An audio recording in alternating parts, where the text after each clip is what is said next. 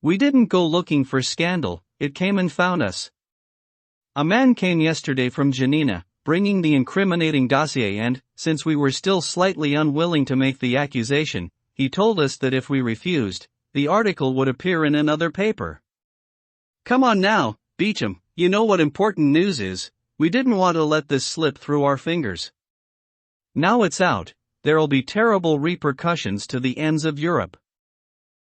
Beecham realized that there was nothing more to be done, so he left in despair and dispatched a message to Morcerf. What he had not been able to tell Albert, because it took place after his letter had left, was that the same day there had been a great commotion in the upper house which had broken out and spread among the ordinarily tranquil groups that made up the assembly. Everyone had arrived almost before time and was discussing the grim news that was to preoccupy public opinion and turn every eye on one of the most prominent members of that illustrious body. The article was read in a whisper, followed by an exchange of comments and recollections which gave more details about the facts. The Count de Morcerf was not liked by his colleagues. Like all those who have risen in the world, he had been obliged to behave with a degree of hauteur, in order to maintain his rank.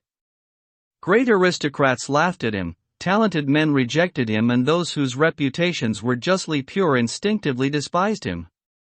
The Count was in the unhappy situation of a scapegoat. Once he had been designated by the Lord's finger to be the sacrificial victim, everyone was prepared to cry him down.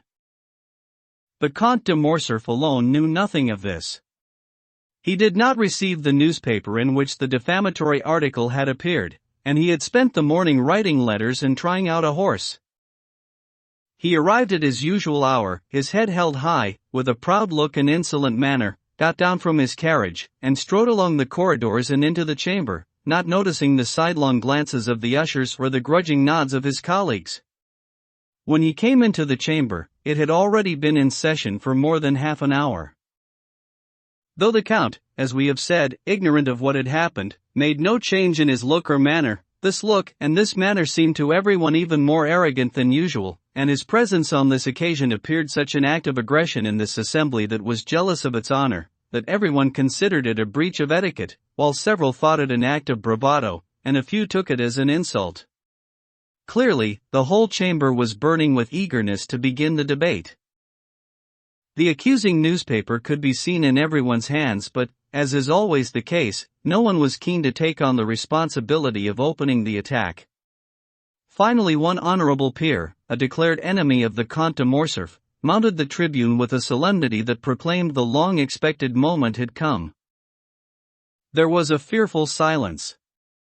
Only Morcerf remained unaware of the reason for this odd attention, paid for once to an orator who was seldom accorded such an attentive audience. The Count sat, unruffled, through the preamble in which the speaker announced that he was going to speak of something so serious, so solemn, and so vital to the House that it demanded the full attention of his colleagues. At the first mention of the words Janina and Colonel Fernand, however, Morcerf went so horribly pale that the whole assembly was convulsed by a single shudder and all eyes turned on the Count. Moral wounds have the peculiarity that they are invisible, but do not close, always painful, always ready to bleed when touched, they remain tender and open in the heart. When the article had been read in the midst of this silence, which was then ruffled by a stir that ceased as soon as the speaker indicated that he was about to continue, the accuser described his misgivings and began to suggest what a hard task he had taken on. It was M. de Morcerf's honor and that of the whole House that he sought to defend, by initiating a debate that would deal with these still controversial personal questions.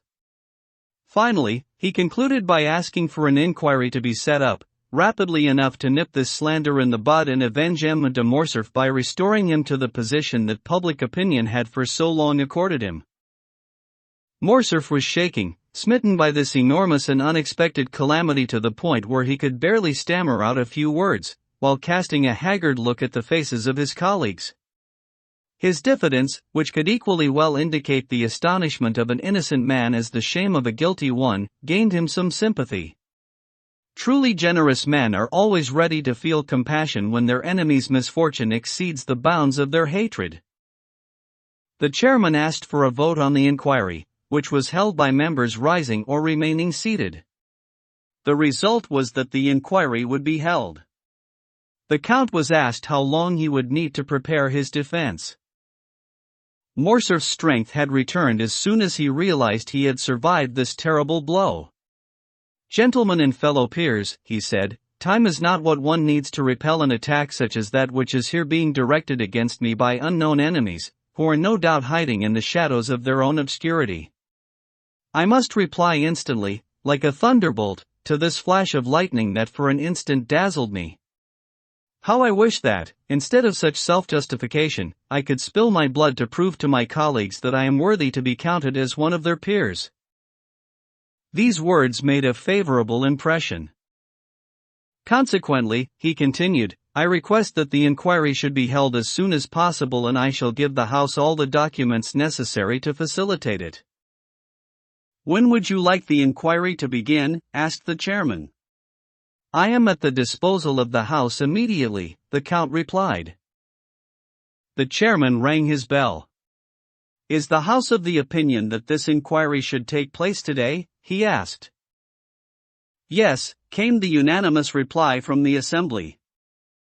A 12-member commission was chosen to decide what documents Morcerf should be required to provide. The first session of this commission was to convene at 8 o'clock in the evening in the offices of the House. If several sessions were needed, they would be held at the same time, in the same place. Once this had been decided, Morcerf asked permission to retire. He had to collect the documents that he had long been gathering, to brave a storm that his cunning and indomitable character had warned him would eventually descend upon him. Pigeon told the young man everything that we have just told the reader, with the difference that his account enjoyed the immediacy of a living thing, as compared to a dead one. Albert listened, trembling now with hope, now with anger, at times with shame, for, from what Pigeon had confided to him, he knew that his father was guilty and wondered how, in that case, he could succeed in proving his innocence. When he got to this point, Pigeon paused. "And then?" Albert asked. "And then," Pigeon repeated. "Yes. My friend, that word imposes a dreadful compulsion upon me. Do you wish to know what happened next?" "There is absolutely no alternative, and I should prefer to learn it from your lips, my friend, than from any others." "Very well," said Pigeon. "Prepare your courage, Albert, because you will never have had greater need of it." Albert drew a hand across his forehead to reassure himself as to his own strength, like a man preparing to defend his life who tests his armor and flexes the blade of his sword. He felt strong, mistaking his fever for energy. "Go on," he said. "The evening came," Pigeon continued. "All Paris was on tenterhooks. Many people said that your father had only to show himself for the charges to collapse, while many others said that he would not appear. Some claimed they had seen him leaving for Brussels, and a few went to the police to ask if it was true, as they had heard, that the Count had collected his passport. I admit that I did everything I could," Pigeon went on, "to get a member of the commission, a young peer who was a friend of mine, to gain admission for me to some kind of gallery in the chamber. At 7 o'clock he came to fetch me and, before anyone else had arrived, handed me over to an usher who shut me into a sort of box, like a box in the theater. I was concealed by a pillar and wrapped in total darkness, so I could reasonably hope to see and hear each of the terrible events that were about to take place. By 8 o'clock exactly, everyone had assembled. Monsieur de Morcerf came in as the clock had just finished striking. He had some papers in his hands and his face appeared calm. For him, his manner was unusually simple, and his dress studied and severe. In the manner of an old soldier, he wore his coat buttoned from top to bottom. His entrance was very favorably received. The commission was certainly not ill-disposed towards him, and several of its members came over to offer him their hands. Albert felt that his heart would break on learning these details, yet in the midst of his pain he experienced a feeling of gratitude. He would like to have been able to embrace these men who had given his father the sign of their esteem when his honor had been so gravely challenged. At that moment an usher came in and gave the chairman a letter. You have the floor, Monsieur de Morcerf, he said, as he was breaking the seals. The Count began his defense and, I assure you, Albert, Pigeon went on, he spoke with extraordinary eloquence and skill. He produced documents to prove that the Vizier of Janina, to his very last hour, had honored him with his entire confidence, since he had entrusted him with a life-and-death mission to the Emperor himself. He showed the ring, a token of authority which Ali Pasha commonly used to seal his letters, and which he had given him so that when he returned, he could have access to him, at whatever hour of the day or night, even if he was in his harem. Unfortunately, he said, his mission had failed and, when he returned to defend his benefactor, Ali was already dead. But as he died, the Count said, so great was Ali Pasha's confidence in him that he had entrusted his favorite mistress and their daughter to him. Albert shuddered at these words because, even while Pigeon was speaking, the young man was recalling the whole of Haydée's story and he remembered what the beautiful Greek girl had said about that message, that ring and how she was sold into slavery. What was the effect of the Count's speech? Albert asked anxiously. I must admit I found it moving, and so did the whole commission, said Pigeon. However, the chairman casually glanced at the letter that had just been brought to him. But as he read the first lines, his interest was awakened. He read it once, then again, and said, looking hard at Monsieur de Morcerf, Count, you have just told us that the Vizier of Janina entrusted his wife and daughter to you? Yes, Monsieur, Morcerf replied. But here, as in the rest, I was pursued by misfortune. On my return, Vasiliki and her daughter, Haydée, had vanished. Did you know them? The confidence that the Pasha placed in my loyalty and the intimate nature of our relationship meant that I was able to see them more than 20 times. Have you any idea what became of them? Yes, monsieur. I heard that they succumbed to their grief and perhaps to poverty. I was not rich, my own life was in serious danger and, to my great regret, I was not able to look for them. The chairman frowned imperceptibly. Gentlemen, he said, you have heard what Monsieur le Comte de Morcerf has said and followed his explanation. Now, Count, can you bring forward any witness in support of the account you have just given us? Alas, no, monsieur, the Count replied. All those around the Vizier who knew me at his court are either dead or scattered across the world. I believe that I am alone among my compatriots to have survived that frightful war. I have the letters of Ali Tebelen which I have shown you, I have the ring which was the token of his authority, here it is, and finally I have the most convincing refutation that I can supply to this anonymous attack, which is the absence of any witness against my word as an honorable man and the unblemished record of my military career. A murmur of approval ran through the assembly. At that moment, Albert, if nothing had intervened, your father's case was won. All that was left was to proceed to a vote, when the chairman asked to be heard. Gentlemen, he said, and you, Count, I suppose you will not be displeased to hear someone who claims to be a very important witness and who has just presented himself here of his own accord. Having listened to our colleague, we cannot doubt that this witness will prove his entire innocence. Here is the letter that I have just received on the matter. Would you like it to be read out, or will you decide to discard it and ignore this incident? Monsieur de Morcerf paled and gripped the papers he was holding even tighter, so that they rustled audibly in his hands. The commission decided to hear the letter. As for the Count, he was thoughtful and offered no opinion one way or the other. So the chairman read the following.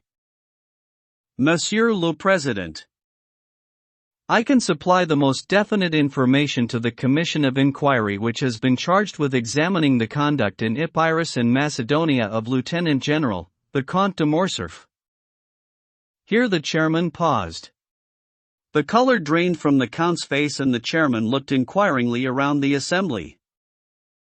Carry on, they cried in every part of the room. The chairman continued. I was present at the death of Ali Pasha. I witnessed his final moments. I know what became of Vasiliki and Haydée. I am at the disposal of the commission, and even demand the honor of being heard.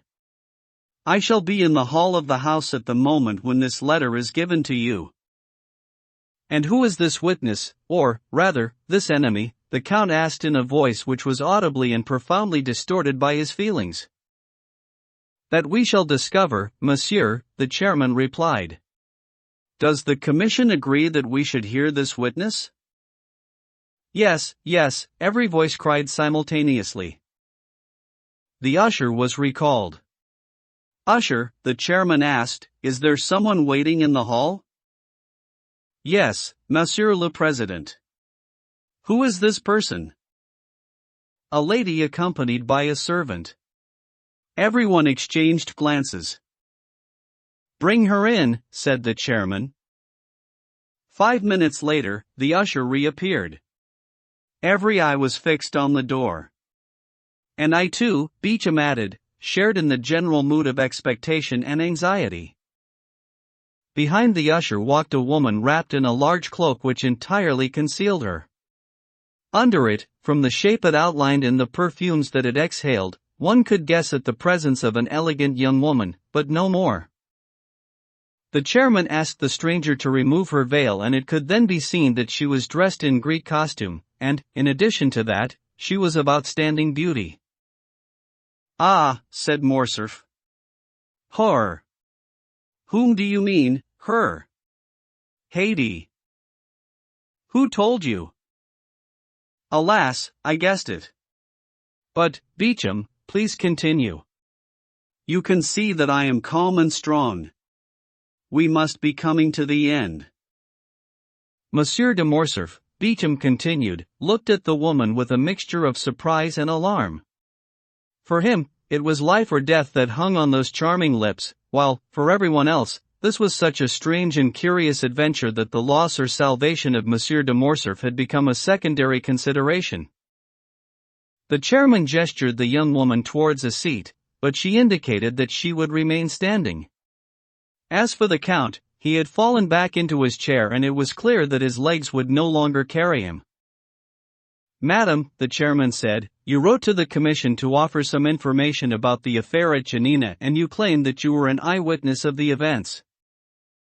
Indeed I was, the stranger replied with a voice imbued with a delightful sadness and stamped with that sonorousness peculiar to Oriental voices. However, the chairman said, permit me to remark that you were very young at that time. I was 4 years old, but, since the events were of supreme significance to me, not a single detail has left my mind and not one circumstance has escaped my memory. What significance can these events have had for you? Who are you, for this great catastrophe to have produced such a profound impression on you? It was a matter of the life or death of my father, the young woman replied. My name is Haiti, daughter of Ali Tebelin, Pasha of Janina, and Vasiliki, his well-beloved wife. The blush, at once modest and proud, that spread across the young woman's cheeks, the flame in her eyes and the solemnity of her revelation produced an indescribable effect on the assembly. As for the Count, he could not have been more smitten if a thunderbolt had fallen, opening a pit at his feet. Madam, the chairman continued, after bowing respectfully, allow me to ask one simple question, without casting doubt on your words, which will be the last. Have you any proof of what you say? I do, monsieur, Haiti said, taking from under her cloak a sachet of perfumed satin. Here is the certificate of my birth, drawn up by my father and signed by his principal officials, and here, with the certificate of my birth, is that of my baptism, my father having agreed that I might be brought up in the religion of my mother. This certificate bears the seal of the great primate of Macedonia and Epirus. Finally, and this is doubtless the most important, here is the bill for the sale of my person and that of my mother to the Armenian merchant, El Kabir, by this Frankish officer who, in his infamous dealings with Laporte, had reserved as his share of the booty the wife and daughter of his benefactor, and sold them for the sum of 1,000 purses, that is to say for approximately 400,000 francs. A greenish pallor spread across the Count de Morcerf's cheeks and his eyes became shot with blood as these terrible charges were spelled out, to be greeted by the assembly in melancholy silence. Haiti, still calm, but far more threatening in her calm than another might have been in anger, passed the bill of sale across to the chairman. It was written in Arabic, but since it had been anticipated that some of the documents produced might be in Arabic, Romaic, or Turkish, the parliamentary interpreter had been asked to stand by, and he was called. One of the peers, who knew Arabic, having learned the language during the glorious Egyptian campaign, followed the words on the parchment as the translator read them aloud. I, El-Kabir, slave dealer and supplier of His Royal Highness's harem, acknowledge having received from the Frankish lord, Count of Monte Cristo, for delivery to the most glorious emperor, an emerald valued at 2,000 purses, in payment for a young Christian slave aged 11 years, by name Haiti, legitimate daughter of the late Lord Ali Tebelen, Pasha of Janina, and Vasiliki, his favorite, the same having been sold to me 7 years ago, with her mother, who died on arrival at Constantinople, by a Frankish colonel in the service of the Vizier Ali Tebelen, named Fernand Mondego. The above-mentioned sale was made on behalf of His Royal Highness, by whom I was mandated, for the amount of 1,000 purses. In Constantinople, with authorization from His Royal Highness, year 1274 of the Hijra. Signed, E. L. Kabir. The present deed is fully and properly authenticated by the imperial seal, which the vendor must ensure is attached. Near the merchant's signature one could indeed see the seal of the august emperor. A dreadful silence followed the reading of the letter and the sight of the seal. The count was powerless to do anything but stare. His eyes, fastened as though involuntarily on Haiti, were shot with blood and flames. Madam, the chairman said, can we not speak to the Count of Monte Cristo, who is in Paris together with you, I believe? Monsieur, Haiti replied, the Count of Monte Cristo, my second father, has been in Normandy for the past 3 days.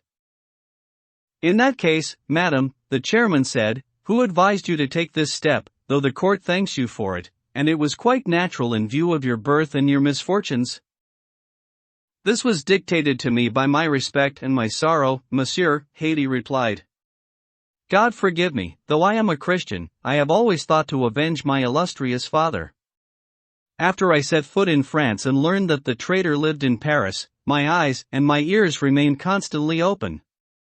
I lived in seclusion in the house of my noble protector, but I lived thus because I love obscurity and silence, which allow me to inhabit my own thoughts and meditations. The Count of Monte Cristo surrounds me with his paternal care and I am aware of all that goes on in the world, but I only hear distant echoes of it. I read all the newspapers, just as I am sent all the albums and all the new music. Because I follow the lives of others, without taking part in them, I learned of what happened this morning in the house and what was to take place here this evening, and I wrote to you.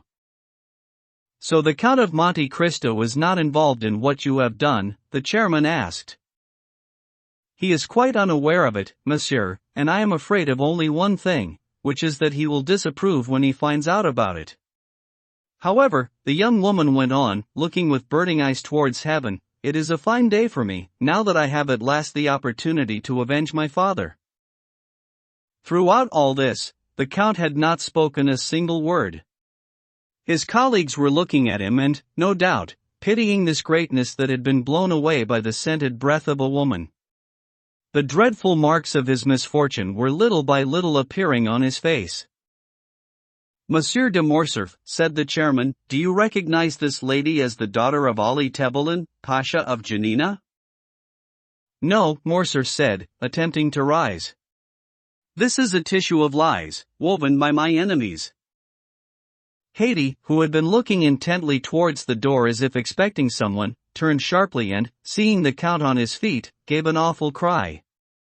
You do not recognize me, she said. Well, fortunately I recognize you.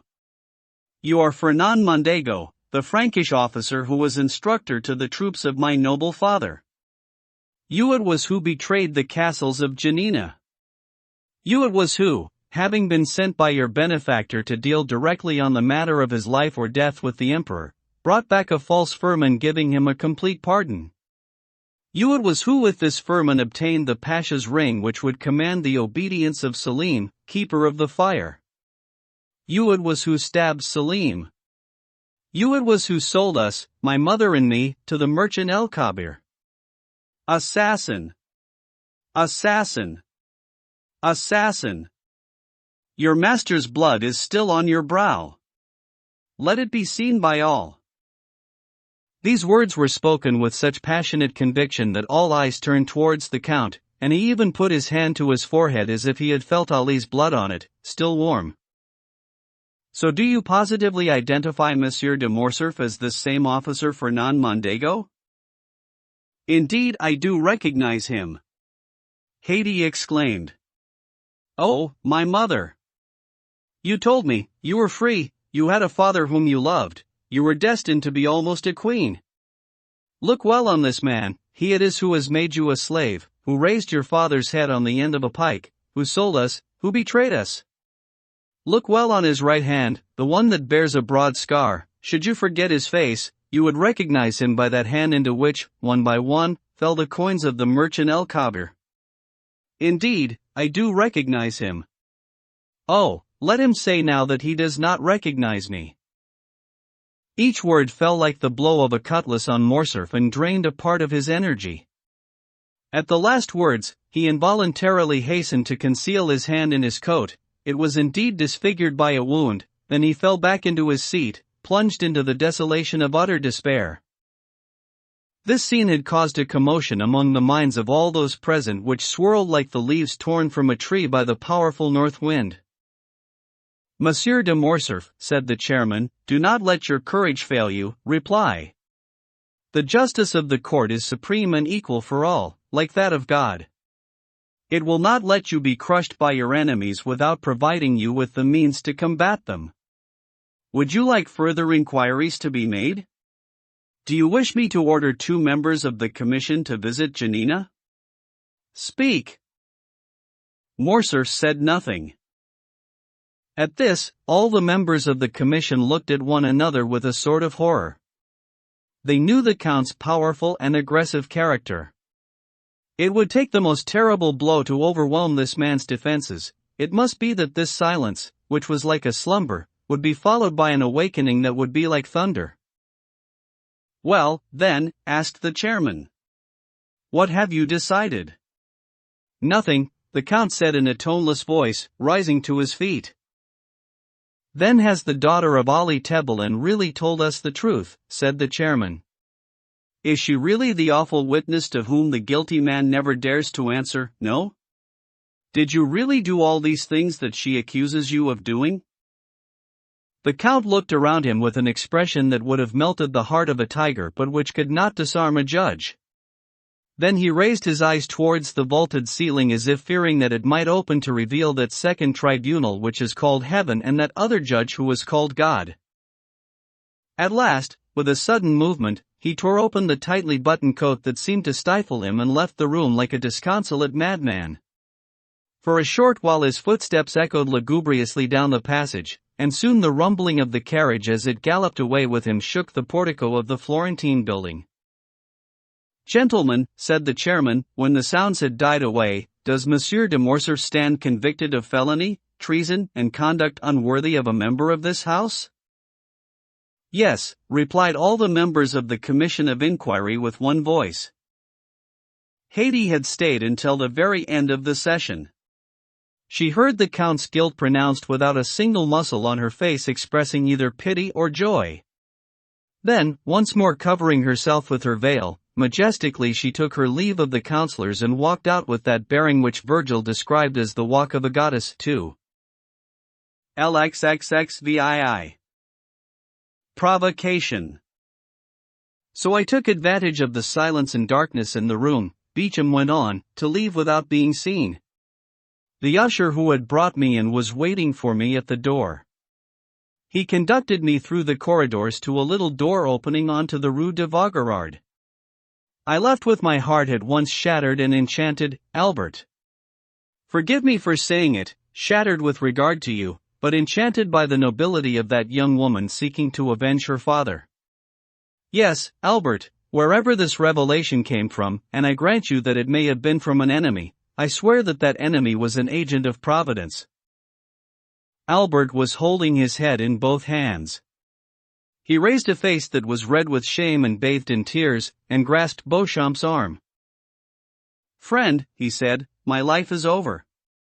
All that remains for me is not to say, as you do, that Providence dealt me this blow, but to seek out the man who has been pursuing me with his hatred. Then, when I know his name, I shall kill him, or else he will kill me. I am counting on your friendship to assist me, Beauchamp, provided that contempt has not driven friendship from your heart." "Contempt, my dear friend? How can this misfortune affect you?" "No, thank God. We no longer live in a time when children were blindly and unjustly made responsible for the deeds of their fathers. Recall your whole life, Albert. It has been brief, but was the dawning of a summer's day ever purer than your beginning?" "No, Albert, take my advice, you are young, you are rich, leave France. Everything is soon forgotten in this Babylon with its tumultuous life and changing fashions. Come back in 3 or 4 years' time, when you have married some Russian princess, and no one will recall what happened yesterday, still less what happened 16 years ago. Thank you, my dear Beauchamp, thank you for the excellent intentions that inspire your words, but it cannot be. I have told you my wish, and now, if necessary, I shall change the word wish to will. You must understand that, being involved as I am in the matter, I cannot see it in the same light as you do. What appears to you to have some celestial origin, seems to me to come from an impurer source. I have to admit that Providence appears to me to have nothing to do with all this, and fortunately so, because, instead of an invisible and intangible messenger bringing celestial rewards and punishments, I shall find a tangible and visible being on whom I may be avenged. Oh, yes, I swear to you that I shall, for all that I have suffered over the past month. Now, Beauchamp, I repeat, I want to return to the solid reality of human life, and, if you are still the friend you say you are, help me to find the hand that struck this blow." "Very well, then," said Beauchamp. "If you are determined to bring me back to earth, back I must come. If you are set upon hunting down an enemy, I shall hunt with you. And I shall find him, for my honor is almost as much implicated as yours. Then let's start our inquiries now, without delay. Every moment that we do delay is an eternity for me." The author of this denunciation has not yet been punished. He may hope that he will not be, but on my honor, if he does hope so, he is mistaken. Listen to me, Morcerf.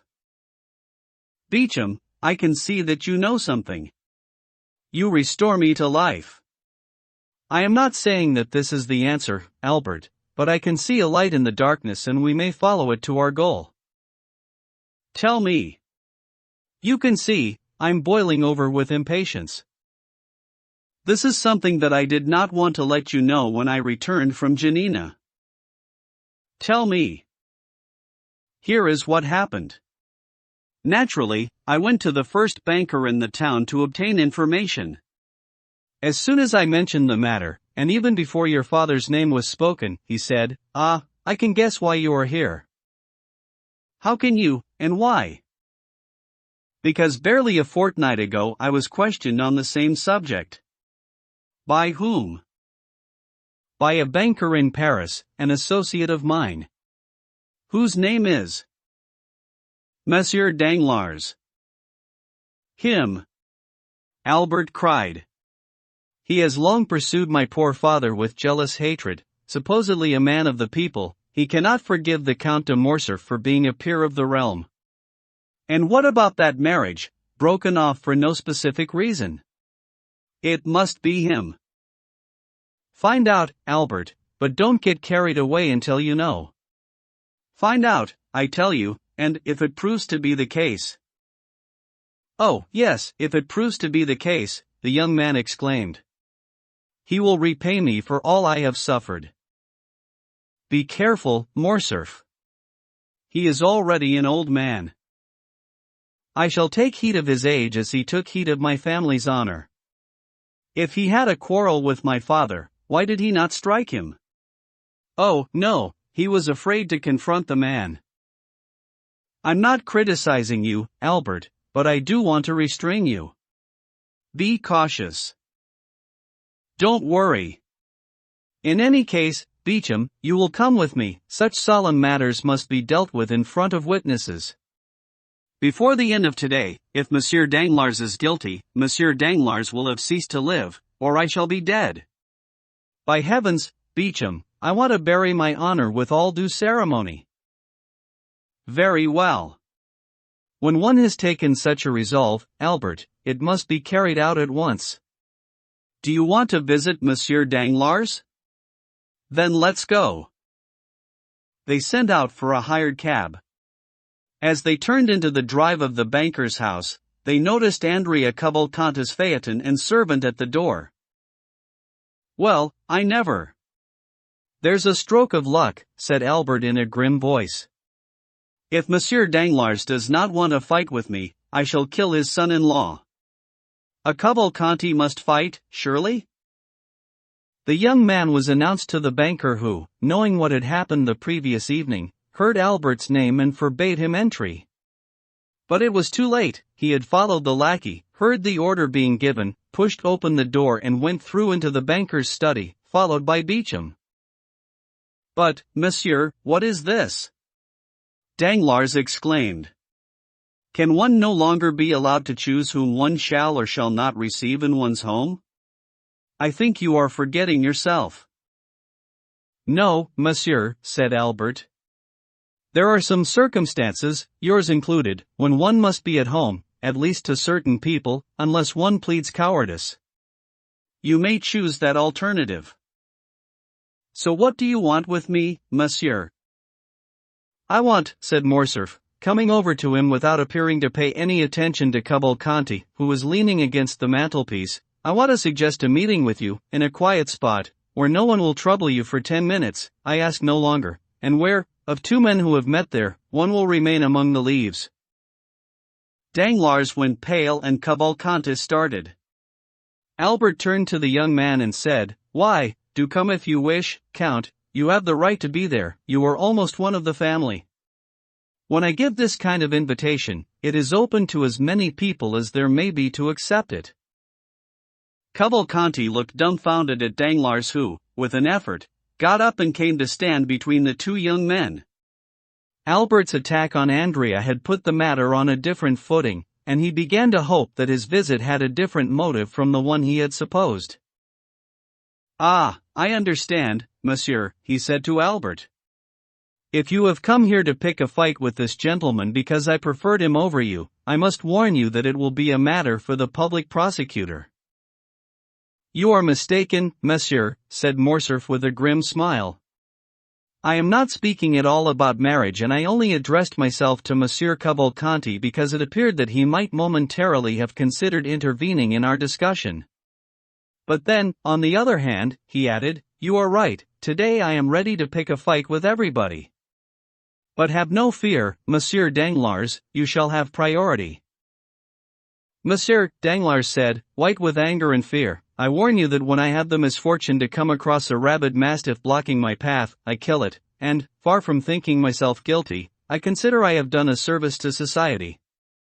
So I warn you, if you are rabid and try to bite me, I shall strike you down without pity.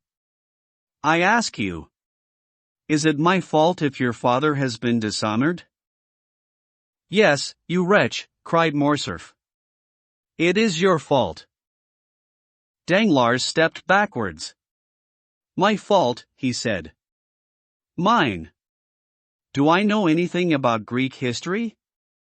Have I traveled in those countries? Did I advise your father to hand over the castles of Janina? To betray? Silence, Albert said in a stern voice.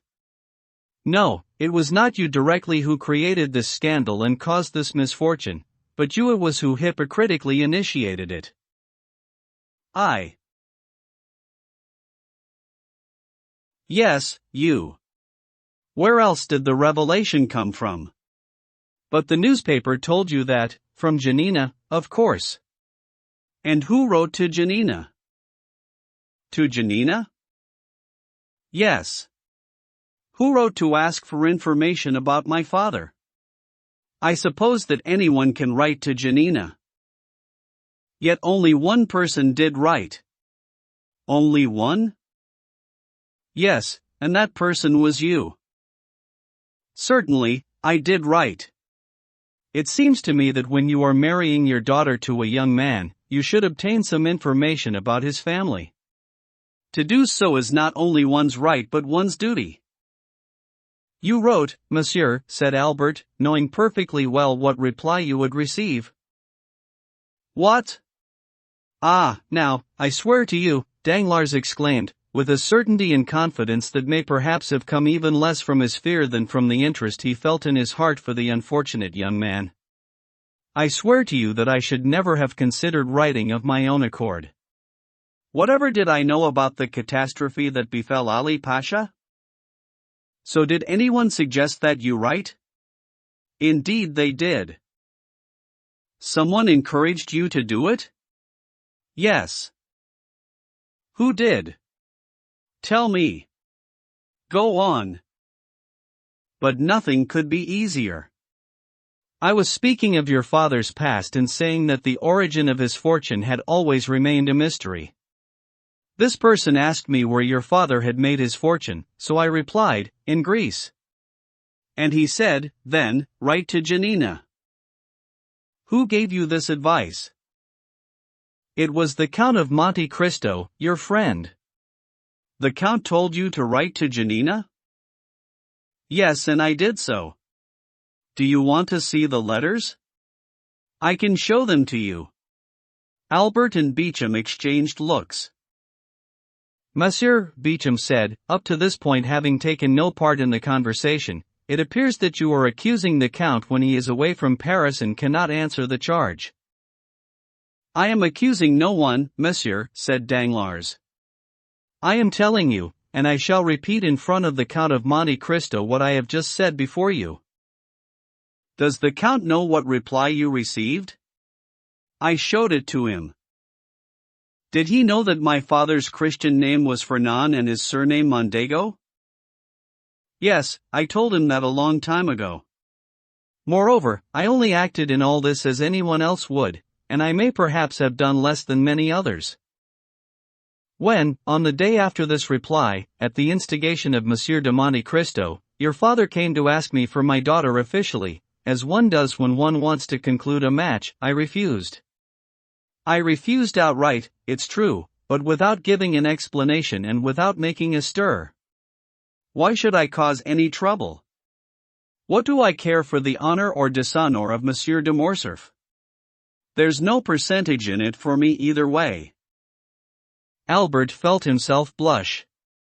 There could be no further doubt, Danglars was defending himself basely, but with the confidence of a man who was speaking, if not the whole truth, at least a part of it, not for motives of conscience, admittedly, but through fear.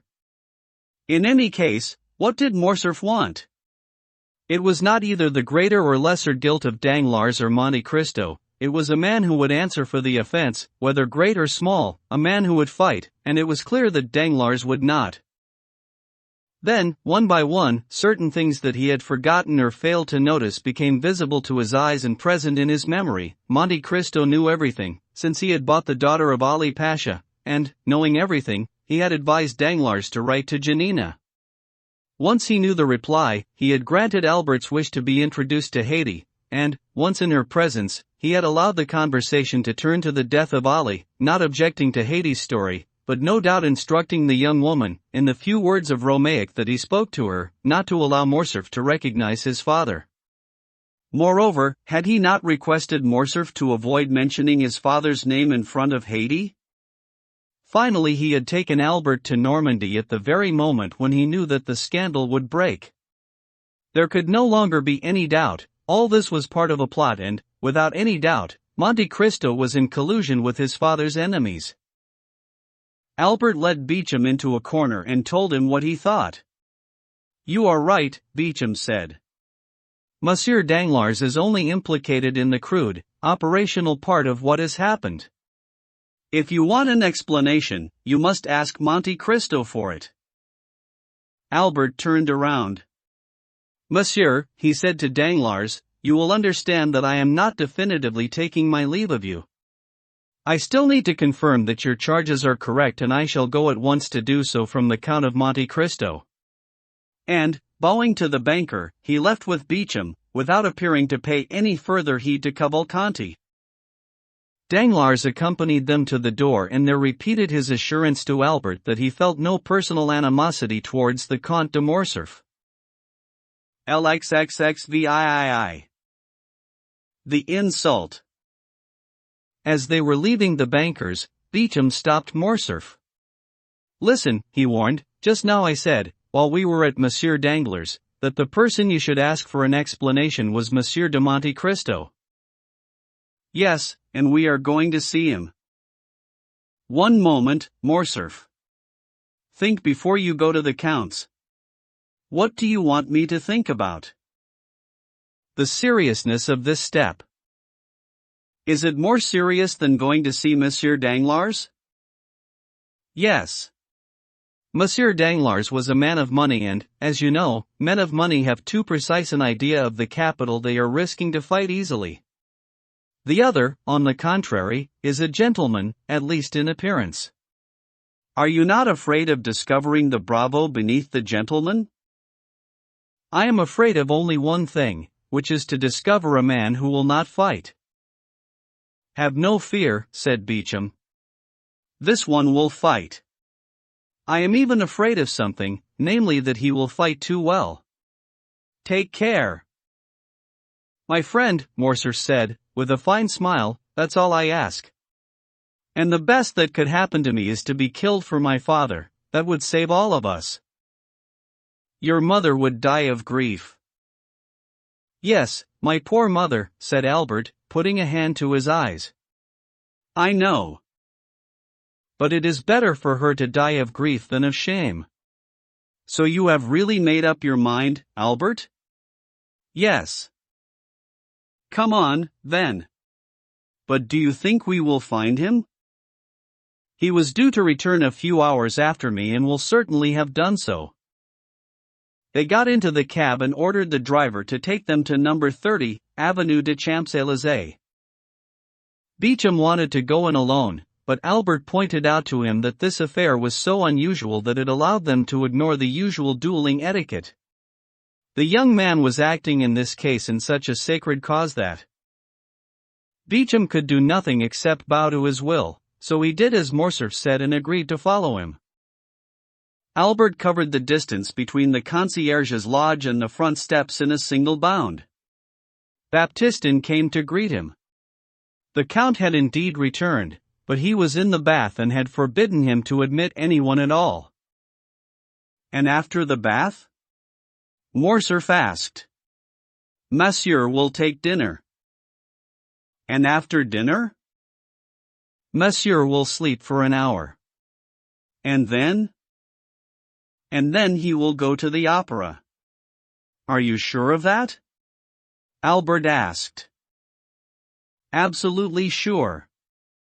Monsieur ordered his horses for 8 o'clock precisely." "Very well," said Albert.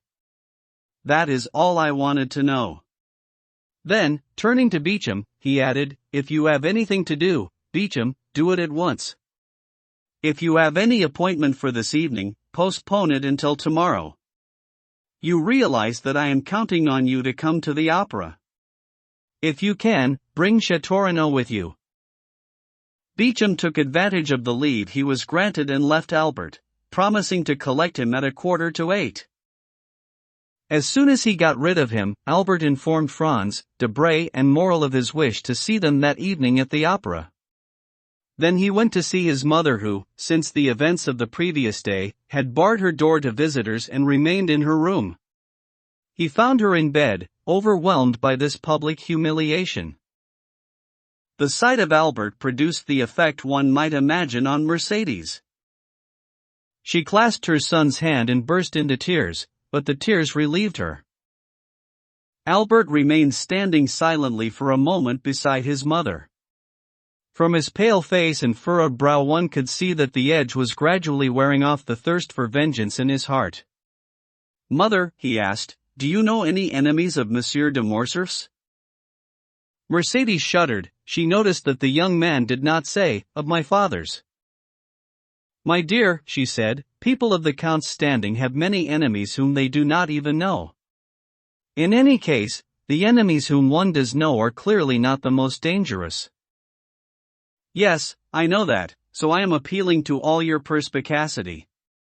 "Mother, you are a woman of such superior intellect, that nothing escapes you." "Why do you say that?"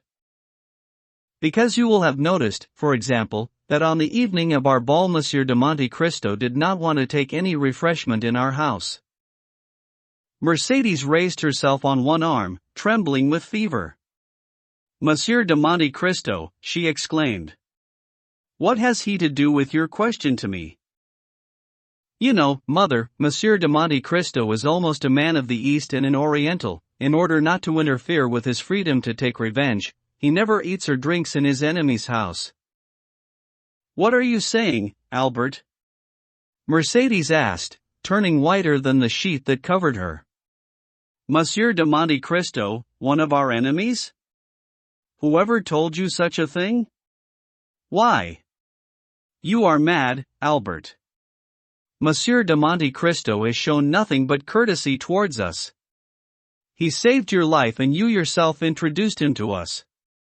"Oh please, my son, if you have any such ideas, discard them, and if I have anything to say to you, even more, if I have any prayer to make to you, it is that you should remain in good standing with him."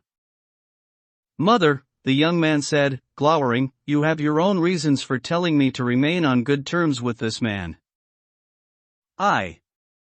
Mercedes cried, blushing as rapidly as she had previously gone pale, then almost immediately turning even whiter than before. "Yes, certainly, and the reason must surely be that he can only do us harm?" Mercedes shuddered and, looking inquiringly at her son, said, "You are speaking strangely and it seems to me that you have some odd prejudices." "What has the Count done to you?" 3 days ago you were with him in Normandy. 3 days ago, I considered him, as you also did, your best friend." An ironic smile flickered across Albert's lips. Mercedes saw it and, with the combined instincts of a wife and a mother, she guessed everything, but, strong and prudent, she hid her anxiety. Albert fell silent, and a moment later the Countess resumed the conversation. "You came to ask me how I was," she said. "And I will tell you frankly, my dear, that I am not feeling well. You should stay here, Albert, and keep me company. I have a need not to be alone." "Mother," the young man replied, "I should obey you, and you know how happily, if urgent and important business did not oblige me to leave you for the whole evening." "Very well, Albert," she replied, sighing. "I should not like to make you a slave to your filial duty."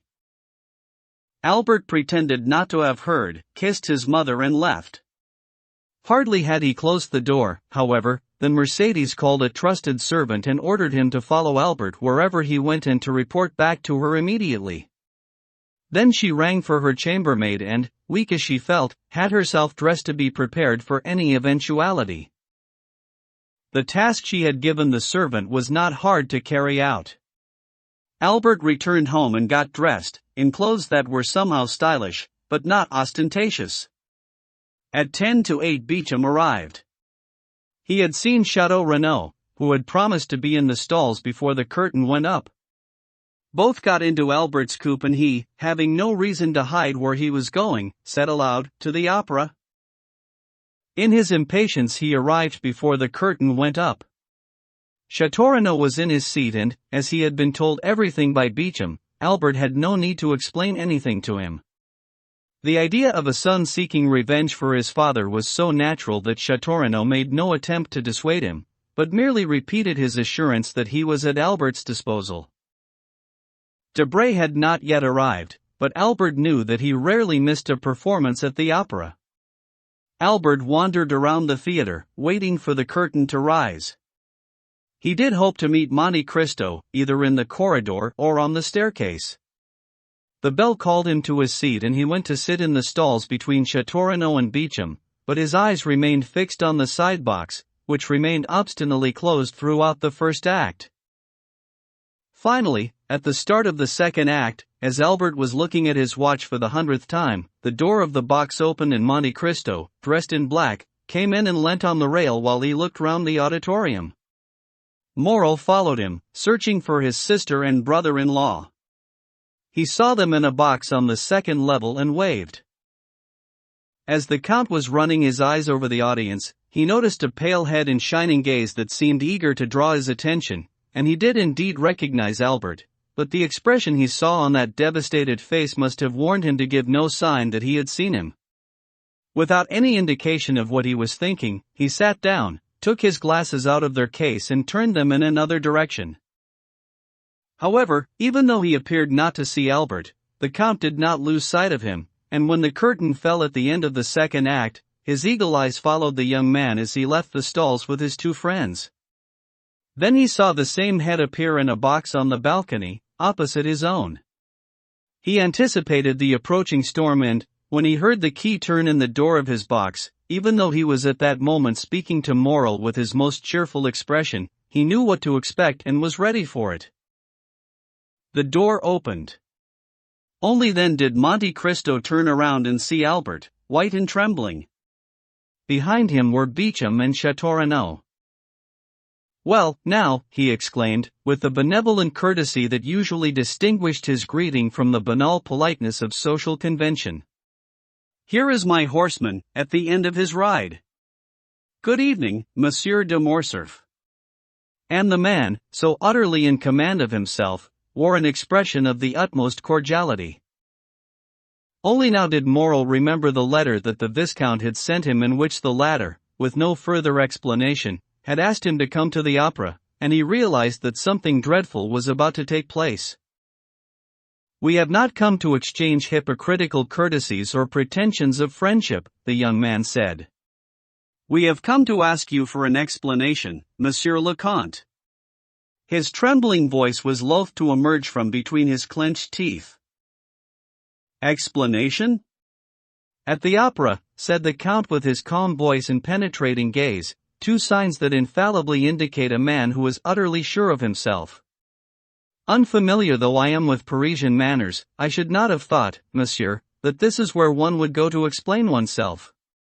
"Yet when someone hides away," Albert retorted, "when one cannot reach him, on the grounds that he is in the bath, at table, or in bed, one must repair to wherever he can be met." "I am not hard to find, monsieur," said Monte Cristo. "Only yesterday, unless my memory deceives me, you were staying in my house." "Yesterday, monsieur," said the young man, whose head was starting to spin, "I was in your house because I did not know who you were." As he spoke these words, Albert raised his voice so that he could be heard by the people in the neighboring boxes and those passing along the corridor. At the sound of the argument, the people in the boxes turned around and those passing along the corridor stopped behind Pigeon and Chateaurenaud. "Where have you come from, monsieur?" Monte Cristo said, without giving the slightest appearance of any emotion. "You do not appear to be in your right mind." "I shall always be sensible enough," Albert said furiously, "if I can understand your perfidy and manage to make you understand that I want revenge for it." "I don't understand a word of what you are saying," Monte Cristo retorted. "Even if I did, you would still be saying it too loudly. I am at home here, monsieur, and only I have the right to raise my voice above the rest. So kindly leave." And he showed him the door with a splendidly imperative gesture. "Oh, I'll get you out of your home all right," said Albert, convulsively twisting a glove in his hands, while Monte Cristo kept his eyes firmly fixed on it. very well," he said resignedly. "You want an argument with me, monsieur, I can see that. But let me just give you one word of advice, Viscount, and don't forget it. It is a bad habit to shout it from the rooftops when one challenges a person. Not everyone benefits from attracting attention, Monsieur de Morcerf." At the name, a murmur of astonishment passed like a shiver among all those who had been observing the scene. Since the previous day the name of Morcerf had been on everyone's lips. Albert understood the implication of the quip sooner and better than anyone, and made to throw his glove in the Count's face, but Morel grasped his wrist, while Beecham and Chateaurenaud, fearing that the incident might develop into something more than a challenge, restrained him from behind. Monte Cristo, without getting up, tipped his chair back and reached out to snatch the damp, crumpled glove from the young man's hand. "Monsieur," he said in a terrifying voice, "I will consider your gauntlet thrown down and send it back wrapped around a bullet.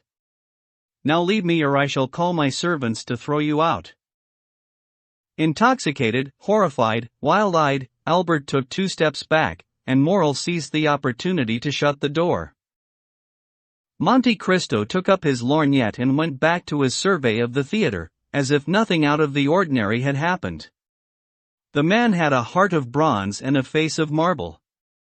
Morel leant over and whispered, "What did you do to him?"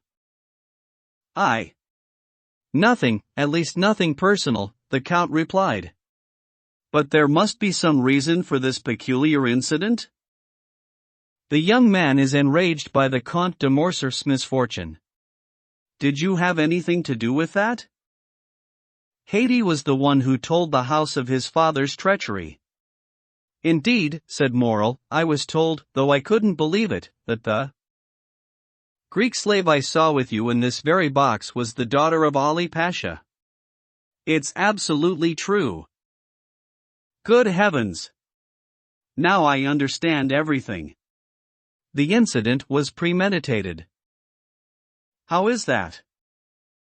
"Yes, Albert wrote to me to come to the opera this evening.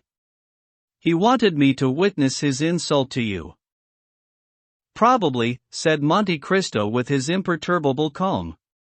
"But what will you do with him?" "With whom?" "Albert." "With Albert?" Monte Cristo replied, in the same voice. "What will I do with him, Maximilian?" "Why, as surely as you are here and I am shaking your hand, I shall kill him tomorrow before 10 in the morning. That's what I'll do with him." Morel took Monte Cristo's hand in both of his and shuddered to feel how cold and steady it was. "Oh, Count," he said. "His father loves him so much." "Don't tell me that," said Monte Cristo with the first sign of anger that he had allowed himself to show. "I would make him suffer." Morel dropped the Count's hand in amazement. "Count," he exclaimed. "My dear Maximilian," the Count interrupted, "listen to how admirably Duprez sings that phrase, 'Oh, Mathilde, idole de mon âme,' one. Now I was the first to spot Duprez in Naples and the first to applaud him. Bravo! Bravo!" Morel understood that there was no more to be said, and he waited. The curtain, which had risen at the end of the incident with Albert, fell shortly after. There was a knock on the door. "Come in," said Monte Cristo, his voice not betraying any emotion. Beecham appeared. "Good evening, Monsieur Beecham," said Monte Cristo, as if meeting the journalist for the first time that evening. "Do sit down." Beecham bowed, came in and sat down. "Monsieur," he said to Monte Cristo, "a short time ago, as you will have observed, I accompanied Monsieur de Morcerf." "That probably means," Monte Cristo said with a laugh, "that you had just had dinner together. I am happy to see that you are more sober than he was, Monsieur Beecham. I admit, Monsieur, that Albert was wrong to lose his temper, and I have come on my own account to make my excuses to you. But now that my excuses have been made, and mine only, you understand, Count, I have come to tell you that I consider you too honorable a man to refuse to give me some explanation of your relations with the people in Janina, and I shall add a few words about that young Greek woman." With a gesture of the lips and eyes, Monte Cristo ordered silence. "Well now," he said with a laugh, "all my expectations are disappointed." "What do you mean?" Beecham asked. "No doubt you were in a hurry to give me a reputation for eccentricity. According to you, I am a Lara, a Manfred, a Lord Ruthven.2. Then, once the time for seeing me as eccentric is gone, the image is spoiled and you try to turn me into an ordinary man. You want me to be commonplace and vulgar. You even ask me for explanations. Come, Monsieur Beauchamp. You are joking. And yet, Beauchamp replied haughtily, there are some occasions when honesty commands us. What commands the Count of Monte Cristo, the strange man interrupted, is the Count of Monte Cristo. So, not a word of all this, I beg you. I do what I wish, Monsieur Beauchamp, and believe me, it is always very well done. Sir, said the young man, an honorable person cannot be paid in such coin. One must have guarantees of honor. I am a living guarantee, said Monte Cristo, imperturbably, but with a threatening light in his eyes. We both have blood in our veins which we wish to spill, there is our mutual guarantee. Take that reply back to the Viscount and tell him that tomorrow, before 10 o'clock, I shall have seen the color of his. So there is nothing left for me but to make arrangements for the duel. All that is a matter of perfect indifference to me, monsieur, said the Count. There was no need to come and interrupt the performance for such a slight thing. In France, one fights with sword or pistol, in the colonies they take carbines, in Arabia, a dagger. Tell your client that, though I am the injured party, to keep my eccentricity to the very end I shall let him have the choice of weapons and will accept any, without discussion or argument. Any, do you understand? Even a duel by drawing lots, which is always stupid. But with me, it is a different matter, I am sure of winning. Sure of winning? Beauchamp repeated, looking at the Count with alarm. Yes, indeed, said Monte Cristo, lightly shrugging his shoulders. Otherwise, I should not fight Monsieur de Morcerf. I shall kill him, I must do it and so it will be. Simply send round to my house this evening to tell me the weapon and the place. I do not like to be kept waiting. Pistols, 8 in the morning, in the Bois de Vincennes, said Beauchamp, somewhat put out, not knowing whether he was dealing with an impudent braggart or a supernatural being. Perfect, monsieur, said Monte Cristo. And now that we have settled that, I beg you, let me watch the performance and ask your friend Albert not to come back this evening, he would do himself no good with all his ill-mannered aggression. Tell him to go home and get some sleep. Beauchamp left in astonishment. And now, Monte Cristo said, turning to Morrel, I can call on you, can't I? Certainly, Count, I am at your disposal. Yet, what? It is important for me to know the true cause. Does this mean you are refusing me? Not at all. The cause, Monsieur Morrel, said the Count. The young man himself is going forward blindly, without realizing it. The true cause is known only to myself and to God, but I give you my word of honor that God, who does know it, will be on our side. That is enough, Count, said Morrel. Who is your other second? I know no one in Paris whom I would wish to honor in that way apart from yourself, Morrel, and your brother-in-law, Emmanuel. Do you think he would perform this service for me? I can answer for him as for myself, Count. Good. That's all I need. Tomorrow at 7 o'clock, at my house then? We shall be there. Hush. The curtain is just rising. Listen. I never miss a note of this opera. It's such wonderful music, William Tell. 89. Night. Monte Cristo waited, as he usually did, until Duprez had sung his famous Sauvez-moi, one and only then did he get up and leave.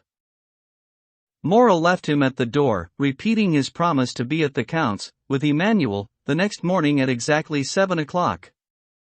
Then the Count got into his coupe, still calm and smiling. 5 minutes later he was home. But one would have not to know the man to mistake the tone in which he said to Ali, as he came in, Ali, my ivory-handled pistols. Ali brought his master the box, and the Count started to examine the weapons with the natural concern of a man who was about to entrust his life to some scraps of lead and metal. These were private weapons that Monte Cristo had made for target practice in his apartments.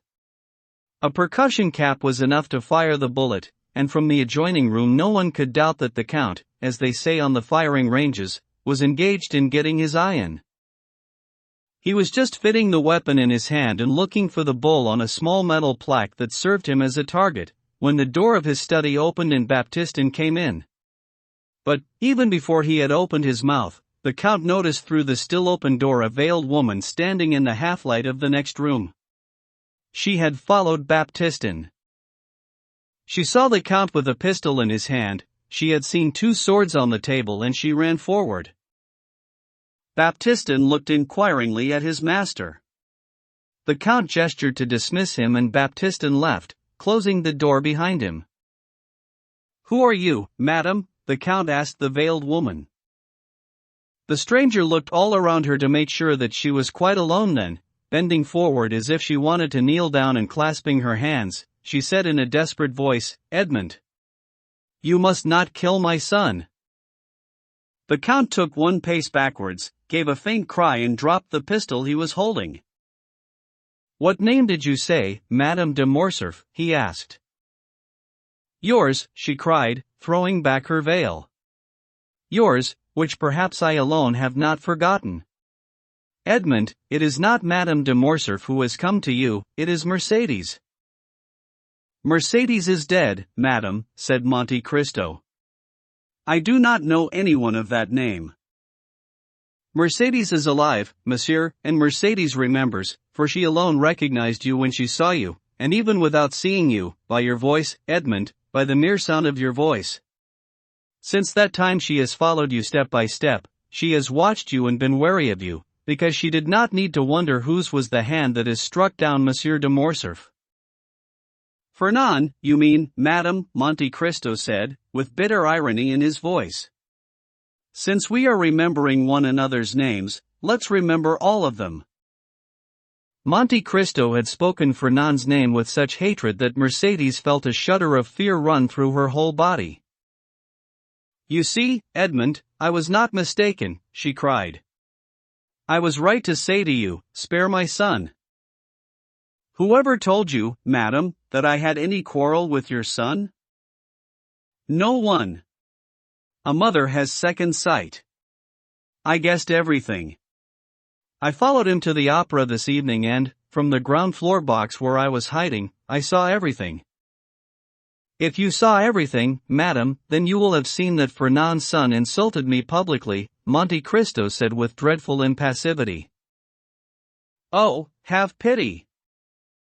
"You saw," he went on, "that he would have thrown his glove in my face if one of my friends, Monsieur Morel, had not stayed his arm. Listen to me. My son also guessed what is going on and attributes his father's misfortunes to you." "You are confused, madam," Monte Cristo said. "These are not misfortunes, they are a punishment. I am not the one who has struck Monsieur de Morcerf, Providence is punishing him." "So why do you take the place of Providence?" Mercedes cried. "Why do you remember, when it has forgotten? What do they matter to you, Edmund, Janina and its vizier? What wrong did Fernand Mondego do to you by betraying Ali Tebelin?" "So, madam," Monte Cristo replied, "all this is an affair between the Frankish captain and Basiliki's daughter. You are right, it does not concern me, and, if I have sworn to take my revenge, it is not on the Frankish captain or on the Count of Morcerf, but on the fisherman Fernand, husband of Mercedes the Catalan." "Oh, monsieur," the countess exclaimed. "What a dreadful revenge for a sin which fate drove me to commit, because I am the guilty party, Edmund. If you must take revenge on anyone, let it be on me, because I did not have the strength to withstand your absence and my loneliness." "And why was I absent? Why were you all alone?" Monte Cristo cried. "Because you were arrested, Edmund, and taken prisoner." "Why was I arrested? Why was I imprisoned?" "I don't know," said Mercedes. "Yes. You do not know, madam, or at least I hope you do not. Well, I will tell you. I was arrested and imprisoned because in the Café of La Réserve, the very day before I was due to marry you, a man called Danglars wrote this letter which the fisherman Fernand personally took it upon himself to post. And, going to his bureau, Monte Cristo took out a faded piece of paper, written on in ink the color of rust, which he handed to Mercédès. It was the letter from Danglars to the Crown Prosecutor which the Count of Monte Cristo had removed from the dossier of Edmond Dantès on the day when, disguised as an agent of the House of Thomson and French, he had paid the 200,000 francs to M. de Beauville. Appalled, Mercédès read the following lines. The Crown Prosecutor is advised, by a friend of the monarchy and the faith, that one Edmond Dantès, first mate of the Pharaon, arriving this morning from Smyrna, after putting in at Naples and Porto Ferrajo, was entrusted by Murat with a letter for the usurper and by the usurper with a letter to the Bonapartist Committee in Paris. Proof of his guilt will be found when he is arrested, since the letter will be discovered either on his person, or at the house of his father, or in his cabin on board the Pharaon. Oh, God, said Mercédès, wiping the sweat from her forehead. And this letter?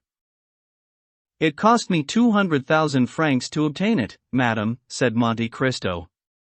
But it was cheap at the price, since it has allowed me today to exonerate myself in your sight. What was the outcome of this letter?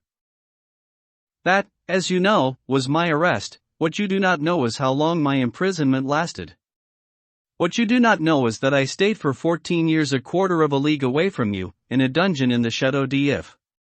What you do not know is that every day during those 14 years, I repeated the vow of revenge that I made on the first day, even though I did not know that you had married Fernand, the man who denounced me, and that my father was dead, starved to death. By God's law! Mercédès exclaimed, staggering. That, I learned when I left prison, 14 years after I went in, and this is why I swore, on the living Mercédès and on my dead father, to be avenged on Fernand and I am avenged. Are you sure that the unhappy Fernand did this? By my soul, madam, and in the way I told you. In any case it is not much more disgraceful than having gone over to the English, when he was a Frenchman by adoption, having fought against the Spaniards, when he was one by birth, having betrayed and killed Ali, when he was in Ali's pay. What was the letter that you have just read, compared with such things? An amorous ploy which, I confess and I can understand, might be forgiven by the woman who married the man, but which cannot be forgiven by the lover who was to marry her. Well, now, the French have not had vengeance on the traitor, the Spaniards did not shoot the traitor, and Ali, lying in his tomb, left the traitor unpunished, but I, who have also been betrayed, assassinated and cast into a tomb, I have emerged from that tomb by the grace of God and I owe it to God to take my revenge. He has sent me for that purpose. Here I am. The poor woman let her head fall into her hands, her legs gave way beneath her and she fell to her knees. Forgive, Edmond, she said. For my sake, forgive, for I love you still. The dignity of the wife reined back the impulse of the lover and the mother. Her forehead was bent nearly to the carpet. The Count ran over to her and raised her up. Then, seated on a chair, through her tears, she was able to look at Monte Cristo's masculine features, still imprinted by sorrow and hatred, with a threatening look. Not crush this accursed race, he muttered. Disobey God, who roused me up to punish it. Impossible, madam, impossible. Edmond, the poor mother said, trying everything in her power. My God, when I call you Edmond, why do you not call me Mercédès? Mercédès, Monte Cristo repeated. Mercédès. Ah, yes, you are right, this name is still sweet to me when I speak it, and this is the first time for many years that it has sounded so clear as it left my lips. Oh, Mercédès, I have spoken your name with sighs of melancholy, with groans of pain and with the croak of despair. I have spoken it frozen with cold, huddled on the straw of my dungeon. I have spoken it raging with heat and rolling around on the stone floor of my prison. Mercédès, I must have my revenge, because for 14 years I suffered, 14 years I wept and cursed. Now, I say to you, Mercédès, I must have my revenge. And, fearful that he might give way to the prayers of the woman whom he had loved so much, the Count summoned up his memories in the service of his hatred. "Take your revenge, Edmund," the poor woman said. "But take it on those who are guilty. Be avenged on him, on me, but not on my son. It is written in the Holy Book that the sins of the fathers shall be visited upon the children even unto the third and fourth generation," Monte Cristo replied. "Since God dictated those very words to his prophet, why should I be better than God?" And he gave a sigh that was like a roar, and clasped his fine hair in his hands. "Edmund," Mercedes went on, holding out her hands to him. "As long as I have known you, I have worshipped your name and respected your memory. My friend, do not ask me to tarnish the noble and pure image which is constantly reflected in the mirror of my heart. Edmund, if you knew all the prayers that I have offered up to God on your behalf, as long as I hoped you were still living and since I believed you were dead, yes, alas, dead. I thought that your corpse was buried beneath some dark tower or cast into one of those depths into which jailers throw the bodies of dead prisoners, and I wept. But what could I do for you, Edmund, except pray or weep? Listen to me. Every night for 10 years, I had the same dream. They said that you had tried to escape, that you had taken the place of another prisoner, that you had climbed into a dead man's shroud and that then they had flung the living corpse from the top to the bottom of the Chateau d'If, and that only the cry which you gave on crashing against the rocks revealed the substitution to your burial party, who had become your executioners. Well, Edmund, I swear on the head of the sun on whose behalf I now beseech you, Edmund, for 10 years every night I saw men throwing something shapeless and nameless from the top of a rock, and every night, for 10 years, I heard a dreadful cry that woke me up, shivering and icy cold. Oh, believe me, Edmund, I too, wrongdoer though I was, I too have suffered. Did you experience your father's death in your absence? Did you see the woman you loved hold out her hand to your rival, while you were croaking in the depths of the abyss? Monte Cristo plunged his hands deeper into his hair. No, Mercedes said, interrupting him. But I have seen the man I loved preparing to become the murderer of my son. She said these words with such overwhelming grief, in such a desperate voice, that when he heard it a sob rose in the Count's throat. The lion was tamed, the avenging angel overcome. What do you want? He said. Your son's life? Well, then, he shall live. Mercedes gave a cry that brought 2 tears to Monte Cristo's eyes, but these 2 tears disappeared almost immediately, God doubtless having sent some angel to gather them as being more precious in his eyes than the richest pearls of Gujarat or Ophir. She clasped the Count's hand and raised it to her lips. Oh, Edmund, she cried, thank you, thank you. You are as I have never ceased to think of you, as I have never ceased to love you. Oh, now I can say it. So much the better, Monte Cristo replied, that poor Edmund will not have long to be loved by you. The corpse is about to return to its tomb and the ghost into the darkness. What are you saying, Edmund? I am saying that, since you command me to do so, Mercedes, I must die. Die. Whoever said such a thing? Who speaks of dying? Where do you get such ideas? Surely you don't imagine that, having been publicly insulted, in front of a theater full of people, in the presence of your friends and those of your son, provoked by a child who will boast of my forgiveness as a victory, you do not imagine, I say, that I have any desire to live for a moment longer.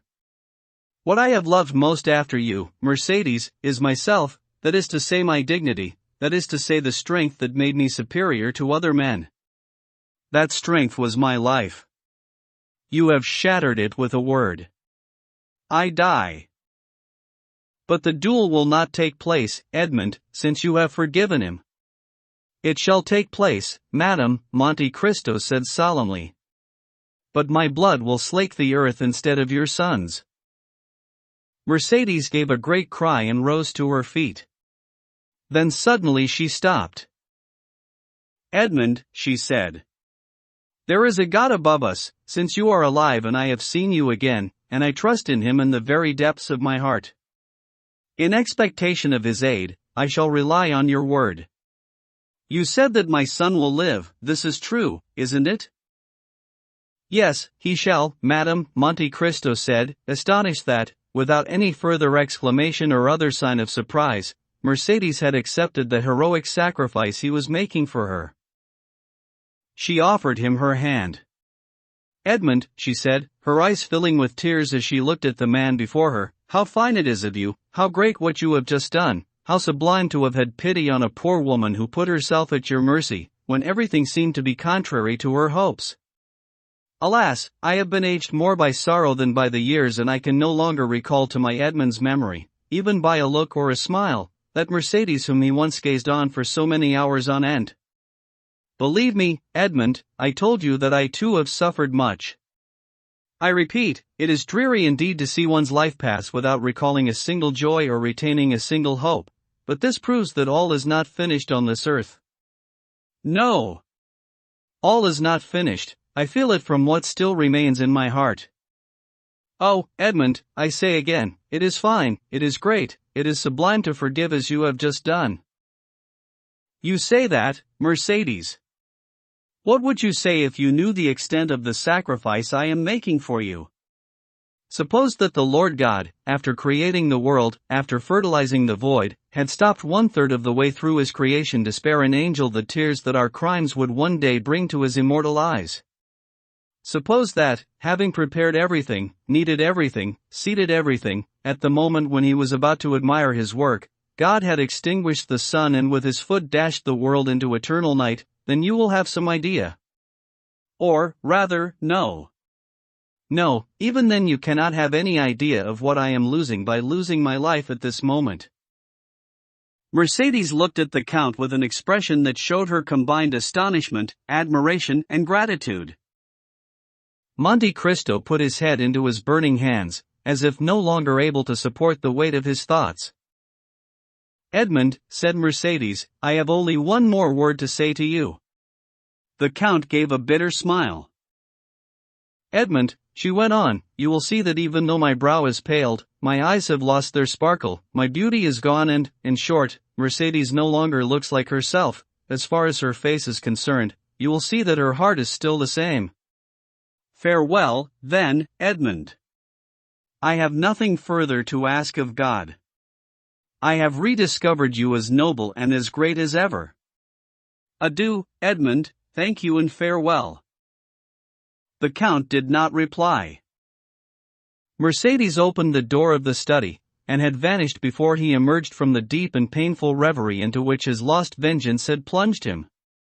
1 o'clock was striking on the clock on the Invalides when the carriage bearing away Madame de Morcerf, as it rolled across the paving stones of the Champs-Élysées, made Monte Cristo look up.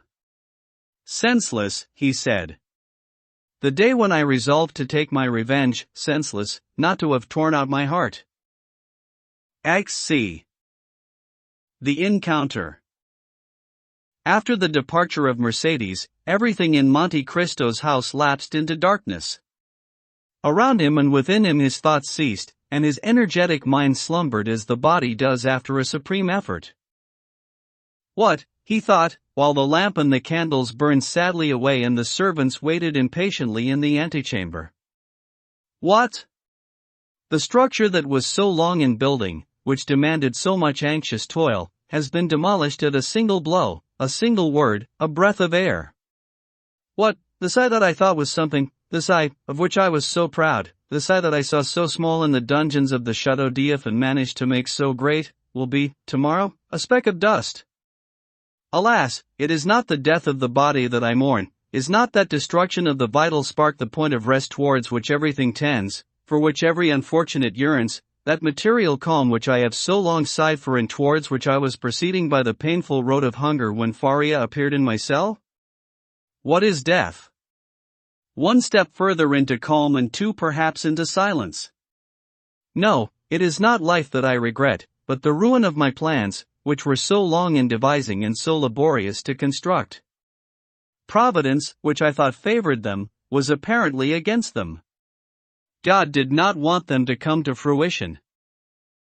This burden which I took on, almost as heavy as a world, and which I thought I could carry to the end, was measured according to my desire and not my strength.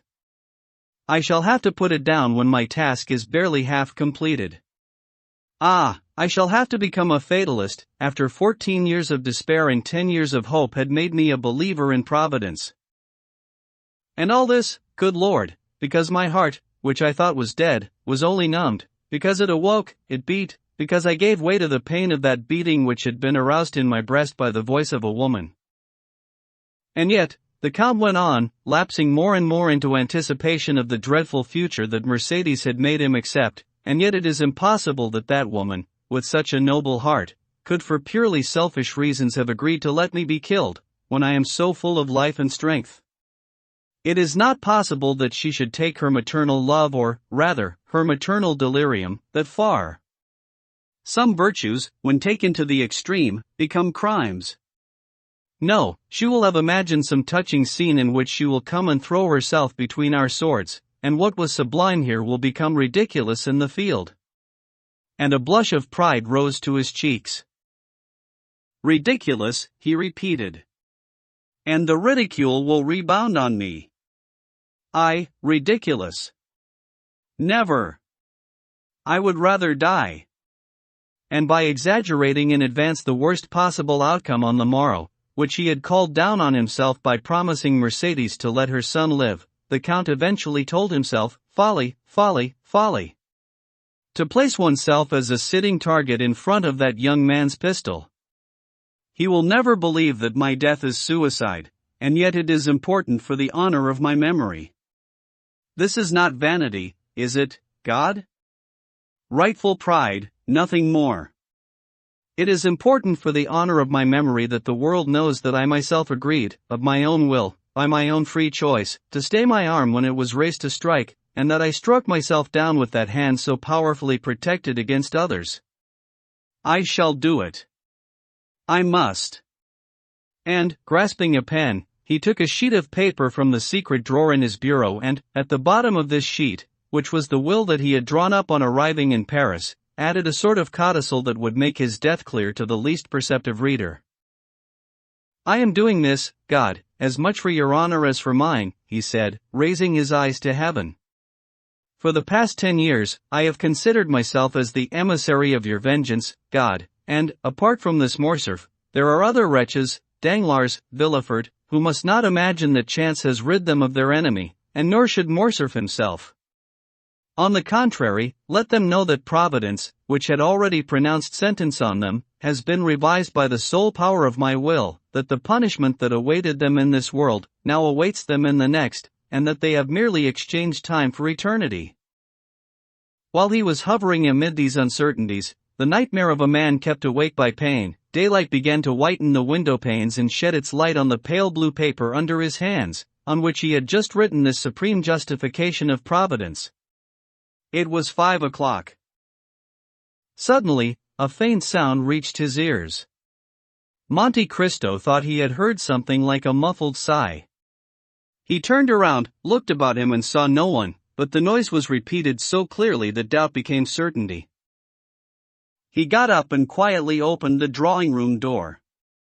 On a chair, her arms hanging over the sides and her beautiful pale head leaning back, he saw Haydée, who had placed herself in front of the door so that he could not leave without seeing her, but sleep, which is so potent to subdue youth, had surprised her after the exhaustion of the previous day. Even the sound of the door opening could not rouse her from her sleep. Monte Cristo turned on her a look full of tenderness and regret. She remembered that she had a son, he said, but I forgot I had a daughter.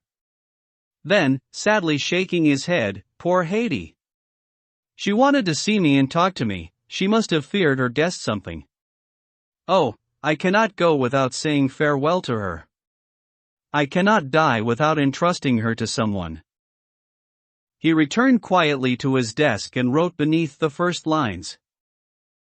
I bequeath to Maximilien Morel, captain of Spahis and son of my former master, Pierre Morel, shipowner of Marseille, the sum of 20 million francs, a part of which he will give to his sister Julie and to his brother-in-law Emmanuel, provided he does not think that this excess of wealth might threaten their happiness. These 20 millions are buried in my caves on Monte Cristo, the secret of which is known to Bertuccio. If his heart is free and he wishes to marry Haydée, daughter of Ali Pasha of Janina, whom I have brought up with the love of a father and who has shown the affection of a daughter towards me, then he will carry out, if not the last impulse of my will, at least the last desire of my heart.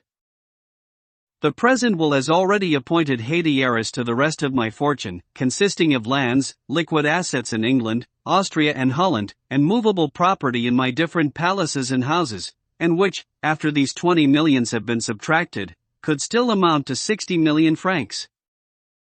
He had just finished writing this last line when a cry behind him made the pen fall from his hand. "Haydée," he said. "Did you read it?" The young woman, awakened by the daylight falling on her eyelids, had got up and come in to the Count without him hearing her light steps, muffled by the carpet. "Oh, my lord," she said, clasping her hands. "Why are you writing at such an hour? Why are you bequeathing me all your fortune, my lord? Are you leaving me?" "I am going on a journey, my angel," Monte Cristo said with an expression of infinite melancholy and tenderness. "And if some misfortune should befall me," he paused. "Well?" the young woman asked in an authoritative voice that the Count had not heard before. It made him shudder. "Well, if some misfortune should befall me," he continued, "I want my girl to be happy." Haydée smiled sadly and shook her head. "Are you thinking about death, my lord?" she asked. "It's a salutary thought, my child, the sages say." "Well, then, if you die," she said, "leave your wealth to someone else, because if you die, I shall no longer need anything." Taking the paper, she tore it into 4 parts, which she scattered in the middle of the room. After that, exhausted by this expenditure of energy, so unusual for a slave girl, she fell to the ground, not asleep this time, but in a faint. Monte Cristo bent over her and lifted her in his arms. Seeing her pale complexion, her lovely closed eyes, this beautiful body, senseless, as though in abandon, for the first time it occurred to him that she might perhaps love him in some way other than that in which a daughter loves her father. "Alas," he murmured, with profound despondency. "So I might yet have been happy." He carried Haydée into her apartments, entrusted her, still senseless, to the care of her women, and, returning to his study, and this time locking the door behind him, he recopied the torn will. Just as he was coming to the end, he heard the noise of a cab driving into the courtyard. He went over to the window and saw Maximilian and Emmanuel getting out. "Good, about time," he said. And he sealed his will with 3 seals. A moment later he heard the sound of footsteps in the drawing room and went to open the study door himself. Morel appeared on the threshold. It was 20 minutes before the appointed time. "I may be early, Count," he said.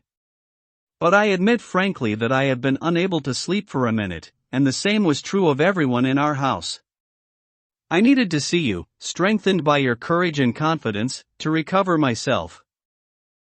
Monte Cristo could not let this proof of affection go unacknowledged, and it was not his hand but both arms that he opened to greet him, saying, in a voice full of emotion, "Morel, it is a fine day for me when I feel myself to have gained the affection of a man such as you. Good morning, Monsieur Emmanuel. So, Maximilian, are you coming with me?" "By heaven," said the young captain. "Did you ever doubt it? But suppose I were in the wrong? Listen, I watched you yesterday throughout that incident when you were provoked, and all last night I was thinking of your self-confidence. I decided that justice must be on your side, or else one can no longer trust in the look on a man's face. Yet Albert is your friend, Morel. A mere acquaintance, Count. Did you meet him for the first time on the day we met?" "Yes, that's right." "Well, then, you see? You had to remind me before I remembered it." "Thank you, Morel." Then, striking the bell, he said, when Ali at once answered the call, "Take this to my notary. It's my will, Morel. When I am dead, please go and consult it." What do you mean, said Moral, when you are dead? Oh, one must prepare for any eventuality, dear friend. But what did you do yesterday after you left me? I went to Tortoni's where, as I expected, I found Pigeon and Chateaurenaud. I must admit I was looking for them. Why, since everything was settled? Come, Count, this matter is serious, unavoidable. Did you ever doubt that? No. The insult was public and everyone was already talking about it. So, I hope to have a change of weapons and substitute swords for pistols. Pistols are blind. Did you succeed? Monte Cristo asked, with an imperceptible glimmer of hope. No, because they know your skill with the sword. Pah! Who gave my secret away? The fencing masters who were worsted by you. So you failed? They refused outright. Moral, the Count said, have you ever seen me fire a pistol? No, never. Well, we have time. Watch. Monte Cristo took the pistols that he had been holding when Mercedes came in and, sticking an ace of clubs to the board, he shot off each of the 4 points of the club. Moral went paler with every shot. He examined the bullets with which Monte Cristo had achieved this tour de force and saw that they were no larger than buckshot. It's terrifying, he said. Look, Emmanuel. Then, turning back to Monte Cristo, he said, Count, in heaven's name, don't kill Albert. The wretch has a mother. Indeed he has, said Monte Cristo. And I have none. Moral shuddered at the voice in which these words were spoken. You are the injured party, Count. Certainly. What does that mean? It means that you will fire first. I will? Oh, yes. That much I did manage to obtain, or, rather, I insisted on it. We are making enough concessions to them, they had to agree to that. From how many paces? 20. A terrible smile passed over the Count's lips. Moral, he said, don't forget what you have just seen. So I am counting on your human feelings to save Albert, the young man said. My feelings, said the Count. Or your generosity, my friend. Since you are so sure of hitting your mark, I can say something to you that would be ridiculous if I said it to anyone else. Which is? Break his arm, wound him, but don't kill him. Now listen to this, Moral, said the Count. I need no encouragement to deal gently with Monsieur de Morcerf. Indeed, Monsieur de Morcerf, I can tell you now, will be treated so kindly that he will go home quietly with his 2 friends, while I... You will, what? That's another matter. I shall be brought back. Come, come, cried Maximilian, beside himself. It's as I am telling you, my dear Moral. Monsieur de Morcerf will kill me. Moral looked at the Count like a man who no longer understands what is being said. What has happened to you since yesterday evening, Count? What happened to Brutus on the eve of the Battle of Philippi? I have seen a ghost. And this ghost? This ghost, Moral, told me that I had lived long enough. Maximilian and Moral exchanged looks. Monte Cristo took out his watch. Let's go, he said. It is 5 to 7, and the appointment is for exactly 8 o'clock. A carriage was waiting, ready harnessed. Monte Cristo got into it with his 2 seconds. Crossing the corridor, he paused to listen by a door. Maximilian and Emmanuel, who had tactfully carried on for a few steps, thought they heard a sigh answering a sob. As the clock struck 8, they arrived at the meeting place. Here we are, said Moral, putting his head out of the window. We are the first. The gentleman will excuse me, said Baptistin, who had accompanied his master, in a state of unspeakable terror, but I believe I can see a carriage over there, under the trees. So there is, said Emmanuel. I can see two young men walking together. They seem to be waiting. Monte Cristo jumped lightly down from his barouche and offered Emmanuel and Maximilian his hand so that they could follow. Maximilian kept the Count's hand in his. That's better, he said. There's the sort of hand I like to see on a man whose life depends on the rightness of his cause. Unobtrusively, Monte Cristo held Morrel back a few paces behind his brother-in-law. Maximilian, he said, is your heart pledged to anyone? Morrel looked at him with astonishment. I'm not asking you to confide any secrets in me, my good fellow. It is a simple question, and all I ask is that you should answer yes or no. I am in love with a young woman, Count. Very much in love? More than life itself. Ah, well, said Monte Cristo. That's another hope gone. Then he added under his breath, with a sigh, poor Haiti. I must say, Count, if I didn't know you so well, I should think you less resolute than you are, said Morrel. Because I am sighing at the thought of someone I must leave behind? Now, Morrel, does a soldier know so little about courage? Do I mind losing my life?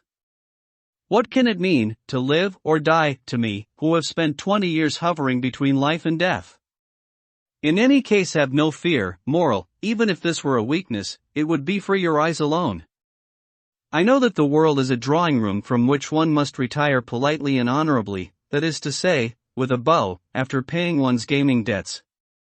That's better, said Morrel. Now you're talking. By the way, have you brought your weapons? Why should I? I hope that these gentlemen will have theirs. I shall find out, said Morrel. Yes, but no negotiation, you understand? Oh, rest assured of that. Morrel crossed over to Pigeon and Châteaurenaud. The latter, seeing Maximilian coming, advanced to meet him. The three young men greeted one another, if not with warmth, at least politely. I beg your pardon, gentlemen, said Morrel. I don't see Monsieur de Morcerf. He sent a message to us this morning, Châteaurenaud replied, saying that he would join us here. Ah, said Morrel. Pigeon took out his watch. 8:05, no time has been lost, Monsieur Morrel, he said. That was not why I remarked on it, Maximilian replied. In any event, said Châteaurenaud, interrupting, here is a carriage. A carriage was proceeding at a full trot down one of the avenues leading to the crossroads at which they were standing. Gentlemen, said Morrel, you have doubtless brought some pistols with you. Monsieur de Monte Cristo has said he is ready to waive his right to use his own weapons. We anticipated this courteous gesture by the Count, Pigeon replied. I have brought some pistols which I purchased a week or 10 days ago, thinking I might need them for an affair such as this one. They are entirely new and have never been fired. Would you like to inspect them? Oh, Monsieur Pigeon, said Morrel, bowing. Since you assure me that Monsieur de Morcerf is unacquainted with these weapons, I suppose you must realize that your word is enough? Gentlemen, said Châteaurenaud. It was not after all Morcerf whom we saw arriving in that carriage. It was, believe it or not, Franz and Debray. As he said it, the two young men in question were coming over to them. You hear, gentlemen? Châteaurenaud said, shaking hands with each of them. What brings you? Albert does, said Debray. He sent a message this morning for us to be here. Pigeon and Châteaurenaud looked at each other in astonishment. Gentlemen, said Morrel, I may have the answer. Tell us. Yesterday afternoon, I received a letter from Monsieur de Morcerf asking me to be at the opera. So did I, said Debray. So did I, said Franz. And so did we, said Châteaurenaud and Beecham. He wanted you to be present at the provocation, said Morel. Now he wants you to be present at the duel. Yes, the young men said. That must be it, Monsieur Maximilien. You are quite probably right. But, in spite of all that, Châteaurenaud muttered, Albert hasn't arrived. He is 10 minutes late. Here he is, said Beecham. On horseback. Look, he's galloping alone, with his servant behind him. How rash and foolish of him, Châteaurenaud said. To come on horseback when he is going to fire a pistol. I thought I had trained him better than that. Just look, said Beecham. He's wearing a collar, his coat open, a white waistcoat. Why didn't he draw a target on his stomach? It would have been quicker and easier altogether. While they were talking, Albert had come within 10 yards of the group. He pulled up his horse, jumped down and threw the reins to his servant. Then he began to walk over to them. He was pale, his eyes red and swollen. It was clear that he had not slept a wink the whole night. His whole face was imprinted with an air of grave sadness that was uncommon in him. Thank you, gentlemen, he said, for being so kind as to accept my invitation. Believe me, I am most grateful for this mark of friendship. As Morcerf approached, Morel had stepped back some 10 yards and was standing apart from the rest. And also to you, Monsieur Morel, said Albert. I owe you my thanks. Please come over, you are welcome here. Monsieur, said Maximilien, perhaps you are not aware that I am here as a second to the Count of Monte Cristo? I was not sure of it, but I suspected as much. So much the better. The more honorable men there are here, the happier I shall be. Monsieur Morel, said Châteaurenaud, you can tell Monsieur de Monte Cristo that Monsieur de Morcerf has arrived and that we are at his disposal. Morel was on the point of fulfilling his mission, while Beecham fetched the box of pistols from the carriage. Wait, gentlemen, said Albert. I have something to say to the Count of Monte Cristo. In private, asked Morel. No, monsieur. In front of everyone. Albert's seconds looked at one another in surprise. Franz and Debray whispered a few words to one another, and Morel, delighted by this unexpected occurrence, went to find the Count, who was walking along a side path with Emmanuel. What does he want with me? He asked. I don't know, but he wishes to speak to you. I hope to heaven that he will not tempt fate with some new insult. I don't believe that is his intention. The Count came over, with Maximilien and Emmanuel. His face, entirely calm and serene, contrasted strangely with the shattered features of Albert, who also advanced from his side, with the other 4 young men following. When they were 3 yards from one another, Albert and the Count stopped. Gentlemen, said Albert, please come closer. I should not like you to miss a word of what I am about to have the honor to say to Monsieur le Count de Monte Cristo, because I want you, who will hear it, to repeat what I shall say, however odd my speech may sound to you. I am waiting, monsieur, said the Count. Monsieur, said Albert, in a voice that was unsteady at first, but which became more confident as he went on, I reproached you for having divulged the conduct of Monsieur de Morcerf and Epirus because, however guilty the Count of Morcerf might have been, I did not think you had the right to punish him. Now, monsieur, I realize that you do have that right.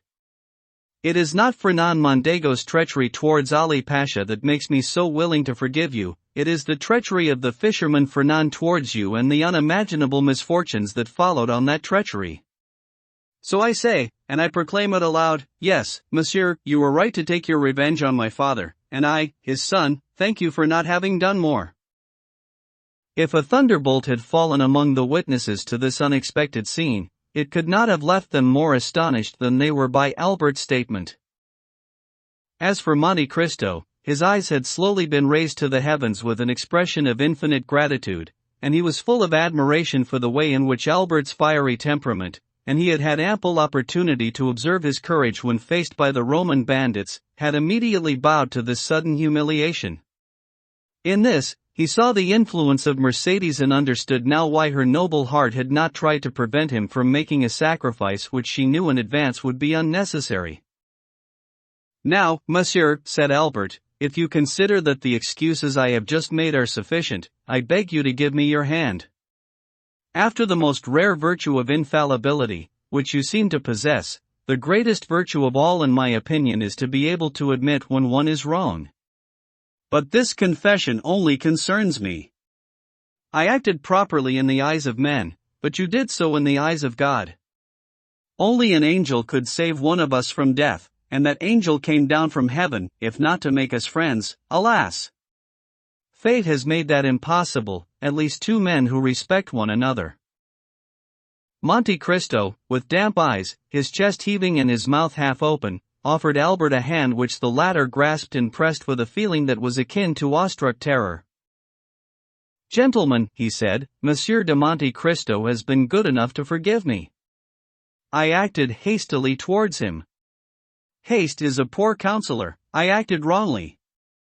Now my fault is repaired. I hope that the world will not consider me a coward because I have done what my conscience ordered me to do. But, in any case, if people were to be mistaken about me," the young man said, raising his head proudly, and as if throwing down the gauntlet to his friends and enemies, "I should try to correct their opinions." "What can have happened last night?" Beecham asked Chateaurenaud. "It seems to me that we have had a sorry part to play here." "Indeed. What Albert has just done is either quite wretched or very noble," the Baron answered. "Come now, tell me," Debray asked Franz, "what does all this mean?" "What? The Count of Monte Cristo dishonors Monsieur de Morcerf, and the man's son thinks he is in the right. Well, if I had 10 Janinas in my family, I should consider myself under only one obligation, and that would be to fight 10 duels."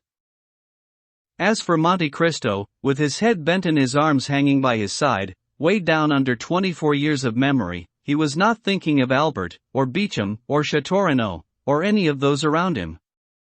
He was thinking about that courageous woman who had come to beg him for her son's life, and to whom he had offered his own, and who had just saved him by the awful confession of a family secret which might have killed forever in this young man the feeling of filial piety.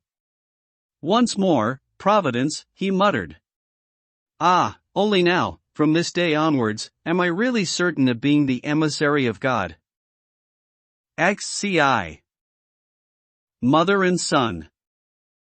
With a smile full of melancholy and dignity, the Count of Monte Cristo bowed in farewell to the 5 young men, then got back into his carriage with Maximilian and Emmanuel.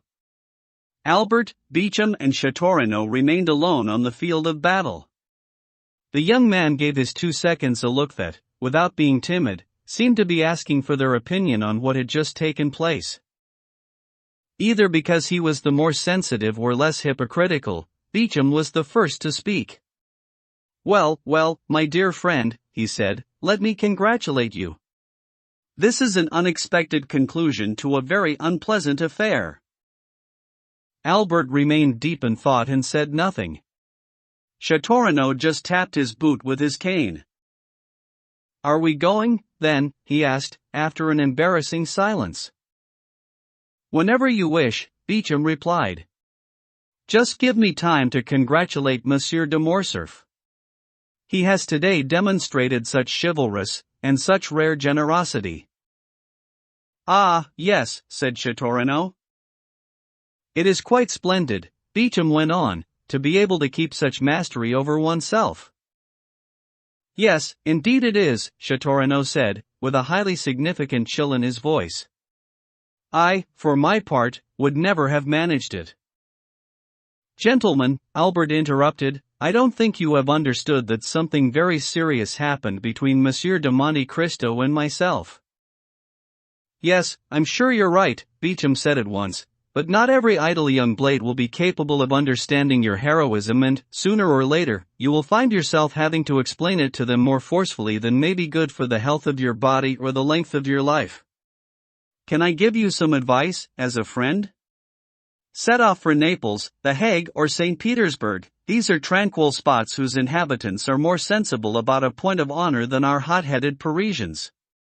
Once you are there, get in plenty of target practice and train yourself with an endless number of carte parries and tierce parries.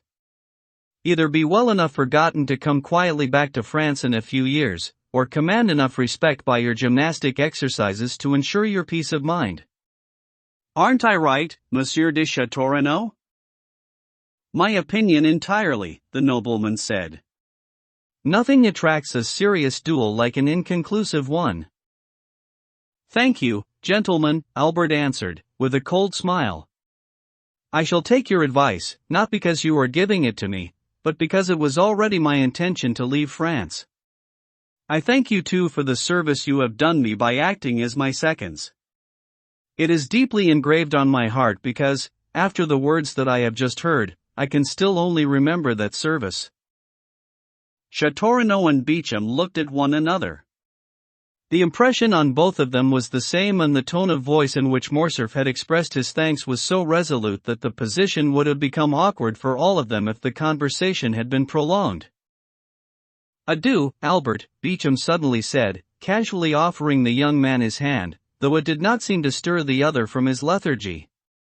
Indeed, he made no response to the proffered hand. Adieu, Chateaurenaud said in turn, keeping his little cane in his left hand while giving a wave with the right. Albert's lips barely muttered, adieu.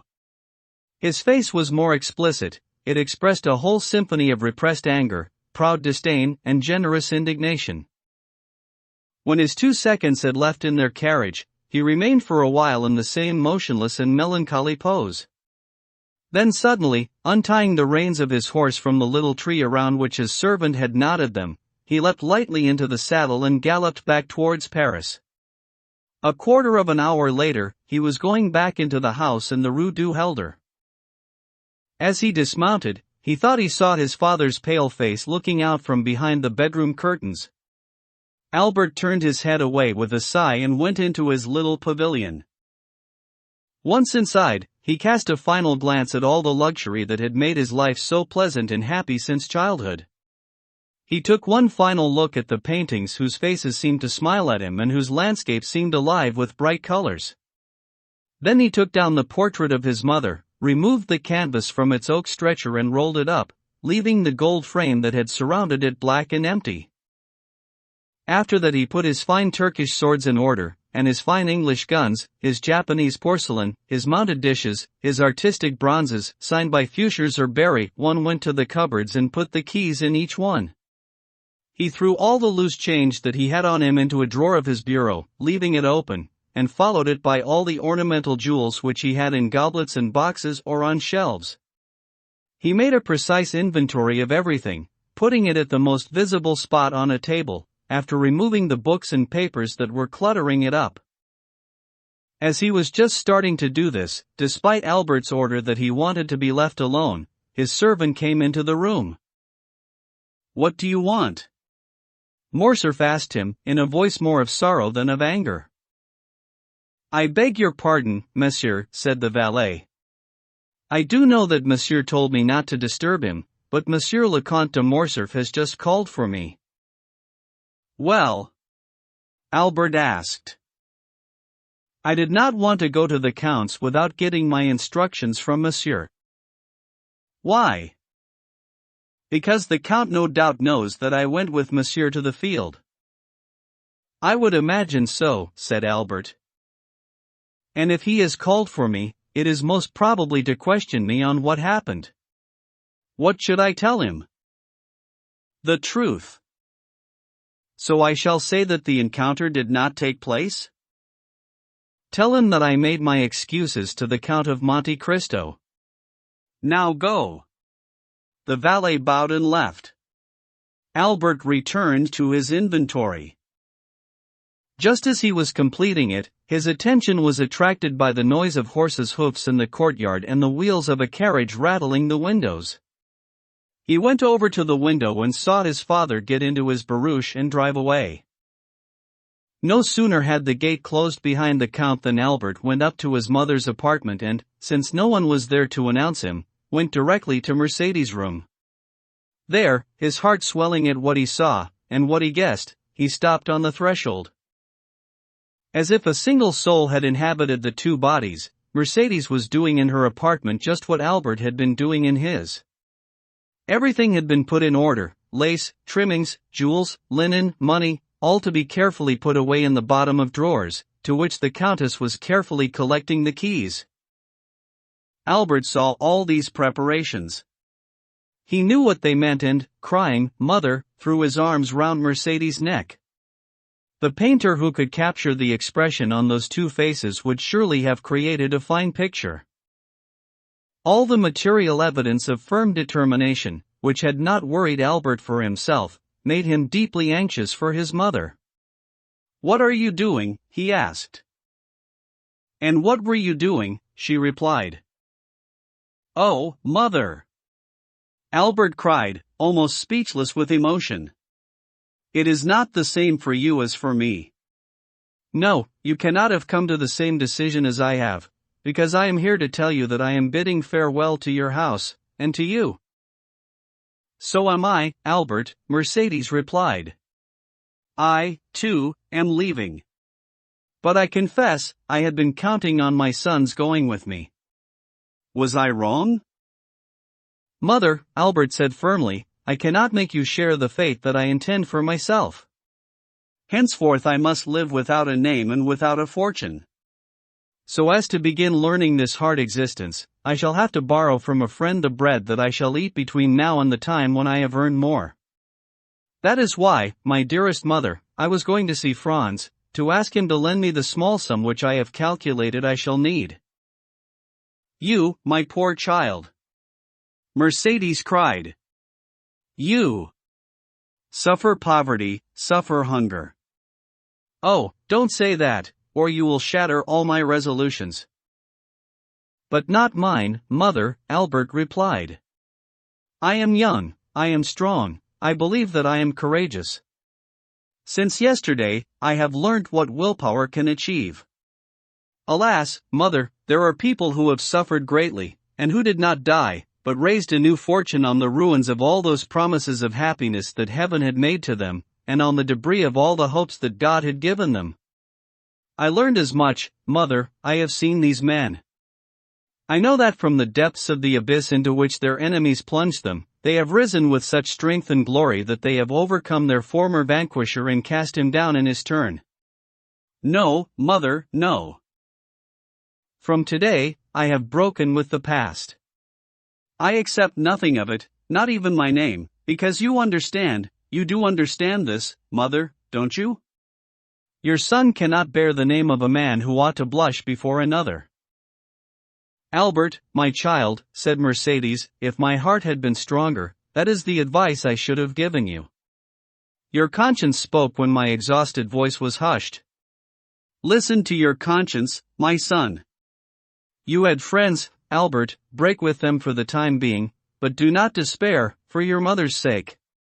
At your age, life is still sweet, my dear Albert. You are barely 22, and since a heart as pure as yours needs a spotless name, take that of my father. He was called Herrera. I know you, Albert. Whatever path you follow, you will soon make this name illustrious in it. So, my friend, come back to the world, made still more brilliant by your past misfortunes, and, if that is not to be, despite all my expectations, at least leave me that hope. From now on, I shall have only that thought, since I have no future and the tomb awaits me on the threshold of this house." "I shall do everything, just as you wish, mother," the young man said. "Yes, I share your hope. The wrath of heaven will not pursue us, you who are so pure and I so innocent. But since we are resolved, let us act promptly. Monsieur de Morcerf left the house around half an hour ago, so, as you see, we have a good opportunity to avoid scandal or explanations." I shall wait for you, my son, said Mercedes. Albert hurried on to the boulevard and brought back a cab which would pick them up outside the house. He recalled a little boarding house in the Rue de Saints-Pérez, where his mother could find simple but decent lodgings. He came back to fetch her. Just as the cab stopped in front of the door and Albert was getting down, a man came over to him and gave him a letter. Albert recognized him. It was Bertuccio. From the Count, he said. Albert took the letter, opened it and read. After reading it, he looked around for Bertuccio, but the steward had vanished. So Albert, with tears in his eyes and a lump in his throat, went back to Mercedes and, without a word, handed her the letter. She read. Albert. By showing you that I have guessed the plan that you are about to adopt, I hope also to show you that I understand tact. You are free, you are leaving the Count's house and you are going to take your mother, who is as free as you are. But consider, Albert, you owe her more than you can ever repay, poor noble soul though you are. Keep the struggles for yourself, demand suffering for yourself, but spare her the first destitution that must inevitably accompany your first efforts, for she does not even deserve to partake indirectly of the misfortune that has befallen her, and Providence does not wish the innocent to pay for the guilty. I know that you are both going to leave the house in the Rue du Helder, taking nothing with you. Don't attempt to discover how I found this out. I know it, that's all. So listen to me, Albert. 24 years ago I returned home to my own country, joyful and proud. I had a fiancée, Albert, a pious young woman whom I adored, and I was bringing back to my fiancée 150 louis which I had managed to save with much difficulty through continual labor.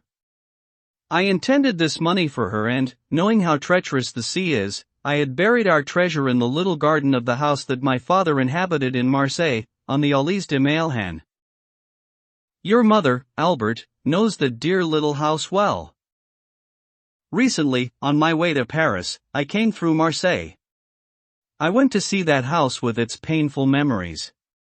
And in the evening, with a spade, I probed the corner where I had buried my treasure. The iron box was still in the same place, no one had touched it.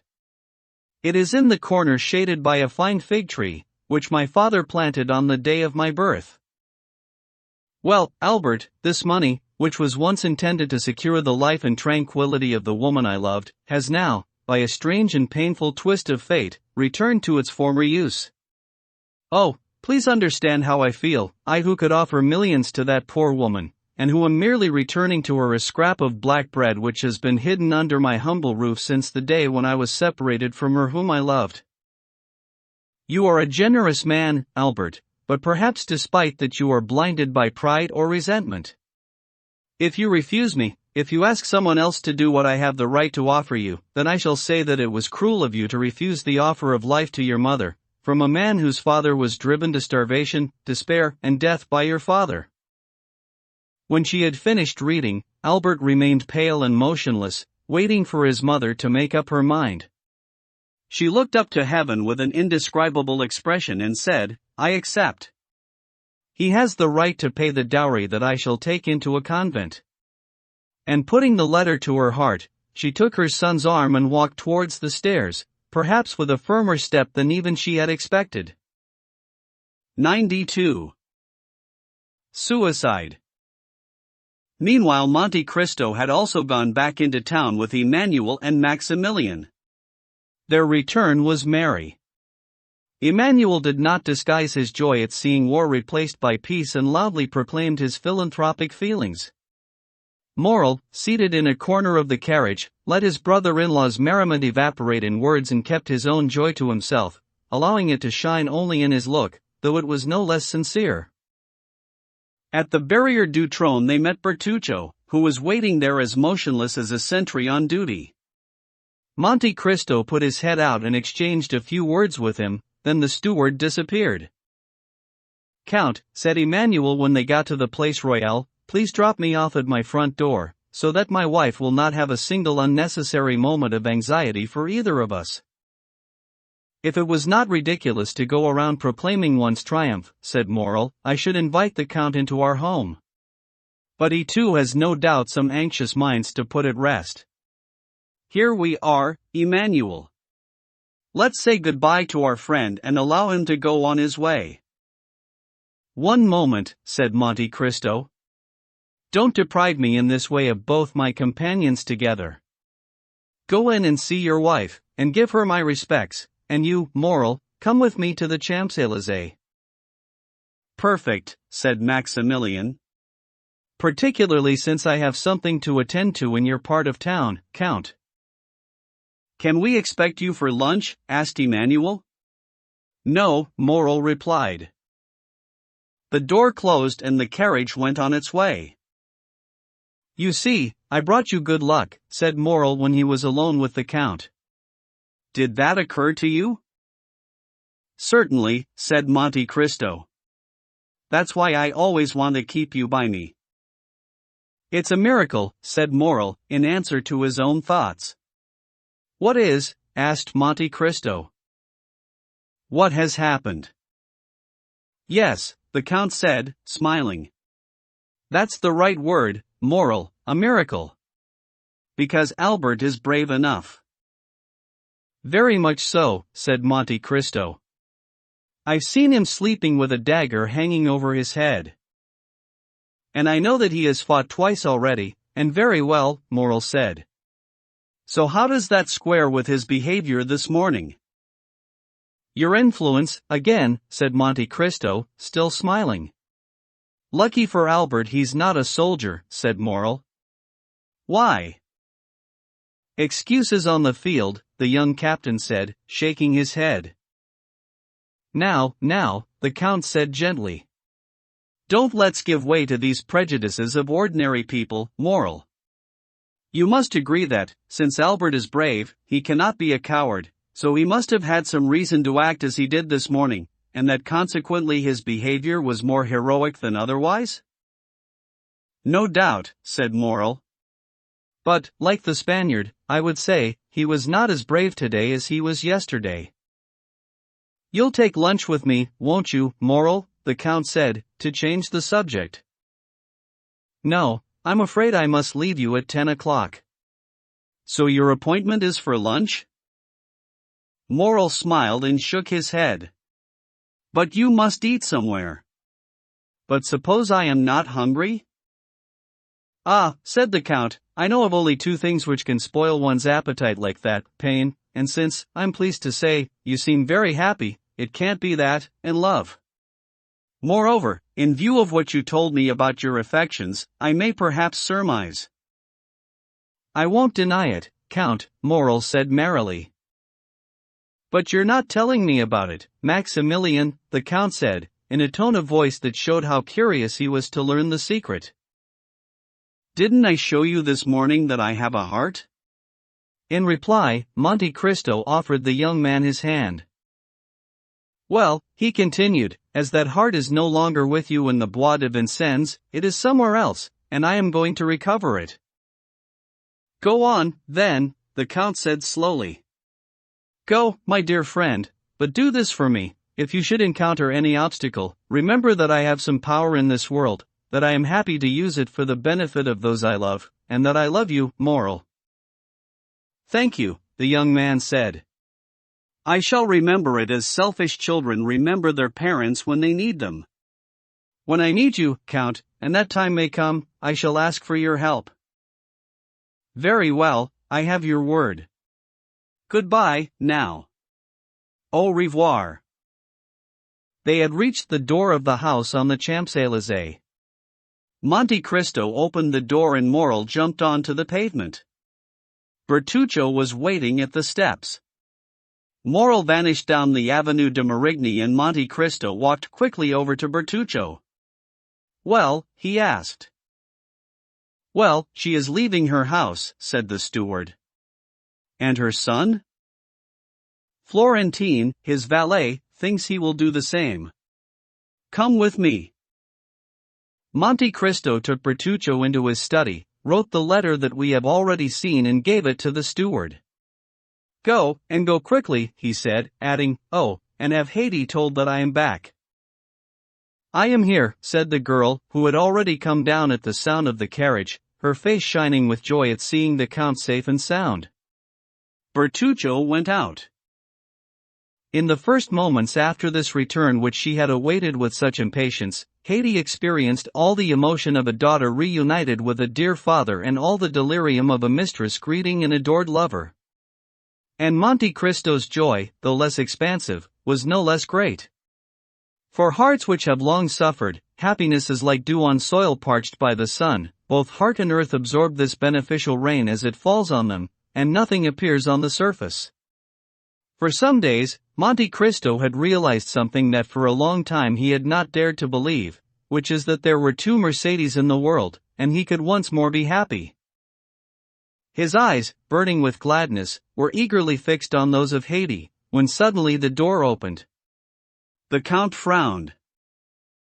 "Monsieur de Morcerf," said Baptistin, as if the name itself were enough to excuse the interruption.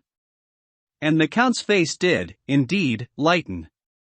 "Which one?" he asked. "Viscount or Count?" "The Count." "My God!" Haiti exclaimed.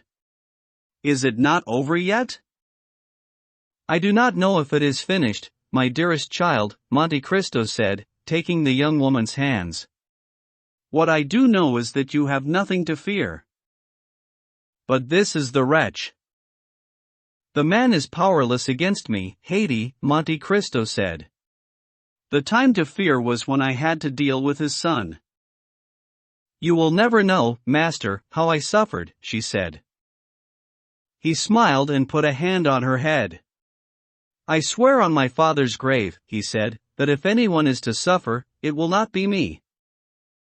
"I believe you, my lord, as if God were speaking to me," she said, offering him her forehead. Monte Cristo gave her pure and beautiful brow a kiss that made two hearts beat together, one urgently, the other in silence. "Oh, God," the Count murmured. "Will you then let me love again?" He took the young Greek woman towards a concealed staircase and said to Baptistin, "Show the Count de Morcerf into the drawing-room." A word of explanation may be needed. This visit, though Monte Cristo had expected it, will no doubt come as a surprise to our readers. While Mercedes, as we mentioned, was in her apartments making the same sort of inventory as Albert had done in his house, sorting through her jewels, closing her drawers and collecting her keys, so as to leave everything in perfect order, she did not notice a sinister bloodless face appear in the glass window of a door designed to let light enter the corridor. From that point, one could hear as well as see. So it seems more than likely that the person who was watching there, without himself being seen or heard, saw and heard all that went on in Madame de Morcerf's. From the glass door the pale-faced man went into the Count de Morcerf's bedroom and, once there, restively lifted the curtain on a window overlooking the courtyard. He stayed there for 10 minutes, motionless, silent, listening to the beating of his own heart. It was a long time for him, 10 minutes. It was at this point that Albert, returning from his appointment, saw his father watching for him to return behind the curtain, and turned his head. The Count's eyes opened wide. He knew that Albert's insult to Monte Cristo had been fearful and that, in every country in the world, such an insult would be followed by a duel to the death. So, if Albert was returning safe and sound, then he was avenged. An unspeakable ray of joy lit his dreary face, like a last ray of sunshine from the sun disappearing into clouds which seemed less like its bed than its tomb. But, as we said, he waited in vain for the young man to come up to his apartments to proclaim his triumph to his father. It was understandable that his son, before going out to fight, had not wanted to see the father whose honor he was to avenge, but, once that had been done, why did the son not come and throw himself into his arms? At this point, since he could not see Albert, the Count sent for his servant. As we know, Albert told the servant to hide nothing from him. 10 minutes later, General de Morcerf appeared on the front steps wearing a black coat, with a military collar, black trousers, and black gloves. It appears that he had already given orders because he had hardly put his foot on the last step when his carriage appeared, fully harnessed, out of the coachhouse and drew up in front of him. His valet then arrived with a military cloak, stiffened by the 2 swords wrapped inside it, which he threw into the carriage. Then he closed the door and sat down beside the coachman. The latter bent over the side of the barouche to take his orders. To the Champs-Élysées, the general said. To the Count of Monte Cristos. Hurry! The horses leapt forward under the whip and, 5 minutes later, pulled up in front of the Count's house. M. de Morcerf opened the door himself and, while the carriage was still moving, jumped down like a young man onto the path, rang, then vanished with his servant through the open door. A second later, Baptistin was announcing him to Monte Cristo, and the latter, after showing Haydée out, gave the order to let M. de Morcerf into the drawing-room. The general had paced 3 times the full length of the room when he turned around and saw Monte Cristo standing on the threshold. "Oh! It's Monsieur de Morcerf," Monte Cristo said, calmly. "I thought I had misheard." "Yes, it is I," the Count said with a frightful contraction of the mouth that prevented him from pronouncing the words clearly. "Now all I need to know," Monte Cristo said, "is what brings me the pleasure of seeing the Count de Morcerf at such an early hour." "Did you have a meeting with my son this morning, sir?" the general asked. "So you know about that," the Count replied. "I also know that my son had good reason for wishing to fight you and doing his best to kill you." "Indeed, monsieur, he had very good reason. But you see that, even so, he did not kill me, or even fight me." "Yet he considered you to be the cause of his father's dishonor and of the frightful catastrophe that is at the moment afflicting my house." "That is so, monsieur," said Monte Cristo with dreadful imperturbability. "A secondary cause, perhaps, and not the main one. So you must have made some excuse to him or given some explanation?" "I gave him no explanation and he was the one to make his excuses." "How do you explain that behavior?" "Probably by his conviction that there was a more guilty man in all this than I." "Who was that man?" "His father." "Yes," said the Count, blanching. "But you know that the guilty man does not like to hear himself convicted of his crime?" "I do. So I was expecting what has happened." "You were expecting my son to prove himself a coward," the Count exclaimed. "Monsieur Albert de Morcerf is not a coward," said Monte Cristo. "A man who has a sword in his hand and, within reach of that sword, his mortal enemy. If such a man does not fight, he is a coward. If only he were here for me to tell him so."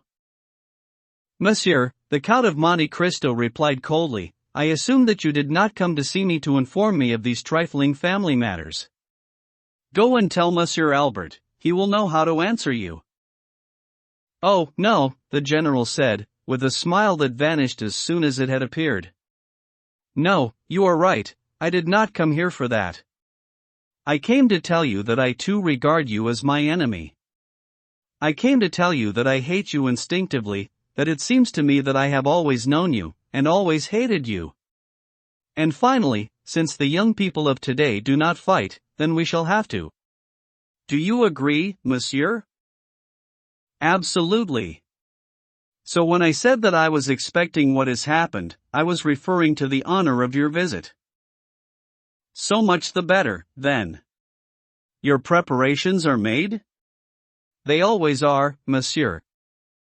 "You know that we shall fight until one of us is dead," the general said, his teeth clenched with rage. "Until one of us is dead," the Count of Monte Cristo repeated, gently nodding his head. "Come on, then. We need no witnesses." "Indeed, no," said Monte Cristo. "We know one another so well." "On the contrary," said the Count. "We don't know one another at all." "Come now," Monte Cristo replied, with the same infuriating lack of emotion. "Aren't you the soldier Fernand who deserted on the eve of the Battle of Waterloo?" Aren't you the Lieutenant Fernand who served as a guide and spy for the French army in Spain? Aren't you the Colonel Fernand who betrayed, sold and murdered his benefactor, Ali? And all these Fernands, did they not finally amount to Lieutenant General, Count de Morcerf, peer of France? Ah, the general cried, the words striking him like a hot iron. You wretch! Do you reproach me with my shame at the moment when you may be about to kill me? No, I did not say that I was unknown to you. I know very well, demon, that you have penetrated the darkness of the past and read every page of my life, though I cannot tell by the light of what torch. But perhaps there is still more honor in me, in my disgrace, than in you, for all your arrogant exterior. No, I admit that I am known to you, but I do not know you, you adventurer, smothered in gold and precious stones. In Paris you call yourself the Count of Monte Cristo. In Italy, Sinbad the sailor. In Malta, who knows what? I have forgotten. What I ask from you is your real name. I want to know your true name, in the midst of these 100 false names, so that I can say it on the field of combat as I plunge my sword in your heart. The Count of Monte Cristo went terribly pale, his wild eyes burned with angry fire.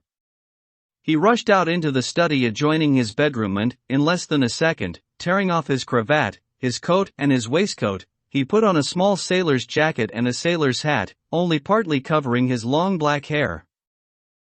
Dressed in this way, he returned, fearful, implacable, walking in front of the general with his arms crossed. The other had understood nothing of his disappearance, but was waiting for him and, feeling his teeth chatter and his legs give way under him, took a step back and stopped only when he reached a table which provided some support for his clenched hands. Fernand! Monte Cristo cried. Of my 100 names, I shall need to tell you only one to strike you down. But you can already guess that name, can't you? Or, rather, you can recall it. For in spite of all my woes, in spite of all my tortures, I can now show you a face rejuvenated by the joy of revenge, a face that you must have seen often in your dreams since your marriage to my fiancée, Mercedes. The general, his head thrown back, his hands held out, his eyes staring, watched this dreadful spectacle in silence. Then, reaching out for the wall and leaning on it, he slid slowly along it to the door, out of which he retreated backwards, giving this one, single, lugubrious, lamentable, heart-rending cry, Edmond Dantes. Then, with sighs in which there was nothing human, he dragged himself to the front porch of the house, crossed the courtyard like a drunken man and fell into the arms of his valet, simply muttering in an unintelligible voice, "Home, home." On the way, the fresh air and the shame he felt at the stares of his servants restored him to a state in which he could gather his thoughts, but the journey was short and, the nearer he got to his home, the more the Count felt all his agony returning. At a short distance from the house he told them to stop the carriage and let him out. The door to the house was wide open, a cab, astonished at being called to this magnificent mansion, was standing in the middle of the courtyard. The Count looked anxiously at this cab, but did not dare ask anyone about it and ran up to his apartments. 2 people were coming down the stairs. He just had time to slip into a small room to avoid them. It was Mercedes, leaning on her son's arm, both were leaving the house.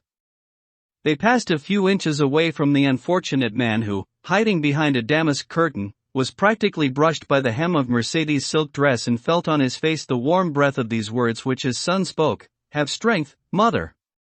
Come, we are no longer at home here." The words died, the footsteps faded. The general drew himself up by his hands clasping the damask curtain. He was repressing the most frightful sob that ever rose from the breast of a father, abandoned at one and the same time by his wife and by his son. Soon he heard the iron door of the cab slam shut, then the voice of the driver, then the clattering of the heavy vehicle which rattled the windows. At that he flung himself into his bedroom to see once more everything that he had loved in this world. But the cab left without Mercedes' head, or Albert's, appearing at the window to give one last glance at the solitary house, at the abandoned father and husband, one last glance of farewell and regret, that is to say, of forgiveness. So, at the very moment when the wheels of the cab were clattering over the cobbles under the archway, a shot rang out and a whiff of dark smoke curled out through one of those bedroom windows, shattered by the force of the detonation. XCIII. Valentine. The reader will have guessed where Morrel's business was and whom he was due to meet. On leaving Monte Cristo, he made his way slowly towards the Villefort house. If he went slowly, it is because he had more than half an hour to cover a distance of 500 yards, but he had still hastened to take his leave of Monte Cristo, even though the time was more than enough, because he wanted to be alone with his thoughts. He knew the time when Valentine, after seeing Noirtier have lunch, was sure that she would not be disturbed in this pious duty. Noirtier and Valentine had allowed him 2 visits a week and he was going to take advantage of his right. Valentine was waiting for him when he arrived. Anxious, almost distracted, she grasped his hand and led him in to her grandfather's. Her anxiety, as we said, had risen almost to the pitch of distraction, the result of the rumors that were circulating about Morcerf's adventure. People knew, as people in society always do, about what had happened at the opera. At the Villeforts, no one doubted that a duel would inevitably result from this scandal. Valentine, with her woman's instinct, had guessed that Morrel would be Monte Cristo's second and, knowing the young man's courage and his firm friendship with the Count, she was afraid that he would not have the strength to confine himself to the passive role implied by this. So one can well understand how eagerly the story was asked for, told and heard, and Morrel read unspeakable joy in his beloved's eyes when she knew that this dreadful business had ended in a way that was as fortunate as it was unexpected. Now, Valentine said to Morrel, motioning him to sit beside the old man, and herself sitting on the stool on which he was resting his feet, "Now, let's talk a bit about our own business. You know, Maximilian, that my grandfather was thinking for a time of leaving this house and taking an apartment somewhere else?" "Yes, I do," said Maximilian. "I remember the plan very well and I strongly approved of it." "Well, you can continue to approve, Maximilian, because my grandfather has come back to the idea." "Bravo," said Maximilian. "And do you know why he says he is leaving this house?" Noirtier looked at his granddaughter to urge her to silence, but Valentine was not looking at Noirtier. Her eyes, her look, her smile were all for Morrel. "Oh, whatever reason Monsieur Noirtier gives," Morrel said, "I'm sure it is good." "Very good," said Valentine. "He says that the air of the Faubourg Saint-Honoré is not beneficial to me." "Perhaps so," said Morrel. "Listen, Valentine, Monsieur Noirtier could be right. I feel that you haven't been well for the past 2 weeks." "Yes, not very, it's true," Valentine answered. "So grandfather has become my doctor and, as he knows everything, I have great confidence in him." "But is it true then that you are not well, Valentine?" Morrel asked anxiously. "Oh, heavens, no. It's not what you would call being ill. I just don't feel very well, that's all. My appetite has gone and I feel that my stomach has to struggle to take anything in." Noirtier did not miss one of Valentine's words. "And what course of treatment are you following for this unknown illness?" "Very simple," said Valentine. "Every morning I drink a spoonful of the potion they bring for grandfather. When I say a spoonful, I started with 1, and now I have reached 4. My grandfather pretends it's a panacea." Valentine smiled, but there was something sad and pained in her smile. Maximilian, intoxicated with love, looked at her in silence. She was very beautiful, but her pallor had a duller tone, her eyes shone with a less ardent flame than usual and her hands, normally white like mother of pearl, looked like wax hands which, with time, were acquiring a hint of yellow. From Valentine, the young man looked at Noirtier. The latter was staring at the young woman, who was absorbed in her love, with that strange and deep understanding that he had, but he too, like Morrel, was examining these traces of silent suffering, even though they were so faint as to have escaped every eye except those of the lover and the grandfather. "But this medicine, of which you are now taking 4 spoonfuls, said Morel, "wasn't it prescribed for Monsieur Noirtier?" "I know it is very bitter," said Valentine. "So bitter that anything I drink afterwards seems to have the same taste." Noirtier looked at her questioningly. "Yes, grandfather," said Valentine. "That's how it is. Just now, before coming down to see you, I drank a glass of sugar water and had to leave half of it, so bitter did it seem to me." Noirtier went pale and indicated that he wished to speak.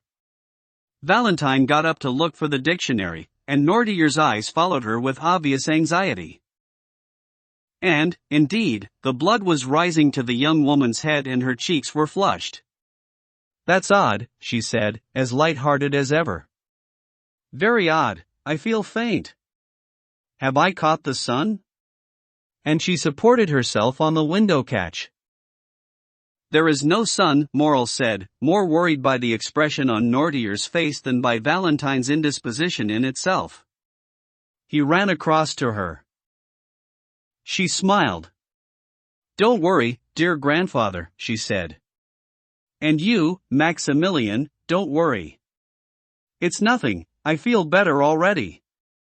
But listen, isn't that the sound of a carriage coming into the courtyard?" She opened Noirtier's door and went quickly over to a window in the corridor, then hurried back. "Yes," she said, "it's Madame Danglars and her daughter who have come to visit us. Goodbye, I must go or they will come and look for me here. Or, rather, au revoir, stay with grandfather, Maximilian. I promise not to keep them long." Morel watched her go out and close the door, then heard her going up the little staircase which led to both Madame de Villefort's room and her own. As soon as she had vanished, Noirtier indicated to him that he should take down the dictionary. Morel did so. Under Valentine's guidance he had quickly learnt to understand the old man.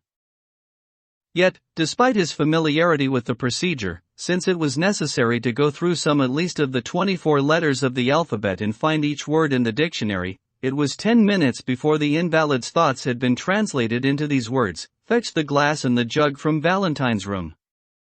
Morel immediately rang for the servant who had replaced Barrois and gave him the order in Noirtier's name.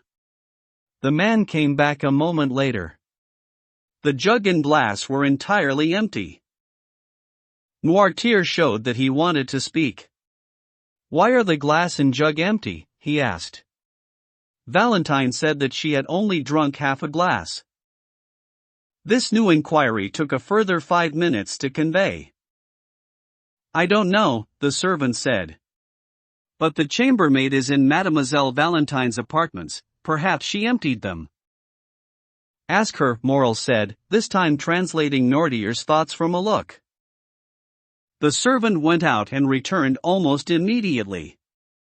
"Mademoiselle Valentine went through her room on her way to Madame de Villefort's," he said. "As she went, because she was thirsty, she drank what remained in the glass. As for the jug, Master Edouard emptied it to make a pond for his ducks." Noirtier turned his eyes to heaven as a player might when he is staking his all on a single throw.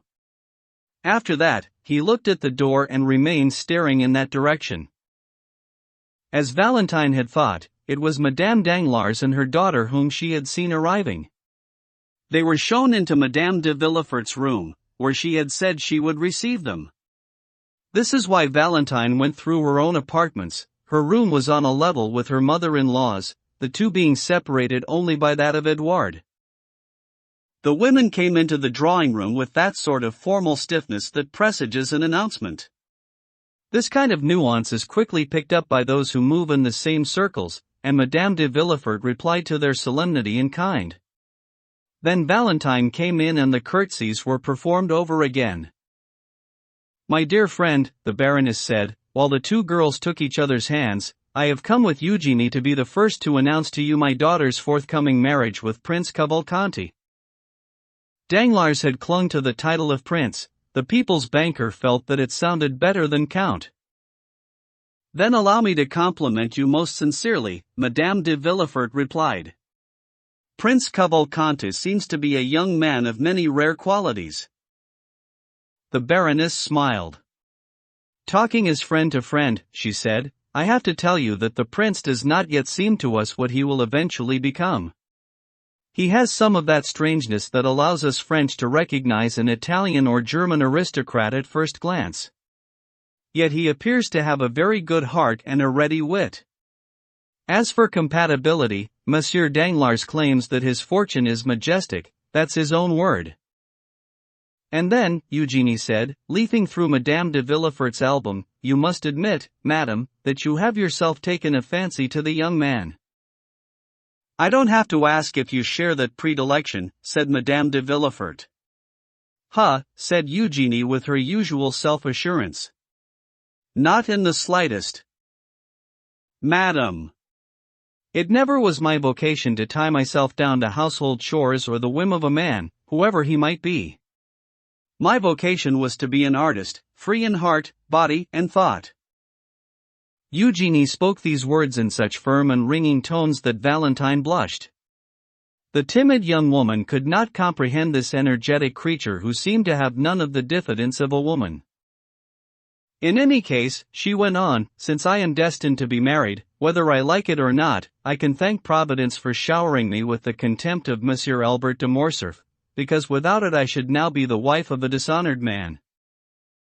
That's true enough, said the Baroness with that odd naivety that is sometimes found among aristocratic women and which even associating with their inferiors does not entirely dispel. It's true. If the Morcerfs had not held back, my daughter would have married that Monsieur Albert. The general was very keen on it, he even came to compel Monsieur Danglars to conclude the match. We had a narrow escape. But surely, Valentine said shyly, does all the shame of the father rebound on the son? Monsieur Albert seems to me quite innocent of the general's treachery. Oh, please, my dear friend, said the inflexible young woman. Monsieur Albert claims his share and deserves it. It appears that after provoking Monsieur de Monte Cristo yesterday at the opera, he this morning apologized to him on the field. Impossible, said Madame de Villefort. Oh, my dear, no, said Madame Danglars, with the same naivety we mentioned. It's an established fact. I have it from Monsieur Debray, who was there when the confrontation took place. Valentine also knew the truth, but she did not reply. A word had taken her back into her own thoughts and she was imagining herself in Noirtier's room where Morrel was waiting for her. For some time, lost in this sort of inner meditation, she ceased to take any part in the conversation. It would even have been impossible for her to repeat what had been said over the past few minutes, when suddenly Madame Danglars' hand, touching her arm, shook her out of her reverie. What is it, madam? Valentine said, shuddering at the touch of Madame Danglars' fingers as she might at an electric shock. It's you, my dear Valentine, said the Baroness. You are feeling ill? I am? The young woman touched her burning forehead. Yes, look at yourself in that mirror. In the last minute you have blushed, then paled, 3 or 4 times. Yes, indeed, Eugenie exclaimed. You're very pale. Oh, don't worry, Eugenie. I've been like this for some days. And, guileless though she was, she guessed that this might be an opportunity to leave. In any event, Madame de Villefort came to her assistance, saying, You had better go and lie down, Valentine. As you really are ill, these ladies will excuse you. Have a glass of pure water and it will make you feel better. Valentine kissed Eugenie, curtsied to Madame Danglars, who had already got up to leave, and went out. Poor child, Madame de Villefort said when Valentine had gone. I'm very concerned about her. I should not be surprised if there were not something seriously wrong with her. However, Valentine, in a sort of exhilaration of which she was barely aware herself, had passed through Edouard's room without replying to some spiteful remark from the child, and hurried through her own room to the little staircase.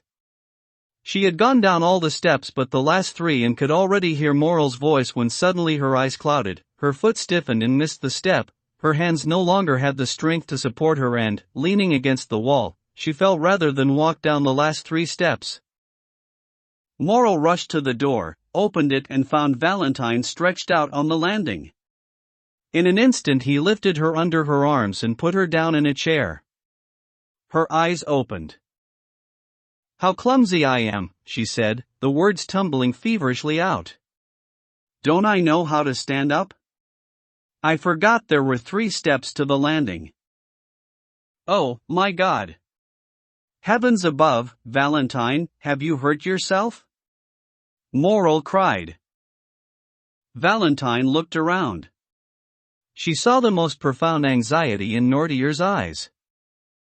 "Have no fear, grandfather," she said, trying to smile. It's nothing. I just felt a little faint, that's all." "Another dizzy spell," Morel said, clasping his hands. "Please take heed, Valentine, I beg you." No, said Valentine. "No, I told you, it has gone and it was nothing. Now, let me give you some news. In a week Eugenie is getting married, and in 3 days there will be a kind of great feast to celebrate the betrothal. We are all invited, my father, Madame de Villefort and I, at least, as I understand. So when will it be our turn to think about that sort of thing?" "Oh, Valentine, you have so much influence with your grandfather, try to make him say soon." "You expect me to hurry things along and awaken grandfather's memory?" she asked. "Yes," Morel said. "Oh, for goodness sake, be quick. Until the moment when you are mine, Valentine, I shall always be afraid of losing you." "Oh, truly, Maximilian," she said, with a convulsive movement, "you are too fearful, for an officer, for a soldier who, they say, has never known fear." "Ha, ha! Ha, ha!" And she burst into a strident and painful laugh. Then her arms stiffened and turned, her head fell back in the chair and she remained motionless. The cry of terror that God brought to Noirtier's lips blazed out from his eyes. Morel understood, they must call for assistance. He tugged at the bell, and the chambermaid who was in Valentine's apartments and the servant who had replaced Barrois hurried in simultaneously.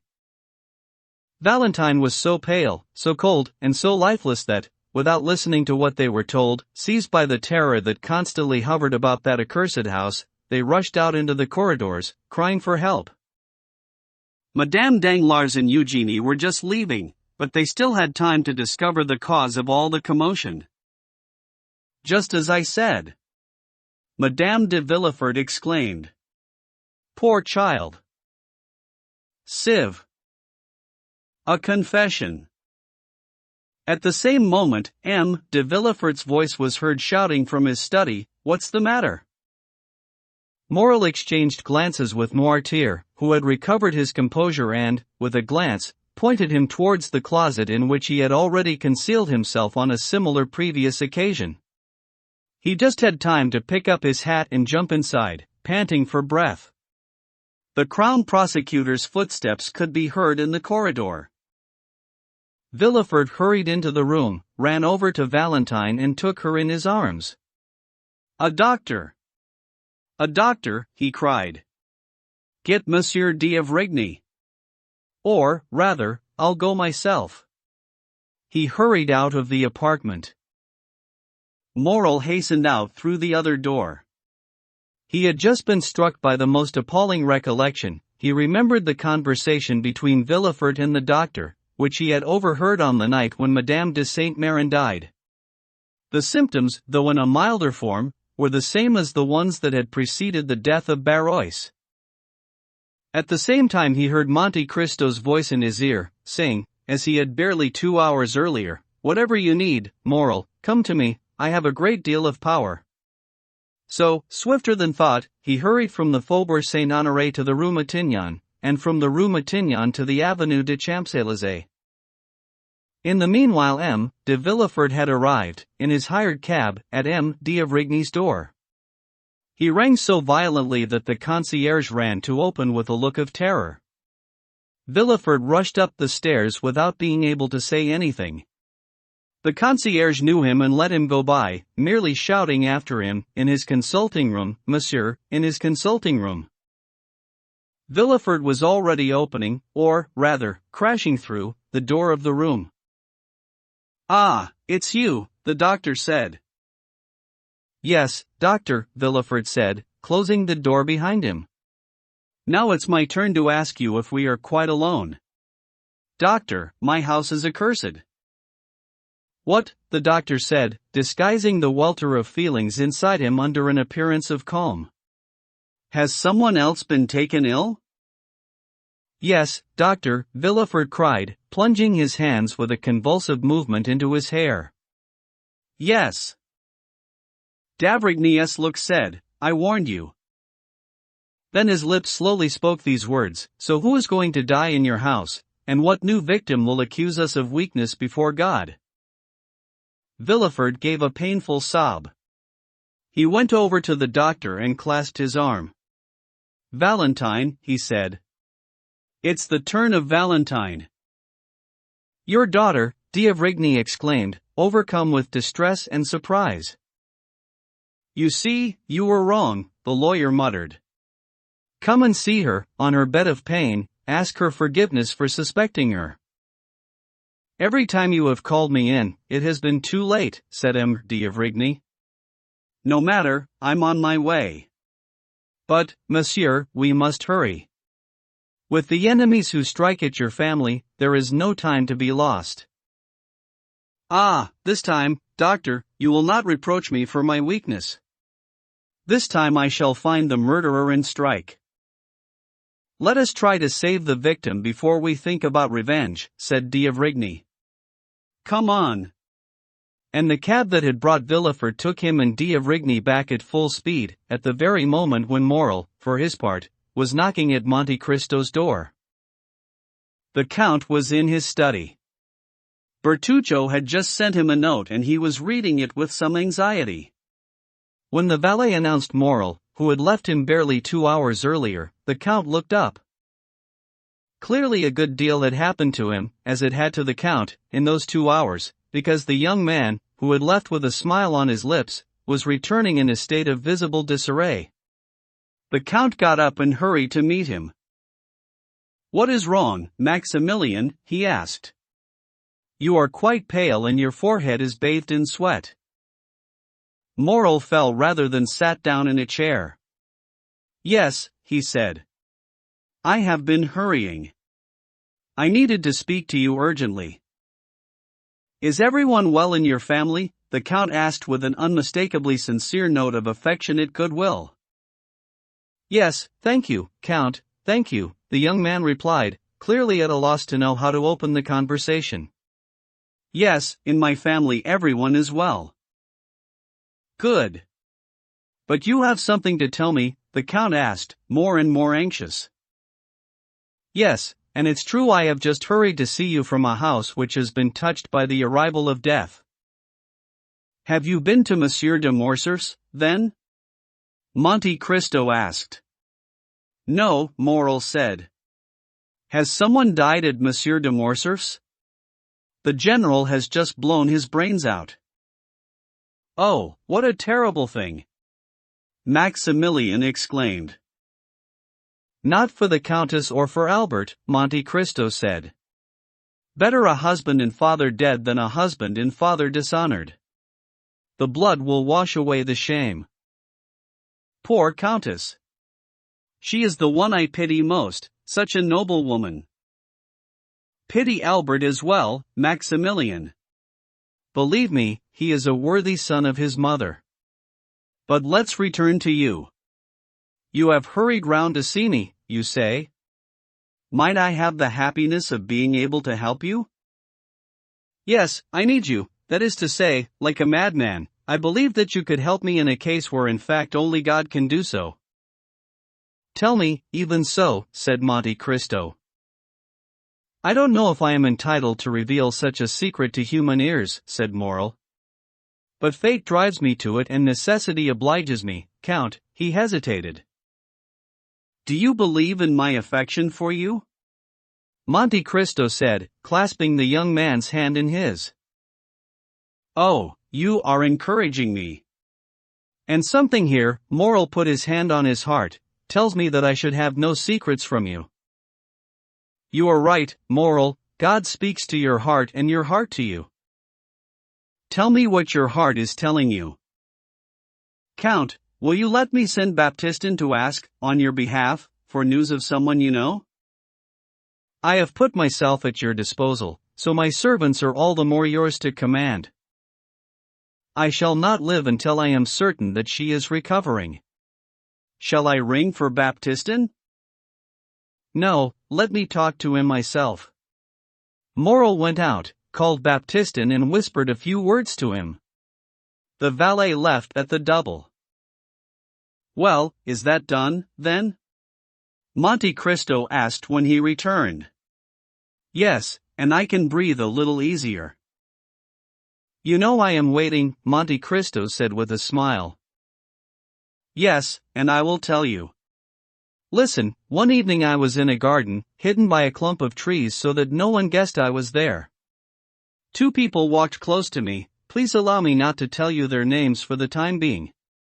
They were talking very quietly together, but I was so interested to hear what they were saying that I did not miss a word.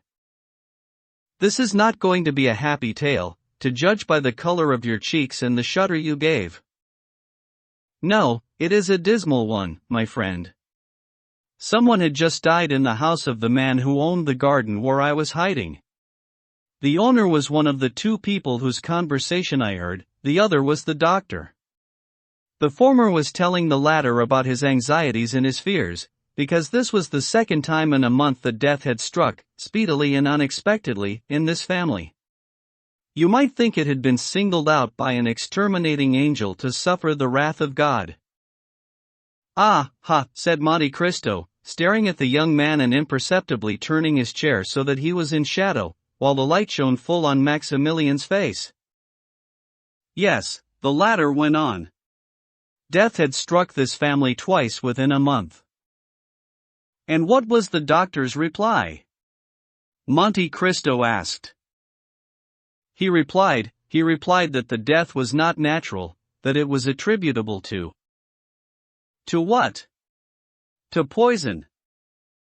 Really, said Monte Cristo, with a little cough that, at times when he was profoundly moved by something, allowed him to disguise a blush, a loss of color, or even the attention with which he was listening. Really, Maximilian. Did you hear that?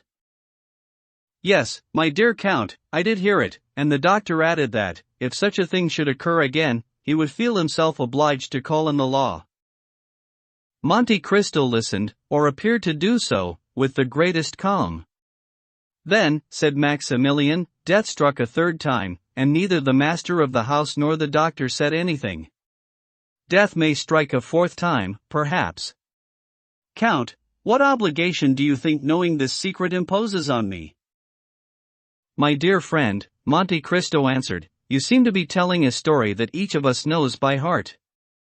I know the house where you overheard that conversation, or at least one very similar, a house with a garden, a father and a doctor, a house in which there have been 3 peculiar and unexpected deaths. Well, consider me.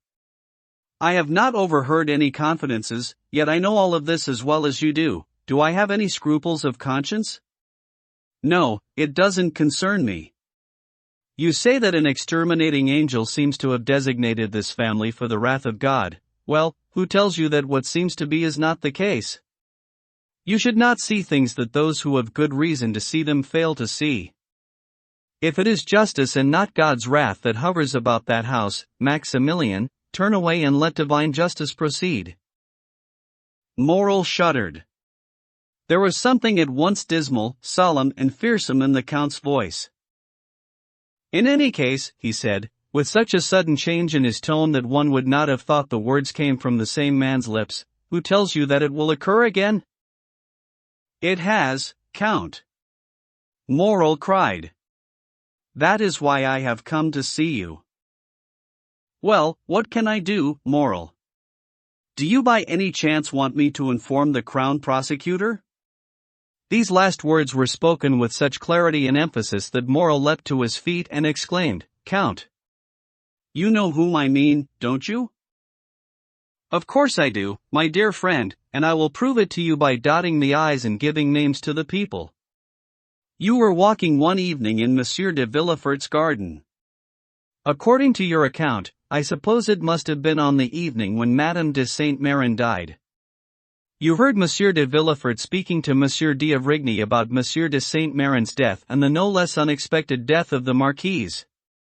Monsieur d'Avrigny said that he believed one, or even both of them, had been poisoned, and you, the most law-abiding of men, have been wondering ever since, searching your heart and sounding your conscience to decide whether you should reveal the secret or not.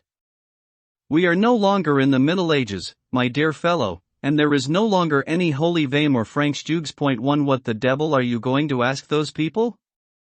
Conscience, what do you want of me, as Sterne says? No, my friend, let them sleep if they are sleeping, let them go grey with insomnia, and you, for the love of God, sleep, since you have no pangs of conscience to keep you awake. A look of unspeakable anguish appeared on Moral's face. He grasped Monte Cristo's hand. But it has started again, I tell you. So, said the Count, astonished at this insistence, which he could not understand, and looking closely at Maximilian. Let it start again. It's a family of Atriites. 2 God has condemned them and they will suffer their fate. They will disappear like the houses of cards that children set up, which fall one by one when their builders blow on them, and would do so even if there were 200 of them. 3 months ago it was Monsieur de Saint-Méran, 2 months ago, Madame de Saint-Méran, the other day it was Barrois, and today it will be old Noirtier or young Valentine. You knew? Moral cried in such a paroxysm of terror that even Monte Cristo, who would have watched the sky fall without blanching, shuddered. You knew and said nothing. Why? What does it matter to me? The Count said, shrugging his shoulders. Do I know those people?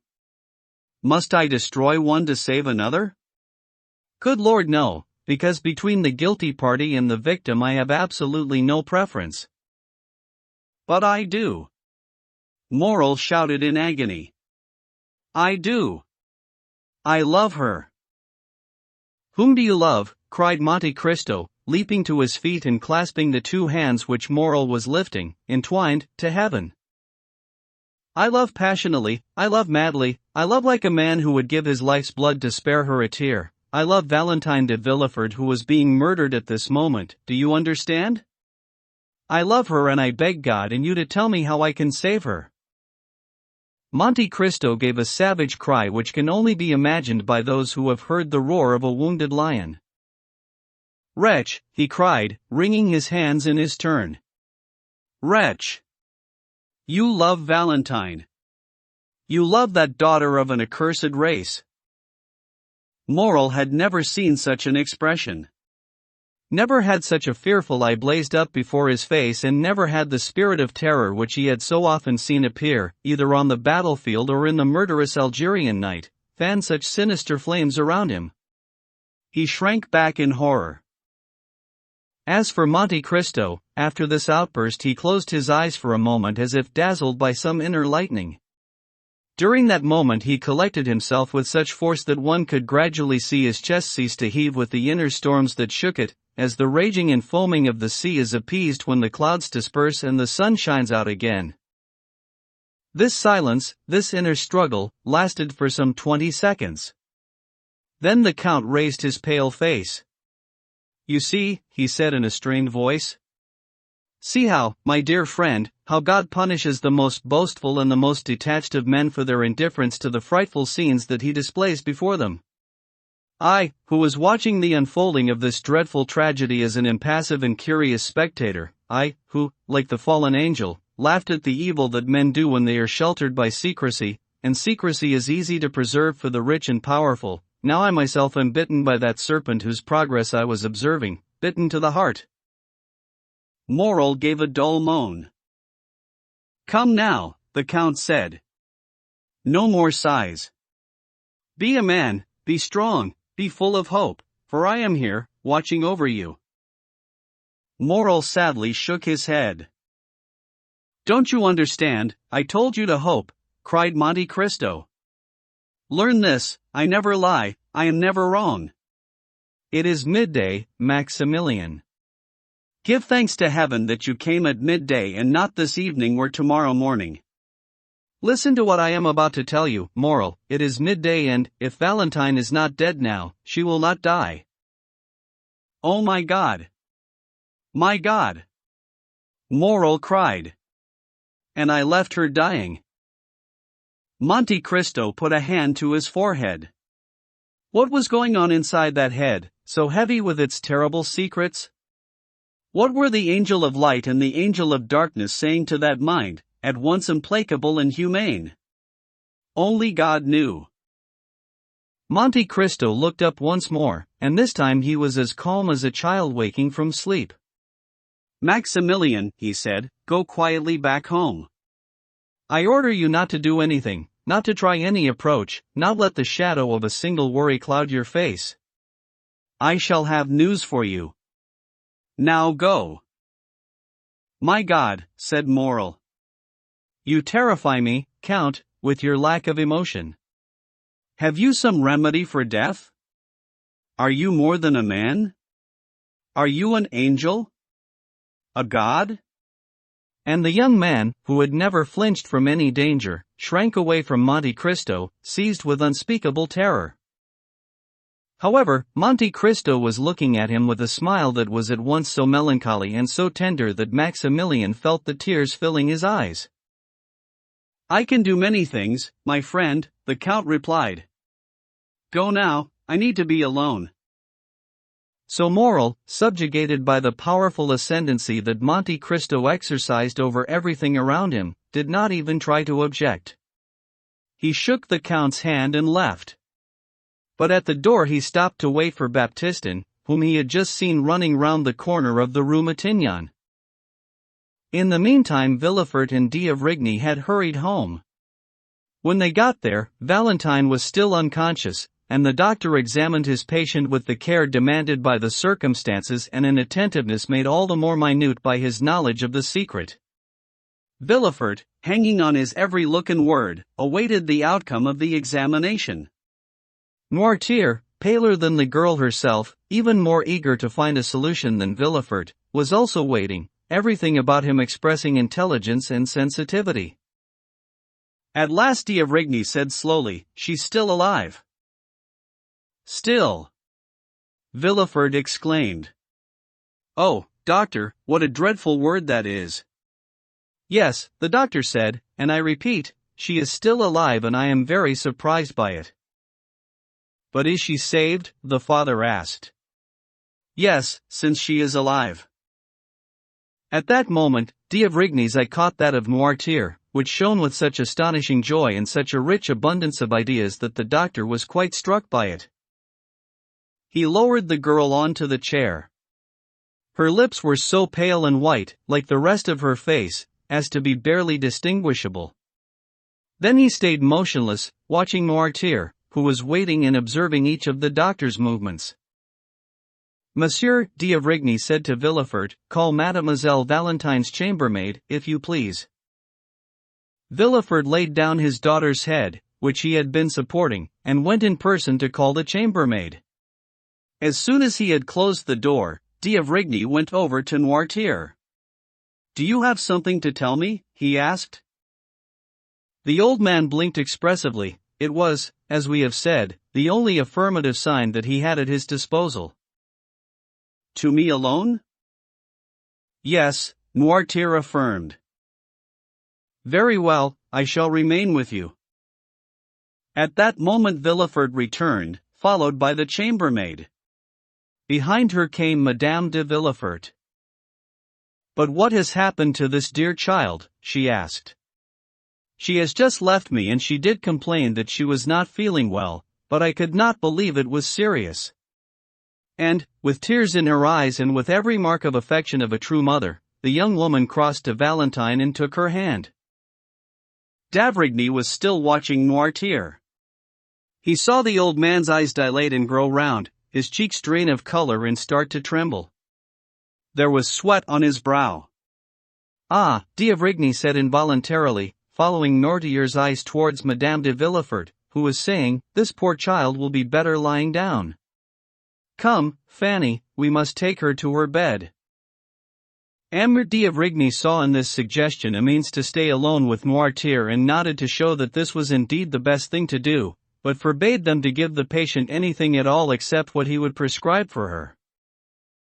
Valentine was taken away, having regained consciousness but still unable to make any movement or virtually to speak, so grave had been the effect of the shock on her limbs. However, she did muster the strength to greet her grandfather with a look, and, as they took her away, it seemed as though they were tearing out his soul. D'Avrigny followed the patient, finished giving his instructions and told Villefort to take a cab and go in person to the pharmacist's to have the preparations made up in front of him, then to bring them back and wait for him in his daughter's room. Finally, after repeating his order that Valentine should not be allowed to take anything, he went back down to Noirtier's, carefully closed the doors and, after making sure that they could not be overheard, said, "Now, do you know something about your granddaughter's illness?" "Yes," the old man affirmed. "Listen, we have no time to lose. I am going to question you and you will answer me." Noirtier indicated that he was ready to reply. "Did you foresee what happened to Valentine today?" "Yes." D'Avrigny thought for a moment, then came closer to Noirtier and added, "Excuse me for what I am about to say, but no clue must be overlooked in the present frightful circumstances." "Did you see poor Barrois die?" Noirtier looked heavenwards. "Do you know what he died of?" d'Avrigny asked, putting a hand on Noirtier's shoulder. "Yes," the old man replied. "Do you think his death was natural?" Something like a smile appeared on Noirtier's paralyzed lips. "So the idea has occurred to you that Barrois was poisoned?" "Yes." "Do you think that the poison that killed him was intended for him?" "No." "Now do you think that the same hand which struck Barrois down, intending to strike at someone else, has now struck Valentine?" "Yes." "Will she also succumb to it?" d'Avrigny asked, looking attentively at Noirtier. He was waiting to see the effect of the question on the old man. "No," the latter replied, with an air of triumph that could have refuted the prophecies of the most skilled soothsayer. "So you are hopeful?" d'Avrigny said in surprise. "Yes." "What are you hoping for?" The old man indicated with a look that he could not reply to such a question. "Ah, of course," d'Avrigny muttered. Then, turning back to Noirtier, he said, "Do you hope that the murderer will give up trying?" "No." "Then you hope that the poison will not affect Valentine?" "Yes." "Because I am not revealing anything to you, am I, when I tell you that someone has tried to poison her?" The invalid showed that he had no doubt on that subject. "So how do you hope that Valentine will escape?" Noirtier kept his eyes obstinately fixed in one direction. D'Avrigny followed them and saw that they were settled on the bottle containing the potion that he brought every morning. "Ah! I see," said d'Avrigny, suddenly understanding. Did you have the idea?" Noirtier did not let him finish. "Yes," he said. "The idea of forearming her against the poison, yes. By accustoming her little by little." "Yes, yes," said Noirtier, delighted at being understood. "In short, you learned that there was brucine in the potions which I have been giving you?" "Yes." "So, by accustoming her to this poison, you hope to neutralize the effects of the poison?" The same triumphant joy on Noirtier's face. "Well, you succeeded," d'Avrigny exclaimed. Without that, Valentine would be dead today, murdered without any possible protection, murdered without mercy. The shock was considerable, but she has only been shaken, and this time at least Valentine will not die. A supreme ray of joy lit the old man's eyes, which he turned heavenwards with a look of infinite gratitude. At that moment Villefort returned. "Here you are, doctor," he said. "This is what you requested." "Was it prepared in front of you?" "Yes," the Crown Prosecutor replied. "It has not left your hands?" "No." D'avrigny took the bottle and poured out a few drops of the liquid it contained into the palm of his hand, then swallowed it. "Very well," he said. "Let's go up to Valentine's.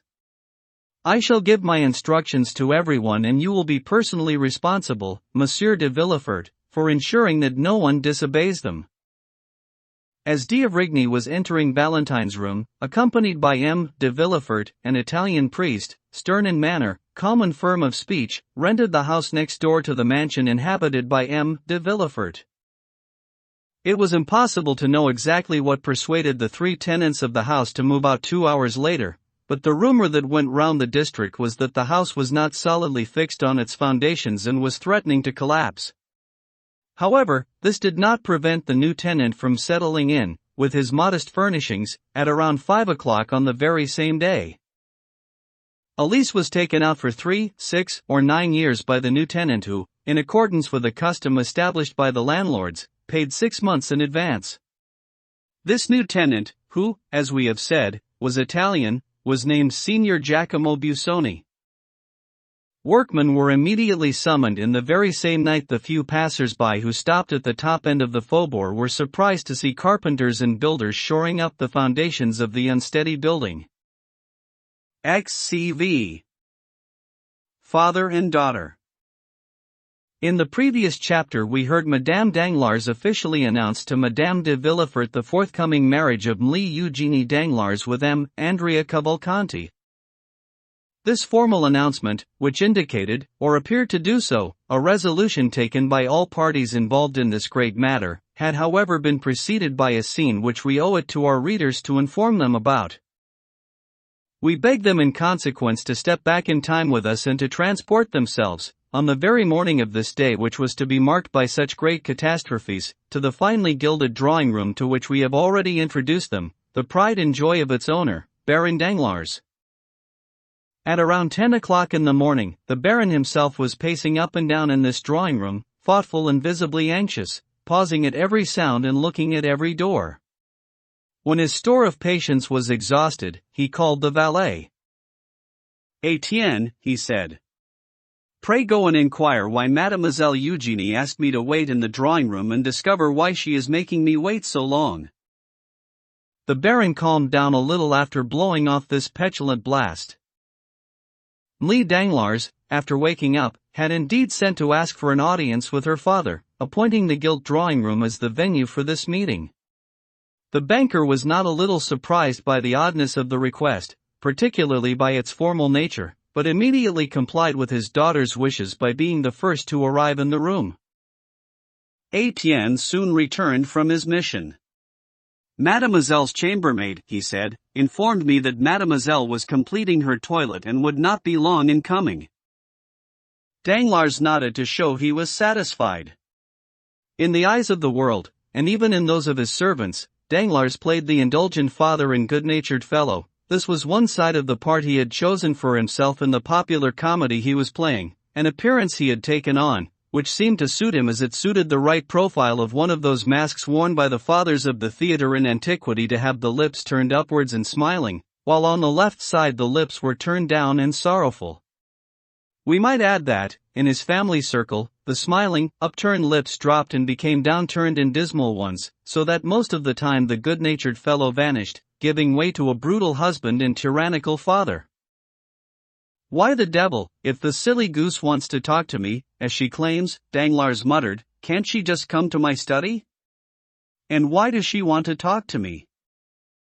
He was turning this irksome question around in his head for the 20th time when the door opened and Eugénie appeared, wearing a dress of black satin embroidered with velvety flowers of the same color, with her hair put up and her arms encased in gloves, as though she were going to her box in the Theatre Italien. "Now, Eugenie, what's the matter?" her father exclaimed. "And why do we have to be formal in the drawing room, when it's so much more comfortable in my private study?" "You are perfectly right, monsieur," said Eugenie, motioning to her father that he could sit down. "You have just asked two questions which sum up the whole of the conversation we are about to have. I shall therefore answer both of them and, contrary to custom, the second first, since it is the simpler. I chose the drawing room, monsieur, as the venue for our meeting, to escape from the disagreeable impressions and the atmosphere of a banker's study. Those account registers, however well gilded, those drawers, shut tight like the gates of a fortress, those piles of banknotes that come from heaven knows where, those masses of letters from England, Holland, Spain, the Indies, China or Peru, all have a peculiar effect on the mind of a father and make him forget that there is in the world something greater and more sacred than social standing or the opinion of his investors. So I chose this drawing room, where you can see your portrait, mine and my mother's, smiling and happy, in their magnificent frames, as well as all sorts of pastoral landscapes and charming scenes of shepherds and shepherdesses. I attach great importance to the effect of external impressions. This may perhaps be a mistake, especially where you are concerned, but what do you expect? I should not be an artist if I did not indulge in a few fancies." "Very well," said M. Danglars, who had been listening to this diatribe with utter imperturbability but not understanding a word of it because, like every man who was full of ulterior motives, he was preoccupied with finding his own train of thought in the speaker's ideas. "So, there we have the second point more or less cleared up," said Eugenie, quite undisturbed, expressing as usual an entirely masculine composure in her words and gestures. "And you appear to be satisfied with the explanation. Now to return to the first point. You ask me why I wanted this talk. Let me put it very briefly, monsieur, I do not want to marry Count Andrea Cavalcanti." Danglars leapt out of his seat. The shock of his descent back threw his arms in the air and cast his eyes heavenwards. "Yes, monsieur, there you have it," said Eugenie, still quite unmoved. "I can see you are surprised because, since this whole business started, I have not shown the slightest objection, being sure that, when the moment came, I would always frankly and absolutely express my opposition to people who do not consult me in things which I do not like. This time, however, this calm, this passivity, as philosophers say, originated elsewhere. It came from the fact that, as a submissive and devoted daughter, a faint smile appeared on the young woman's crimson lips. I was trying the path of obedience." "Well," said Danglars. "Well, monsieur," Eugenie went on, I tried with all my strength and, now that the moment has come, despite all the efforts I have made over myself, I feel unable to obey." "But, tell me," said Danglars, an inferior mind who seemed at first quite bewildered by the weight of this pitiless logic, stated with a coolness that argued so much premeditation and strength of will, "what is the reason for this refusal, Eugenie, what is the reason?" "The reason," the young woman replied.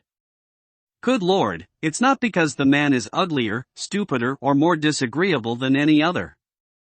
No, for those who consider a man from the point of view of his face and figure, Monsieur Andrea Cavalcanti might even pass as quite a fine model. And it's not because my heart is any less moved by him than by another, that sort of answer would do for a schoolgirl, but I consider it quite beneath me. I love absolutely no one, monsieur, you know that, don't you? So I cannot see why, unless forced to do so, I should wish to encumber my life with an eternal companion.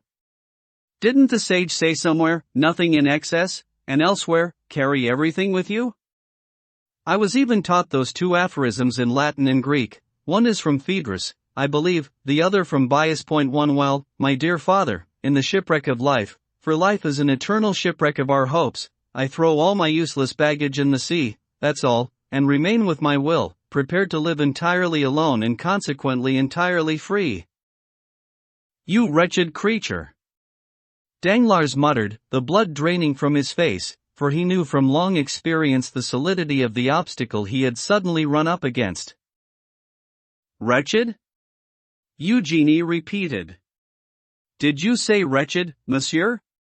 Not at all, I assure you, and the exclamation seems altogether too theatrical and pretentious. On the contrary, I am anything but wretched. I ask you, what more could I want than I have?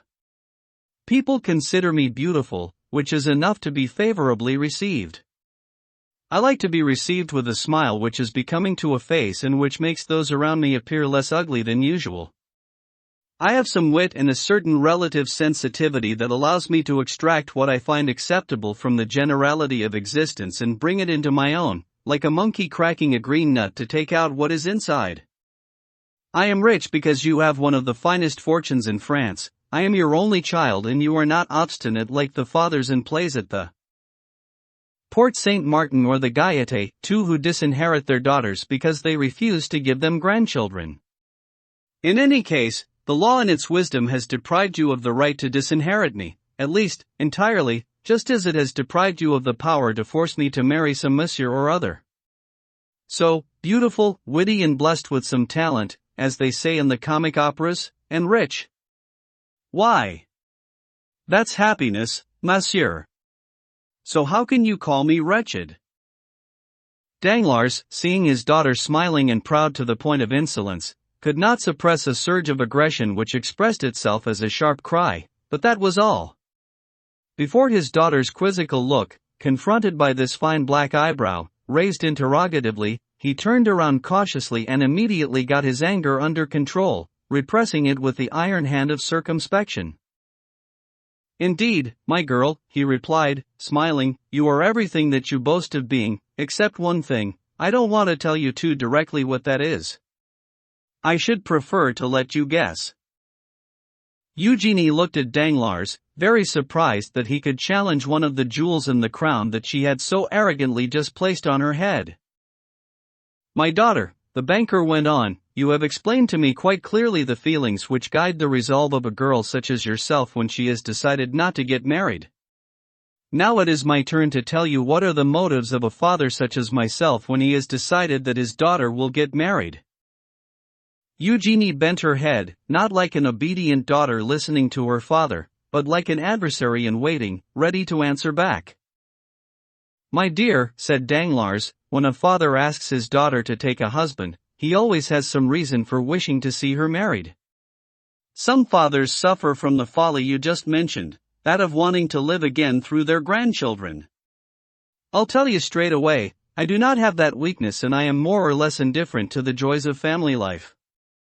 This I can confess to a daughter whom I know to be detached enough herself to understand my feeling and not to reproach me with it. Good, said Eugenie. Very good. Let's be frank. I like that. Oh, as you see, without as a general rule sharing your partiality for frankness, I do resort to it when I think the circumstances require it. So, let me continue. I offered you a husband, not for your sake, because I honestly was not thinking about you at all at the time. You like frankness, I hope that is frank enough for you. The reason was that I needed you to marry that husband as soon as possible, for the sake of some commercial transactions that I am currently engaged in. Eugenie started. That's how it is, my girl, and you must not mind, because you are obliging me to speak in this way. You understand, I regret having to go into these questions of arithmetic with an artist such as yourself, who is afraid to go into a banker's study in case she encounters some unpleasant and anti-poetic feelings. However, you should know that there are lots of things to be learnt, even to the advantage of young women who do not wish to get married, inside that banker's study, where, incidentally, you were willing enough to risk setting foot yesterday, to ask me for the 1,000 francs which I give you every month to amuse yourself. For example, it is out of consideration for your nervous susceptibilities that I say this here. In the drawing room, one may learn that a banker's credit is his whole life, physical and moral. Credit sustains the man as breath sustains a body, and Monsieur de Monte Cristo made a pretty little speech to me on the subject one day and I have never forgotten it. One may learn that, when credit is withdrawn, the body becomes a corpse, and that this can happen very quickly to a banker who has the honor to be the father of a girl with such an excellent command of logic. Eugenie, instead of bowing under the blow, rose to meet it. "Ruined," she said. "You have hit on the very word, my dear girl, the right word," said Danglars, rummaging around his chest with his hands, while his coarse features kept the smile of a man who might be deficient in heart but not in wit. "Ruined." "Precisely." "Ah," said Eugenie. "Yes, ruined. Well, now the dreadful secret's out, as the tragic poets say. So listen here, my dear girl, while I tell you how the disaster can be reduced, not for me, but for you." "Oh, you know very little about the human face, monsieur," Eugenie exclaimed, "if you imagine that I deplore the catastrophe you are describing for my own sake." "What does it matter if I am ruined? Haven't I still got my talent? Why should I, like pasta, Molly-Bran or Greasy, not make for myself what you could never have given me, however great your fortune, an income of 100 or 150,000 livres that I owe to myself alone, and which, instead of reaching me like the miserable 12,000 francs that you used to give me, with sour looks and reproachful reflections on my prodigality, will come with clapping, cheers, and flowers? And even if I do not have this talent, your smile suggests you doubt that I do. Shall I not still have that passionate love of independence which will always be more important to me than any treasure, and which with me even takes precedence over the instinct of self-preservation? No, I am not sorry for myself, because I shall always manage to get by. I shall still have my books, my pencils and my piano, things which are not expensive and which I shall always be able to obtain. And if you think I am sorry for Madame Danglars, then there too you can think again. Either I am very mistaken, or my mother has taken every necessary precaution to ensure that the catastrophe threatening you will pass her by. I hope she has managed to protect herself. She was certainly not distracted in her fortune hunting by her concern for me, because, thank heaven, she left me all my independence on the excuse that I liked my freedom. Oh, no, monsieur, since my childhood I have seen too many things going on around me, and understood them too well, for misfortune to make any more impression on me than it ought. Ever since I can remember, no one has loved me, too bad. And this has naturally led me to love nobody, so much the better. There you have my credo." "In that case," Danglars said, pale with an anger which did not originate in injured paternal love, "mademoiselle. In that case, do you persist in wishing to bring about my ruin?"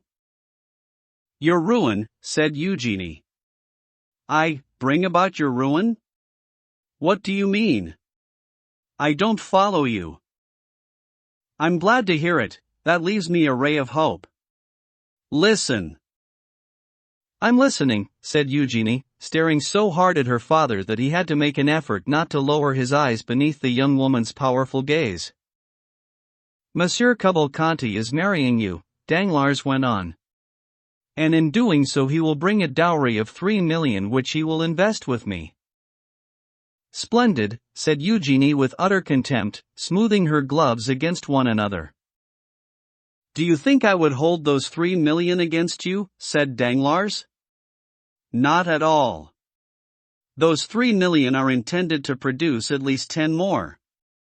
With another banker, a colleague of mine, I have obtained a concession on a railway, the only industry which nowadays offers those fabulous chances of immediate success that law managed to convince the good people of Paris, who are always enchanted by speculation, were to be found in some imaginary Mississippi. 4 By my estimate, a millionth of a rail should yield the same as formerly an acre of fallow land on the banks of the Ohio. It's a mortgage investment, which is progressive, as you see, since one will obtain at least 10, 15, 20 or 100 pounds of iron in exchange for one's money. Well, a week from now, I have to put in 4 millions in my name. As I have said, these 4 millions will produce 10 or 12. But when I visited you, the day before yesterday, monsieur, as you must remember," Eugenie went on, "I saw you cashing in, that is the term, I believe? 5.5 million. You even showed me it in 2 treasury bonds, and you were surprised that a piece of paper which was so valuable didn't dazzle me like a flash of lightning. Yes, but those 5.5 million are not mine, they are simply a proof of the confidence that people have in me. My title as a people's banker has gained me the confidence of the hospitals, and those 5.5 million belong to them. At any other time I should not hesitate to make use of them, but today people know the great losses I have made and, as I told you, credit is starting to pull away from me. At any moment the authorities could reclaim the deposit and, if I have spent it on something else, I shall be forced into a shameful bankruptcy. Believe me, I have no objection to bankruptcy, as long as it makes a man richer and doesn't ruin him. Either you marry Monsieur Cavalcanti and I get the 3 million from the dowry, or else people will think that I am to get them, then my credit will strengthen and my fortune, which for the past month or 2 has been slipping into a bottomless pit in front of me, because of some incredible ill luck, will be re-established. Do you follow me? Yes. You are pawning me for 3 million, am I right? The larger the sum, the more flattering it is. It gives you some idea of your value. Thank you. One final word, monsieur. Do you promise me to use the amount of this dowry that Monsieur Cavalcanti is to bring, for as long as you wish, but not to touch the capital? This is not a matter of selfishness, but of scruple. I am quite willing to serve as the instrument for rebuilding your fortune, but I don't wish to be your accomplice in the ruin of others. But I'm telling you that with these 3 million. Do you think you can get by, monsieur, without having to touch the 3 million? I hope so, provided that the marriage strengthens my credit. Could you pay Monsieur Cavalcanti the 500,000 francs that you are giving me for my contract? He will get them when he comes back from the town hall. Good. Why, good? What do you mean? I mean that, while asking me for my signature, you will leave me entirely free in myself? Absolutely. Then, good. As I told you, monsieur, I am ready to marry Monsieur Cavalcanti. But what do you have in mind? That's my secret. Where would I get my superiority over you if, knowing your secret, I were to entrust you with mine? Danglars bit his lip. So, he said, you are prepared to carry out the few official visits that are absolutely necessary? Yes, Eugenie replied. And to sign the contract in 3 days? Yes. Then I must say good in my turn. And he took his daughter's hand and pressed it between his own. However, what was extraordinary was that, while their hands were joined, the father did not dare to say, "Thank you, my child." And the daughter had no smile for her father. Is the meeting over? Eugenie asked. Danglars nodded to show that he had nothing more to say. 5 minutes later the piano was sounding under the fingers of Lee d'Armilly, and Lee Danglars was singing Brabantio's curse from Desdemona. 5. At the end of the piece, Etienne came in and told Eugenie that the horses were harnessed and that the Baroness was waiting for them to go visiting. We have already seen how the 2 women went to the Villaforts, then left to continue their rounds. XCVI. The marriage contract. 3 days after the episode that we have just described, that is to say at around 5 o'clock in the afternoon on the day appointed for signing the contract of marriage between Lee Eugenie Danglars and Andrea Cavalcanti, whom the banker insisted on entitling Prince, a fresh breeze rustled all the leaves in the little garden in front of the Count of Monte Cristo's house. He was getting ready to go out. His horses were waiting for him, pawing the ground with their hoofs, restrained by the coachman who had already been sitting on his box for a quarter of an hour. At this moment, the elegant phaeton which we have already had occasion to meet several times, particularly during the evening at Auteuil, swung rapidly round the gatehouse and ejected, rather than deposited, on the steps leading up to the house Monsieur Andrea Cavalcanti, as gilded and radiant as if he, for his part, were on the point of marrying a princess. He inquired after the Count's health with his usual familiarity and, bounding lightly up to the first floor, met Monte Cristo himself at the top of the stairs. When he saw the young man, the Count stopped. As for Cavalcanti, he was in full flight, and when he was launched nothing would stop him. "Ah, good day, my dear Monte Cristo," he said. "Monsieur Andrea," the other said, in his half-mocking tone. "How are you?" "Excellent, as you see. I have come to tell you lots of things, but, first, are you coming in or going out?" "I was going out, monsieur." "Well, then, so as not to delay you, I'll get into your coach, if I may, and Tom will follow behind, with my phaeton in tow." "No," the Count said, with an imperceptible smile of contempt, not wanting to be seen in the young man's company. "No, I prefer to listen to what you have to say here, my dear Monsieur Andrea." "One can speak better in a room where there is no coachman to catch what you say." The Count led the way into a little drawing room on the first floor, sat down, crossed his legs and motioned to the young man to take a seat. Andrea adopted his most jovial expression. "You know, Count," he said, "the ceremony takes place this evening. The contract will be signed at the father-in-law's, at 9 o'clock. "Really?" Monte Cristo asked. "What? Is this news to you? Didn't Monsieur Danglars inform you of this solemn occasion?" "Yes, he did," the Count said. "I had a letter from him yesterday, but I don't think any time was mentioned in it." "That's possible. I suppose my father-in-law was relying on word getting around." "Well, now," Monte Cristo said, "you're happy then, Monsieur Cavalcanti." "That's a very desirable match you are entering, and Mademoiselle Danglars is pretty." "She is," Cavalcanti replied, with a good deal of modesty. "And most of all, she is very rich, or at least so I understand," said Monte Cristo. "Very rich, do you think?" the young man repeated. "No doubt of it. They say that Monsieur Danglars hides at least half his wealth." "And he admits to 15 or 20 million, Andrea said, his eyes shining with joy. "Besides which," Monte Cristo added, "he is on the point of engaging in a form of speculation that is already a bit overdone in the United States and in England, but quite new in France." Yes, I know what you mean. It's the railway for which he has just been awarded the contract, I suppose?" "Precisely. The general view is that he will make at least 10 million on the affair." 10 million? Do you really think so?" "Marvelous," said Cavalcanti, intoxicated by the metallic sound of these golden words.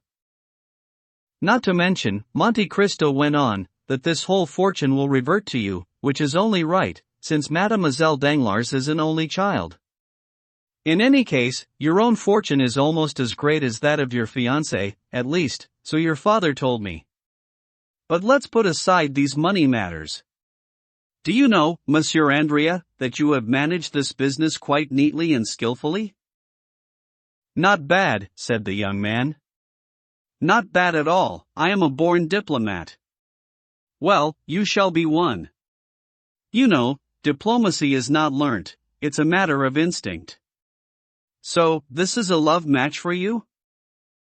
"Indeed, I fear it is," Andrea replied, in the tone of voice he had heard Durante or Valier using to answer Alceste in the Théâtre Français. 1. "And does she love you a little?" "She must," Andrea said, with a victor's smile, "since she's marrying me." "But let's not forget one very important thing." "Which is?" "That I was greatly helped in all this." "Pooh." "But, certainly." "By events?" "No, by you." "By me?" Come, Prince," Monte Cristo said, ironically stressing the title. "What could I do for you? Were not your name, your social standing and your personal qualities enough?" "No," said Andrea, "they weren't. And, Monsieur le Comte, whatever you say, I maintain that the position of a man such as yourself did more than my name, my social standing and my personal qualities. You are utterly mistaken, Monsieur, Monte Cristo said, grasping the young man's treacherous skill and the implication of his words.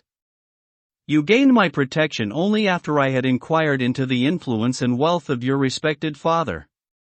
For who allowed me the honor of knowing you, when I had never seen you in my life, either you or your illustrious sire? It was two close friends of mine, Lord Wilmore and Abbé Busoni. What encouraged me, not to serve as a guarantor for you, but to support you?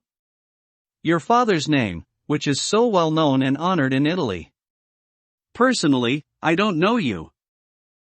The Count's calm and easy manner gave Andrea to understand that for the time being he was in the grasp of a stronger hand than his own and that its grip would not easily be broken. Tell me, he said. Does my father really have a huge fortune, Count? It appears so, Monsieur, Monte Cristo answered. Do you know if the dowry he promised me has arrived? I have received the advice note. And the 3 million? In all probability the 3 million are on their way. So I shall really have them? Damn it, the Count said. It doesn't seem to me, Monsieur, that you have lacked for money so far. Andrea was so surprised that he could not prevent himself from pausing to think for a moment. Then, coming out of his reverie, he said, Monsieur, I have just one request left to make of you, and this one you will understand, however disagreeable it may be. Tell me, said Monte Cristo. Thanks to my wealth, I have been brought into contact with many distinguished people and, for the time being at least, I have a host of friends. But in marrying as I shall do, before all of Parisian society, I should be sponsored by someone with a famous name and, failing my father's hand, it should be that of some powerful man who will lead me to the altar. My father never comes to Paris, does he? He is old, covered in wounds and, he says, suffers mortal agonies every time he travels. I understand. Well, I have a request to make of you. Of me? Yes, you. Good Lord, what is it? That you should take his place. What?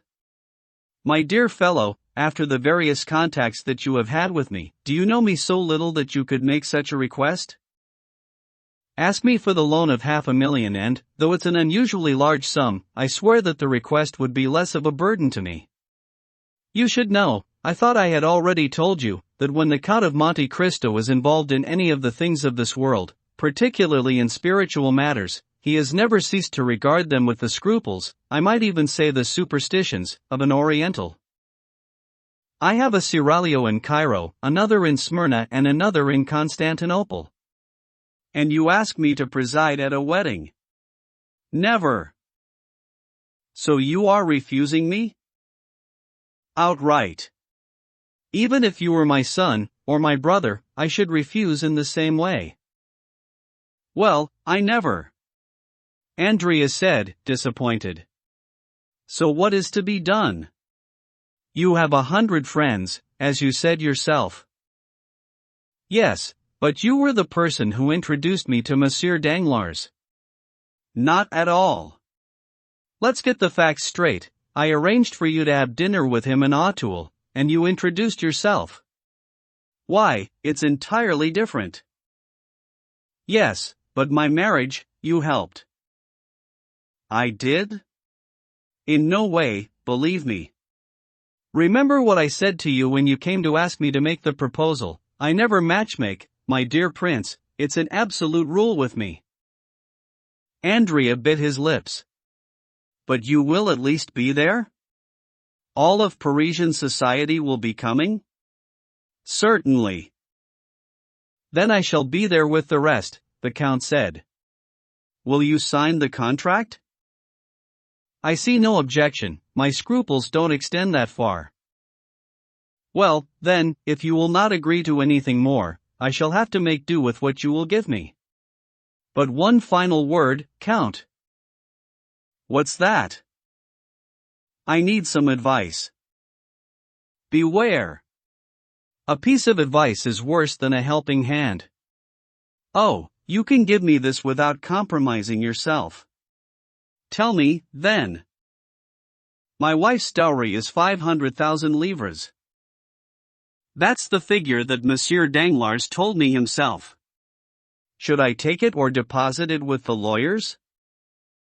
Here is how things are usually done. When the parties want to show some gallantry, at the time of the contract, your two notaries agree to meet the following day or the one after.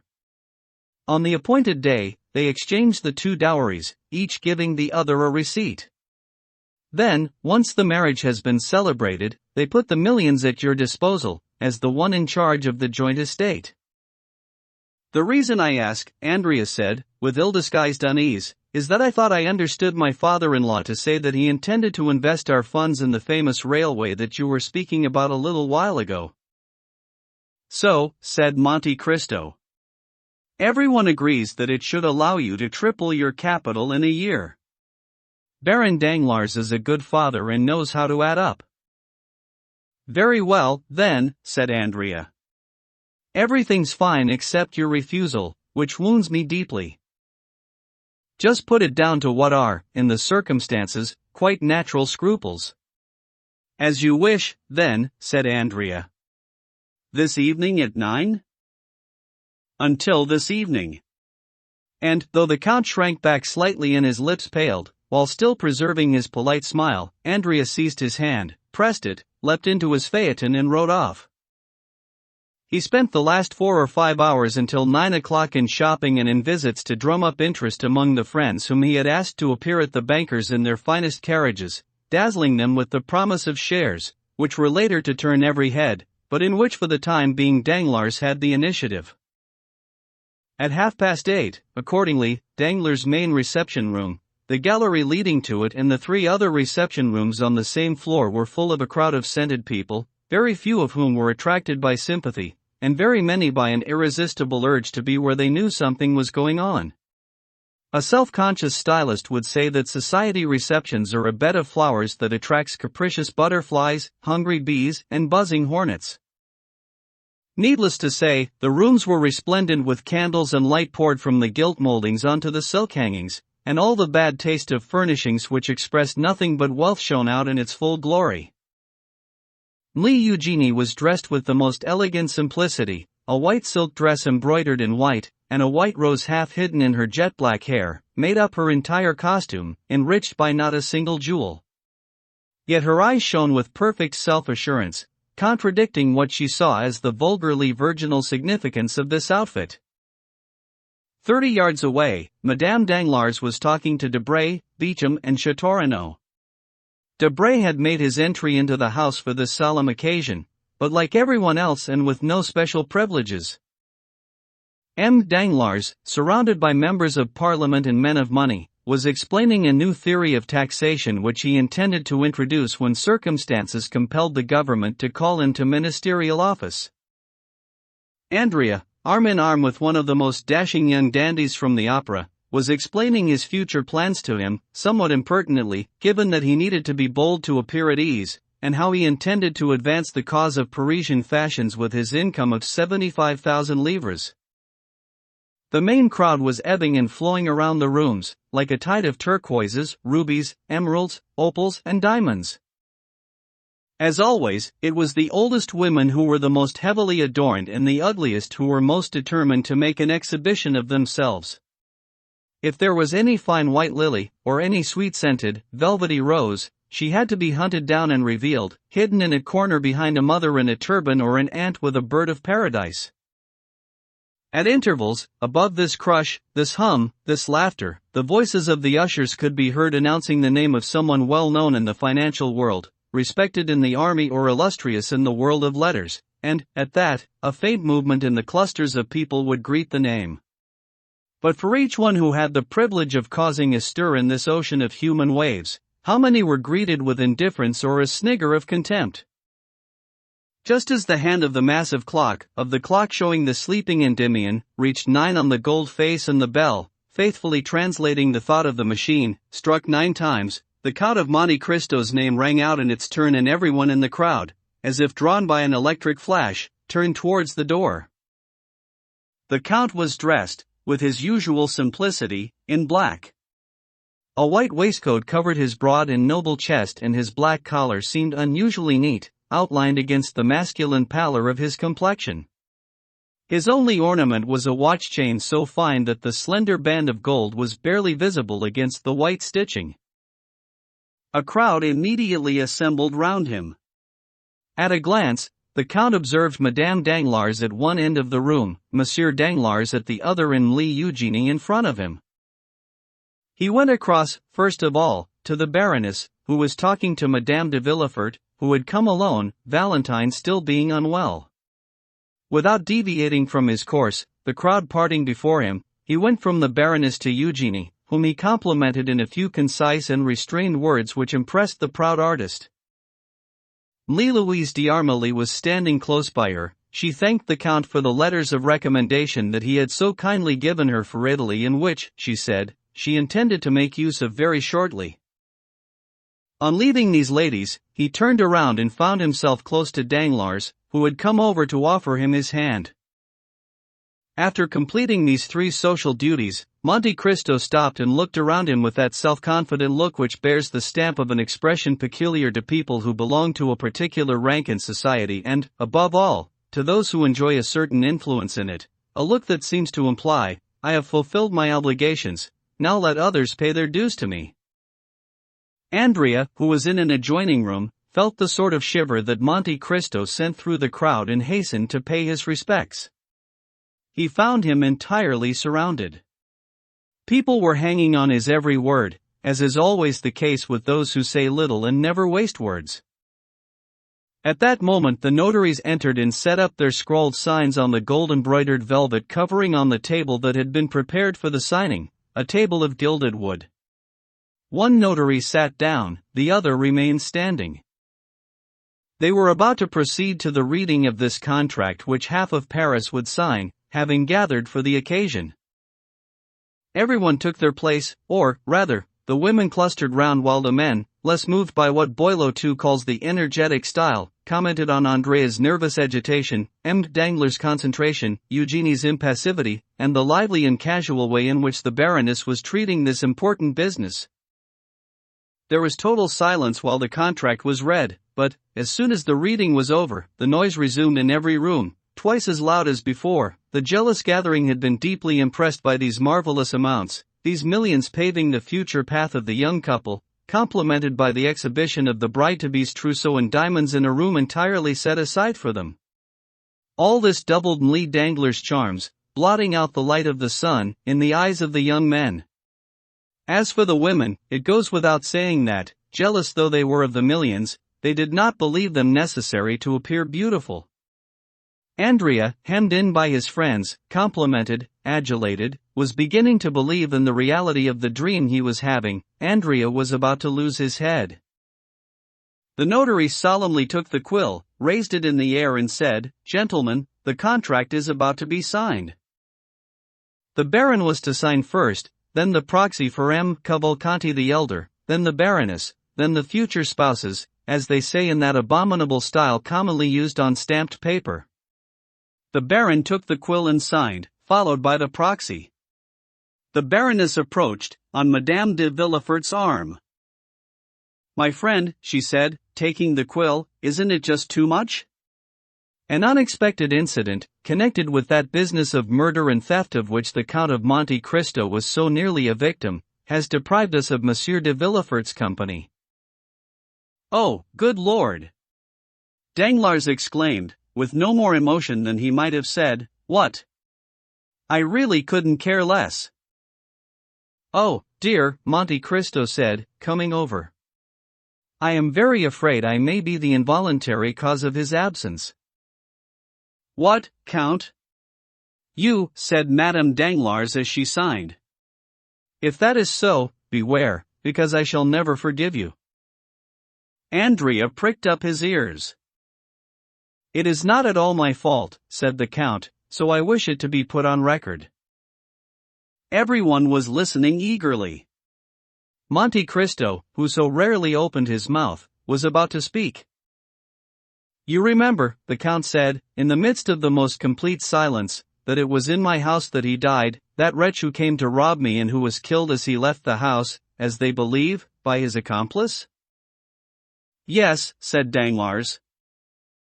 Well, in order to assist him, they undressed him and threw his clothes into a corner where the police came and collected them. But the police, while taking the coat and jacket as evidence, forgot the waistcoat. The color drained visibly from Andrea's face and he edged towards the door. He could see a cloud looming on the horizon, and this cloud seemed to be drawing a storm along behind it. So, this miserable waistcoat was found today, covered in blood, with a hole above the heart. The ladies cried out and one or two got ready to faint. It was brought to me. No one could guess where the rag came from, only I thought that it probably belonged to the victim. Then suddenly my valet, gingerly and with some disgust looking over this lugubrious relic, felt a piece of paper in the pocket. He took it out and found a letter, addressed to whom? Why, Baron, to you. To me? Danglars exclaimed. Yes, by heaven, to you. Yes, I managed to read your name under the blood with which the paper was stained, Monte Cristo replied, in the midst of a general gasp of surprise. But how has this prevented Monsieur de Villefort from being here? Madame Danglars asked, looking anxiously at her husband. Quite simple, madam, Monte Cristo replied. The waistcoat and the letter were what are called exhibits in evidence. I sent both of them to the Crown Prosecutor. You understand, my dear Baron, the legal process is the most reliable in criminal cases. There may be some plot against you. Andrea stared hard at Monte Cristo and vanished into the second drawing room. It could be, said Danglars. Was this murdered man not a former convict? Yes, said the Count. A former convict named Catarus. Danglars went a little pale. Andrea left the second drawing room to go into the antechamber. But sign, said Monte Cristo. I see that my story has upset everyone and I most humbly beg your pardon, Madame la Baronne, and that of Mademoiselle Danglars. The Baroness, who had just signed, handed the quill to the notary. Prince Cavalcanti, the lawyer said. Prince Cavalcanti, where are you? Andrea. Andrea, repeated several voices of young people who were already on terms of such intimacy with the noble Italian that they called him by his first name. Call the prince. Tell him it's his turn to sign. Danglars shouted to an usher. But at the same moment the crowd of onlookers swept back into the main reception room, terrified, as if some dreadful monster had entered the apartments, quærensquem deveret.3. Indeed, there was reason to shrink back and cry out in fear. An officer of the gendarmerie stationed 2 gendarmes at the door of each drawing room, then marched over toward Danglars, preceded by a commissioner of police decked out in his scarf of office. Madame Danglars gave a cry and fainted. Danglars, who felt himself under threat, some consciences are never at rest, presented his guests with a face contorted by terror. What is the matter, monsieur? Asked Monte Cristo, going to meet the commissioner. Which of you gentlemen is named Andrea Cavalcanti? The commissioner asked, without replying to the Count's question. A cry of amazement rose from every corner of the room. Everyone looked around and asked questions. Who is this Andrea Cavalcanti, then? Danglars inquired, in a state of near distraction. A former convict who escaped from the penitentiary of Toulon. What crime has he committed? He is accused of the murder of one Catarus, the commissioner said, in his impassive voice, formerly his fellow inmate, as the said Catarus was leaving the house of the Count of Monte Cristo. Monte Cristo looked quickly around him. Andrea had vanished. XCVII. The road for Belgium. A few minutes after the scene of confusion produced by the sudden appearance of the brigadier of the gendarmerie in M. Dangler's house, and the revelation that followed, the vast mansion had emptied with much the same haste as would have followed the announcement of a case of the plague or cholera among the guests. In a few minutes, everyone had hurried to leave, or, rather, to flee, by every door, down every stairway, out of every exit. This was one of those circumstances in which one should not even try to offer the trite consolations that make the best of friends so unwelcome in the event of a great catastrophe. No one remained in the banker's mansion except Danglars, shut up in his study with the officer of gendarmes, Madame Danglars, terrified, in the boudoir with which we are already acquainted, and Eugénie who, with her proud eyes and scornfully curled lips, had retired to her room with her inseparable companion, Louise d'Armilly. As for the many servants, even more numerous that evening than usual because they had been joined for the occasion by the ice cream chefs, cooks, and maîtres d'hôtel of the Café de Paris, they were standing around in groups in the pantries and the kitchens, or in their rooms, turning against their masters the anger they felt at what they called this affront to them and not at all bothered about their domestic duties, which had, in any case, naturally been suspended. In the midst of these various people, all agitated by their own interests, only two deserve our attention, Eugénie Danglars and Louise d'Armilly. The young fiancée, as we mentioned, had retired with a haughty air and a curled lip, and with the bearing of an insulted queen, followed by her companion who was paler and more disturbed than she was. When they got to her room, Eugénie locked the door from the inside, while Louise slumped into a chair. "Oh, my God! My God! What a dreadful thing," said the young musician. "Whoever could have imagined it? Monsieur Andrea Cavalcanti, an assassin, an escaped convict, a criminal." An ironic smile formed on Eugénie's lips. "I really am fated," she said. "I escaped from Morcerf and find Cavalcanti." "Oh, Eugénie, don't confuse one with the other. Be quiet. All men are scoundrels and I am happy to be able to do more than hate them, now I despise them." "What can we do?" Louise asked. "What shall we do?" "Yes. The very thing we should have done 3 days ago, leave. So, as you are not getting married, you still want to? Listen, Louise, I abhor this society life, ordered, measured and ruled out like our sheets of music paper. What I've always wanted, aspired to and yearned for is an artist's life, free, independent, where one depends only on oneself and is responsible only to oneself.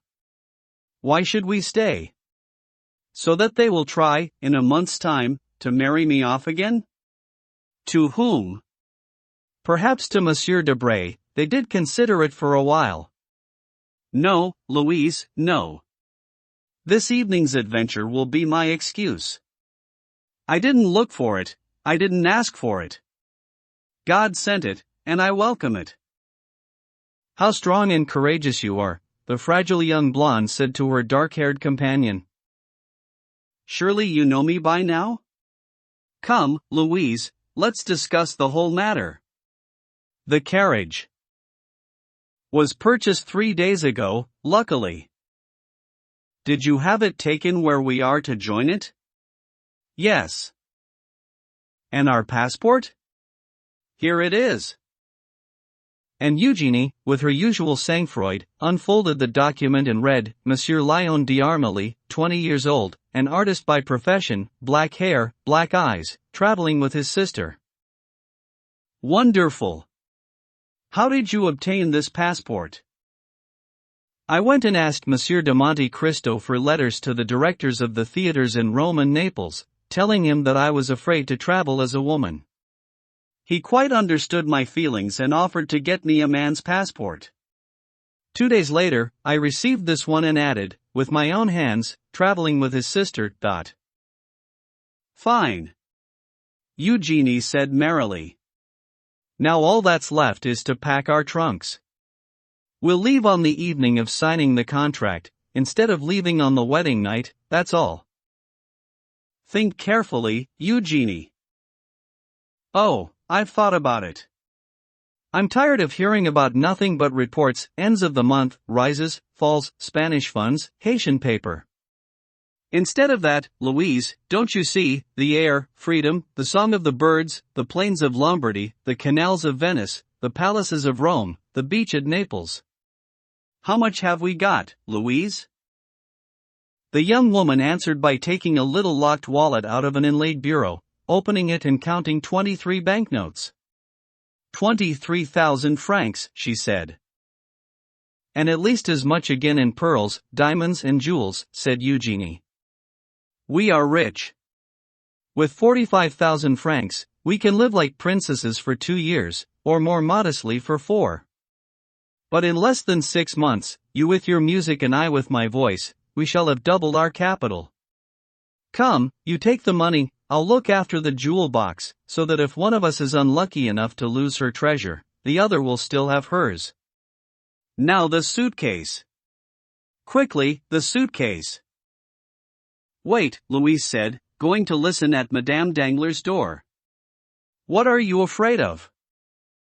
Being surprised. The door's closed. Suppose they tell us to open it. Let them say what they like, we won't open. You're a real Amazon, Eugenie. With a prodigious show of activity, the two girls began to throw everything they thought they would need on their journey into a trunk. There, said Eugenie. Now, while I get changed, you close the case. Louise pressed with all the strength of her little hands on the lid of the trunk. I can't do it, she said. I'm not strong enough. You close it. Of course, Eugenie said with a laugh. I was forgetting that I'm Hercules and you're just a feeble omphale one, and, putting her knee on the trunk, she stiffened her 2 white muscular arms until the 2 halves of the case met and Lee d'Armilly had slid the bar of the padlock through the 2 hooks. When this was done, Eugenie opened a cupboard with a key she had on her and brought out a traveling cloak in quilted violet silk. Here, she said. You can see I've thought of everything. With this on, you won't be cold. What about you? Oh, I don't feel the cold, as you know. In any case, dressed as a man, are you going to dress here? Certainly. But will you have time? Don't worry, chicken heart. No one is thinking of anything except the great affair. And what is there so surprising about my shutting myself in my room, when you think of how desperate I must be? No, that's true. You've reassured me. Come on, give me a hand. And from the same drawer out of which she had taken the cloak that she had just given Lee d'Armilly, and which the latter had put around her shoulders, she took a complete set of men's clothes, from the boots to the frock coat, with a supply of linen which included all the essentials, but nothing unnecessary. Then, with a rapidity that showed this was surely not the first time that she had, for fun, put on the clothes of the other sex, Eugenie pulled on the boots, slipped into the trousers, rumpled her cravat, buttoned a high-necked waistcoat up to the top and got into a frock coat that outlined her slender, well-turned waist. Oh, that's very good.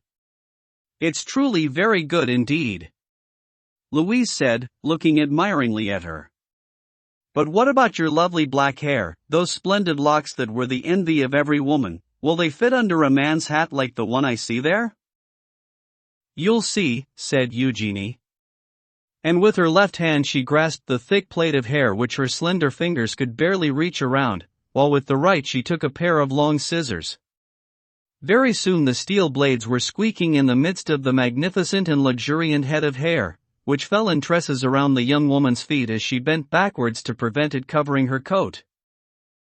Then, when the hair on the crown of her head was cut, she turned to the sides, shearing them without the slightest sign of remorse. On the contrary, her eyes shone, more sparkling and joyful than usual under her ebony black brows. Oh, your lovely hair, said Louise, regretfully. Don't I look 100 times better like this? Eugenie asked, smoothing down the few curls left on her now entirely masculine haircut. Don't you think I'm more beautiful as I am? Oh, You are beautiful, beautiful still," Louise cried. "Now, where are we going?" "To Brussels, if you like. It's the nearest frontier." "We'll travel through Brussels, Liège and Aix-la-Chapelle, then up the Rhine to Strasbourg, across Switzerland and into Italy by the St. Gothard Pass." "Agreed?" "Of course. What are you looking at?" "You. You truly are adorable like that. Anyone would say you were abducting me." By God, they'd be right." "Oh, Eugenie. I think you swore." And the two girls, whom anyone would have expected to be plunged in misery, one on her own account, the other out of devotion to her friend, burst out laughing while they set about clearing up the most obvious signs of the mess that had naturally accompanied the preparations for their flight. Then the two fugitives blew out their lights and, with eyes peeled, ears pricked and necks craned, they opened the door to a dressing room which gave access to the service stairs leading down to the courtyard. Eugenie went first, holding the suitcase in one hand, while Mlle d'Armilly struggled with the opposite handle in both of hers. The courtyard was empty. Midnight had just struck. The concierge was still on duty. Eugenie crept up and saw the trusty guard asleep at the back of his lodge, spread out across a chair. She went back to Louise, picked up the case which she had put down for a moment, and the two of them, keeping to the shadow cast by the wall, reached the porch. Eugenie got Louise to hide behind the door so that the concierge, if he should chance to wake up, would see only one person. Then, herself standing in the full glare of the lamp lighting the courtyard, she cried, "Door," in her finest contralto voice, knocking on the window. The concierge got up, as Eugenie had anticipated, and even took a few steps to try to recognize the person who was going out, but, seeing a young man impatiently tapping his trouser leg with his cane, he opened immediately. Louise at once slid like an adder through the half-open door and lightly bounded outside. Eugenie followed, apparently calm, though it is quite probable that her heart was beating faster than it usually did. A delivery man was passing, so they asked him to take charge of the trunk, and the two young women told him they were going to the Rue de la Victoire and to number 36, in that street. Then they followed behind the man, whose presence Louise found reassuring. As for Eugenie, she was as strong as a Judith or a Delilah. They arrived at the door of number 36. Eugenie told the delivery man to put the trunk down, gave him a few small coins and, after knocking at the shutter, sent him on his way. The shutter on which Eugenie had tapped belonged to a little washerwoman who had been forewarned of their arrival. She had not yet gone to bed, so she opened up. "Mademoiselle," Eugenie said, "have the concierge bring the barouche out of the coachhouse and send him to fetch horses from the post. Here are 5 francs for his trouble." "I do admire you," Louise said. "I might even say that I respect you." The washerwoman looked on in astonishment, but, as it was agreed that she should have 20 louis for herself, she did not pass any remark on the matter. A quarter of an hour later, the concierge came back with the postilion and the horses. The latter were immediately harnessed to the carriage, on which the concierge fastened the trunk with a rope and a clasp. "Here's the passport," said the postilion. "Which route does the young gentleman wish to take?" "To Fontainebleau," Eugenie replied in an almost masculine voice. "What did you say?" Louise asked. "I'm putting them off the scent," Eugenie said. "That woman took 20 louis from us, but she could betray us for 40. When we reach the boulevard, we'll change course." And, hardly touching the running board, she leapt into the britska, too, which had been fitted out as an excellent sleeping compartment. "You are always right, Eugenie," the singing teacher said, taking her place next to her friend. A quarter of an hour later, the postilion had been put back on the correct road and was cracking his whip as he drove through the barrier at Saint Martin. "Ah," Louise said with a sigh. "We're out of Paris." "Yes, my sweet, and the abduction has been well and truly accomplished, Eugenie replied. But without violence, said Louise. I'll offer that in mitigation, said Eugenie, but her words were drowned in the noise made by the carriage as it rumbled across the cobbles at La Villette. Monsieur Danglars had a daughter no longer. XCVIII. The Inn of the Bell and Bottle. Let us leave Lee Danglars and her friend bowling along the Brussels road, and return to poor Andrea Cavalcanti, who had been so inopportunely halted in his bid for fortune. Despite his tender years, Monsieur Andrea Cavalcanti was a most adept and intelligent young man. So, as we saw, when the very first rumors began to filter into the drawing room, he gradually made his way to the door, then through one or two rooms, and finally vanished. One thing that we forgot to add, though it deserves to be mentioned, is that one of the rooms through which Cavalcanti passed was that in which the bride's trousseau was exhibited, caskets of diamonds, cashmere shawls, lace from Valenciennes and English veils, in short, everything that goes to make up that mass of tempting objects, the wedding presents that are known as le corbel. The word alone is enough to make a young girl's heart flutter. What shows that Andrea was not only a very intelligent and very adept, but also a most provident young man, is that, as he ran through the room, he seized the most valuable of the jewels on display. Then, with this provision for his journey, he felt himself lighter by half as he jumped out of the window and slipped between the fingers of the gendarmes. Tall and well-built like a Greek wrestler, muscular as a Spartan warrior, Andrea sped on for a quarter of an hour without knowing where he was heading, his one aim being to put as much distance as possible between himself and the place in which he had nearly been caught. He had set off from the Rue du Mont Blanc and, with that instinct for barriers that thieves possess in the same way that a hare knows the way to its form, he found himself at the end of the Rue Lafayette. Here, panting for breath, he stopped. He was entirely alone, with the vast desert of the Clos Saint-Lazare on his left and, on the right, the full extent of Paris itself. Am I lost? He wondered.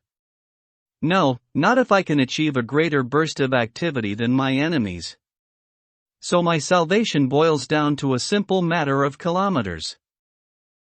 At that moment he observed a licensed cab coming up the Boulevard Poissonnière. Its driver, glumly smoking his pipe, seemed bent on reaching the outer limits of the Faubourg Saint-Denis, which was no doubt the place where he was normally stationed. "Hello, my friend," Benedetto called. "What is it, my good sir?" the coachman asked. "Is your horse tired?" "Tired? Very funny. He's done nothing all day. For miserable fares and 20 sous in tips, that's 7 francs in all, and I have to give 10 to my boss. Would you like to add these 20 francs to the 7 you have?" "Only too happy, sir. 20 francs are not to be sniffed at. What do you want me to do for them?" "Something very simple, if your horse is not too tired. I tell you, he'll go like the wind. All we need is to know which way he has to go."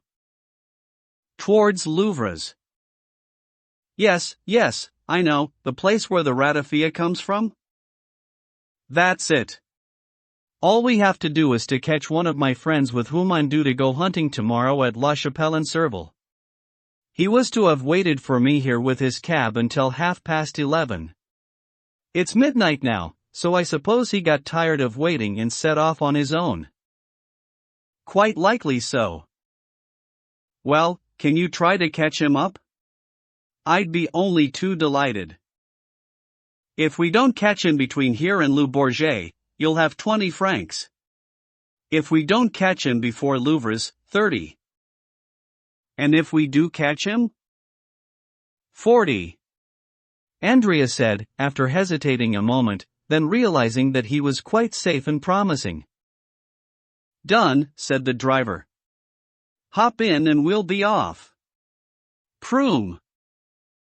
Andrea jumped into the cab and they sped rapidly across the Faubourg Saint-Denis, down the Faubourg Saint-Martin, through the barrier and into the endless suburbs of La Villette. He made sure that they didn't meet up with the mythical friend, but from time to time he would ask after a green cab with a piebald horse from late passers-by or at still-open cabarets. As there are a good number of carriages on the road to the Netherlands, and 9/10 of cabs are green, there was no shortage of information. The coach had always just passed, it was 500 or 200 or 100 yards ahead. Then they overtook it, it was the wrong one. On one occasion their cab itself was overtaken by a barouche swept along at a gallop by 2 post horses. Ah, Cavalcanti thought. If only I had that barouche, those 2 good horses and, most of all, the passport one would need to obtain them. And he gave a deep sigh. The barouche was the one carrying Lee Danglars and Lee d'Armilly. Forward, Andrea said. Keep going. We must catch him soon. And the poor horse resumed the furious trot that it had maintained since they left Paris and arrived, steaming, in Louvres. Decidedly, said Andrea, I can see that I am not going to catch up with my friend and that I shall kill your horse. Better stop now. Here are your 30 francs. I'll sleep at the Cheval Rouge and take the first coach where I can find a spare seat. Good night, friend. He pressed 6 5-franc pieces into the driver's hand and jumped lightly onto the pavement. The coachman joyfully put the money in his pocket and set off at a walk down the Paris road. Andrea pretended to go to the inn, but, after stopping for a moment by the door and hearing the sound of the cab fading into the distance, he carried on and, at a brisk trot, covered 2 leagues before stopping to rest. By this time he must have been very close to La Chapelle-en-Serval, where he had said he was going. It was not tiredness that stopped Andrea. It was the need to take a decision, the need to fix on a plan. It was impossible for him to get into a stagecoach, and equally impossible to take the mail, for either, a passport was essential. It was also impossible, especially for a man as expert as Andrea was in criminal matters, to imagine staying in the department of the Oise, which is one of the most exposed and closely watched in France. Andrea sat down on the edge of a ditch, put his head between his hands and thought. 10 minutes later, he looked up. He had come to a decision. He was wearing a sleeveless jacket which he had managed to seize from its hanger in the antechamber and button over his evening dress, and this he smeared with dust down one side. Then, marching into La Chapelle-en-Serval, he boldly went up to the door of the only inn in the village and knocked on the door. The landlord opened. My friend, Andrea said, I was on my way from Mortefontaine to Senlis when my horse, which is a troublesome beast, shied and threw me. I must get to Compiègne tonight or my family will be very worried about me. Do you have a horse I could hire? Good, bad or indifferent, an innkeeper always has a horse. This particular one called his stable boy, ordered him to saddle the grey and woke up his son, a child of 7 years old, who would mount up behind the gentleman and bring the animal back.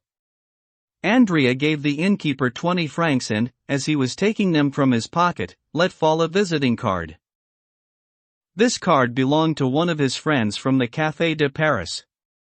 The result was that the innkeeper, when Andrea had gone and he picked up the card that had fallen from his pocket, was convinced he had hired his horse to Monsieur le Comte de Molian, of 25, Rue Saint-Dominique, this being the name and address on the card. The grey was not a fast mover but steady and conscientious. In 3.5 hours Andrea had covered the 9 leagues separating him from Compiègne. 4 o'clock was striking on the town hall clock when he came into the square where the stagecoaches drew up. There is an excellent hostelry in Compiègne which even those who have stayed there only once will remember. 1. Andrea had stopped here on one of his excursions around Paris and he recalled the Bell and Bottle.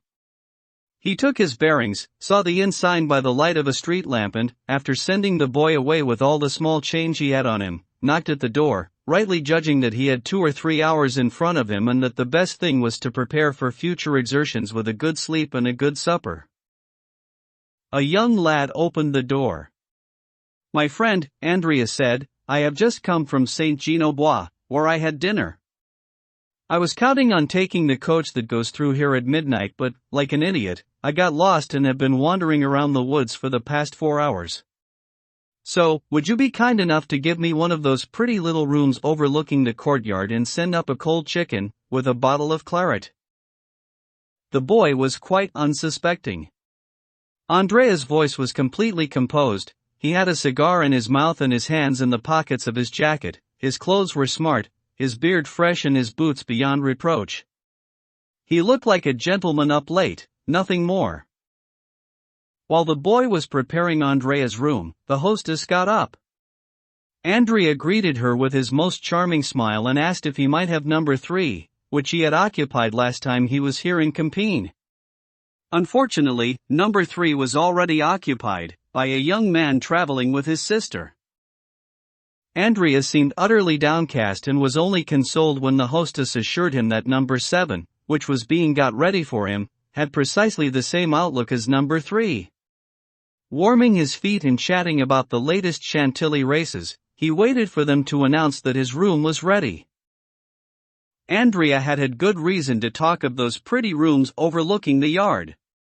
The courtyard of the Bell and Bottle, with the 3 tiers of galleries which make it seem like a theater, with the jasmine and clematis which lightly entwine its pillars like a natural decoration, is one of the most lovely inn yards anywhere in the world. The chicken was fresh, the wine was old, the fire crackled brightly. Andrea was surprised to find himself dining as heartily as though nothing had happened.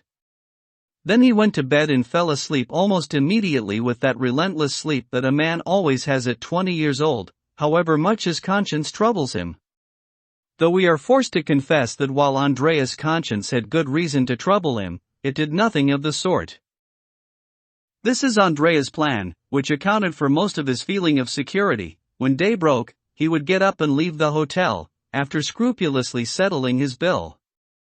He would make for the forest and, on the pretense of a desire to do some studies in oils, he would rent a room from a peasant. He would obtain a woodcutter's costume and an axe, exchanging the lion's clothes for those of a peasant. Then, with his hands covered in earth, his hair colored by using a lead comb and his complexion darkened by a dye prepared to a recipe given him by his former comrades, he would go from one stretch of woodland to the next until he reached the nearest frontier, walking by night and sleeping by day in the woods or quarries, and not going near any human habitation except to buy a loaf of bread. From time to time, once he was across the frontier, he would convert his diamonds into cash and consolidate the money into a dozen bank drafts, which he would always carry on him in case of accident. He would once more be the possessor of some 50,000 livres, which, to his mind, did not seem too bad as second best. Apart from that, he was counting on the interest that the Danglars would have in hushing up their misfortune. This is why, apart from sheer tiredness, Andrea went to sleep so quickly and slept so well. As an additional precaution, Andrea had not closed his shutters, so that the light would wake him. Otherwise he had merely bolted the door and left open on his bedside table a certain very sharp knife which he knew to be of excellent quality and which never left him. At about 7 o'clock, Andrea was woken by a bright, warm ray of sunshine which settled on his face. In every well-organized mind the dominant idea, and there always is a dominant idea, is the one which, being the last to go to sleep, is also the first to shine among the newly awakened thoughts. Andrea had not fully opened his eyes before the dominant idea seized him, telling him that he had overslept. He leapt out of bed and ran over to the window. A gendarme was crossing the yard. A gendarme is one of the most striking objects there is, even in the eyes of a man whose conscience is untroubled, but for a timid soul or one which has some reason for anxiety, the yellow, blue and white of a gendarme's uniform take on a terrifying hue. Why this gendarme? Andrea wondered. Then he answered his own question with the logic that the reader will already have noticed in him. There is nothing surprising about a gendarme in an inn, but let's get dressed, even so. And he dressed with a speed that the possession of a valet had not diminished in the few months of fashionable life he had led in Paris. Good, Andrea said, as he dressed. I shall wait for him to leave and, when he does so, I shall sneak out. As he said these words, freshly booted and cravat, Andrea quietly went across to the window and once more lifted the net curtain. Not only had the first gendarme not left, but the young man saw a second blue, yellow, and white uniform at the foot of the staircase, the only one down which he could go, and a third, on horseback, with a carbine in his hand, was doing sentry duty at the main door, the only one through which he could reach the road. This third gendarme was highly significant, because behind him stood a semicircle of onlookers blocking the door. "They're after me," was Andrea's first thought. "Damnation!" The color drained from his face and he looked around anxiously. His room, like all those on that floor, only gave on to the external gallery, which was open to all eyes. "I am lost," was Andrea's second thought. In reality, for a man in Andrea's situation, arrest meant the assizes, sentencing and death, death without mercy and without delay. For a moment he crushed his head convulsively between his hands, and in that moment he nearly went mad with fear. Soon, however, from the host of thoughts milling around in his head, one hope emerged. A pale smile appeared on his wan lips and his taut cheeks. He looked around. The things he was looking for were on the marble top of a bureau: a pen, paper, and ink. He dipped the pen in the ink and wrote, in a hand which he forced to remain firm, the following lines, on the first leaf of the pad: "I have no money to pay you, but I am not a dishonest man. As security I am leaving this pen which must be worth 10 times my bill. Please forgive me for leaving at daybreak, I was ashamed." He took out his tie pen and put it on the sheet of paper. Having done this, instead of leaving the room locked, he drew back the bolts and even left the door ajar, as if he had gone out of the room and forgotten to shut it behind him.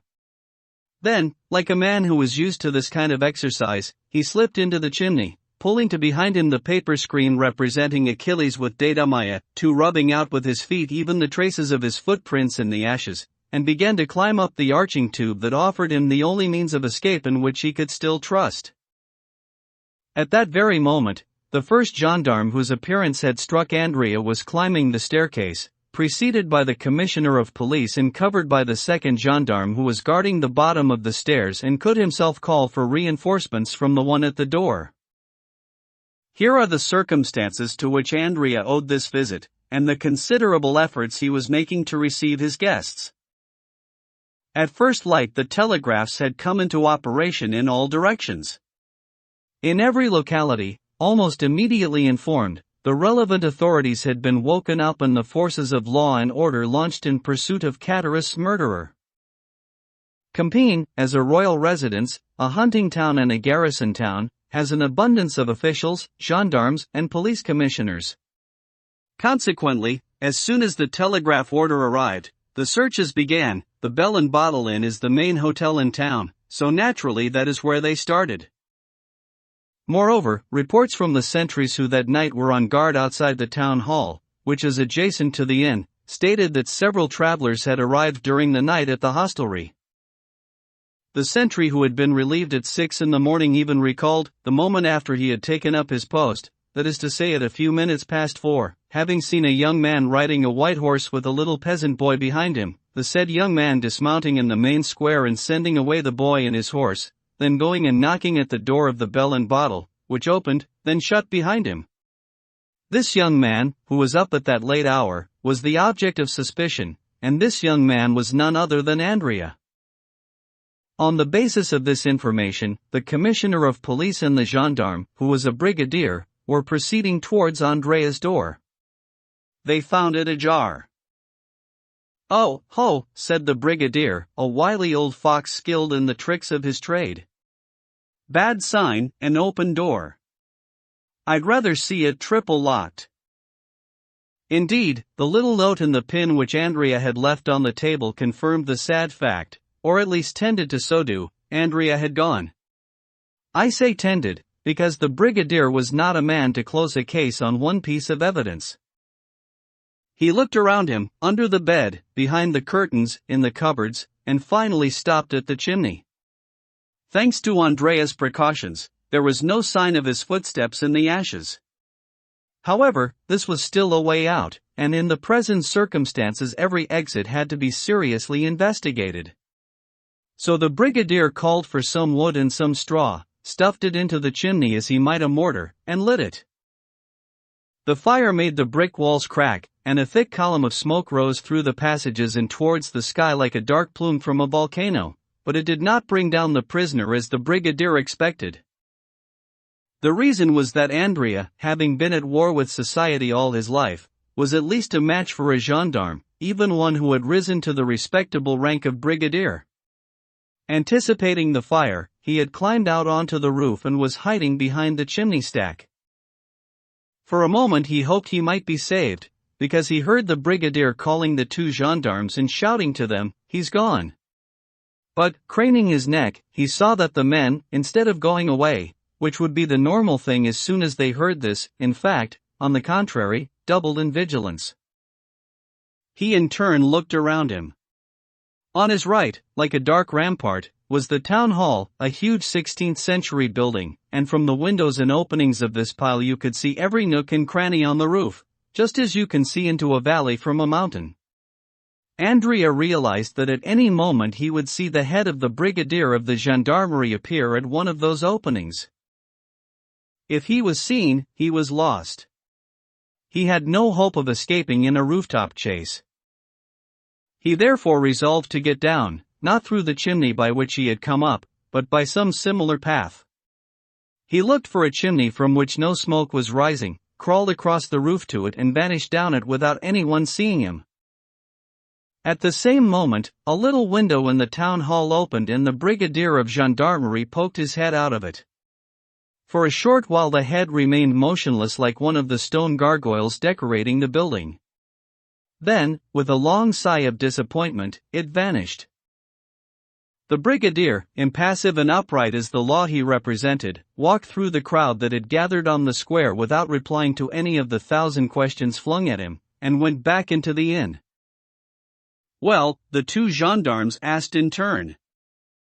"Well, lads," the brigadier replied, "the bandit must have got well away early this morning, but we shall send out along the roads to Villers-Cotterets and Noyen, and scour the forest, and that is where, incontrovertibly." The worthy officer had just given birth to this high-sounding adverb, with the intonation peculiar to those of his kind, when a long cry of terror, accompanied by the frantic ringing of a bell, shook the courtyard of the inn. "Huh!" the brigadier cried. "What's that?" "There's a guest who seems in a great deal of a hurry," said the innkeeper. "What number is ringing?" "Number 3. "So go there, boy." At that moment the cries and the sound of the bell increased in intensity. The boy started to run. "No, stop," said the brigadier, halting him. "It sounds to me as if the person ringing needs more than a waiter. We'll serve him a gendarme. Who's staying in number 3? "The little young man who arrived with his sister last night in a post-chaise and asked for a room with 2 beds. The bell rang again, with an anguished tone. "Here, follow me," the brigadier called to the commissioner. "Follow me and hurry." "One moment," said the innkeeper. "There are 2 staircases to room number 3, internal and external." "Very well," the brigadier said, "I'll take the inside, internal affairs are my department." "Are the carbines loaded?" "Yes, brigadier." "Well, keep watch outside, the rest of you, and if he tries to escape, shoot. He's a master criminal, the telegraph says." The brigadier, followed by the commissioner, at once disappeared up the inside staircase, leaving a hum of excitement that his revelations about Andrea had awakened in the crowd. Here is what had happened. Andrea had very nimbly descended 2/3 of the way down the chimney, but when he got to that point he lost his footing and, though he pressed with his hands, he came down faster and, in particular, more noisily, than he would have wished. This would not have mattered if the room had been empty, but, as ill luck would have it, it was occupied. 2 women were sleeping in one bed and the noise woke them up. They looked in the direction from which it had come and saw a man appear in the fireplace. One of the women, the blonde, gave the dreadful cry that echoed through the whole house, while the other, who was a brunette, grasped the bell cord and gave the alarm by tugging it as hard as she could. Andrea, as one can see, was dogged by misfortune. "For pity's sake," he cried, pale and distraught, without seeing whom he was addressing. "For pity's sake, don't call anyone. Save me. I don't mean you any harm." "Andrea the murderer," one of the young women exclaimed. "Eugenie.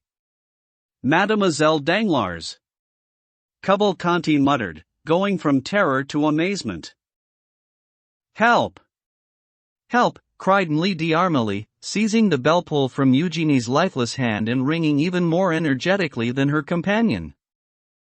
"Save me, they're after me," Andrea said, clasping his hands. "For pity's sake, spare me, don't turn me in." "Too late. They're coming up," said Eugenie. "Then hide me somewhere. Say that you were afraid for no reason. You can allay suspicion and you will save my life."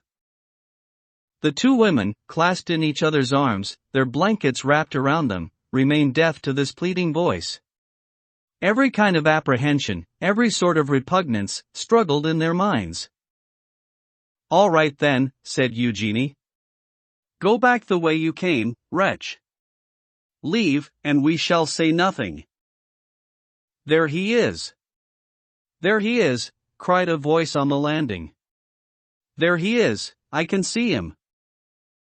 The brigadier had put his eye to the keyhole and had seen Andrea standing and begging. A heavy blow from the butt of a rifle broke the lock, two more loosed the bolts, and the door fell inwards. Andrea ran to the opposite door, which overlooked the gallery above the courtyard, and opened it, ready to jump. The two gendarmes were there with their carbines leveled at him. He stopped dead. Standing, his face pale, his body bent slightly backwards, he clasped his useless knife tightly in his hand. "Run," said Mlle d'Armilly, pity filling her heart as fear drained from it. "Oh, run, do." "Or kill yourself," said Eugenie, adopting the voice and posture of one of those vestals who, in the circus, would motion with their thumbs to order the victorious gladiator to finish off his stricken adversary. Andrea shuddered and looked at the young woman with a smile of contempt, proving that his corrupt nature did not understand this sublime ferocity of honor. "Kill myself," he said, throwing down his knife. "What is the point of that?" "But you said it yourself," said Mlle Danglars. "You'll be condemned to death and executed like a common criminal." "Ha!" Cavalcanti replied, folding his arms. "One has friends." The brigadier came towards him, holding his saber. "Come, come," said Cavalcanti. "Put up your sword, my good fellow, there's no sense in getting so worked up about it. I'll come quietly." And he held out his hands for the handcuffs. The two young women looked in horror at the hideous transformation taking place before their eyes, as the man of the world shuffled off his outer shell and became once more the convict. Andrea turned around to them and, with an impudent smile, said, "Do you have any message for your father, Mademoiselle Eugenie? Because, in all probability, I shall be returning to Paris." Eugenie buried her head in both hands. "Oh, come, now," said Andrea. "There's no need to be ashamed. I don't blame you for catching the mail coach to chase after me.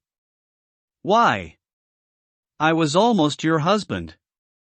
And with this quip he went out, leaving the two fugitives a prey to the agonies of shame and the remarks of the crowd. An hour later, both dressed in women's clothes, they climbed into their traveling barouche. The door of the inn had been shut to keep them from constant scrutiny, but when the door was opened they still had to pass along a double line of onlookers, muttering and staring with eager eyes. Eugenie lowered the blinds, but, even though she could no longer see, she could still hear, and the sound of sniggering reached her. "Oh, why is the world not a desert?" she exclaimed, throwing herself into the arms of Mlle d'Armilly, her eyes blazing with that fury which made Nero wish that the Roman world had one neck, so that he could cut it with a single blow. The following day they arrived at the Hôtel de Flandre, in Brussels. By then, Andrea had already spent one night as a prisoner in the conciergerie. 6. The law. We have seen how Mlle Danglars and Mlle d'Armilly were left in peace to undergo their transformation and make their escape. The reason is that everyone was too preoccupied with his or her own affairs to bother with theirs. We shall leave the banker in a cold sweat as he drew up the huge columns of his liabilities to confront the specter of bankruptcy, and follow the Baroness who, after remaining momentarily crushed by the blow that had fallen on her, had gone to seek advice from her usual counselor, Lucien Debray. The Baroness had been counting on the marriage to give up finally a guardianship which, with a daughter of Eugenie's character, could not be anything but a burden, because, in those sorts of tacit agreements that establish the hierarchical links in a family, the mother is only truly able to command her daughter when she can offer her a continual example of wisdom and a model of perfection. Now Madame Danglars was in awe of Eugenie's perspicacity and the advice of Mlle d'Armilly. She had intercepted certain contemptuous looks cast by her daughter in the direction of Debray, looks which seemed to indicate that Eugenie knew all about her amorous and financial relations with the private secretary. In fact, a better informed and closer examination would have told her that Eugenie detested Debray, not as a cause of disruption and scandal in her father's house, but quite simply because she classed him among those bipeds whom Diogenes tried to avoid describing as men and Plato designated under the circumlocution two-footed animals without feathers. From her own point of view, and unfortunately in this world everyone has his or her own point of view which obscures that of others, from her point of view, then, Madame Danglars regretted infinitely that Eugenie's marriage had been broken off, not because the match was suitable, compatible, and destined to make her daughter happy, but because it would have given her back her own freedom. Consequently, as we have said, she hurried round to Debray's. Like everyone else in Paris, he had been present on the evening of the contract and had witnessed the scandal that followed, and had now lost no time in retiring to his club, where he was discussing with a few friends the event which was by now a subject of conversation for 3/4 of the inhabitants of the supremely talkative town, known as the capital of the world. Just as Madame Danglars, dressed in a black robe and hidden behind a veil, was climbing the stairs to Debray's apartment, despite the concierge's assurance that the young gentleman was not at home, Debray was engaged in refuting the arguments of a friend who had tried to persuade him that, after the dreadful scandal that had taken place, it was his duty as a friend of the house to marry Mlle Eugenie Danglars and her 2,000,000 francs. Debray was defending himself like a man who asks nothing better than to be defeated. The idea had often occurred to him of its own accord. But then from time to time, knowing Eugenie, with her independent and haughty character, he would adopt a completely defensive attitude, saying that the match was impossible, yet meanwhile allowing himself to be secretly titillated by the wicked thought that, if moralists are to be believed, incessantly worries at the most honest and the purest of man, lurking in the depth of his soul like Satan behind the cross. The conversation, as one can see, was interesting, since it involved matters of such gravity and, with tea and gambling, lasted until 1 in the morning. Meanwhile the valet had shown Madame Danglars into Lucien's apartment, where she waited, veiled and tremulous, in the little green drawing-room between 2 baskets of flowers that she herself had sent that morning and which Debray, it must be said, had trimmed and set in tears with a care that made the poor woman forgive his absence. At 20 to 12, Madame Danglars grew tired of waiting, got back in her cab and had herself driven home. Society women have this in common with successful courtesans: they do not usually return home after midnight. The Baroness slipped back into the house as unobtrusively as Eugenie had left it, her heart beating. She tiptoed up the stairs to her apartment which, as we know, was next to Eugenie's. She was so afraid of causing tongues to wag and, poor woman, respectable at least in this respect, believed so firmly in her daughter's innocence and attachment to the paternal home. When she got in, she listened at Eugenie's door and then, hearing no sound, tried to open it, but the bolts were shut. Madame Danglars assumed that Eugenie, exhausted by the dreadful emotions of the evening, had gone to bed and was sleeping. She called the chambermaid and questioned her. Mademoiselle Eugenie went to her room, the chambermaid said, with Mademoiselle d'Armilly. Then they took tea together and after that sent me away, saying that they had no further need of me. Since then the chambermaid had been in the servants' quarters and, like everyone else, thought that the two young ladies were in their room. So Madame Danglars went to bed without the slightest suspicion, but, though her mind was at rest as far as the participants were concerned, it worried about the events. As her ideas became clearer, the significance of the incident grew larger. It was no longer a mere scandal, it was a pandemonium, it was no longer a matter of shame, but of ignominy. Now the Baroness involuntarily recalled how pitiless she had been towards poor Mercedes, recently afflicted with as great a misfortune through her husband and her son. Eugenie, she thought, is ruined, and so are we. The affair, in the way it will be represented, covers us with opprobrium. In a society such as ours, certain forms of ridicule are open wounds, bleeding and incurable. How fortunate, she murmured, that God gave Eugenie that strange character which has so often been a cause of concern to me. And she looked gratefully up towards heaven, from which some mysterious providence arranges everything in advance according to what will occur and sometimes transforms a defect, or even a vice, into a piece of good fortune. Then her thoughts soared through space, like a bird extending its wings to cross an abyss, and alighted on Cavalcanti. That Andrea was a wretch, a thief, an assassin, yet the same Andrea had manners which indicated at least a half-education, if not a complete one. The same Andrea presented himself to society with an appearance of great wealth and the support of honorable names. How could she see her way through this puzzle? Whom could she ask for help in this cruel dilemma?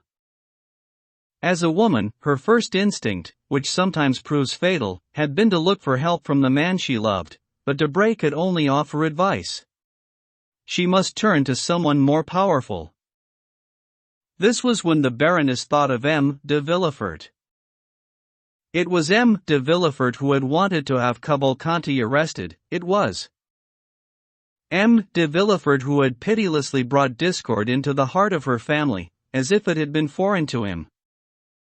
But no, on reflection, the Crown Prosecutor was not a pitiless man. He was a judge and the prisoner of duty, a firm and loyal friend who, with an unrelenting but practiced hand, had applied a scalpel to corruption. He was not an executioner but a surgeon who wanted to cut Danglars' honor free from the ignominy of that irredeemable young man whom they had introduced to society as their son-in-law. If M. de Villefort, a friend of the Danglars family, acted in that way, there was no further reason to suppose that the Crown Prosecutor had known anything in advance or had any complicity in Andrea's intrigues. So, on reflection, Villefort's conduct still appeared to the Baroness in a light that showed it to their mutual advantage. But here his inflexibility must stop. She would go and see him the next day and persuade him to agree, not to fail in his judicial duties, but at least to make full allowances for them. She would appeal to the past. She would refresh his memories and beg him in the name of a time that was guilty, but happy.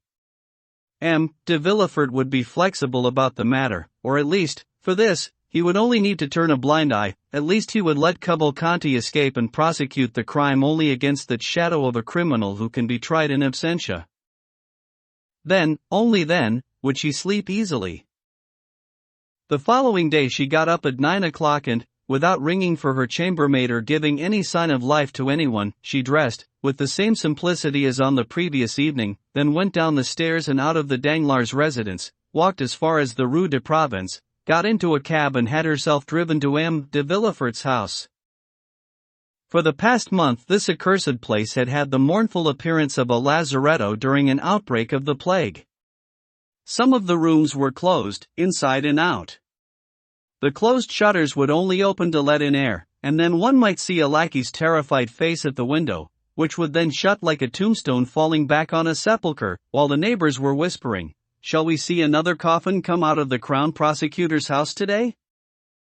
Madame Danglars shuddered at the appearance of this desolate house.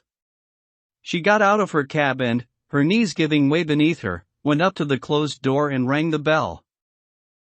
It was only at the third ring of the bell, whose mournful tinkling seemed to participate in the general sadness, that a concierge appeared, opening the door just wide enough to let out his words.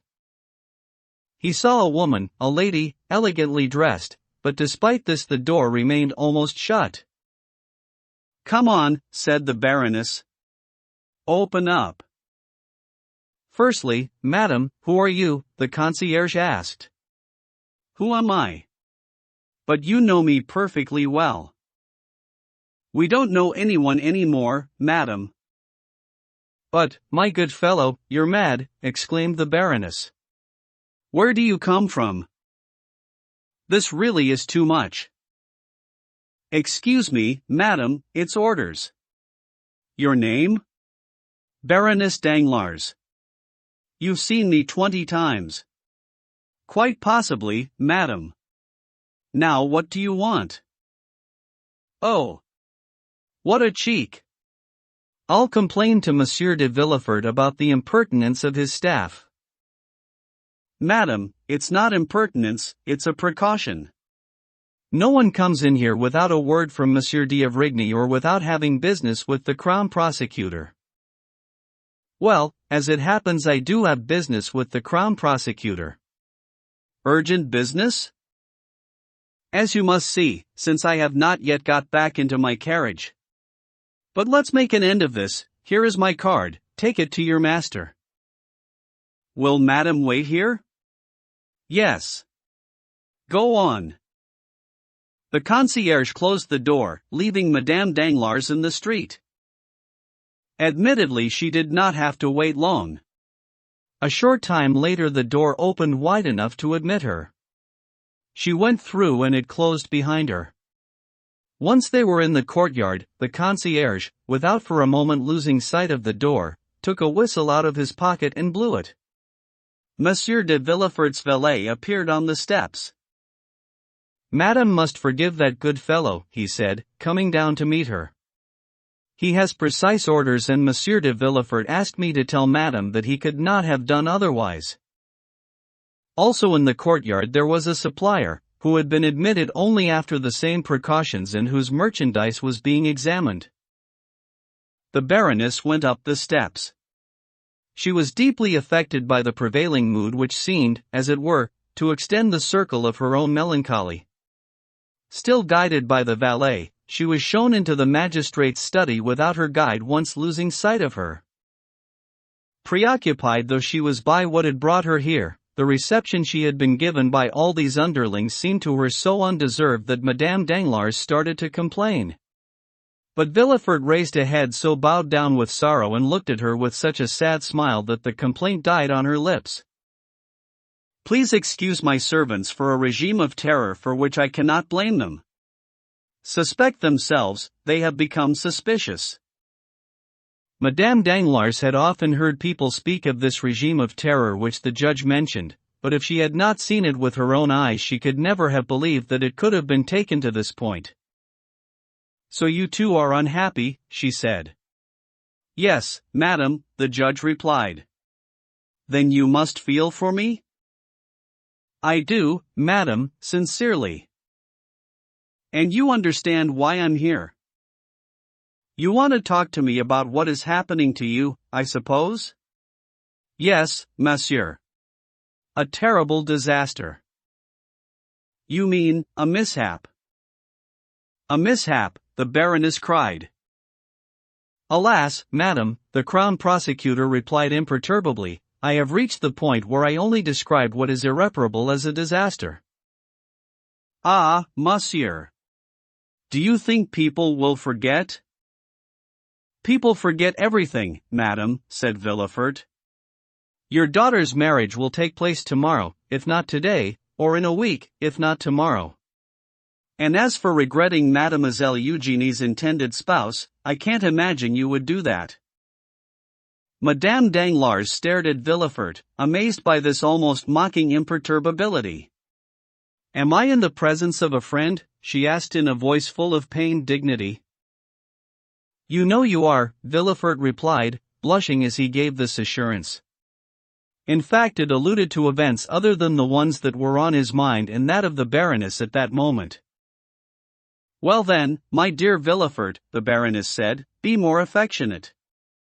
Speak to me as a friend and not as a judge, and when I am deeply unhappy, don't tell me I should be joyful. Villefort bowed. When I hear tell of misfortunes, madam, he said, I have, in the past 3 months, acquired the unfortunate habit of thinking about my own. This selfish comparison takes place in my mind in spite of myself. This is why, beside my misfortunes, yours seem to me a mishap. This is why, beside my dreadful situation, yours seem to me something to envy, but it upsets you, so let's forget it. You were saying, madam? I have come to ask you, my friend, the Baroness resumed, how the affair of this impostor stands at present. Impostor? Villefort repeated.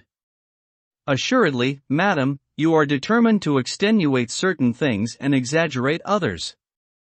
Monsieur Andrea Cavalcanti, or, rather, Monsieur Benedetto, an impostor. You are mistaken, madam, Monsieur Benedetto is nothing more or less than a murderer. Monsieur, I don't deny that you are right to correct me, but the more harshly you arm yourself against this unfortunate, the harder you will strike our family. Come, forget him for the moment. Instead of pursuing him, let him escape. You have come too late, madam. The orders have been given. Well, if he is arrested. Do you think they will arrest him? I hope so. If he is arrested, listen, I hear that the prisons are overflowing. Well, leave him in prison. The Crown Prosecutor shook his head. At least until my daughter is married, the Baroness added. Impossible, madam. The law has its procedures. Even for me, the Baroness asked, half joking, half serious. For everyone, Villefort replied. And for me as for everyone else. Ah, the Baroness exclaimed, without putting into words what her thoughts had revealed by this exclamation. Villefort looked at her with the look he used to sound out a person's thoughts. I know what you mean, he said. You are referring to those dreadful rumors that are circulating, that there is something unnatural about all those deaths which over the past 3 months have clothed me in mourning, and the death from which Valentine has just escaped, as if by a miracle. I was not thinking of that, Madame Danglars hastened to say. Yes, madam, you were, and it's only fair, because you could not do otherwise than to think of it, and you were saying to yourself, you hunt out crime, so why are there crimes in your house that go unpunished? The Baroness blushed. You were thinking that, were you not, madam? I confess, I was. Then I shall answer you. Villefort drew his chair up close to that of Madame Danglars and, resting both hands on his desk and adopting a more subdued tone than usual, he said, there are crimes that go unpunished because the criminals are not known and one is afraid of striking an innocent head instead of a guilty one, but when these criminals are discovered, here Villefort reached out his hand towards a crucifix hanging opposite his desk and repeated, when these criminals are discovered, by the living God, madam. Whoever they are, they shall die. Now, after the oath I have just sworn, and which I shall keep, do you dare, madam, to ask my pardon for that wretch? Well, now, monsieur, said Madame Danglars, are you sure that he is as guilty as they say? Listen, here is his record. Benedetto, sentenced first of all to 5 years in the galleys for forgery, at the age of 16. As you can see, the young man showed promise. Then an escaped convict, then a murderer. And who is he, the wretch? Who knows?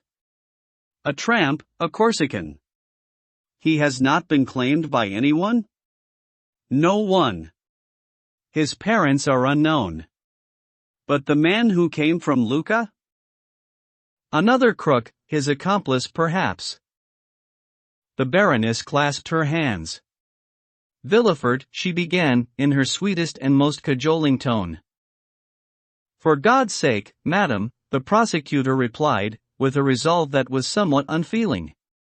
For God's sake, never ask me to pardon a guilty man. What am I? The law. Does the law have eyes to see your sorrow? Does the law have ears to hear your soft pleadings? Does the law have a memory to make itself the conduit for your tender thoughts? No, madam, the law orders, and when it orders, it strikes. You will tell me that I am a living being and not a book of laws, a man, not a rule. Look at me, madam, look around me. Have men treated me as a brother? Have they loved me? Have they considered me? Have they spared me? Has anyone ever begged pardon for Monsieur de Villefort, and has anyone ever granted a pardon to Monsieur de Villefort? No, no, no. Struck, and struck again. You insist, woman, siren that you are, in speaking to me with that charming and expressive look that reminds me I should blush. Yes, blush for what you know about, and perhaps for other things as well. But in the end, since I myself failed and was found wanting, more profoundly perhaps than other men, well, since that time I have shaken out their clothes to discover a blemish, and I have always found it, I will say more, I have found it with joy, this evidence of human weakness and perversity.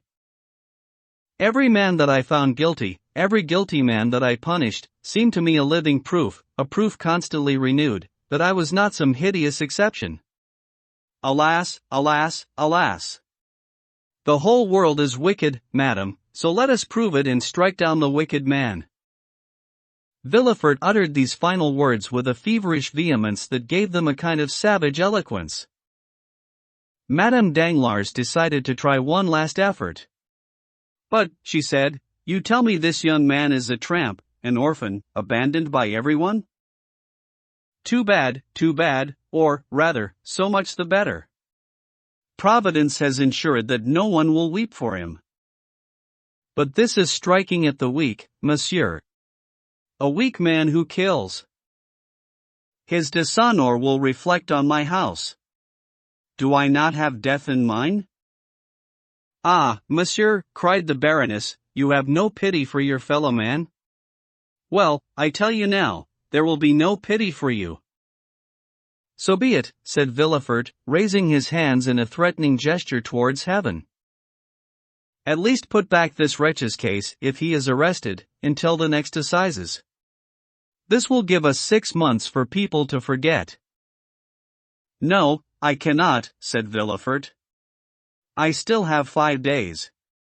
The charge has been made, 5 days is more time than I need. And, don't you realize, madam, that I too need to forget? Well, when I work, and I work night and day, there are moments when I no longer remember, and when I no longer remember, I am happy as the dead are happy, but that is far better than suffering. Monsieur, he has fled. Let him escape. To do nothing is the simplest kind of mercy. But I told you. It is too late. The telegraph was in operation at daybreak and by now. Monsieur, said the valet, coming in, a dragoon has brought this dispatch from the Ministry of the Interior. Villefort seized the letter and hastily broke the seals. Madame Danglars shivered with terror, Villefort trembled with joy. Arrested, he cried. He has been arrested at Compiègne. It's over. Madame Danglars got up, cold and pale. Farewell, monsieur, she said. Farewell, madam, the Crown Prosecutor replied, almost joyful, as he showed her to the door. Then, returning to his desk, he struck the letter with the back of his right hand and said, There now. I had a fraud, I had 3 thefts, I had 3 cases of arson, all I lacked was a murder. And here it is, it will be a fine session. See. The apparition. As the Crown Prosecutor had told Madame Danglars, Valentine had not yet recovered. In fact, quite exhausted, she was keeping to her bed, and it was there, in her room, from Madame de Villefort, that she learned of the events which we have just described, namely the flight of Eugénie and the arrest of Andrea Cavalcanti, or rather Benedetto, as well as the charge of murder against him. But Valentine was so weak that the story did not perhaps have as much effect on her as it would have done had she been in her normal state. There were only a few vague notions and blurred images, and even these mingled with odd ideas and fleeting specters born of her sick mind or drifting before her eyes, and soon even they vanished so that her personal feelings could resume with all their force. During the day Valentine was still kept close to reality by the presence of Noirtier, who had his granddaughter brought to him and stayed with her, brooding over her with paternal eyes. Then, when he came back from court, Villefort in turn spent an hour or two with his father and his child.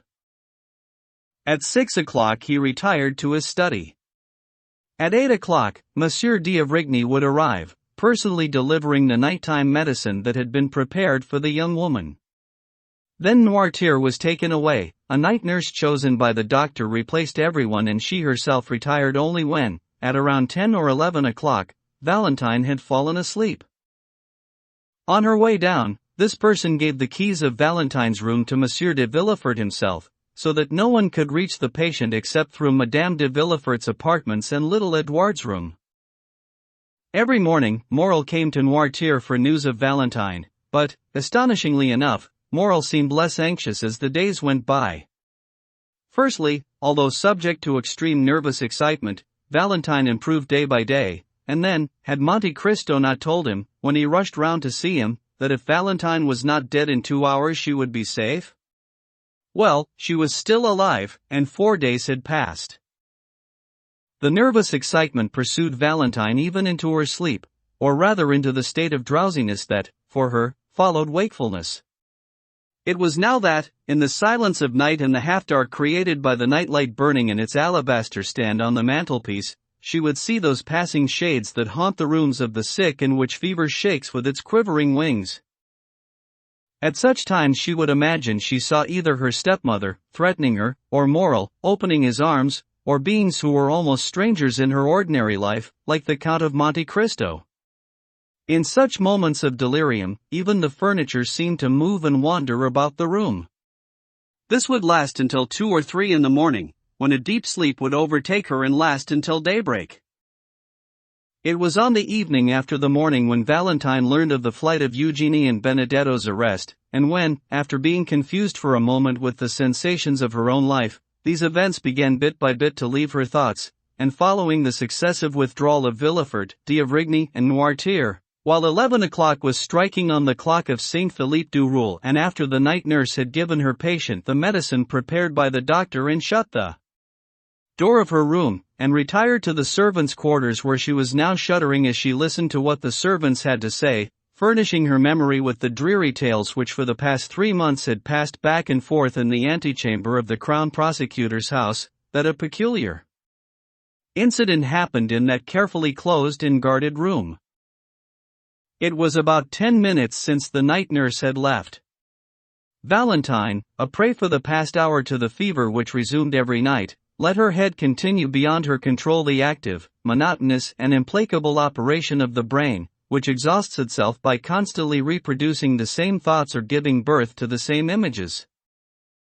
Thousands upon thousands of rays were leaping from the wick of the nightlight, all imbued with strange meanings, but suddenly Valentine thought that in its quivering light she could see her bookcase, which stood beside the chimney in a recess in the wall, open slowly, without the hinges on which it appeared to be turning making the slightest sound.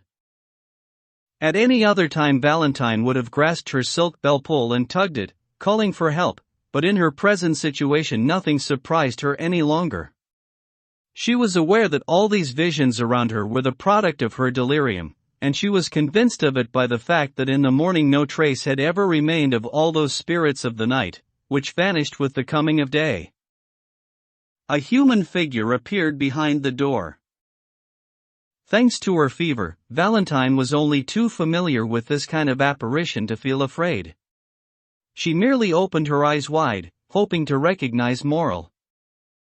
The shape continued to approach her bed, then stopped and seemed to be listening attentively. At that moment a ray of light from the nightlight played across the nocturnal visitor's face.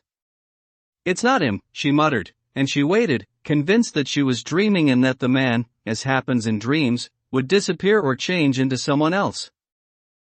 However, she felt her pulse and, feeling it beating rapidly, she remembered that the best way of making such unwanted visions disappear was to drink something. The coolness of the drink, which had been prepared specifically with the aim of calming such agitation, after Valentine had complained of it to the doctor, brought down her temperature and so revived the normal operation of the brain. For a short time, after drinking, she felt better. For this reason, Valentine reached out to take the glass on the crystal saucer on which it was standing.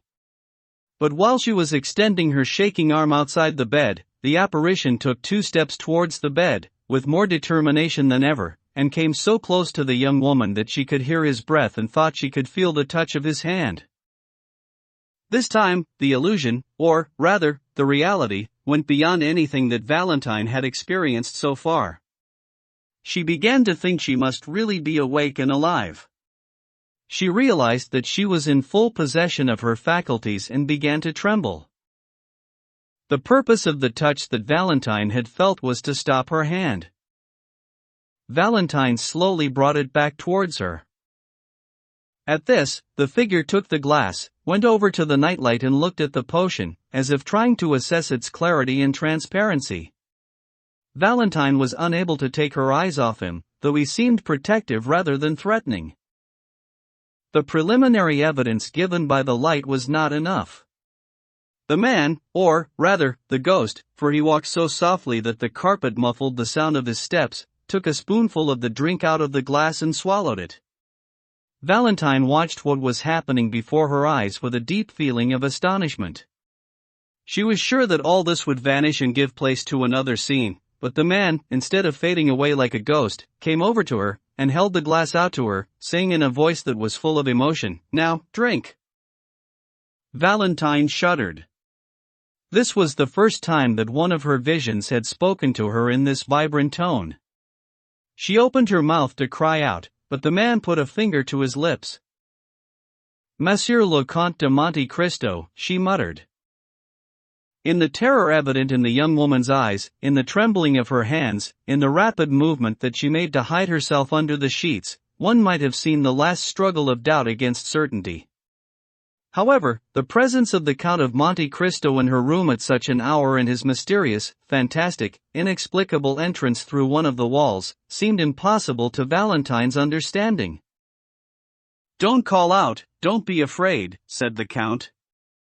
"Don't even have the glimmer of a suspicion or the shadow of a doubt in your heart. The man whom you see before you, Valentine, and this time you are right, it is not an illusion. The man whom you see is the tenderest father and most respectful friend you could ever dream of." Valentine could not think of anything in reply. She was so frightened by the voice, which assured her of the real presence of the speaker, that she was afraid of adding her own to it. But her terrified look meant, "If your intentions are pure, why are you here?" With his extraordinary wisdom, the Count understood everything that was going on in the young woman's heart. "Listen to me," he said. "Or, rather, look at me. See my red eyes and my face, which is even paler than usual. This is because for the past 4 nights I have not slept for a single moment. For the past 4 nights I have been watching over you, protecting you, guarding you for our friend, Maximilian." A rush of blood suffused the patient's happy cheeks, for the name that the Count had just uttered removed the last trace of suspicion that he had inspired in her. "Maximilian," Valentine repeated, so sweet did the name seem to her. "Maximilian. Has he confessed everything to you, then?" "Everything. He told me that your life was his and I promised him that you would live." "You promised him that I should live?" "Yes." "Monsieur, you have spoken of watching and protection. Are you a doctor, then?" "Yes, the best that heaven could send you at this moment, believe me." "You say that you kept watch?" Valentine said anxiously. "Where? I didn't see you." The Count waved towards the bookcase. "I was hidden behind that door, which leads into the house next door which I have rented." Valentine, overcome with pride and modest shame, turned away her eyes and said, in high alarm, Monsieur, what you did was unexampled folly, and the protection you gave me is very like an insult. Valentine, he answered, in all the long time that I watched, this is all that I saw, the people who came into your room, what food was prepared for you, what drinks were served to you. Then, if the drinks seemed dangerous to me, I entered as I have just done, emptied your glass and substituted a health-giving beverage for the poison, and that, instead of the death that had been prepared for you, made life run in your veins. Poison. Death. Valentine cried, once more imagining herself to be possessed by some feverish hallucination. What are you saying? Hush, child, said Monte Cristo, putting his finger to his lips. I said poison, yes. I said death, and I repeat it, but first drink this. He took out of his pocket a phial containing some red liquid and poured a few drops into the glass. And when you have drunk it, don't take anything else this night. Valentine reached out her hand, but hardly had she touched the glass than she pulled back in terror. Monte Cristo took the glass, drank half of the liquid in it, and offered it to Valentine, who smiled before drinking the remainder. Oh, yes, she said. I recognize the taste of my nighttime drinks, that water which helped to cool my chest and calm my mind. Thank you, monsieur, thank you. This is how you managed to live for 4 nights, Valentine, the Count said. But how did I manage? Oh, what painful hours I have spent. Oh, what dreadful torture you put me through, when I saw the deadly poison poured into your glass and was terrified lest you should have time to drink it before I could empty it into the fireplace. Monsieur, said Valentine, at the height of terror, so you were tormented by the sight of the deadly poison being poured into my glass? But if you saw the poison being poured, then you must have seen the person who poured it? Yes. Valentine sat upright in bed and, drawing the embroidered lawn nightdress up over her breast, which was whiter than snow, still damp from the cold sweat of her delirium, now starting to mingle with the still icier sweat of terror, she said, You saw this person? Yes, the Count repeated. What you are telling me, monsieur, is frightful. You want me to believe in something hellish. What? In my father's house, in my room, on my bed of pain, someone is still trying to kill me? No, monsieur, begone. You tempt my conscience and blaspheme against the goodness of God. It is impossible. It cannot be. But are you the first person this hand has struck, Valentine? Did you not see Monsieur de Saint-Méran, Madame de Saint-Méran and Barrois all succumb? Would you not have seen Monsieur Noirtier follow them, if the treatment which he has been receiving over the past 3 years had not protected him, overcoming poison by the habit of poison? Good heavens, said Valentine. That is why over the past month my dear grandfather has insisted on my sharing all his drinks? Those drinks, Monte Cristo asked urgently, do they have a taste like that of partly dried orange peel? Bless us! Yes, they do. That explains everything, said Monte Cristo. He, too, knows that there is a poisoner here, and perhaps who that poisoner is. He protected you, his dearly beloved grandchild, against the deadly substance, and this substance lost its power when it met this initial defense. That is why you are still alive, which I could not understand, after you were subjected 4 days ago to a poison which is usually unrelenting. But who is the poisoner, the murderer? I might ask you in your turn, have you never seen anyone come into your room at night? Yes, I have often thought I saw shadows pass, come close, go away, disappear. I thought they were hallucinations produced by my fever. Just now when you came in, well, for a long time I thought I was delirious or dreaming. So you do not know who is trying to take your life? No, said Valentine. Why should someone wish me dead? You will find out, Monte Cristo said, listening carefully. How? Valentine asked, looking around in terror. Because this evening your fever and delirium are gone, you are entirely awake and midnight is striking. This is the murderer's hour. My God! Valentine said, wiping the sweat from her brow.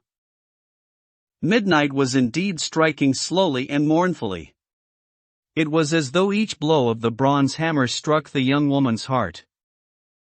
Valentine, the Count went on, call up all your strength, control your heart in your breast and your voice in your throat, pretend to be asleep, and you will see. You will see. Valentine grasped his hand. I think I can hear a noise, she said. Hide yourself. Farewell, or, rather, au revoir, the Count replied. Then, with such a sad, fatherly smile that the young woman's heart was filled with gratitude, he slipped back on tiptoe to the door in the bookcase. But, as he turned before closing it behind him, he said, not a movement, not a word. You must seem to be asleep, or you will be killed before I can reach you. And with this terrible warning, the Count disappeared through the door, which closed silently behind him. C.I. Lo Costa. Valentine was left alone. 2 other clocks, lagging behind that on Saint Philippe du Roule, again struck midnight at different intervals. Then, apart from the noise of a few distant coaches, all was quiet once again. Now Valentine's attention was entirely concentrated on the clock in her room, as its pendulum marked off the seconds. She began to count these seconds and noticed that they were only half as rapid as the beating of her heart. Yet she still had doubts. Inoffensive as she was herself, Valentine could not imagine that anyone wanted her dead. Why? To what end? What harm had she done that could have earned her an enemy? There was no fear of her falling asleep. One terrible idea, kept her mind on edge. There was in the world someone who had tried to kill her and would try again. Suppose this time the person, tired of seeing the ineffectiveness of the poison, decided as Monte Cristo said to have recourse to cold steel. Suppose the Count did not have enough time to reach her. Suppose her last moment had come and she would never again see Morel. At this thought, which made the blood drain from her face and covered her in a cold sweat, Valentine was ready to grasp the bell-pull and call for help. But it seemed that, through the door in the bookcase, she could see the Count's eyes shining, and the eyes weighed on her memory. When she thought about them, she was overwhelmed with such shame that she wondered whether gratitude could ever manage to efface this unfortunate aspect of the Count's indiscreet friendship.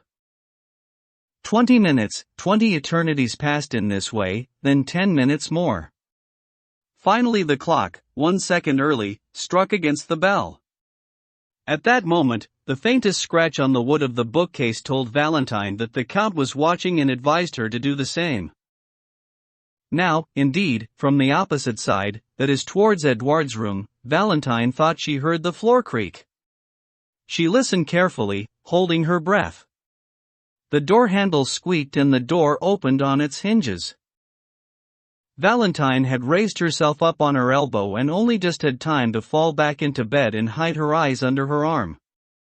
Then, trembling, anxious, her heart seized with unspeakable fear, she waited.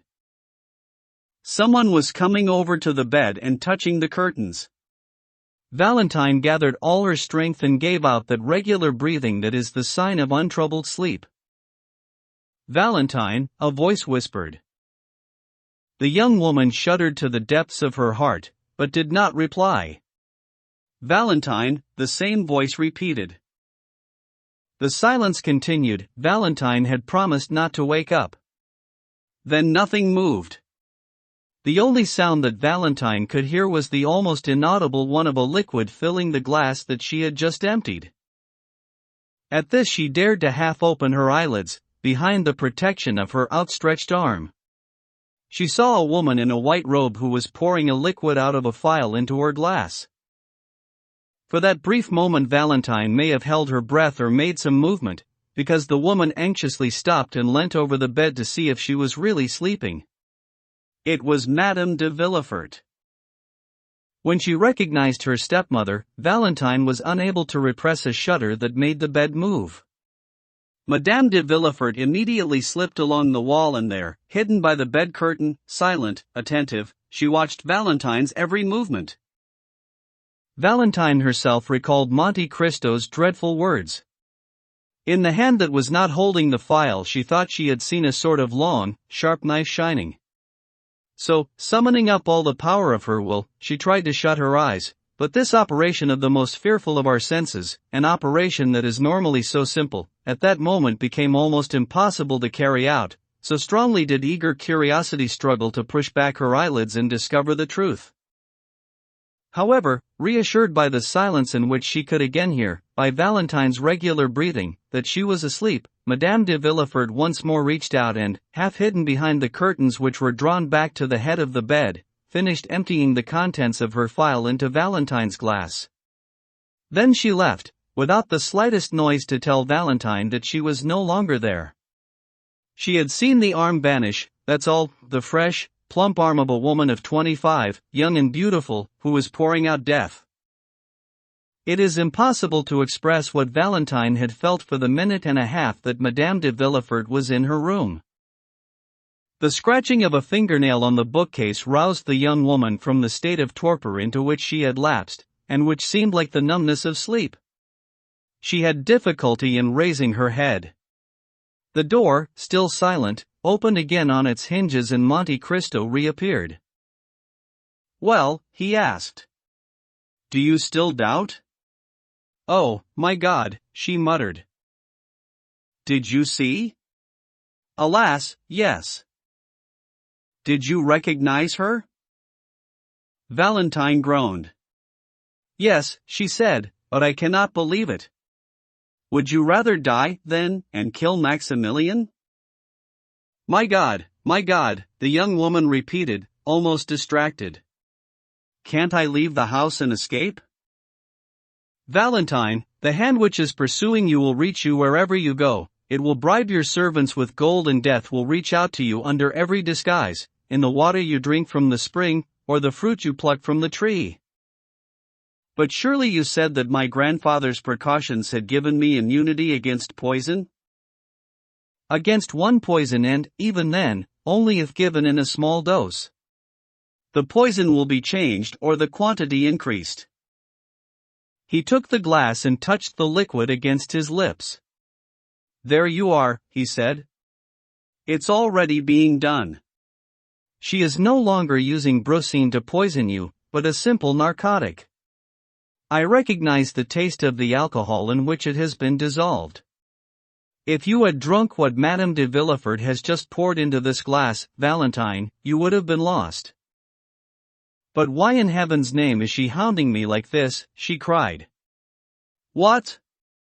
Are you so sweet, so good, so immune to thoughts of evil that you do not know, Valentine?" "No," the girl said. "I have never done her any harm." "But you are rich, Valentine. You have an income of 200,000 livres and you are taking this money away from her son." "What? My fortune is not his. It comes from my parents." "Indeed. That is why Monsieur and Madame de Saint-Méran died, so that you would inherit from your parents. That is why, on the day he made you his heir, Monsieur Noirtier was condemned, and that is why you too must die, Valentine, so that your father can inherit from you, and your brother, now an only child, can inherit from your father." "Edouard! Poor child! Is it for his sake that all these crimes are being committed?" "Ah, you do understand at last." "My God! As long as it does not all rebound on him. You are an angel, Valentine." "But she has given up trying to kill my grandfather, then?" "She considered that, if you were dead, except in the event of disinheritance, the fortune would naturally revert to your brother, and that, when it came down to it, the crime was pointless and doubly dangerous to commit." How could such a plot have been hatched in the mind of a woman? Oh, my God! Remember Perugia, the arbor at the post house, and the man with the brown cape whom your stepmother was asking about Aqua Tofana? Well, it was at that time that this whole infernal plot was born in her head. Oh, monsieur, the sweet young woman cried, bursting into tears. I can see, in that case, that I am condemned to die. No, Valentine, no. I have provided against every intrigue. Our enemy is vanquished, now that we know her. No, Valentine, you will live to love and be loved, to be happy and to make a noble heart happy. But if you are to live, you must trust in me. Tell me, monsieur, what must I do? You must blindly follow my instructions and take what I tell you. As God is my witness, Valentine exclaimed, if I were alone, I should prefer to let myself die. Don't confide in anyone, even your father. My father is not a part of this frightful plot, is he, monsieur? Valentine said, clasping her hands. No, yet your father, as a man used to juridical accusations, must suspect that all these deaths in his family are not natural. It is your father who should be watching over you, who should now be here in my place, who should already have emptied this glass and have taken action against the murderess. A spectre against a spectre, he murmured, completing his sentence aloud. Monsieur, Valentine said, I will do anything to live, because there are two beings in the world who love me enough to die if I should die, my grandfather and Maximilian. I shall watch over them as I have watched over you. Very well, then, do what you will with me, said Valentine. Then she added, more softly, oh, my God, what is to become of me? Whatever happens, Valentine, have no fear. If you are in pain, if you lose your sense of sight, hearing, or touch, fear nothing. If you should wake up without knowing where you are, do not be afraid, even if when you awoke you were to find yourself in some tomb-like crypt or nailed into some coffin. Summon your strength and think, at this moment, a friend, a father, a man who wants my happiness and Maximilian's, is watching over me. Alas, alas, what a dreadful extremity! But Valentine, would you prefer to denounce your stepmother? I'd rather die 100 times. Oh, yes, I'd rather die. You shall not die, and promise me that, whatever should happen to you, you will not complain, you will have hope? I shall think of Maximilian. You are my dear child, Valentine. Only I can save you, and I shall. Valentine, at the height of terror, realizing that the moment had come to ask God for strength, put her hands together and sat up to pray, muttering a jumble of words and forgetting that her white shoulders had no covering other than her long hair, and that her heart could be seen beating under the fine lace of her nightdress. The Count gently touched the young woman's arm, drew the velvet counterpane up to cover her neck and said, with a paternal smile, my child, believe in my devotion, as you believe in the goodness of God and the love of Maximilian. Valentine gave him a look full of gratitude and remained as docile as a child under the bedclothes.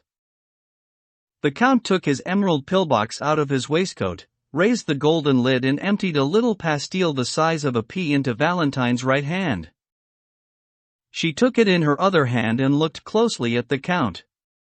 The face of her fearless protector wore a look of divine majesty and power, while on Valentine's there was clearly a question. Yes, he told her. Valentine put the pastille to her lips and swallowed it. And now, goodbye, my child, he said. I am going to try to sleep, because you are saved. Do, said Valentine. Whatever happens to me, I promise I shall not be afraid. Monte Cristo remained looking at the young woman for a long time as she gradually fell asleep, overcome by the power of the drug that the Count had just given her. Then he took the glass, emptied 3/4 of it into the fireplace, so that it would seem as though Valentine had drunk the missing portion, and put it back on the bedside table. Finally he went back to the door behind the bookcase and disappeared, after a final glance towards Valentine, who was sleeping with the confidence and candor of an angel lying at the feet of the Lord. CII.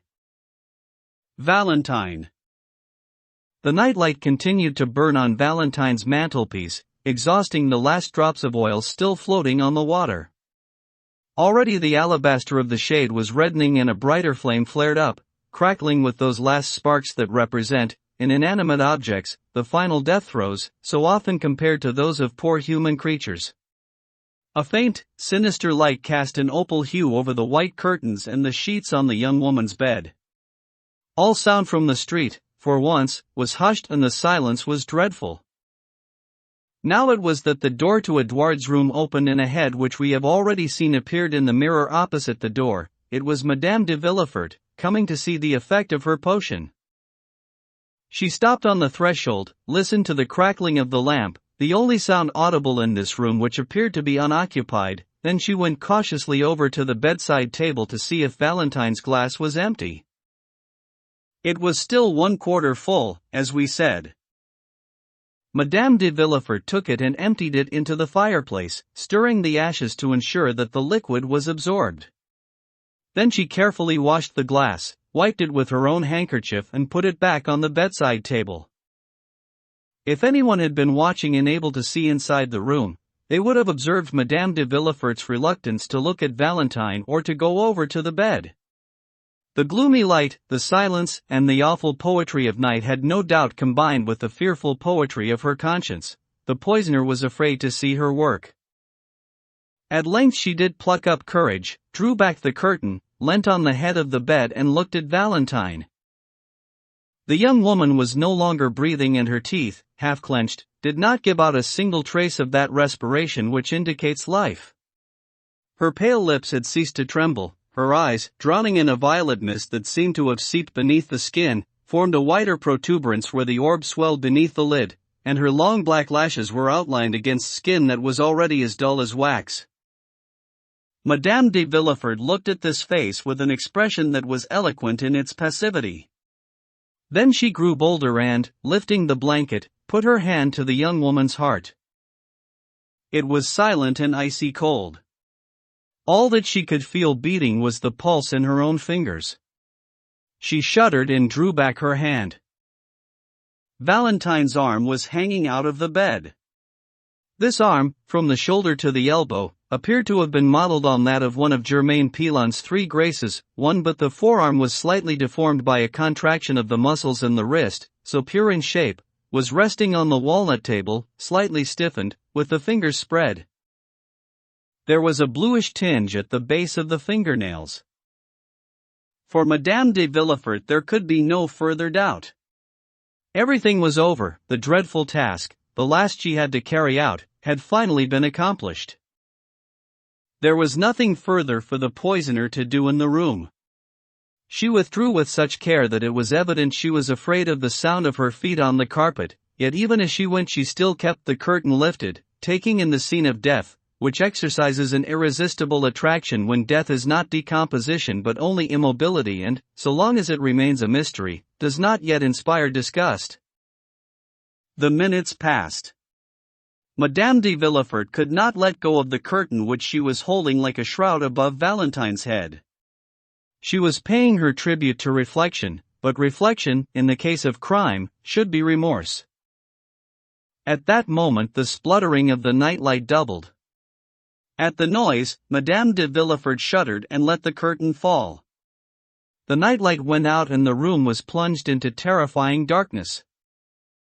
The poisoner, fearful at these successive disturbances, groped her way to the door and returned to her own room with her forehead bathed in anxious sweat.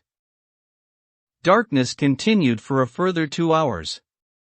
Then, bit by bit, pallid daylight entered into the room, filtering through the slats of the blinds, and, still bit by bit, it filled out and restored color and shape to objects and bodies. It was at this moment that the nurse could be heard coughing on the stairway, and the woman came into Valentine's room, carrying a cup. To a father or a lover, the first glance would have been enough. Valentine was dead. But to this hired servant, she seemed merely asleep. "Good," she said, going over to the bedside table. "She's drunk part of her medicine. The glass is 2/3 empty." Then she went to the fireplace, relit the fire, settled into her chair and, although she had just got out of bed, took advantage of Valentine's sleep to catch a few more minutes of slumber herself.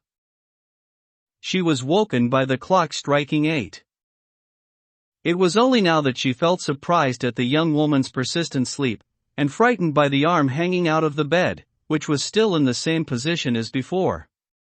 She went over to the bed and noticed the cold lips and icy breast. She tried to put the arm next to the body, but the arm only responded with a dreadful stiffness that was unmistakable for someone accustomed to caring for the sick. She gave a horrid cry, then ran to the door, shouting, "Help! Help! Help! Why help?" M. d'Avrigny's voice replied from the foot of the stairs. This was the time when the doctor usually arrived. "What? Why help?" Villefort's voice exclaimed as he hurried out of his study. "Doctor, did you hear someone shout help?" "Yes, yes." "Let's go up," d'Avrigny said. "Quickly, to Valentine's room."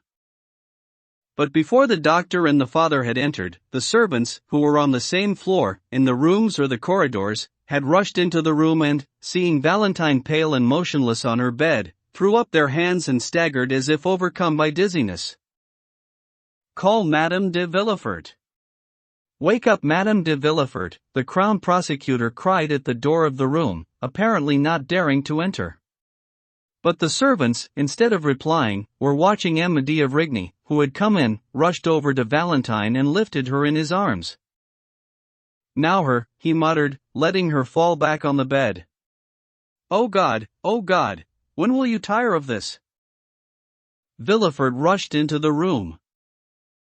"What are you saying? My God," he cried, raising both hands to heaven. Doctor.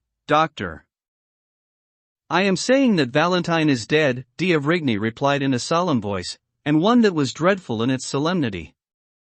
M. de Villefort went down as though his legs had been broken under him and fell with his head on Valentine's bed.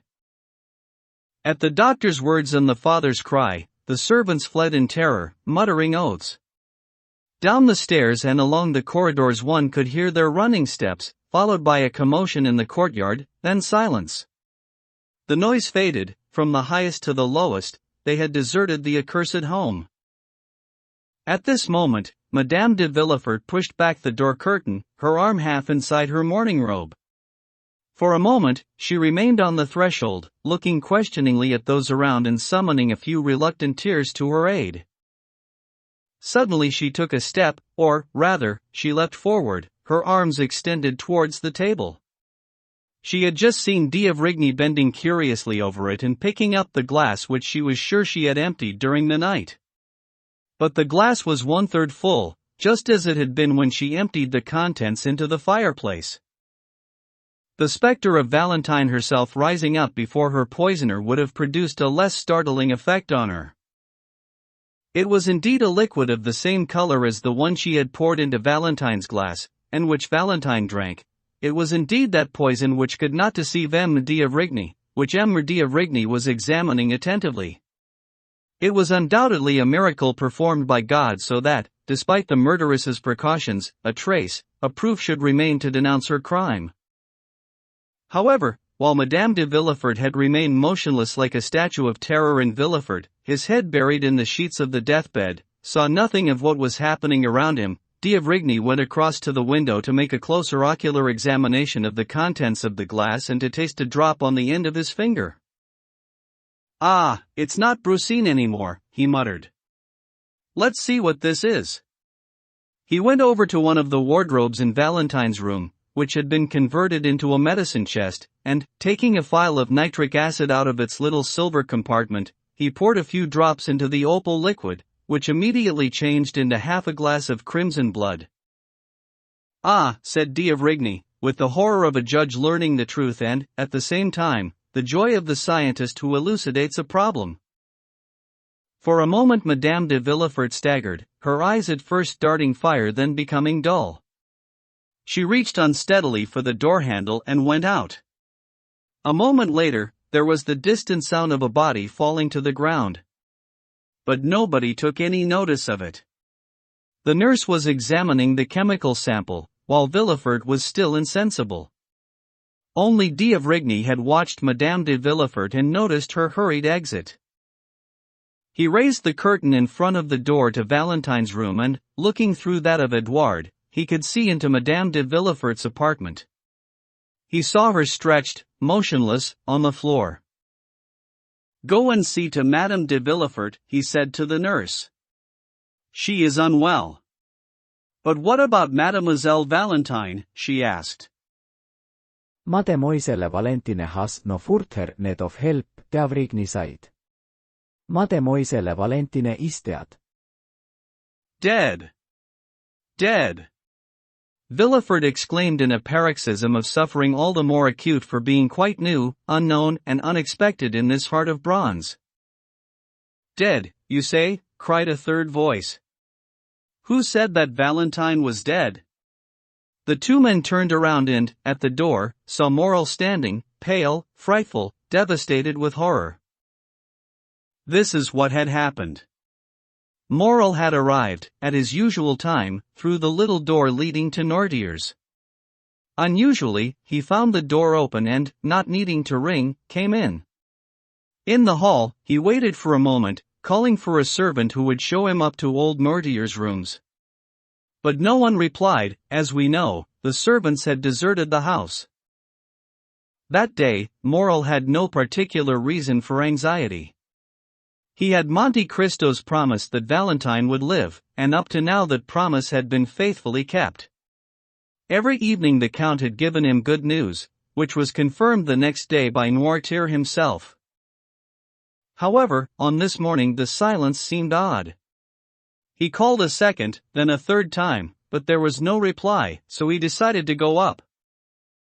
Noirtier's door was open, like the rest. The first thing he saw was the old man in his armchair. His dilated pupils seemed to express an inner terror that was confirmed by the strange pallor that had spread across his face. "How are you, monsieur?" the young man said, not without some sinking in his heart. "Well," the old man replied with a wink. "Well." But the anxiety on his face seemed to increase. "You are worried," Morel went on. "Do you need something? Shall I call one of your people?" "Yes," Noirtier went.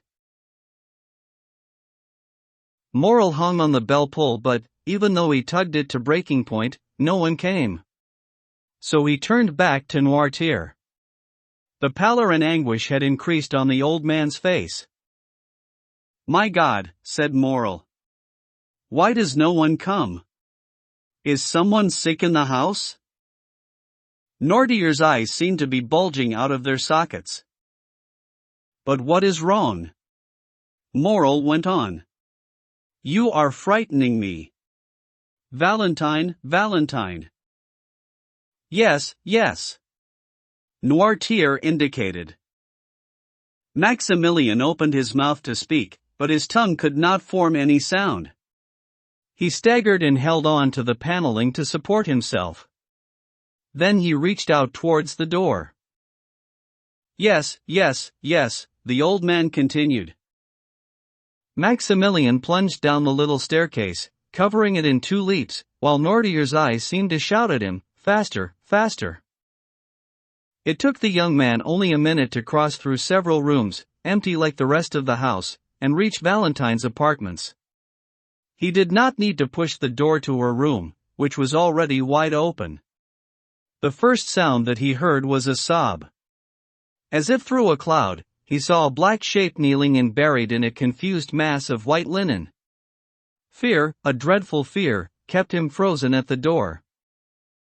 It was then that he heard a voice say, "Valentine is dead," and a second voice, like an echo, reply, "Dead. Dead. CIII. Maximilian." Villefort got up, almost ashamed at being discovered in this extremity of grief. The awful profession he had exercised for the past 25 years had made him more, or less, than a man. His eyes, after wandering for a moment, settled on Morel. "Who are you, monsieur?" he asked. "Have you forgotten that one does not enter a house that is occupied by death? Begone, monsieur. Begone." But Morel remained motionless, unable to take his eyes off the frightful spectacle of the rumpled bed with the figure lying on top of it. "Go, do you hear?" Villefort cried, while d'Avrigny came forward to oblige Morrel to leave. Morrel looked in distraction at the body, the two men, the whole room. He seemed to hesitate for a moment and opened his mouth. Then, finding no word to say, despite the vast swarm of deadly thoughts swirling in his brain, he retreated, plunging his fingers through his hair, so that Villefort and d'Avrigny, momentarily distracted from the matter uppermost in their minds, looked after him with an expression that meant, "He is mad." However, in less than 5 minutes they heard the staircase creak beneath some considerable weight and saw Morrel who, with superhuman strength, was lifting Nordier's chair in his arms, bringing the old man up to the first floor of the house. When he got to the top of the stairs, Morrel put the chair down and pushed it quickly into Valentine's room. The whole of this operation was carried out with a strength increased 10 times by the young man's frenzied hysteria. But the most terrifying thing was Nordier's face as it advanced towards Valentine's bed, pushed by Morrel, Nordier's face in which the intellect exerted every means within its power and the eyes concentrated all their strength to compensate for the loss of the other faculties. This pale face with its blazing look was a terrifying apparition to Villefort.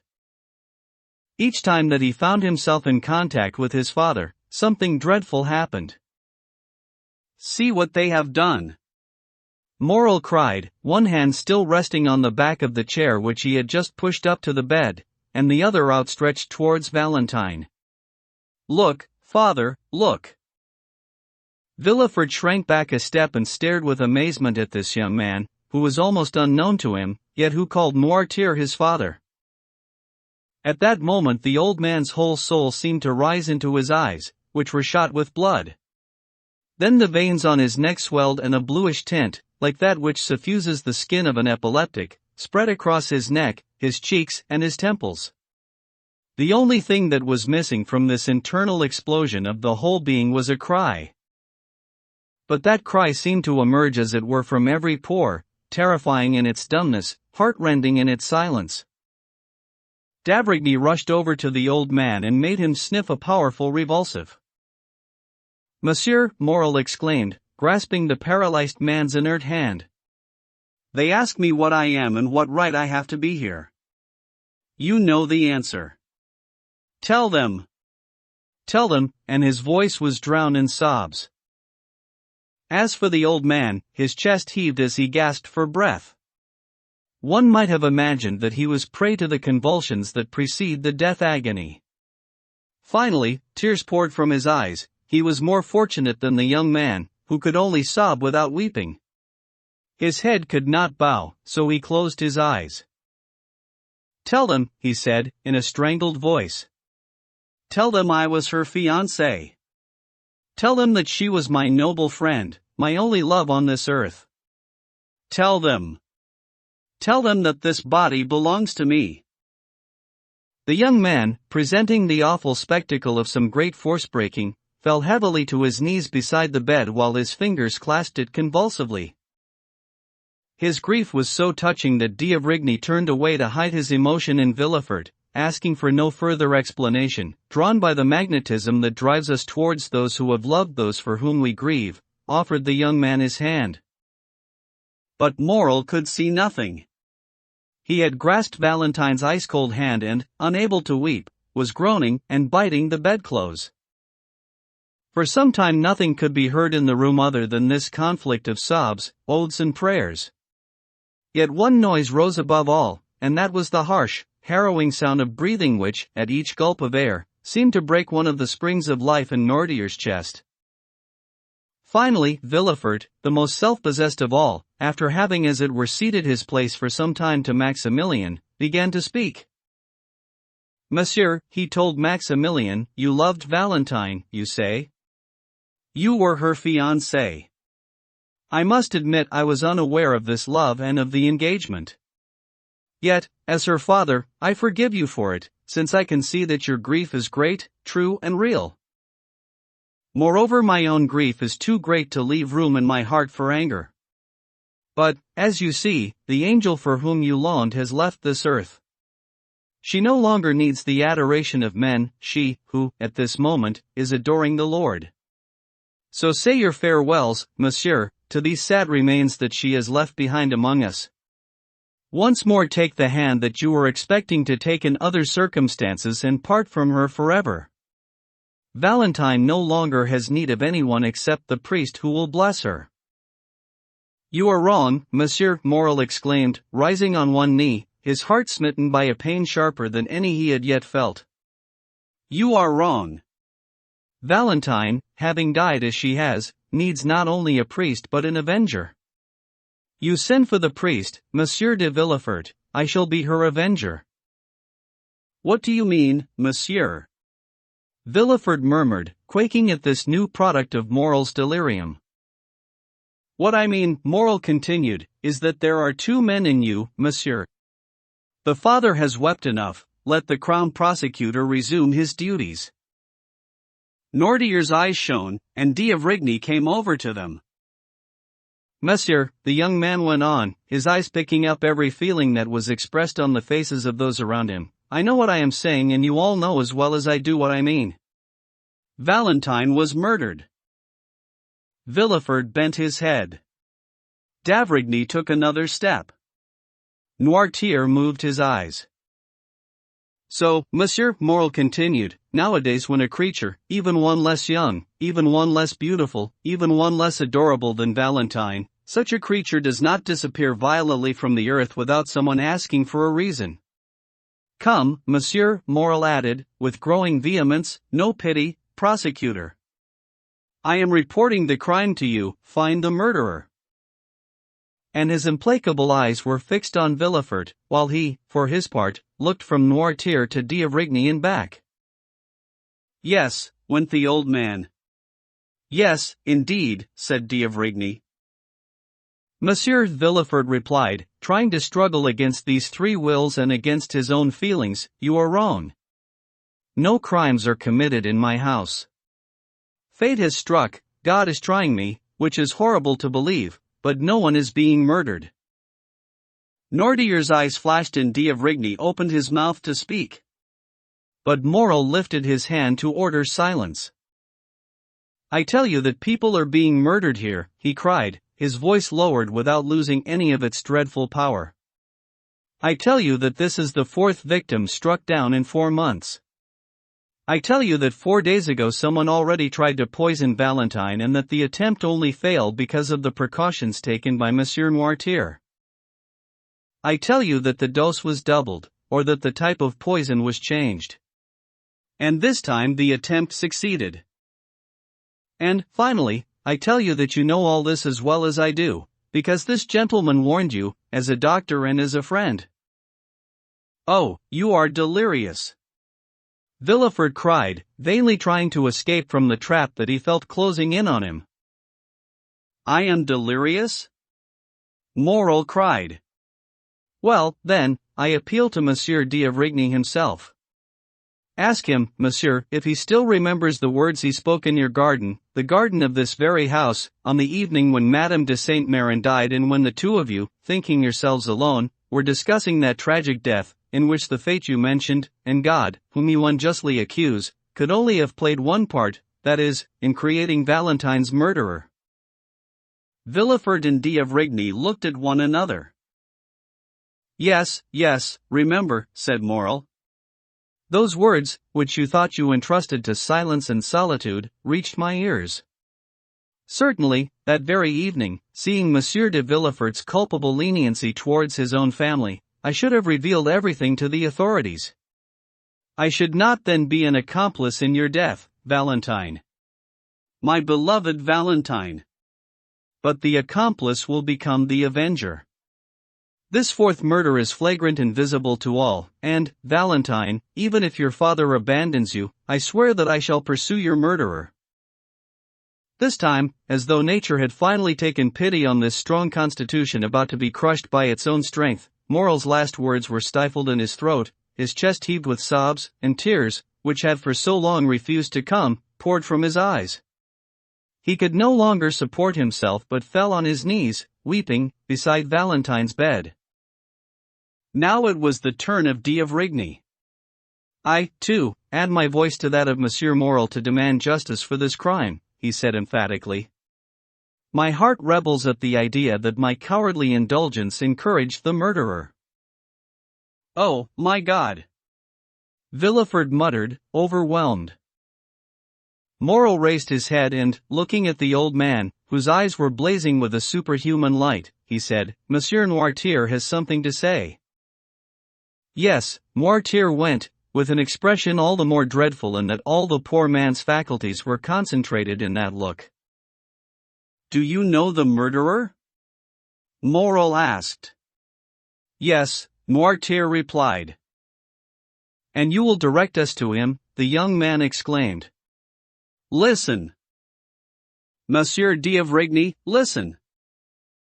Noirtier gave the unhappy Morel a melancholy smile, one of those sweet smiles in his eyes that had so often made Valentine happy. Then he concentrated his attention. Having so to speak fastened the other man's eyes on his, he then turned them towards the door. Do you wish me to go out, monsieur? Morel asked, in a pitiful tone of voice. Yes, Noirtier said. Alas, monsieur, have pity on me. But the old man's eyes remained implacably fixed on the door.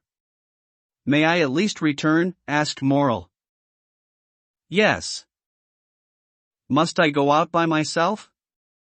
No. Whom should I take with me? The Crown Prosecutor? No. The doctor? Yes. You wish to remain alone with Monsieur de Villefort? Yes. Will he be able to understand you? Yes. Oh, yes, Villefort said, almost happy now that the investigation was to take place between the two of them. Have no fear, I can understand my father very well. But even though he said this with an expression of relief, the Crown Prosecutor's teeth were chattering violently. d'Avrigny took Morel's arm and led the young man into the next room. Then the house lapsed into a silence deeper than the silence of death. Finally, after a quarter of an hour, an unsteady step could be heard and Villefort appeared on the threshold of the drawing-room in which d'Avrigny and Morel were waiting, one absorbed in his thoughts, the other sunk in grief. Come in, Villefort said, and he led them back to where Noirtier was sitting. Morel examined Villefort closely. The Crown Prosecutor's face was livid. Huge patches of reddish color had appeared on his forehead while, between his fingers, a quill was falling to pieces after being bent and twisted in 100 different ways. Gentlemen, he said to Morel and d'Avrigny in a strangled voice, your word of honor that this dreadful secret will remain buried among us. The two men started. I beg you, said Villefort. But the guilty person, said Morel. The murderer. The assassin. Have no fear, monsieur, justice shall be done, said Villefort. My father has told me the name of the guilty person, he is as thirsty as you are for revenge, yet, like me, he implores you to keep the secret, don't you, father? Yes, Noirtier went, firmly. Villefort continued, he knows me, and I have given him my word. Rest assured, gentlemen. 3 days, I ask you for 3 days, which is less than the law would demand, and in 3 days the revenge that I shall have exacted from the murderer of my child will make the most impassive of men shudder to the depths of his heart. Am I not right, father? As he spoke, he ground his teeth and shook the old man's numbed hand. Will all these promises be kept, Monsieur Noirtier? Morel asked, while d'Avrigny put the same question with a look. Yes, Noirtier answered, with a sinister joy in his eyes. So, gentlemen, swear, Villefort said, joining d'Avrigny and Morel's hands. Swear that you will take pity on the honor of my family and leave me to avenge it?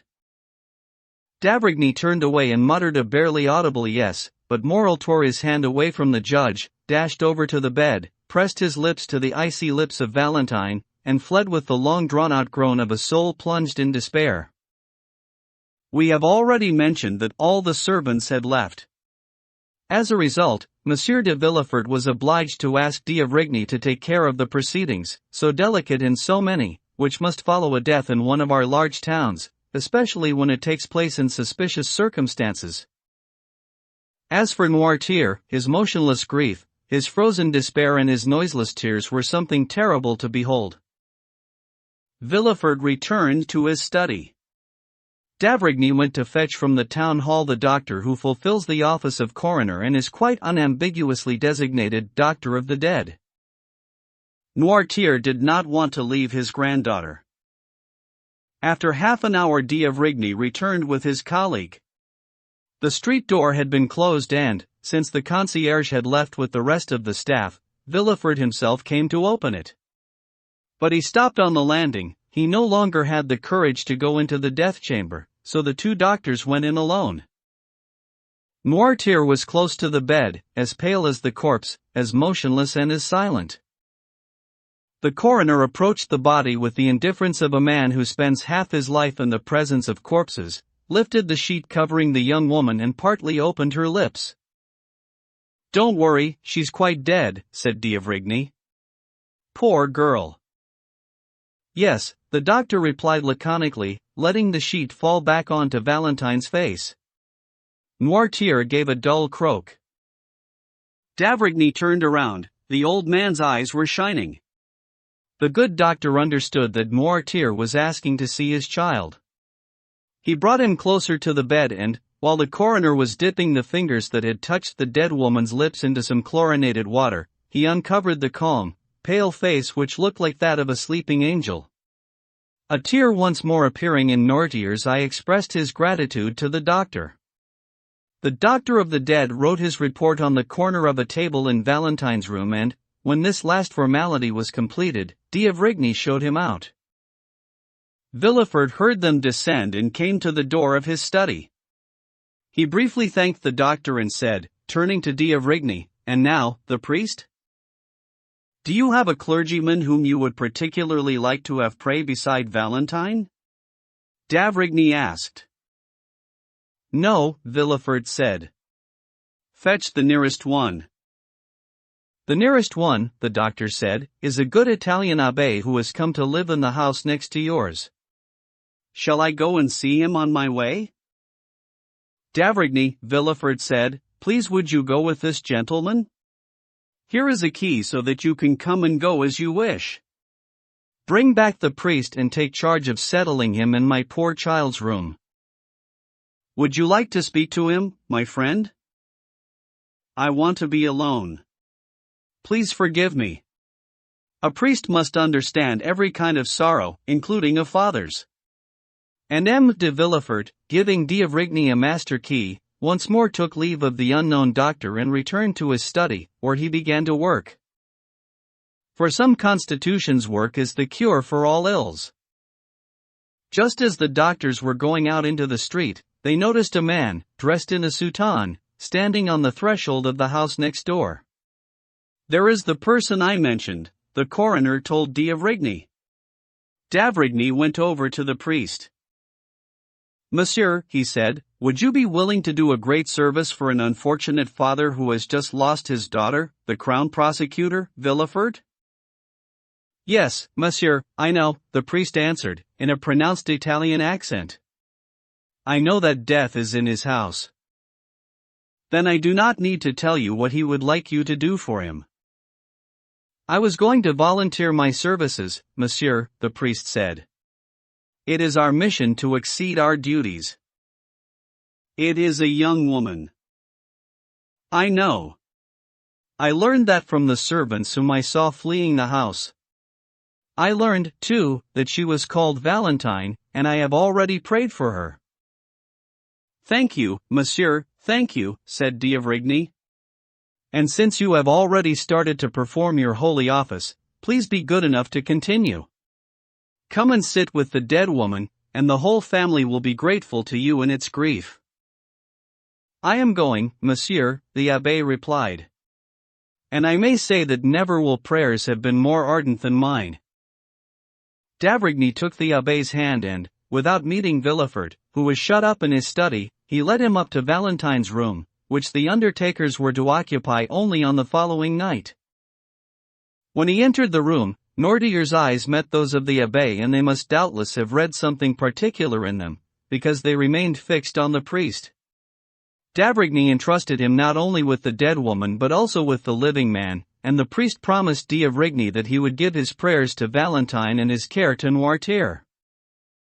He made this solemn promise, and, doubtless to avoid being interrupted in his devotions and so that Noirtier would not be disturbed in his grief, as soon as M. d'Avrigny had left the room, he went to draw not only the bolts on the door through which the doctor had just left but also those on the door leading to the apartments of Madame de Villefort. CIV. The signature of Baron Danglars. The following day dawned sad and overcast. During the night the undertakers had accomplished their dismal task and sewn the body, as it lay on the bed, in that shroud which gloomily enfolds the dead, supplying, whatever is said about the leveling effect of death, a last sign of the luxury that they enjoyed in their lifetimes.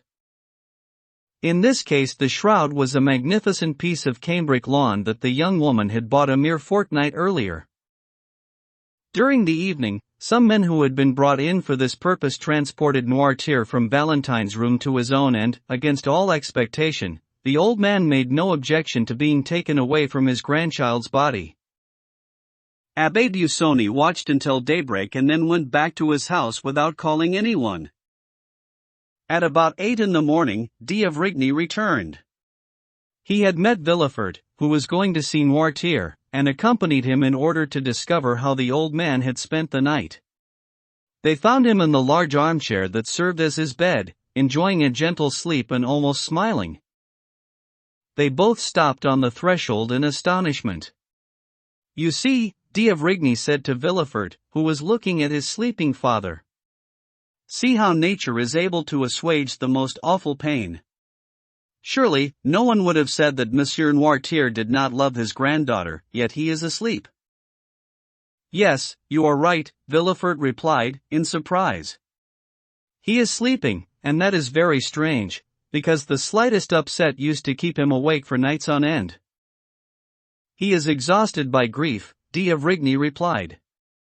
And the two men returned thoughtfully to the Crown Prosecutor's study. "Now, I didn't sleep," Villefort said, showing d'Avrigny his untouched bed. "Grief has not exhausted me and I have not been to bed for 2 nights. On the other hand, look at my desk. Good Lord, what I have written over those 2 days and nights!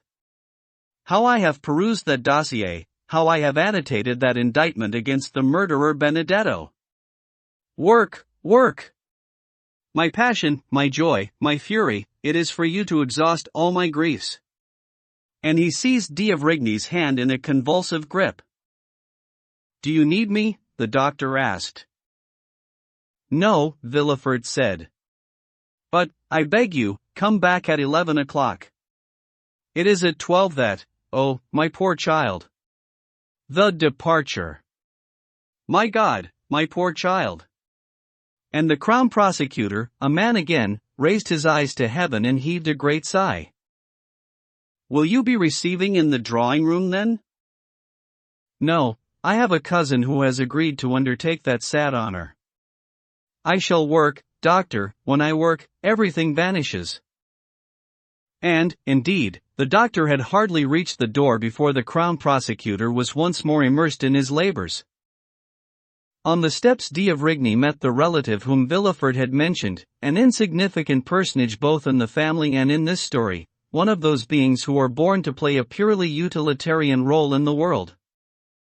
He was punctual, dressed in black, with a crepe armband, and he had come round to his cousin's with his face composed into a suitable expression, which he intended to keep for as long as need be and then put aside.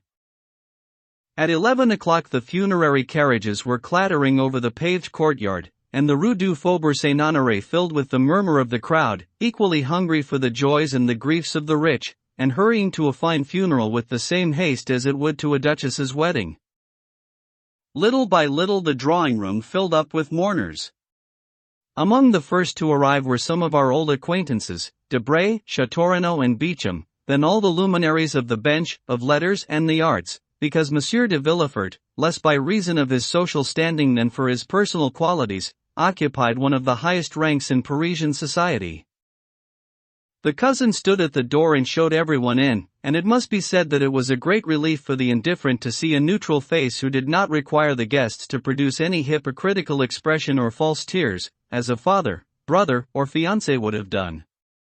Those who knew one another exchanged looks and gathered in groups, one of which was made up of Debray, Châteaurenaud, and Beauchamp. "Poor girl," Debray said, acknowledging this sad occasion, as, incidentally, everyone else was quite spontaneously doing. "Poor girl. So rich and beautiful. Would you have thought it, Châteaurenaud, when we came here, when was it, 3 weeks or a month ago at the most, to sign that contract that was not signed?"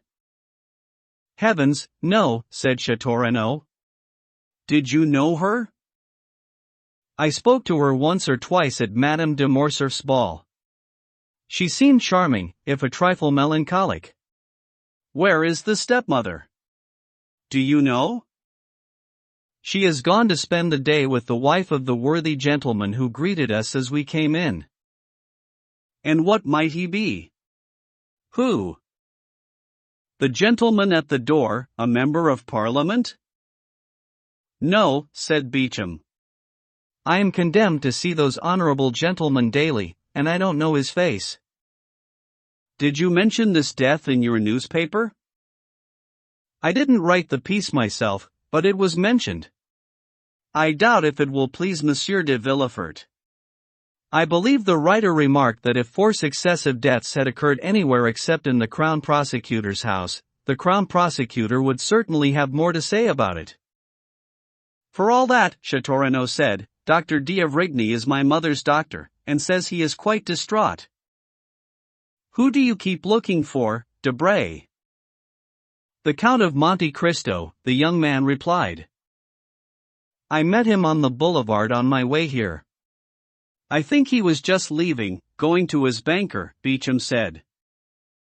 "His banker? Isn't that Danglars?"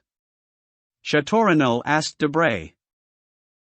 "I think so," the private secretary answered, with some faint signs of unease. "But Monte Cristo is not the only person I can't see here." "Where is Morel?" "Morel? Did he know them?" asked Châteaurenaud. "I think he had been introduced to Madame de Villefort only." "No matter, he should have come," said Debray. "What will he have to talk about this evening? This burial is the main news of the day." "But hush, say no more, here is the Minister of Justice and Religion. He will feel obliged to make his little speech to the mournful cousin." And the 3 young people went over to the door to hear the minister's speech.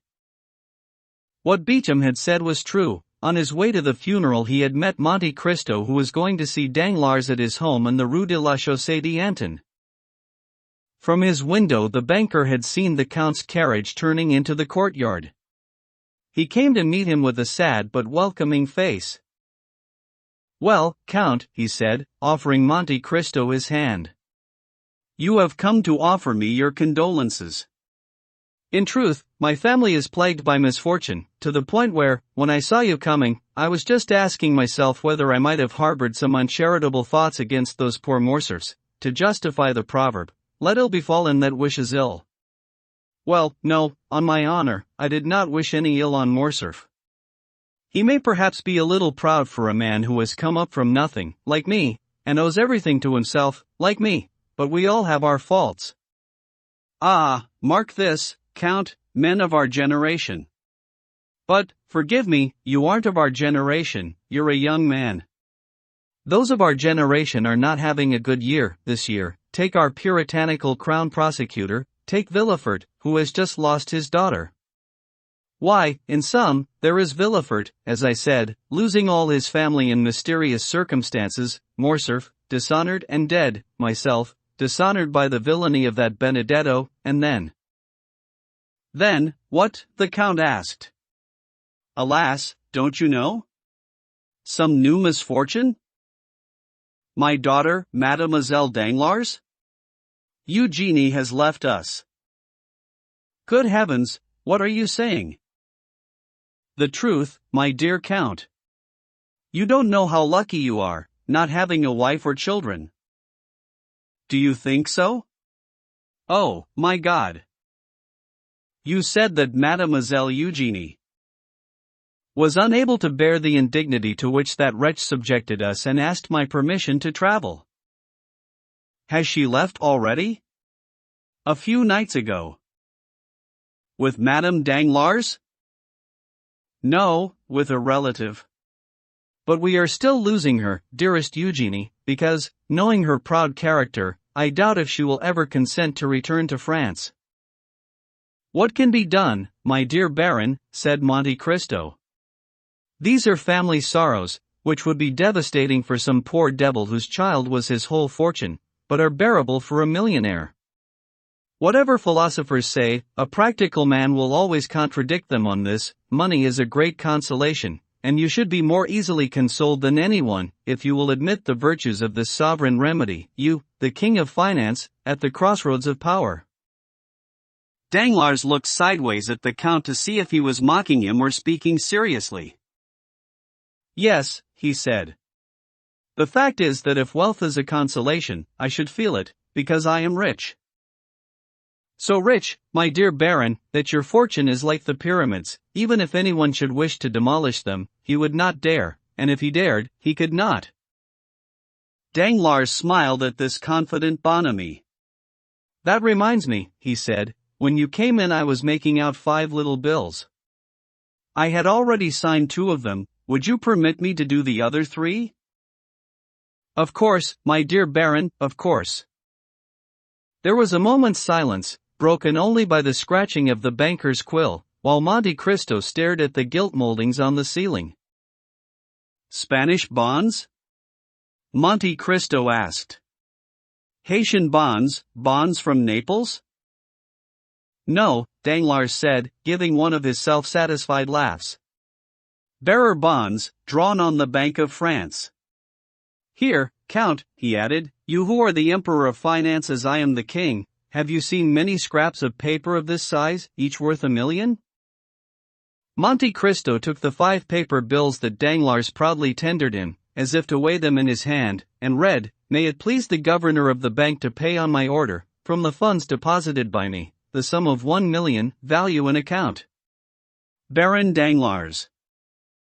1, 2, 3, 4, 5, Monte Cristo counted. 5 million. Damnation.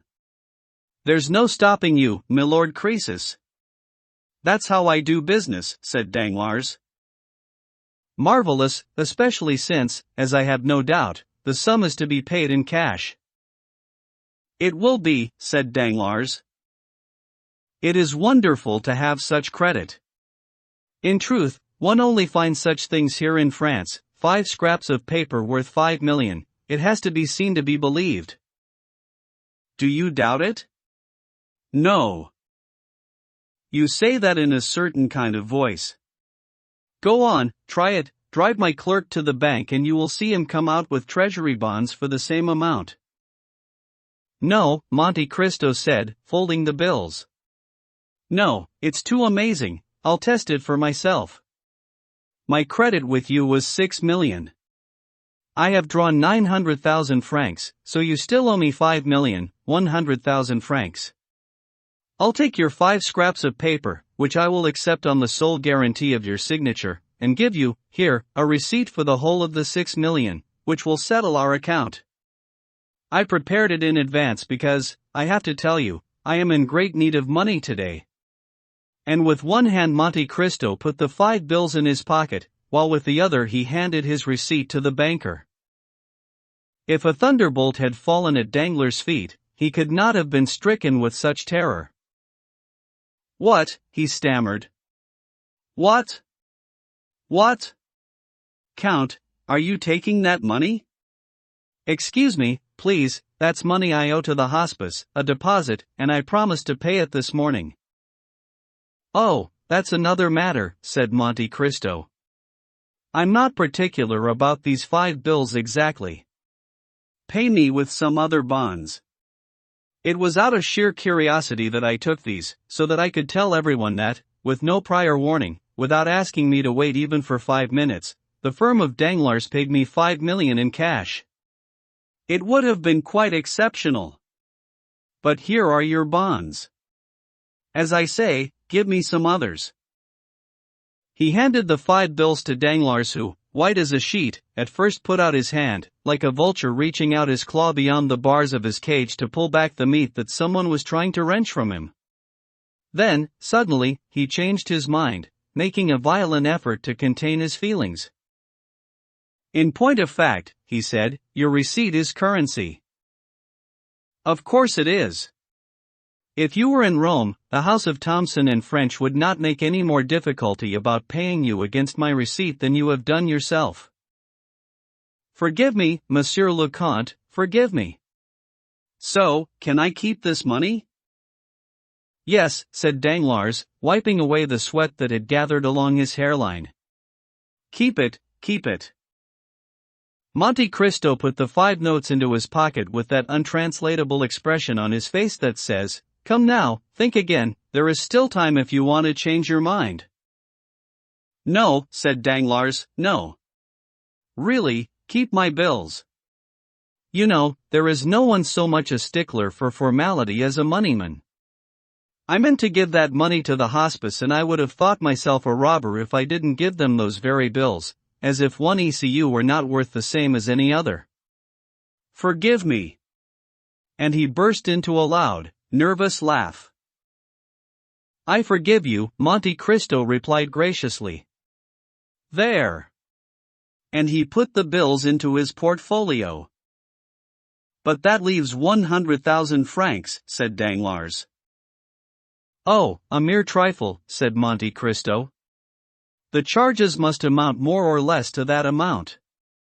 Keep it and we'll be quits. Count, are you serious? Said Danglars. I never joke with bankers, Monte Cristo said, with a gravity bordering on impertinence. He was just going towards the door when the valet announced, Monsieur de Beauville, Receiver General for Hospices. Well, well, said Monte Cristo. It seems I came just in time to benefit from your bills, everyone's after them. Danglars went pale again and hurried to take his leave of the Count. Monte Cristo exchanged courteous greetings with Monsieur de Beauville, who was standing in the waiting room. As soon as Monte Cristo had gone, he was shown into Monsieur Danglars' study. One might have seen the Count's grave features light up with a fleeting smile at the sight of the portfolio that the Receiver General was carrying in his hand. At the door, he got into his carriage and asked to be driven immediately to the Bank of France. Meanwhile, repressing his feelings, Danglars came forward to greet the receiver. It goes without saying that the smile on his lips and the courteous manner were purely for show. Good morning, dear creditor, he said. For I am prepared to wager that it is the creditor who has come to see me. Quite so, Baron, Monsieur de Beauville said. You see before you, in my person, the hospices whose widows and orphans hold out their hands in mine to ask for alms of 5 million francs. And they say orphans are to be pitied. Danglars said, carrying on the pleasantry. Poor mites. So I have come in their name. Did you get my letter of yesterday's date? I did. Here is my receipt then. My dear Monsieur de Beauville, Danglars said, perhaps your widows and orphans would be good enough to wait for 24 hours, since Monsieur de Monte Cristo, whom you have just seen leaving here, you did see him, I suppose? Yes, I did. What about it? Well, Monsieur de Monte Cristo was taking away the 5 million. How do you mean? The Count has an unlimited credit with me, a credit opened by the house of Thomson and French in Rome. He came to ask me for the sum of 5 million in a single payment. I gave him a draft on the bank, that is where my funds are deposited, and, you understand, I am afraid it might seem rather strange to the governor if I were to draw 10 million on him in one day. In 2 days, Danglars added, that's a different matter. Come, come. Monsieur de Beauville exclaimed in tones of utter incredulity. 5 million to that gentleman who was just leaving and who greeted me as he went, as though I knew him. Perhaps he does know you, without you knowing him. The Count of Monte Cristo knows everybody. 5 million. Here is his receipt. Be like St. Thomas, see and touch. M. de Beauville took the paper that Danglars gave him and read, received of Baron Danglars, the sum of 5,100,000 francs, to be reimbursed to him on demand by the house of Thomson and French, in Rome. Good Lord, it's true, he said. Do you know the firm of Thomson and French? Danglars asked. Yes, said Monsieur de Beauville. I did once do business with them for 200,000 francs, but I have not heard anything of them since then. It's one of the finest houses in Europe, Danglars said, lightly tossing down the receipt that he had just taken from Monsieur de Beauville's hands. And so he had 5 million, just with you? Well, I never. Is he a nabob, this Count of Monte Cristo? To be honest, I don't know what he is. But he had 3 unlimited credits, one with me, one with Rothschild, and one with Lafitte, and, Danglars added casually, as you see, he gave me precedence, leaving 100,000 francs for bank charges. M. de Beauville gave every sign of extreme admiration. I must go and call on him, he said, and get some pious bequest for us. You can count on it, his donations to charity alone amount to more than 20,000 francs a month. Splendid. And I would offer him the example of Madame de Morcerf and her son. What example? They gave all their money to almshouses. What money? Their wealth, General de Morcerf's, the deceased. Why? Because they did not want a fortune that had been so dishonorably acquired. What will they live on? The mother is to retire to Provence and the son is going to enlist. Well, well, said Danglars. What fine scruples! I registered the donation yesterday. How much do they have? Oh, not much, 12 or 1,300,000 francs. But let's get back to our millions. Certainly, Danglars said, as naturally as could be imagined.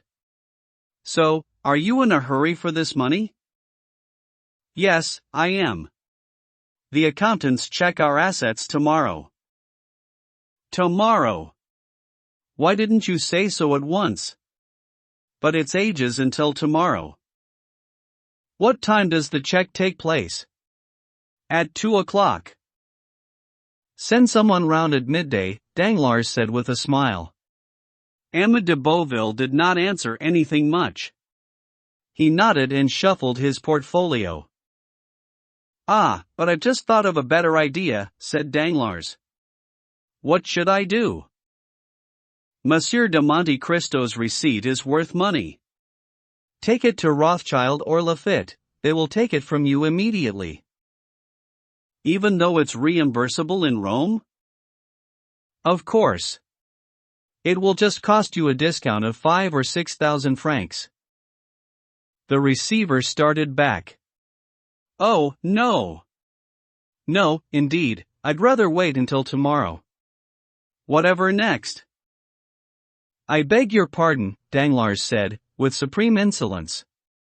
I thought for a moment that you had a little deficit to make up. Huh, said the receiver.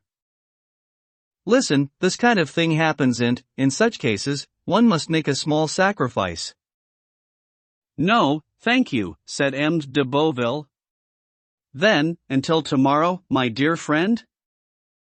Yes, until tomorrow, without fail, I hope? Of course. You're joking. Send someone at midday, and the bank will have it ready. I'll come myself. Even better, since that will give me the pleasure of seeing you again. They shook hands. By the by, said M. de Beauville, aren't you going to the funeral of that poor Mademoiselle de Villefort, which I passed on my way here? No, the Baron said.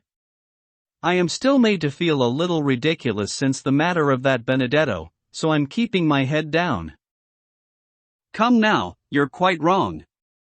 Was any of that your fault? Well, my dear friend, you know, when one has a name as spotless as mine, one is vulnerable. Believe me, everyone feels sorry for you and, most of all, for your poor daughter. Yes, poor Eugenie. Danglars said with a deep sigh. Did you know she was taking the veil, monsieur? No. Alas, yes, it's only too true. The very next day after all that, she decided to set off with one of her friends, who was a nun. She's gone to look for a convent of some very strict order in Italy or in Spain. But that's dreadful. And M. de Beauville bowed himself out with a flood of condolences to the father. No sooner was he outside, however, than Danglars, with an emphatic energy that will be understood only by those who have seen a performance of Robert Macaire by Frederick, one exclaimed, "Imbecile!" And, slipping Monte Cristo's receipt into a little portfolio, he added, "Come at midday. I'll be a long way off."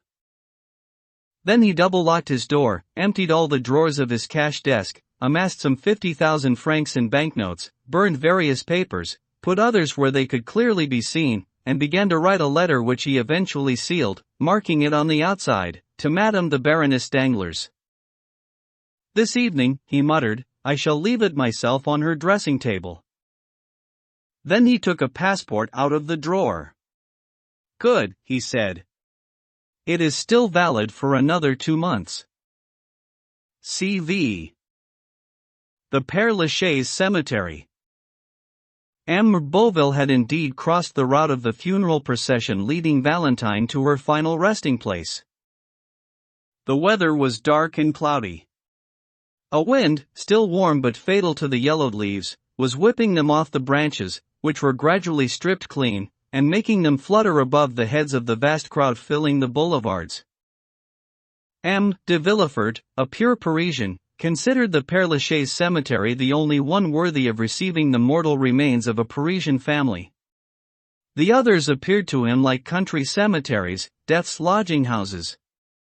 Only in the Père Lachaise could the respectable departed be accommodated at home. There, as we have seen, he had bought a perpetual lease on the plot above which rose the monument which was being so swiftly occupied by all the members of his family. The pediment of the mausoleum bore the inscription, "Families of Saint Marin and Villefort," such having been the last wish of poor Renée, Valentine's mother.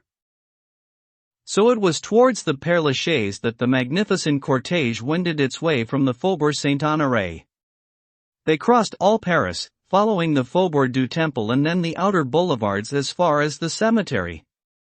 More than 50 private carriages followed behind 20 funerary coaches and, behind these, more than 500 more people were following on foot. Almost all were young men who had been forcibly struck by Valentine's death and who, despite the cold mists of the century and the prosaic spirit of the age, felt the elegiac poetry of this beautiful, chaste, adorable young woman, struck down in her prime. As they were leaving Paris, they saw a speedy team of 4 horses drawing a coach which suddenly halted as they stiffened their hocks, which were as nervous as steel springs. It was Monte Cristo. The Count got down from his barouche and joined the crowd following the hearse on foot. Chateau Renaud noticed him. He at once got out of his coupe and came over to his side. Beauchamp also left the hired cab in which he had been riding. The Count was searching carefully through every gap in the crowd. Obviously he was looking for someone. Eventually he could contain himself no longer. "Where is Morel?" he asked. "Does any one of you gentlemen know where he is?" "We were already wondering that at the house," said Chateau Renaud. "No one has seen him." The Count said nothing, but continued to search around him. Finally they reached the cemetery. Suddenly Monte Cristo's sharp eyes penetrated the clumps of yews and pine trees and soon he lost all anxiety, a shape had glided under the dark walkways and Monte Cristo had doubtless seen what he was looking for. Everyone knows what a burial is like in this magnificent necropolis. Dark groups scattered around the white walkways, the silence of sky and earth broken by the sound of some snapping branches or a hedge trampled around a tomb. Then the melancholy chanting of the priests, mingled here and there with a sob rising from beneath a cluster of flowers, behind which one can see a woman, overcome, her hands clasped. The shadow that Monte Cristo had noticed was quickly moving through the quincunx of trees behind the tomb of Heloise and Abelard one as he stood with the undertakers at the head of the horses drawing the hearse, and a moment later was at the place chosen for the sepulchre. Each one was looking at something, but Monte Cristo looked only at the shadow which had hardly been noticed by those around it. Twice he came out of the crowd to see if the man's hands were feeling for something hidden under his clothes. When the cortege halted, the shadow could be recognized as Morel, with his black coat buttoned right up to the neck, his ashen forehead, his hollow cheeks and his hat crumpled in his hands. He was standing with his back to a tree, on a mound above the mausoleum, so that he would lose none of the details of the funeral ceremony that was about to take place. Everything went off according to custom. A few men, and, as always, the least impressive, made speeches. Some regretted this premature death, others expatiated on her father's grief. Some had been found who were ingenious enough to have discovered that the young woman had more than once implored M. de Villefort on behalf of guilty men over whose head the sword of justice was suspended. Finally, every flowery metaphor and tortuous syntactical device was exhausted in every type of commentary on the lines written by Malherbe to du Poirier.2. Monte Cristo heard and saw nothing, or, rather, he saw nothing except Morel, whose calm immobility was a terrifying sight for the only person able to read what was going on in the depths of the young officer's heart. "Look!" Beecham suddenly said to Debray. "There's Morel. Why the devil has he planted himself over there?" And they pointed him out to Châteaurenaud. "How pale he is," Châteaurenaud said with a shudder. "He's cold," said Debray. "Not so," Châteaurenaud said slowly. "I think it's the emotion. Maximilian's a very impressionable man." "Pah!" Debray retorted. "He hardly knew Mademoiselle de Villefort." "You said so yourself." "That's true, but I remember that at Madame de Morcerf's ball he did dance with her 3 times, you know, that ball where you made such an effect." "No, I don't know," Monte Cristo answered, without knowing either to whom or about what he was speaking, so much was he preoccupied with watching Morel, whose cheeks were moving like those of someone who was gasping or holding his breath. "The speeches are over. Farewell, gentlemen," the Count said brusquely. And he gave a signal for departure by vanishing, though no one knew where. The funerary spectacle being over, the audience turned back towards Paris. Only Châteaurenaud for a moment looked around for Morel, but, while his eyes were following the disappearing figure of the Count, Morel had left his place and Châteaurenaud, after looking for him in vain, followed Debray and Beecham. Monte Cristo had slipped into a thicket and, hidden behind a wide tomb, was watching Morel's every movement. The young man had gradually gone over towards the mausoleum, from which the onlookers and then the workmen were drifting away. He looked around him slowly and vaguely. But just as his head was turning towards the point on the horizon opposite him, Monte Cristo took advantage of this to come forward another 10 yards without being seen. Morel was kneeling. The Count, arching his neck, his eyes staring and the pupils dilated, his knees flexed as if to jump at the merest signal, came closer and closer. Morel bent his forehead until it touched the stone, grasped the iron railings with both hands and murmured, "Oh, Valentine." The Count's heart was rent by the shattering effect of these 2 words. He took another step and said, touching Morel on the shoulder, "It's you, dear friend. I was looking for you." He expected some outburst, reproaches or recriminations, but he was wrong. Morel turned around and with an appearance of calm said, "You see, I was praying." The Count scrutinized the young man from head to toe and seemed more at ease after this examination. "Would you like me to take you back to Paris?" he asked. "No, thank you." "Do you need anything?"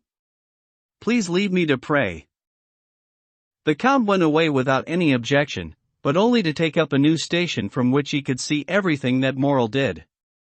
The latter finally got up, wiped his knees where they had been whitened by the stones and set off towards Paris without looking around. He was walking slowly down the Rue de la Roquette. The Count, sending on his carriage which had been waiting at the cemetery, followed 100 yards behind him. Maximilian crossed the canal and returned to the Rue de Meslay by the boulevards. 5 minutes after the door had shut behind him, it reopened to admit Monte Cristo. Julie was at the entrance to the garden, where she was entirely absorbed in watching Maître Penelon. With the utmost seriousness concerning his profession as a gardener, he was taking cuttings from some Bengal roses. "Ah, Monsieur le Count de Monte Cristo," she exclaimed with the joy that every member of the family usually displayed when the Count visited the Rue Meslay. "Maximilian has just come home, I believe, madam," the Count said. "I think I saw him go past, yes," the young woman said. "But, please, call Emmanuel." "No, madam, you must excuse me, I have to go up immediately to Maximilian's," Monte Cristo replied. "I have something of the utmost importance to tell him." "Then go," she said, following him with her delightful smile until he had vanished up the stairs. Monte Cristo soon went up the 2 floors between the ground and Maximilian's room. On the landing he stopped to listen. Not a sound could be heard. As in most old houses inhabited by a single master, the landing was closed off only by a glazed door. However, there was no key on the outside. Maximilian had shut himself inside, but it was impossible to see through the glass, because there was a red silk curtain across the door. The Count's anxiety showed itself in a reddening of the face, a quite unusual sign of emotion in this impassive man. "What should I do?" he muttered, and thought for a moment. "Should I ring? No, no." The sound of a bell, that is to say of a visitor, often precipitates the resolve of those in Maximilian's situation, and then another sound follows that of the bell. He shuddered from head to toe. Then, since he was a man whose decisions are made with the swiftness of lightning, he struck one of the panes of glass in the door with his elbow. It shattered and he lifted the curtain to see Morel in front of his desk, a quill in his hand, having just leapt up at the sound of the breaking glass. "Nothing," the Count said. "1,000 apologies, my dear friend. I slipped, and my elbow went through your glass door. But now, since it is broken, I shall take advantage of that to come in. Please don't disturb yourself, I beg you." And, putting his hand through the broken pane, he opened the door. Morel got up, evidently irritated, and came across to Monte Cristo, less to greet him than to bar his way. "I do declare, it's your servant's fault," Monte Cristo said, rubbing his elbow. "The floors here shine like mirrors." "Have you hurt yourself, monsieur?" Morel asked coldly. "I don't know." "What were you doing there?" "Writing?" "What was I doing?" "Your fingers are all ink-stained." "That's true," Morel replied. "I was writing. It does happen sometimes, even though I'm a soldier." Monte Cristo took a few steps into the apartment. Maximilian was obliged to let him pass, but he followed behind. "You were writing, then?" Monte Cristo said, with a daunting stare. "I've already had the honor to answer yes," said Morel. The Count took another look around him. "And your pistols are beside the writing table," he said, pointing to the weapons on Morel's desk.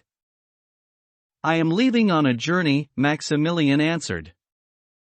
"My dear fellow," Monte Cristo said, with infinite tenderness. "Monsieur." "My friend, my dear Maximilian, I beg you, do nothing irrevocable. Irrevocable? Morel said, shrugging his shoulders. How can a voyage be irrevocable, I wonder? Maximilian, Monte Cristo said, let's both drop the masks we are wearing. You no more deceive me with that appearance of calm than I do you with my light-hearted concern. You realize, don't you, that to do what I have just done, to have broken your door and violated the privacy of a friend's room, you realize, I say, that to do such a thing, I must be harboring some serious anxiety, or rather a dreadful certainty. Morel, you want to kill yourself. Well, now, Morel said, shaking. Where did you get that idea, Monsieur le Comte? I say that you want to kill yourself, the Count went on in the same tone of voice. And here is the proof. Going over to the desk, he picked up the white sheet of paper that the young man had thrown over the letter he had been writing, and took the letter. Morel rushed forward to snatch it from his hands. However, Monte Cristo had anticipated the gesture and grasped Maximilian by the wrist, halting him like a steel chain halts an unfolding spring. You see, said the Count. You do want to kill yourself, here it is in black and white. Very well, Morel exclaimed, instantaneously switching from an appearance of calm to one of extreme violence. Very well, suppose that is so, suppose I have decided to turn the barrel of this pistol against myself, who will stop me? Who will have the courage to stop me? Suppose I should say, all my hopes are dashed, my heart is broken, my life is extinguished, there is nothing about me except mourning and horror, the earth has turned to ashes and every human voice is tearing me apart. Suppose I should say, it is only humane to let me die because, if you do not, I shall lose my reason, I shall become mad. Tell me, monsieur, if I should say that, and when it is seen that it is voiced with the anguish and the tears of my heart, will anyone answer me, you are wrong? Will anyone prevent me from being the most unhappy of creatures? Tell me, Count, would you have the courage to do so? Yes, Morel, Monte Cristo said, in a voice so calm that it contrasted strangely with the young man's excited tones. Yes, I am the one. You! Morel cried, with a growing expression of anger and reproach. You, who deceived me with absurd hopes, you, who restrained me, lulled me, deadened me with vain promises when, by some dramatic stroke or extreme resolve, I might have been able to save her, or at least to see her die in my arms, you, who pretend to have all the resources of intelligence and the powers of matter, you, who play, or appear to play, the role of Providence and don't even have the power to give an antidote to a young girl who has been poisoned. Oh, monsieur, I swear it, you would inspire pity in me if you did not inspire horror. Morel. Yes, you told me to lay down the mask. Well, you may have your wish, I shall lay it down. Yes, when you followed me to the cemetery, I still answered you, out of the goodness of my heart. When you came in here, I allowed you to do so. But now that you are taking advantage of my goodness, and challenging me even here in this room, to which I had retired as if to my tomb, since you are inflicting a new torment on me, when I thought I had exhausted every form of torment. Count of Monte Cristo, my supposed benefactor, Count of Monte Cristo, universal savior, then be satisfied. You will witness the death of your friend. And, with a mad laugh on his lips, Morel threw himself once more towards the pistols. Monte Cristo, pale as a ghost but with his eyes flashing, reached out for the weapons and said to the frenzied man, I repeat that you will not kill yourself. Just try to stop me. Morel said, making a final grasp which, like the previous one, exhausted itself against the Count's steely arm. I will prevent you. But who are you, then, after all, to dare claim this tyranny over free, intelligent creatures? Who am I? Monte Cristo repeated. Let me tell you, and he continued, I am the only man in the world who has the right to say to you, Morel, I do not want your father's son to die this day. Monte Cristo, majestic, transfigured, sublime, advanced with arms folded towards the trembling young man who, overcome despite himself by the near divinity of the man, shrank back a step. Why do you mention my father? He stammered. Why involve the memory of my father in what is happening to me now? Because I am the man who has already saved your father's life, one day when he wanted to kill himself as you do today, because I am the man who sent the purse to your young sister and the pharaoh to old Moral, because I am Edmond Dantes, who dandled you on his knees when you were a child. Moral shrank back again, staggering, panting, speechless, overwhelmed. Then all his sense failed him and he fell prostrate at Monte Cristo's feet. But then, at once, just as suddenly and completely, there was a surge of regeneration in that admirable constitution. He got up, leapt out of the room and dashed to the top of the stairs, crying at the top of his voice, "Julie, Julie! Emmanuel, Emmanuel!" Monte Cristo also tried to follow, but Maximilian would have died rather than release the hinges of the door which he thrust back against the Count. At the sound of Maximilian's cries, Julie, Emmanuel, Penelon and some servants ran up in fright. Moral took them by the hands and, reopening the door, gasped out in a voice stifled by sobs, "On your knees, on your knees! This is the benefactor, this is our father's savior, this is..." He was about to say, "This is Edmond Dantes." The Count stopped him by grasping his arm. Julie seized the Count's hand, Emmanuel embraced him as he would a guardian angel and Moral again fell to his knees, dashing his forehead against the ground. At this, the man of bronze felt his heart swell in his breast, a devouring flame shot from his throat to his eyes, and he lowered his head and wept. For a few moments the room was full of a chorus of tears and sublime sobs that must have seemed harmonious even to the dearest angels of the Lord. Scarcely had Julie recovered from the deep emotion that had overwhelmed her than she rushed out of the room, went down one floor and ran into the drawing room, with childish glee, to lift the glass dome protecting the purse given by the stranger in the Alice de Mailhan. Meanwhile Emmanuel said to the Count, in a voice choking with emotion, "Oh, Count, how, when you heard us so often speak of our unknown benefactor, when you saw us surround his memory with such gratitude and adoration, how could you wait until today to reveal yourself? Oh, this is cruel towards us, and, I might almost say, towards yourself." "Listen, my friend," the Count said. "And I can call you that because, without realizing it, you have been my friend for 11 years, the revelation of this secret has come about by a great event that you cannot know. God is my witness that I wish to conceal it forever in my soul, but your brother Maximilian forced it out of me by violence which, I am sure, he now regrets." Then, seeing that Maximilian had thrown himself sideways onto a chair while still remaining on his knees, he said softly, squeezing Emmanuel's hand in a significant manner, "Take care of him." "Why?" the young man asked in astonishment. "I cannot tell you, but watch over him." Emmanuel looked around the room and saw Moral's pistols. His eyes settled in alarm on the weapons, which he pointed out to Monte Cristo by slowly raising his arm towards them. Monte Cristo nodded, and Emmanuel made a movement in the direction of the pistols. "Leave them," said the Count. Then, going to Moral, he took his hand. The tumult that had briefly racked his heart had given way to a profound stupor. Julie came back upstairs, holding the silk purse in her hands, and 2 shining and happy tears ran down her cheeks like 2 drops of morning dew.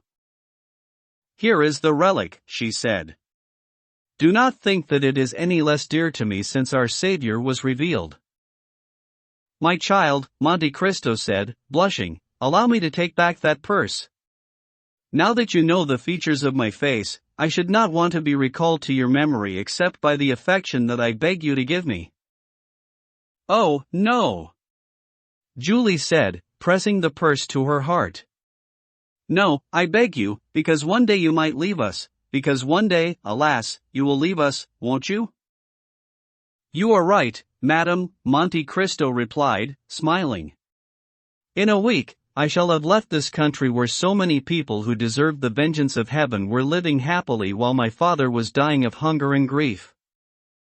As he was announcing his forthcoming departure, Monte Cristo kept his eyes on Moral and noticed that the words "I shall have left this country" passed without rousing the young man from his lethargy. He realized that he must engage in a further bout against his friend's grief and, taking the hands of Julie and Emmanuel and clasping them in his own, he told them, with the gentle authority of a father, "My dear friends, please leave me alone with Maximilian." For Julie, this was an excuse to take away the precious relic which Monte Cristo had forgotten to mention again. She pulled her husband after her, saying, "Come, let's leave them." The Count remained alone with Morel, who was as motionless as a statue. "Come, now," the Count said, touching his shoulder with his fiery hand. "Are you once more becoming a man, Maximilian?" "Yes, because I am starting to suffer again." The Count frowned, seemingly a prey to some grave dilemma. "Maximilian, Maximilian," he said. "The thoughts that obsess you are unworthy of a Christian." "Have no fear, my friend," Morel said, looking up with a smile of infinite sadness. "I shall no longer seek for death." "So, no more weapons, no more despair?" "No, for I have something better than the barrel of a gun or the point of a knife to cure me of my grief." "You poor, crazed man, what do you have?" "I have my grief itself, that will kill me." "My friend," Monte Cristo said, in tones as melancholy as those of the man he was addressing, "listen to me. One day, in a moment of despair equal to your own, since it induced me to take a similar resolution, I too wanted to kill myself, and one day, your father, equally desperate, also wanted to do the same. If anyone had said to your father, at the moment when he was lifting the barrel of the pistol to his head, and if anyone had said to me, at the moment when I was thrusting away from my bed the prison bread that I had not touched for 3 days, I say, if anyone had said to us at that climactic moment, live. Because the day will come when you will be happy and bless life, then, wherever that voice had come from, we would have answered it with a smile of skepticism or with pained incredulity. And yet, how many times, when he embraced you, has your father not blessed life, and how many times have I?" "Ah!" Morel cried, interrupting him.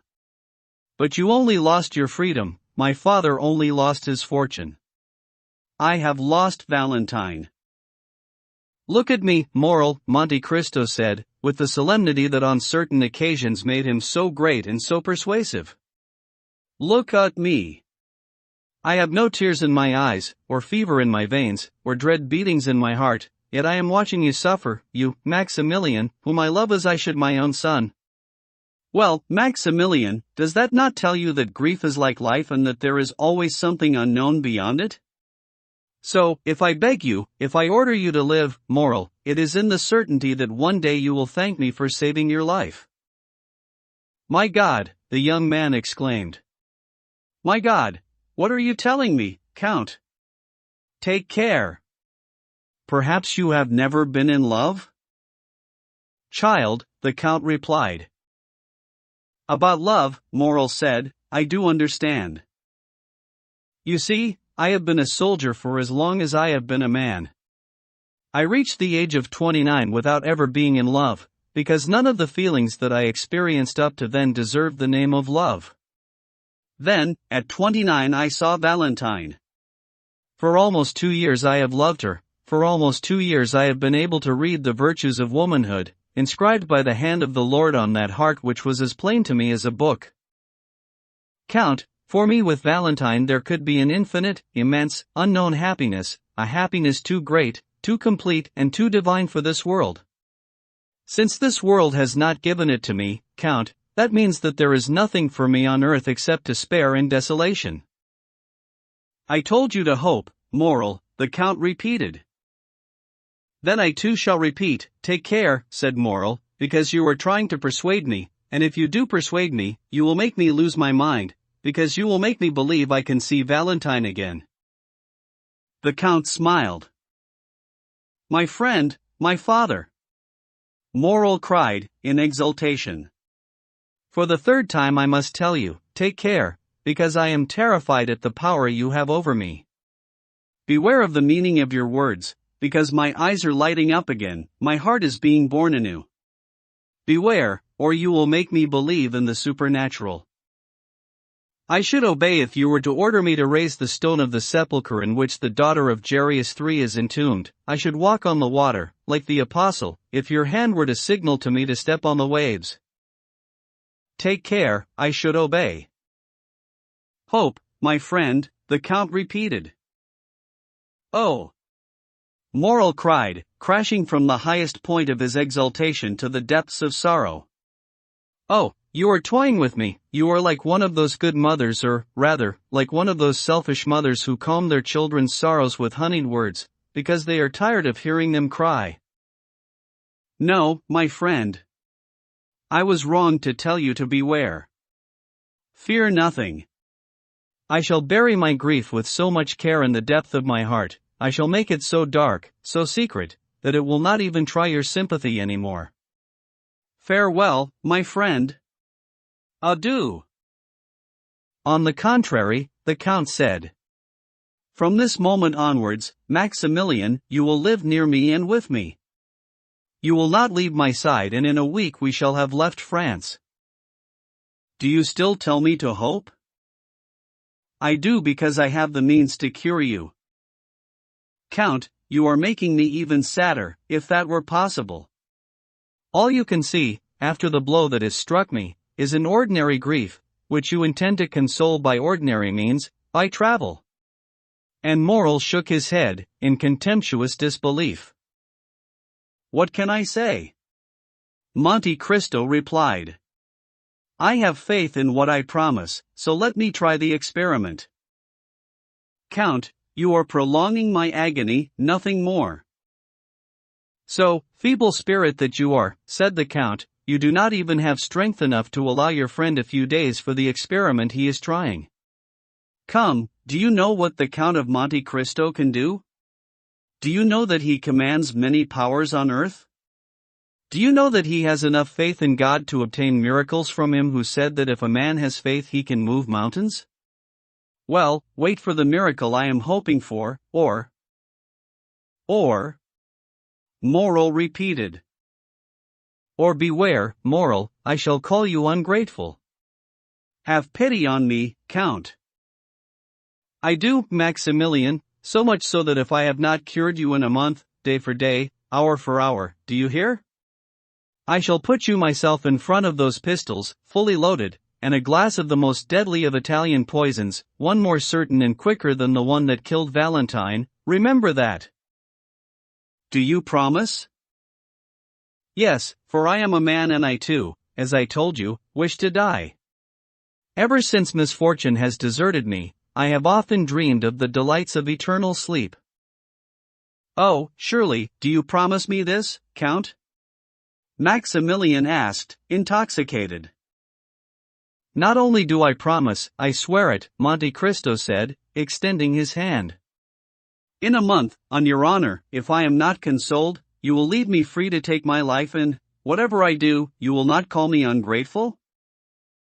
In a month, day for day, Maximilian, in a month, to the hour. The date is sacred, I don't know if you have realized, but today is the 5th of September. 10 years ago today, I saved your father, who wanted to die. Morrel grasped the Count's hands and kissed them. The Count accepted the homage as if such adoration were his due. In a month, he went on, you shall have, on the table in front of which we shall both be sitting, fine weapons and an easy death. But, in exchange, do you promise me to wait until then? Oh, yes, cried Morrel. In my turn, I swear it. Monte Cristo clasped the young man to his heart and held him there for a long time. And now, he said, from this day forth you will come and live with me. You will take Hades' rooms and my daughter will at least be replaced by my son. Haydée? Morrel said. What has happened to her? She went away last night. To leave you? To wait for me. So be ready to join me in the Champs-Élysées, and smuggle me out of here without anyone seeing. Maximilian bent his head and obeyed, like a child or a disciple. CVI. The share out. The first floor in the house on the Rue Saint-Germain-des-Prés, one which Albert de Morcerf had chosen for his mother and himself, consisted of a little, self-contained apartment which was rented to a very mysterious character. Not even the concierge had seen the man's face, either when he was coming in or going out. In winter he buried his chin in one of those red scarves that high-class coachmen wear while they are waiting for their masters to leave the theater. In summer he was always blowing his nose just at the moment when he might have been seen going in front of the lodge. It must be said that, contrary to all usual practice, this inhabitant was not being spied on by anyone, and that the rumor going around that his alias disguised a most eminent personage, and one who could pull lots of strings, had led people to respect the mystery of his comings and goings. His visits were usually at fixed times, though sometimes delayed or brought forward, but almost always, winter and summer, he took possession of the apartment at 4 o'clock, but never stayed the night there. At 3:30, in winter, the fire was discreetly lit by the servant who had charge of the little apartment, and at 3:30, in summer, the same girl would bring up ices. At 4 o'clock, as we have said, the mysterious character would arrive. 20 minutes later, a carriage would stop in front of the house. A woman in black or dark blue, always wrapped in a huge veil, would get out, drift like a shadow in front of the concierge's lodge and go up the stairs, though no one ever heard a single board creak under her light footsteps. Nor had anyone ever asked her where she was going. Her face, like the stranger's, was thus entirely unknown to the two doorkeepers, model concierges, and perhaps the only ones in the vast brotherhood of the capital's watchdogs who would have been capable of such discretion. Needless to say, she went up only as far as the first floor. She scratched in a special way on the door, which opened then closed tightly, and that's all. To leave the building, the same procedure was followed. The woman would go out first, always veiled, and get back into her carriage, which vanished sometimes down one end of the street, sometimes the other. Then, 20 minutes later, the stranger would go out in his turn, buried in his scarf or hidden behind his handkerchief, and he too would disappear. The day after the one on which Monte Cristo had paid his visit to Danglars, the day of Valentine's funeral, the mysterious occupier came in at around 10 o'clock in the morning, instead of his usual time of 4 in the afternoon. Almost at once, without leaving the usual space of time, a hired cab arrived and the veiled lady quickly went up the stairs. The door opened and closed. But, even before the door had closed, the lady exclaimed, "Oh, Lucien! Oh, my friend!" With the result that, for the first time, the concierge who had overheard the exclamation was made involuntarily aware that his tenant was called Lucien, but, being a model doorkeeper, he resolved not to mention it, even to his wife. "What is it, my dearest?" asked the man whose name the veiled lady had revealed, in her anxiety or her haste. "Tell me." "My dear, can I count on you?" "Of course, as you very well know." "What is wrong?" "Your note this morning was quite bewildering, the haste and disorder in your handwriting. Come, reassure me or terrify me entirely." "Lucien, something of great importance," she replied, scrutinizing him closely. "Monsieur Danglars left last night." "Left? Monsieur Danglars? Where has he gone?" "I don't know." "What do you mean, you don't know? Has he gone for good?" "Certainly. At 10 in the evening, his horses took him to the barrier at Charenton. There, he found a coach ready harnessed. He got in with his valet and told his coachman he was going to Fontainebleau." "So, what did you mean?" "One moment, dear. He left me a letter." "A letter?" "Yes. Read it." And she reached in her pocket for an unsealed letter which she gave Debray. Before reading it, he hesitated, as if seeking to guess what it contained, or, rather, as if, whatever it contained, he had decided to make up his mind in advance. After a few moments, his decision had no doubt been reached, because he began to read. The following were the contents of the letter that had so disturbed Madame Danglars. Madam, my most faithful wife. Unconsciously, Debray stopped and looked at the Baroness, who blushed to the roots of her hair. Read it, she said. Debray went on. When you receive this letter you will no longer have a husband.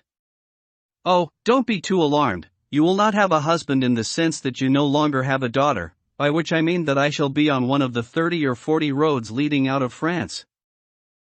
I owe you an explanation and, since you are a woman who will understand it perfectly, I shall give it to you. Here it is. This morning I received a demand for payment of 5 million, and I honored it. Another for the same amount followed almost immediately. I adjourned it until tomorrow, and I am leaving today to avoid that tomorrow which would be too unpleasant for me to bear. You do understand, do you not, madam and most precious wife? If I say you do understand, it is because you know my affairs as well as I do myself. You may even know them better than I do, since I should be unable to say, if anyone were to ask me, where at least half of my fortune has vanished, though it was once quite considerable, while I am certain that you, on the contrary, would be entirely capable of doing so. Women have infallible instincts and can explain even miracles by an algebra of their own devising. I know only my figures, and I knew nothing from the day when my figures began to deceive me. Have you ever admired the rapidity of my fall, madam? Have you been slightly dazzled by the bright flame that has devoured my ingots? I must confess that I saw only fire, but let's hope that you managed to find some gold in the ashes. It is with that consolation that I depart, madam, my most prudent spouse, without the slightest pricking of conscience at abandoning you. You still have your friends, the ashes I mentioned, and, to complete your happiness, the freedom that I hasten to give you. However, madam, the moment has come to introduce a word or two on more intimate matters. As long as I hoped you were working for the good of our family and the prosperity of our daughter, I philosophically turned a blind eye. But since you have brought our house to ruin, I do not wish to provide a foundation for another man's wealth. I took you rich, but with little honor. Forgive me for speaking so frankly, but, since it is probable that only we will read these words, I do not see why I should mince them. I increased our wealth, which continued to grow for more than 15 years, until the moment when these unknown catastrophes, which I am still unable to comprehend, arrived to seize it and cast it down, without my being to blame, I might say, for any of it. You, madam, have been working solely to increase your own wealth, and that, I am certain in my own mind, you have managed to do. So I shall leave you as I found you, rich, but scarcely honorable. Adieu. From now on, I too shall start to work for my own benefit. Accept the assurance of my gratitude for the example which you have given me, and which I shall follow. Your most devoted husband, Baron Danglars. The Baroness had been watching Debray during the long and painful reading of this letter and, despite his well-known self-control, she had seen the young man change color once or twice. When he had finished, he slowly refolded the paper and resumed his pensive attitude. Well? Madame Danglars asked, with understandable anxiety. Well, madam? Debray repeated mechanically. What do you think of this letter? Very simple. I think Monsieur Danglars was suspicious. Of course he was, but what do you have to tell me? I don't follow you, Debray said, icy cold. He has left, altogether gone. Left, never to return. Oh, Debray said, don't think that, Baroness. I tell you, he will never come back. I know him, he is quite unshakable in any resolution that reflects his own interests. If he had thought me of any use to him, he would have taken me. If he has left me in Paris, it is because the separation can serve his own ends. This means that he will never change his mind and that I am free forever, Madame Danglars added, with the same pleading expression. But Debray, instead of answering, left her poised in the same anxious and questioning state of mind and posture. What, she said finally. Do you not even answer me, monsieur? I have only one question to ask of you. What do you expect will become of you? I was going to ask you, the Baroness replied, her heart pounding. Oh, said Debray. Are you asking for my advice, then? Yes, I would like your advice, the Baroness said through dry lips. Well, if you're asking my advice, the young man said, I would advise you to travel. Travel, muttered Madame Danglars. Yes, indeed. As Monsieur Danglars said, you are rich and quite free. It will be absolutely necessary for you to leave Paris in any case, I should have thought, after the double scandal of Mademoiselle Eugenie's broken engagement and Monsieur Danglars' disappearance. All that matters is that everyone should know that you have been abandoned and should think you poor, because a bankrupt's wife would not be forgiven her opulent style of life. To achieve this, all you need do is to remain a fortnight in Paris, repeating to everyone that you have been abandoned and telling your closest friends, who will repeat it to everyone, exactly how the desertion took place. Then you must move out of your mansion, leaving behind your jewels and relinquishing your dowry, and everybody will admire your disinterestedness and sing your praises. Then it will be known that you have been abandoned and people will think you are poor. Only I know your true financial situation and will be willing to account to you for it as your loyal associate. Pale, devastated, the Baroness had listened to this speech with as much dread and despair as Debray had shown calm and indifference in delivering it.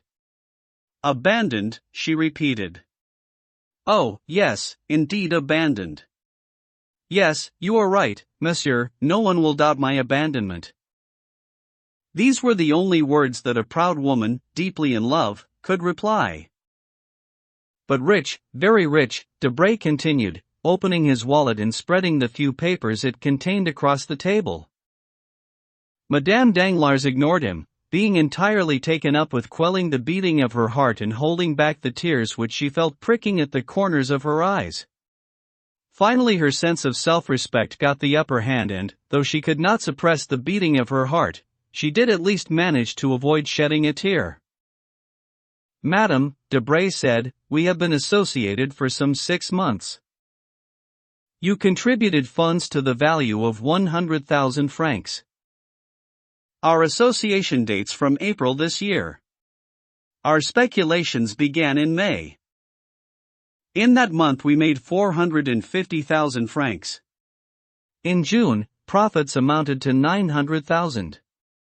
In July, we added a further 1,700,000 francs, that, as you know, was the month of the Spanish bonds. In August, at the start of the month, we lost 300,000, but by the 15th we had recovered our losses and by the end of the month we had our revenge. Our accounts, brought up to date from the time when we formed our partnership to yesterday, when I closed them, give us assets amounting to 2,400,000 francs, that is to say, 1,200,000 francs each. Now, he continued, slamming his account book shut with the steady and methodical hand of a stockbroker, we find 80,000 francs for the compound interest on that sum which has remained in my hands. But what is this interest? The Baroness interrupted. What does it mean, since you never invested the money? I beg your pardon, madame, Debray said coldly. I had your authority to exploit it and I took advantage of it. This means 40,000 francs in interest for your half, plus the 100,000 francs of the original capital sum, that is to say 1,340,000 francs for your share. Well, madam, he continued, I took the precaution of cashing your money in yesterday, not long ago, as you see, anyone would think I had been expecting at any moment to be asked to account to you for it. It is there, half in banknotes, half in bills, payable to the bearer. I say there, and it's true. As I thought my house was not sufficiently secure and a notary not discreet enough, and property speaks even louder than a notary.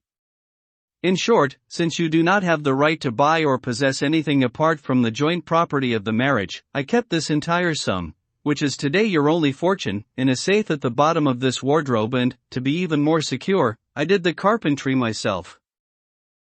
Now, he went on, opening first the wardrobe, then the safe, here are 800 notes of 1,000 francs each, which, as you can see, resemble a thick, iron-bound volume. To that I have added a bond for 25,000 francs, and finally, to make up the sum, which amounts, I believe, to something around 110,000 francs, here is a demand note on my banker, and since my banker is not Monsieur Danglars, the note will be honored, I can assure you. Madame Danglars mechanically took the demand note, the bond and the sheaf of banknotes. This vast fortune seemed to amount to very little, laid out in that way on a table. Madame Danglars, dry-eyed but with her breast swelling with sobs, picked it up and shut the steel-bound pouch in her case, put the bond and the demand note in her portfolio and stood, pale and silent, waiting for one kind word that might console her for being so rich. But she waited in vain. Now, Madame, Debray said, you have a splendid living, an income of something like 60,000 livres, an enormous sum for a woman who will not be able to set up house for at least a year from now. This will allow you to indulge whatever notion may pass through your head, apart from which, if you should find your share inadequate, in consideration of the past that is now fading away from you, you may dip into mine. I am prepared to offer you, as a loan, naturally, all that I possess, that is to say, 1,060,000 francs. Thank you, monsieur, the Baroness replied.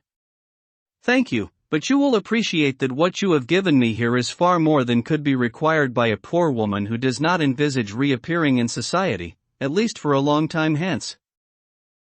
For a moment Debray was astonished, but he recovered and made a gesture that might most politely be interpreted as, do as you please.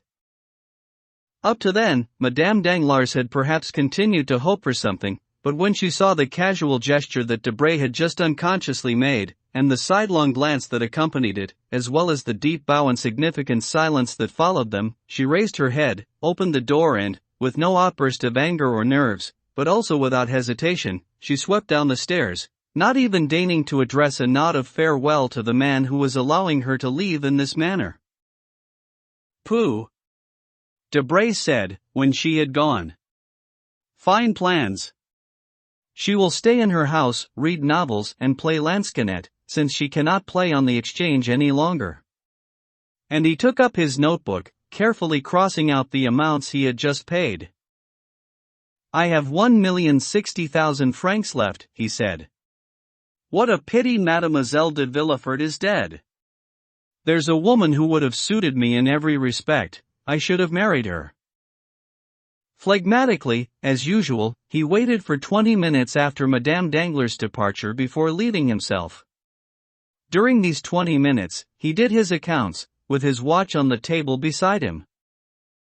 Asmodee, the diabolical personage whom any adventurous imagination might have created with a greater or lesser degree of felicity, had Lesage too not already established priority with his masterpiece, Asmodee, then, who lifted the roofs off houses in order to see inside, would have enjoyed a remarkable scene if, at the moment when Debray was doing his accounts, he had raised the top of the little boarding house in the Rue Saint-Germain-des-Prés. Above the room in which Debray had just shared out 2.5 million francs with Madame Danglars, there was another room, also occupied by people we know, people who played an important enough role in the events which have just been described for us to take a continuing interest in them. In this room were Mercedes and Albert. Mercedes had changed a great deal in the past few days. It was not that, even at the time of her greatest wealth, she had ever displayed the proud luxury that visibly marks a person out from other ranks in society and means that one can no longer recognize her when she appears in more simple attire, nor was it that she had fallen into that state of depression where one is driven to wear an outward appearance of misery. No, Mercedes had changed because her eyes no longer shone, her mouth no longer smiled, and a perpetual sense of constraint froze on her lips, the quick retort formerly thrown up by an ever-ready wit. It was not poverty that had withered Mercedes' intelligence or lack of courage that made her poverty burdensome to her. Stepping down from the sphere in which she had lived, lost in the new sphere which she had chosen for herself, Mercedes was like those people who suddenly emerge out of a splendidly illuminated salon into darkness.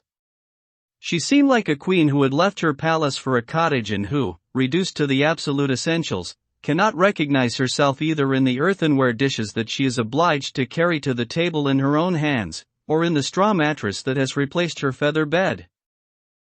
Neither the beautiful Catalan nor the noble Countess had preserved her proud look or her charming smile, because when her eyes rested on what was around her the only objects they met were distressing. The room was papered in one of those grey-on-grey papers that thrifty landlords choose because they show the dirt least. There was no carpet on the floor, and the furniture attracted attention, obliging one to contemplate the poverty and affected luxury. In short, these were all things that clashed, and were liable to upset eyes accustomed to harmony and elegance. Madame de Morcerf had been living here ever since she had left the family mansion. She found the silence dizzying, like a traveler reaching the edge of a precipice. Noticing that Albert was constantly looking at her surreptitiously to judge her state of mind, she had forced herself to wear an unchanging smile on her lips which, since it was not accompanied by that gentle glow of a smile in the eyes, produced the same effect as simple luminescence, that is to say light without warmth. Albert, for his part, was preoccupied, ill at ease, embarrassed by the remnants of a lifestyle that prevented him from belonging to his present state. He wanted to go out without gloves, and considered his hands too white. He wanted to walk everywhere and thought his boots were too well polished. However, these two noble and intelligent creatures, indissolubly linked by ties of maternal and filial love, could understand one another without speaking and economize on all the niceties required between friends to accept the material truth on which life depends. At last, Albert was able to say to his mother, without frightening her, "Mother, we have no money left." Mercedes had never really known destitution.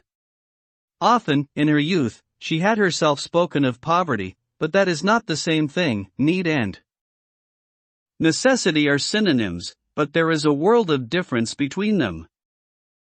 In the Catalan village, Mercedes had needed for many things, but she never went without certain others. As long as the nets were in good repair, they caught fish. As long as the fish were sold, they had rope to repair the nets. And then, isolated from friendship, only having a love that had nothing to do with the material details of the situation, one thought of oneself, each for oneself, only oneself. From the little that she had, Mercedes used to make her share as generously as possible. Now she had 2 shares to make, and from nothing. Winter was coming on. Mercedes, in this spare room, already cold, had no fire. Though once she had had a boiler which had heated the whole house from the halls to the bedrooms, she did not even have one miserable little flower, though her rooms had once been a hothouse which cost a king's ransom to furnish with plants. But she did have her son. Up to then, the joy of fulfilling, perhaps over-fulfilling, their duty had kept them in a state of exaltation. Such a state is close to enthusiasm, and that makes one insensible to the things of this earth. But their enthusiasm had died down, and they had gradually to return from the land of dreams to the world of reality. When the ideal was exhausted, they had to talk of practicalities. "Mother," Albert said, just as Madame Danglars was coming down the stairs, "let's just count all our wealth, if you don't mind. I need a total on which to build my plans." "Total, nothing," Mercedes said with a pained smile. "On the contrary, mother, total, 3,000 francs, first of all, and then I intend with those 3,000 francs to give us a truly delightful life." "My child." Mercedes sighed. "Alas, my dear mother," the young man said, "I have unfortunately spent enough of your money to know its worth. You see, now, 3,000 francs is a vast sum. I have built a miraculous future on it, one of everlasting security."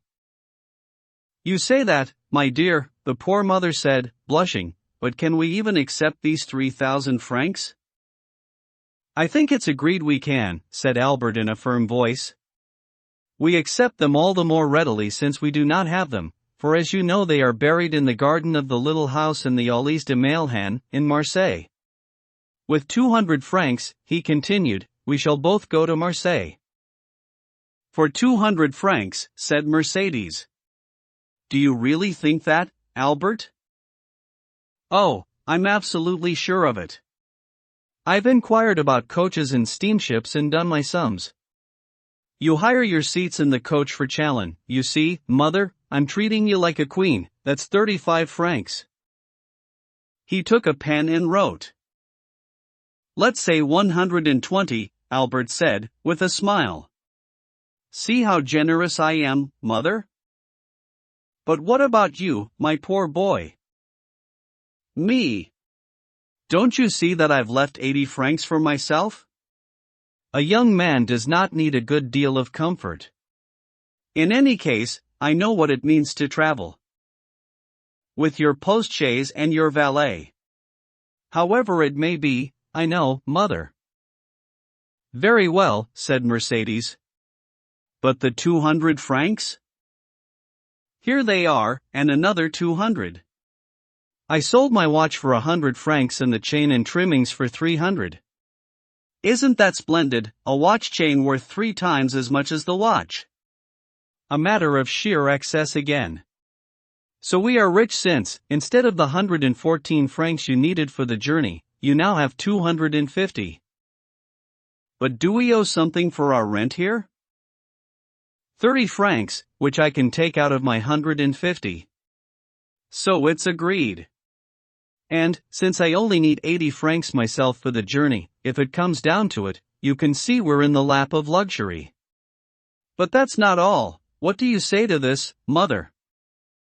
And, out of a little wallet with a gold lock, the remnant of some past self-indulgence or perhaps a tender souvenir of one of those mysterious, veiled women who used to knock at the little door, Albert took 1,000-franc note. What is that? Mercedes asked. 1,000 francs, mother. Oh, it's perfectly in order. But where did it come from? Now listen to me, mother, and don't get too excited. Albert stood up, went over to kiss his mother on both cheeks, then paused to look at her. You have no idea, mother, how beautiful I think you are, he said, with profound feelings of filial love. You really are the most beautiful woman I have ever seen, and the most noble. Dear child, Mercedes said, trying unsuccessfully to hold back the tears that were forming in the corners of her eyes. I do think that you needed only to be unhappy for my love to change to adoration.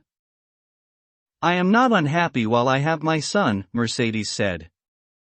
I never shall be, as long as I have him. Oh, yes, now, said Albert. That's where the trying times will begin. You know what is agreed? Have we agreed something? Mercedes asked. Yes, it is agreed that you will live in Marseille and I shall leave for Africa. There, instead of the name I have given up, I shall make for myself the name I have adopted. Mercedes sighed. Well, mother, yesterday I enrolled in the Spahiz, the young man said, lowering his eyes with some feeling of shame, not realizing how sublime his humiliation was. Or, rather, I thought that my body was mine and that I could sell it, since yesterday I have replaced someone. I have sold myself, as they say, and, he added, forcing a smile, dearer than I ever expected, that is to say for 2,000 francs. So this 1,000 francs? Mercedes said, shuddering. Half of the amount, mother, the rest in a year's time. Mercedes raised her eyes heavenwards with an expression beyond the power of any artist to depict. Her inner feelings overflowed and the 2 tears poised on the rim of her eyelids ran silently down her cheeks. The price of his blood, she murmured. Yes, if I should be killed, said Morcerf, with a laugh. But I assure you, dear mother, that I have every intention of defending myself savagely. I have never felt such a strong desire to live. My God, Mercedes said. Anyway, mother, why should I be killed? Was Lamoricier killed, that second knave from the south? Was Chain Garnier killed? Or Beto, 3 has our friend Morel been killed? Just think how pleased you will be when you see me come home in my uniform with the braid on it. I do assure you, I intend to look quite magnificent in it, I only chose that regiment for the sake of the uniform. Mercedes sighed, while attempting to smile. The saintly woman realized that it was wrong for her to let her son bear all the weight of their sacrifice. So, you see, mother, Albert said, you are already guaranteed more than 4,000 francs. With that you can live for at least 2 years. Do you think so? Said Mercedes. The words had slipped out, and the pain behind them was so real that Albert could not help grasping their real meaning. He felt a lump in his throat and, taking his mother's hand, clasped it tenderly in his and said, "Oh, yes, you shall live." "I shall," Mercedes exclaimed. "But you will not go, will you, my son?" "Mother, I must," Albert said, firmly and calmly. "You love me too much to keep me beside you in fruitless idleness. In any case, I have signed my name. You must do what you will, my son." "I shall do what God wills." "Not what I will, mother, but what reason and necessity dictate." "We are two desperate creatures, aren't we? What is life for you now?" "Nothing." "What is life for me?" "Very little indeed without you, mother, believe me. Without you, I swear, my life would have ended on the day when I first doubted my father and renounced his name. But I shall live, if you promise me that you will continue to hope. If you leave your future happiness in my care, you will double my strength. When I arrive there, I shall go and see the governor of Algeria. He is a fine man and, above all, a true soldier. I will tell him my sad story and beg him to watch me from time to time. If he does so, and sees how I manage, in 6 months I shall be an officer or dead. If I am an officer, mother, then your future is assured, because I shall have enough money for both of us and a new name of which we can both be proud, since it will be your true name. If I am killed. Well, if I am killed, then, mother dear, you will die, if you please, and our misfortunes will be ended by their own excess." "Very well," said Mercedes, with her noble and eloquent look. "You are right, my son. Let us prove to certain people who are watching us and waiting to see what we will do to criticize us, and let us at least prove to them that we deserve their sympathy. But let's have no funereal thoughts, mother. I swear to you that we are, or at least can be, very happy. You are a woman who is both full of wit and resigned. I have become simple in my tastes and, I hope, without passion. Once I am in the army, I shall be rich. Once you are in Monsieur Dante's house, you will be at peace. Let's try, mother, I beg you, let's try." "Yes, my son, you must live, you must be happy," Mercedes replied. "So, we each have our shares," the young man concluded, giving an appearance of being utterly at ease. "We can leave today. Come then, I shall reserve your place, as they say." "And yours?" "I must stay here 2 or 3 days more. This is a first separation and we must get used to it. I need a few letters of recommendation and some information about Africa, then I shall join you in Marseille." "Very well then, let's go," Mercedes said, wrapping herself in the only shawl she had brought with her, which happened to be a very expensive black cashmere. "Let's go." Albert hurriedly collected his papers, rang to pay the 30 francs he owed the owner of the boarding house, and offered his mother his arm to go down the stairs. Someone was going down in front of them, and this someone, hearing the rustling of a silk dress on the banisters, turned around. "Debray," Albert muttered. "You, Morcerf," the minister's secretary answered, stopping on the stair where he was standing. Curiosity overcame Debray's wish to remain incognito. In any event, he had been recognized. There was something very intriguing about discovering the young man whose misfortune was the talk of the whole town in this obscure boarding house. "Morcerf," Debray repeated. Then, noticing Madame de Morcerf's still youthful figure in the half-light and her black veil, he added, smiling, "Oh, I beg your pardon, Albert. I shall leave you." Albert understood what he was thinking. "Mother," he said, turning to Mercedes, "this is Monsieur Debray, secretary to the Minister of the Interior, and one of my former friends." "What do you mean, former?" Debray spluttered. "I say that, Monsieur Debray," Albert went on, "because today I have no more friends and must have none." "I thank you very much, monsieur, for being so good as to recognize me."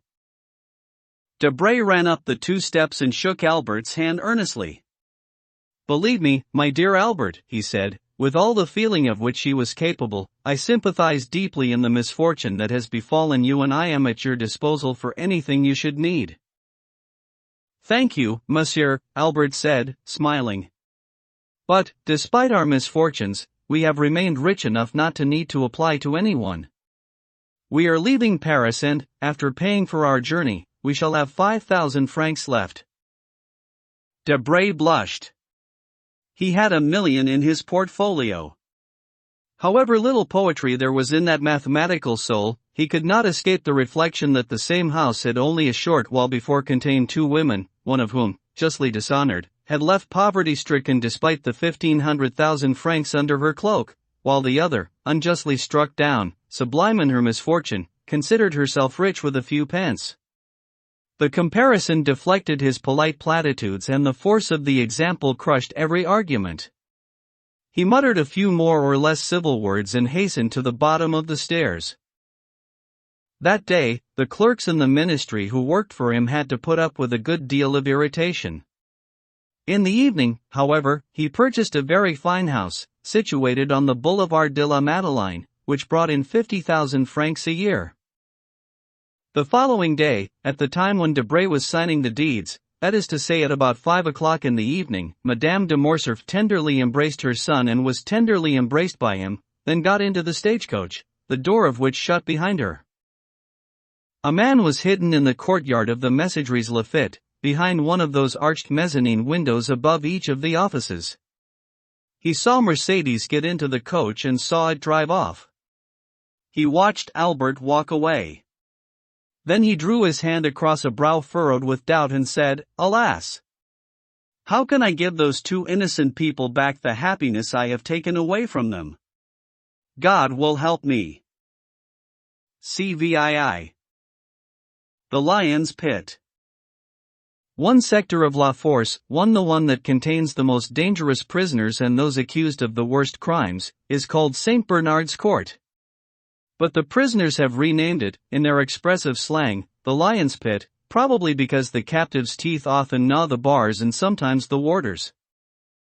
This is a prison within a prison, the walls are twice as thick as elsewhere. Every day a doorkeeper carefully tests the massive railings, and one can see from the Herculean stature and cold, penetrating eyes of the warders here that they have been chosen for their physical and mental ability to inspire fear. The exercise yard for this section is enclosed in vast walls across which the sun shines obliquely when it deigns to penetrate into this gulf of spiritual and physical ugliness. It is on these stones that, from dawn onwards, careworn, wild-eyed and wan, like ghosts, those men wander whose next justice has bent beneath the sharpening blade. They can be seen crouching, hugging whichever wall holds most warmth. There they remain, talking in pairs, but more often alone, constantly glancing towards the door which opens to call one or other inhabitant forth from this grim place, or to fling into the gulf some new piece of detritus thrown out of the melting pot of society. St. Bernard's Court has its own visiting room, a long rectangle, divided in 2 by 2 parallel grilles set 3 feet apart, so that the visitor cannot shake hands with the prisoner or pass him anything. The interview room is dark, dank, and in every way repellent, especially when one considers the appalling secrets that have passed between the grilles and rusted the iron bars. But this place, ghastly though it is a paradise in which men whose days are numbered come to recall a society that they long for and savor. So rare is it for anyone to emerge from the lion's pit to go anywhere except to the Barrière Saint-Jacques, to the penal colony or to the padded cell.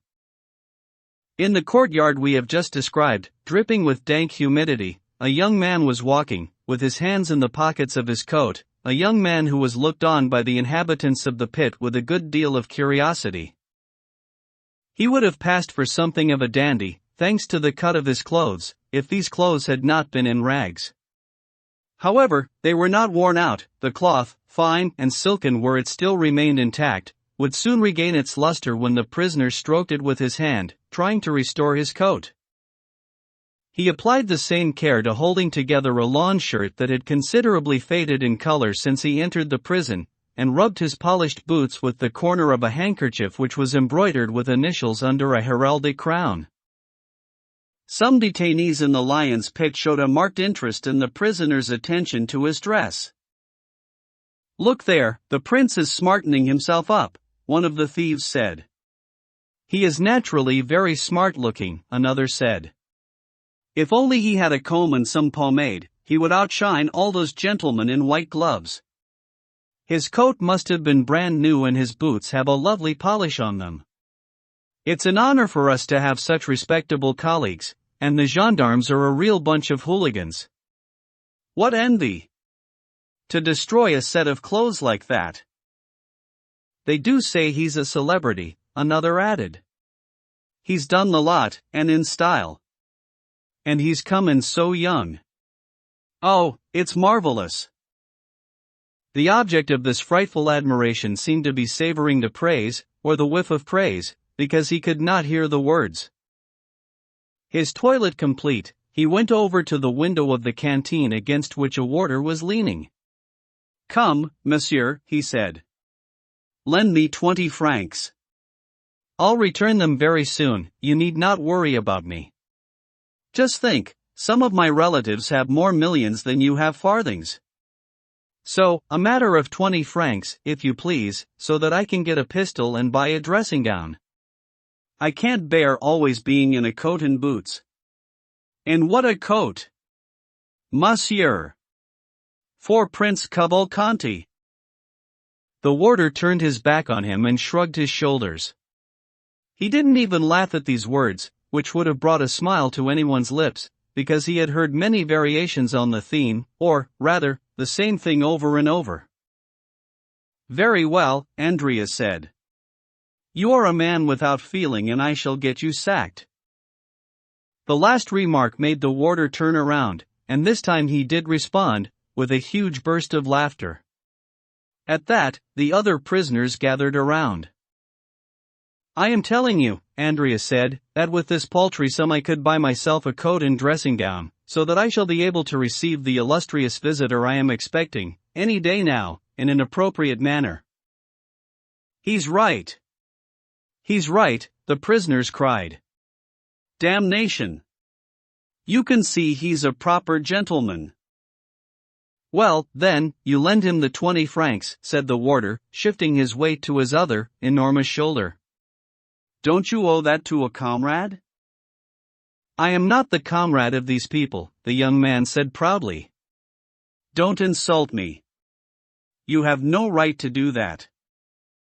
The thieves looked at one another, muttering under their breath, and a storm, raised by the warder's provocation even more than by Andrea's words, began to rumble around the aristocratic prisoner. The warder, sure of doing a quos ego 3 when the waves began to rise too high, let the storm brew a little to play a trick on the man who had been importuning him and to give himself a little light relief in a tedious day's work. The thieves had already come close to Andrea, and some were shouting, "The slipper! The slipper!" This is a cruel game which consists in attacking a colleague who has fallen foul of these gentlemen, not with a slipper, but with a hobnailed boot. Others suggested the eel. This is a different type of entertainment, consisting in filling a twisted handkerchief with sand, pebbles or coins, when they have any, and beating the victim around the head and shoulders with it. "Let's whip the fine fellow," some said.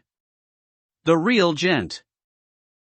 But Andrea, turning around towards them, winked, put his tongue in his cheek and gave a clicking of the lips that meant a host of things to these bandits, who fell silent. These were Masonic signs that Catullus had shown him, and the hooligans recognized one of their own. The handkerchiefs dropped at once and the hobnailed slipper went back on the head executioner's foot. Some voices muttered that the gentleman was right, that he could be honest in his own way and that the prisoners ought to set an example of freedom of thought. The riot receded. The warder was so amazed that he immediately took Andrea's hands and began to search him, attributing this sudden change in the inhabitants of the lion's pit to something other than mere hypnotism. Andrea let him, but not without protest. Suddenly there was a shout from the gates. "Benedetto!" an inspector called. The warder gave up his prey. "Someone wants me," said Andrea. "In the visitor's room," said the voice. "You see, someone to visit me." "Oh, my dear friend, you'll soon see if a Cavalcanti is to be treated like an ordinary man." Hurrying across the courtyard like a black shadow, Andrea swept through the half-open door, leaving his fellow prisoners and even the warder looking after him admiringly. He had indeed been called into the visitor's room, and one should not be any less surprised at this than Andrea himself, because the clever young man, since he had first been put in la force, instead of following the custom of ordinary prisoners and taking advantage of the opportunity to write to have visitors come and see him, had kept the most stoical silence. "Obviously," he thought, "I have some powerful protector. Everything goes to prove it, my sudden fortune, the ease with which I overcame every obstacle, a ready-made family, an illustrious name which was mine to use, the gold showered upon me, the splendid matches offered to satisfy my ambition. My good luck unfortunately failed me and my protector was away, so I was lost, but not entirely, not forever. The hand was withdrawn for a moment, but it must now reach out to me again and catch me just as I feel myself about to fall into the abyss. Why should I risk doing something unwise? Perhaps I would alienate my protector. There are two ways to get out of this spot: a mysterious escape, expensively paid for, or pressure on the judges to dismiss the case. Let's wait before speaking or acting, until it is proved that I have been utterly abandoned, then." Andrea had worked out a plan which some might consider clever. The rascal was bold in attack and tough in defense. He had put up with the wretchedness of prison and every form of deprivation. But, little by little, nature, or, rather, habit, regained the upper hand. He was suffering from being naked, dirty and hungry, and time was hanging heavy on his hands. It was when he had reached this point of boredom that the inspector called him to the visitor's room. Andrea felt his heart leap with joy. It was too early for a visit from the investigating magistrate and too late for a call from the prison director or the doctor. It must therefore be the visit he was expecting. He was introduced into the visiting room. There, behind the grill, his eyes wide with hungry curiosity, he saw the dark and intelligent face of Emma Bertuccio, who was also looking, though with painful astonishment, at the iron bars, the bolted doors and the shadow moving behind the iron lattice. "Ah!" Andrea exclaimed, deeply touched. "Good day, Benedetto," Bertuccio said, in his resounding, hollow voice. "You," the young man exclaimed, looking around in terror. "You don't recognize me," said Bertuccio. "Wretched child." "Be quiet," said Andrea, knowing that these walls had very sharp ears. "Do be quiet. My God, don't talk so loudly." "You would like to speak to me, wouldn't you?" said Bertuccio. "A tête-à-tête?" "Yes, certainly," said Andrea. "Very well." After feeling around in his pocket, Bertuccio motioned to a warder who could be seen in his box behind a glass screen. "Read this," he said. "What is it?" Andrea asked.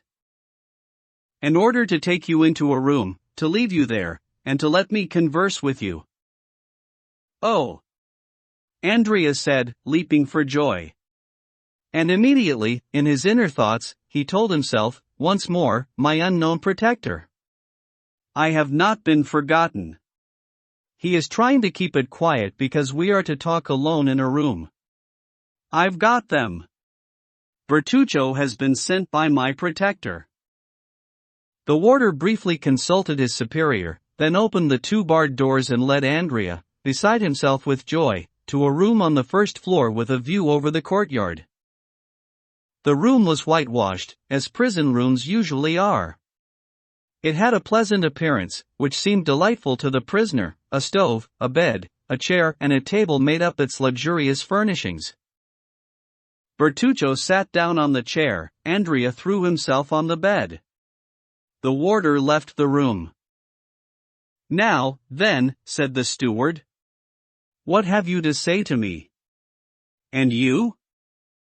"You speak first." "Oh, no. You have a lot to tell me, since you came to find me."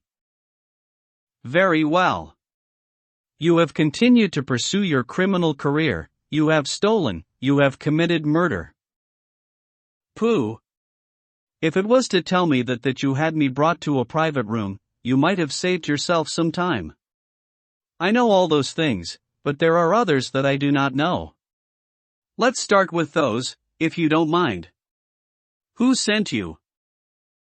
"Oh. You're going very fast, Monsieur Benedetto." "I am, and straight to the point. Let's not waste words." "Who sent you?" "No one." "How did you know that I was in prison?" "I recognized you a long time ago in the insolent dandy who was so elegantly driving his horse down the Champs-Élysées." "The Champs-Élysées. Ah, we're getting warm, as they say in Hunt the Slipper. The Champs-Élysées. So, let's talk about my father, shall we?" "Who am I, then?" "You, my good sir, are my adoptive father. But I don't suppose it was you who put at my disposal some 100,000 francs, which I spent in 4 or 5 months. I don't suppose it was you who forged an Italian father for me, and a nobleman. I don't suppose you were the one who introduced me to society and invited me to a certain dinner, which I can still taste, in Auteuil, with the best company in Paris, including a certain crown prosecutor whose acquaintance I was mistaken not to cultivate. He could be useful to me at this moment. In short, you are not the one who stood guarantor for me for 2 million when I suffered the fatal accident of the revelation of the truth.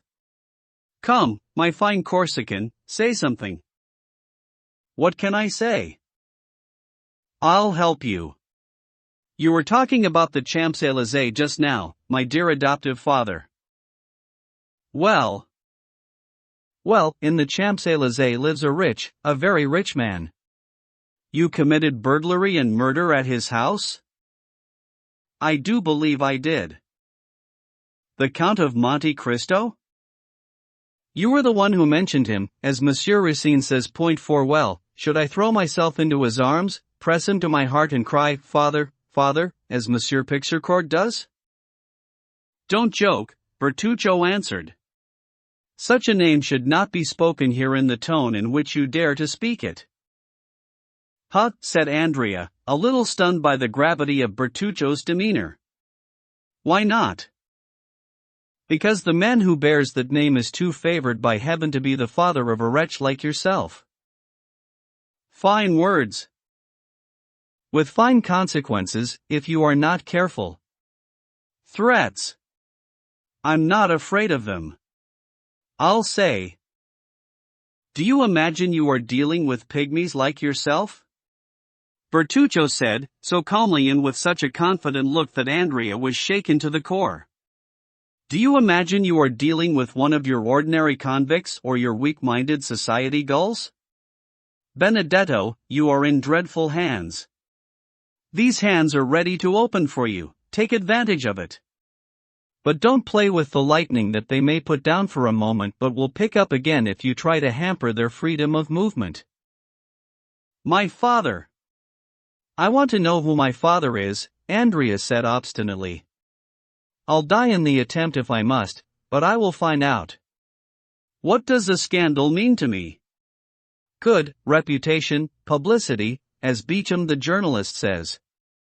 But the rest of you, who belong to society, always have something to lose by scandal, for all your millions and your coats of arms. So, who is my father?" "I have come to tell you." "Ah!" Benedetto cried, his eyes shining.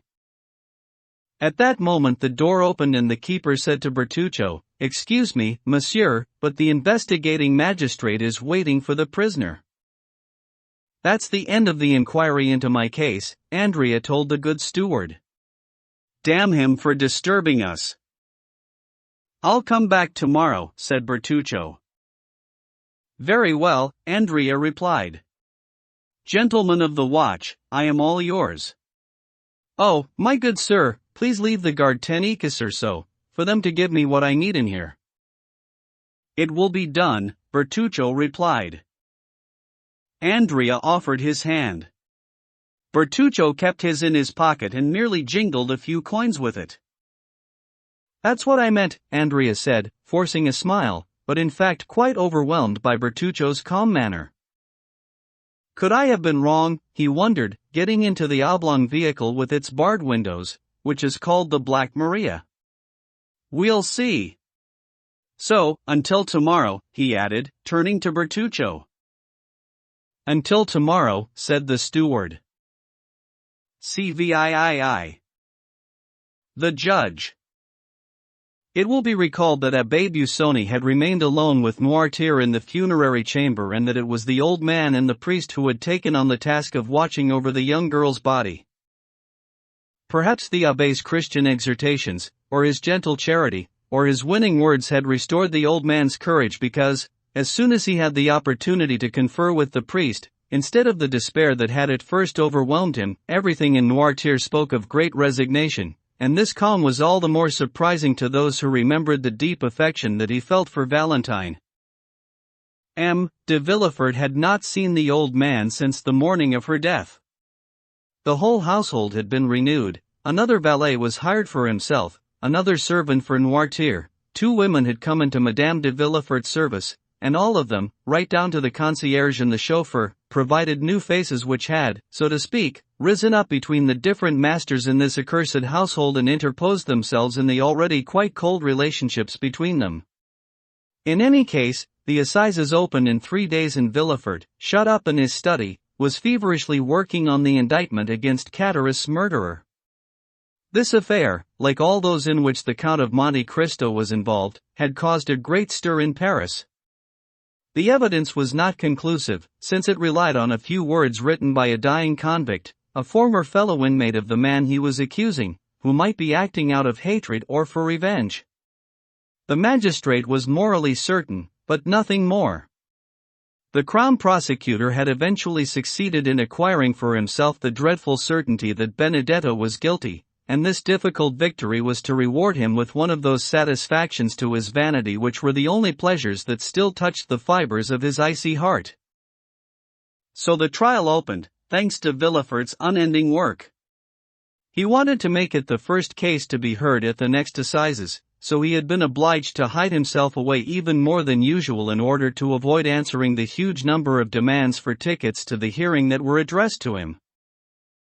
Moreover, so little time had passed since poor Valentine had been laid to rest. The family's grief was still so recent that no one was surprised to see the father so totally absorbed in his duties, that is to say in the only thing that might take his mind off his sorrow. Only once, the day after Benedetto had received a second visit from Bertuccio, the one when he was to tell him the name of his father, in fact the day after that, which was Sunday, only once, as we say, did Villefort notice his father. This was at a moment when the magistrate, overcome with tiredness, had gone down into the garden of his house and, dark, bent beneath some implacable thought, like Tarquin one cutting the heads off the tallest poppies with his cane. M. de Villefort was knocking down the long, dying stems of the hollyhocks that rose on either side of the path like the ghosts of those flowers that had been so brilliant in the season that had just passed away.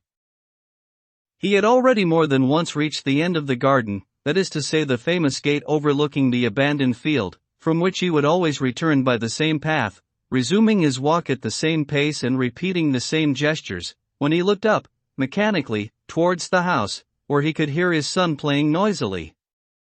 The boy had come home from boarding school to spend Sunday and Monday with his mother. At that moment, he saw M. Noirtier at one of the open windows. The old man had had his chair brought up to that window to enjoy the last rays of the still warm sun as it came to bid farewell to the dying convolvulus flowers and the reddened leaves of the vines entwined around the balcony. The old man's eye was fixed as it were on a point which Villefort could only imperfectly distinguish. His look was so full of hatred and savagery, and burned with such impatience, that the Crown Prosecutor, accustomed to interpreting every nuance of the features that he knew so well, stepped aside from his route to see who could have attracted such a powerful look. Under a group of lime trees, almost entirely bare of leaves, he saw Madame de Villefort, sitting with a book in her hand and looking up from her reading at intervals to smile at her son or to throw back the rubber ball which he insisted on throwing from the drawing-room into the garden. Villefort paled, knowing what the old man wanted. Noirtier was still looking at the same spot, but his eyes often turned from the wife to the husband, and then Villefort himself had to suffer the onslaught of those devastating eyes which, as they switched from one object to another, also changed in meaning, though without losing any of their threatening expression. Madame de Villefort, quite unaware of these passions beamed back and forth above her head, was at that moment holding her son's ball and motioning him to come and fetch it with a kiss, but Edouard took a lot of persuading. A kiss from his mother probably seemed insufficient reward for the trouble he would have to take. Finally he made up his mind, jumped out of the window into a bed of asters and heliotropes and ran over to Madame de Villefort, his forehead bathed in sweat. Madame de Villefort wiped it dry, put her lips to the damp ivory and sent the child off with his ball in one hand and sweets in the other. Villefort, drawn by an invisible magnet, like a bird fascinated by a snake, came towards the house. As he approached, Noirtier's eyes were lowered to follow him and the fire in his pupils seemed to reach such a degree of incandescence that Villefort felt it eating into the depths of his heart.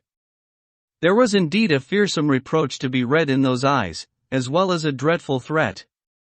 Then Noirtier's eyes and eyelids were raised towards heaven, as if reminding his son of a forgotten oath. "Very well, monsieur," Villefort replied, stepping into the courtyard. "Very well. Be patient for one day more. I shall do as I said." Noirtier seemed to be calmed by these words and his eyes turned indifferently away. Villefort swiftly unbuttoned the frock-coat that was stifling him, passed a pale hand across his brow and went back into his study. The night passed, cold and calm. Everyone went to bed and slept as usual in the house. Only Villefort, as usual, did not go to bed with the rest but worked until 5 in the morning, running over the last interrogations carried out the day before by the investigating magistrates, studying the evidence of witnesses and clarifying the language of his own opening speech, one of the most powerful and subtly written that he had ever made. The first session of the assizes was to take place on the following day, Monday. Villefort saw that day dawn, sinister and sickly pale, its bluish light reflecting off the lines on the paper, written in red ink. The judge had fallen asleep for a moment while his lamp burned itself out. He was woken by its spluttering, his hands damp and ink-stained as if he had dipped them in blood. He opened his window, a wide orange band crossed the distant horizon, cutting across the slender poplars outlined in black against the sky. In the field of alfalfa, beyond the wall by the chestnut trees, a skylark winged its way into the heavens, followed by its clear morning song. The damp air of dawn flooded over Villefort's head, awakening his memory. "Today will be the day," he forced himself to say. "Today the man who is to hold the sword of justice must strike wherever the guilty one may be." Involuntarily his eyes turned towards Noirtier's window, which was at right angles to his, the window where he had seen the old man the evening before. The curtain was drawn.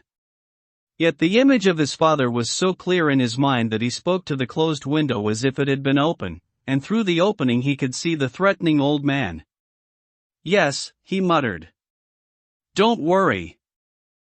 His head fell back on his chest and, with it bowed, he walked a few times round his study before finally throwing himself, fully dressed, on a sofa, not so much to sleep as to loosen his limbs which were stiff with tiredness and the chill of work which reached right to the marrow of the bones.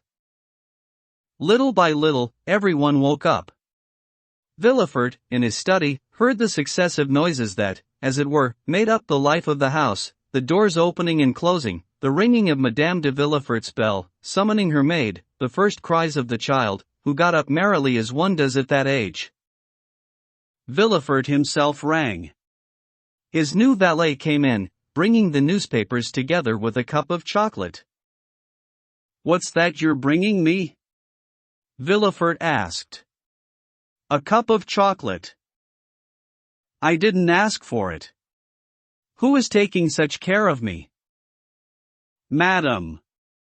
She said that Monsieur would no doubt have to speak a good deal today in that matter of the murder and that he needed to build up his strength."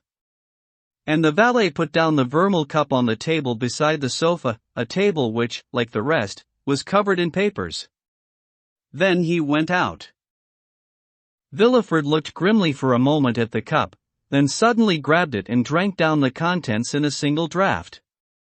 It was as though he hoped that the liquid was some deadly poison and that he was calling on death to release him from a duty that was ordering him to do something much more difficult than dying.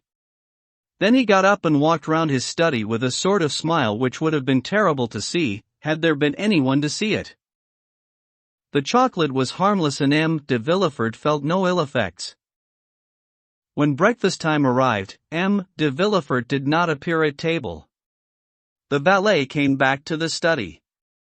"Madame wishes to inform Monsieur that 11 o'clock has just struck," he said, "and that the session opens at midday." "So," said Villefort.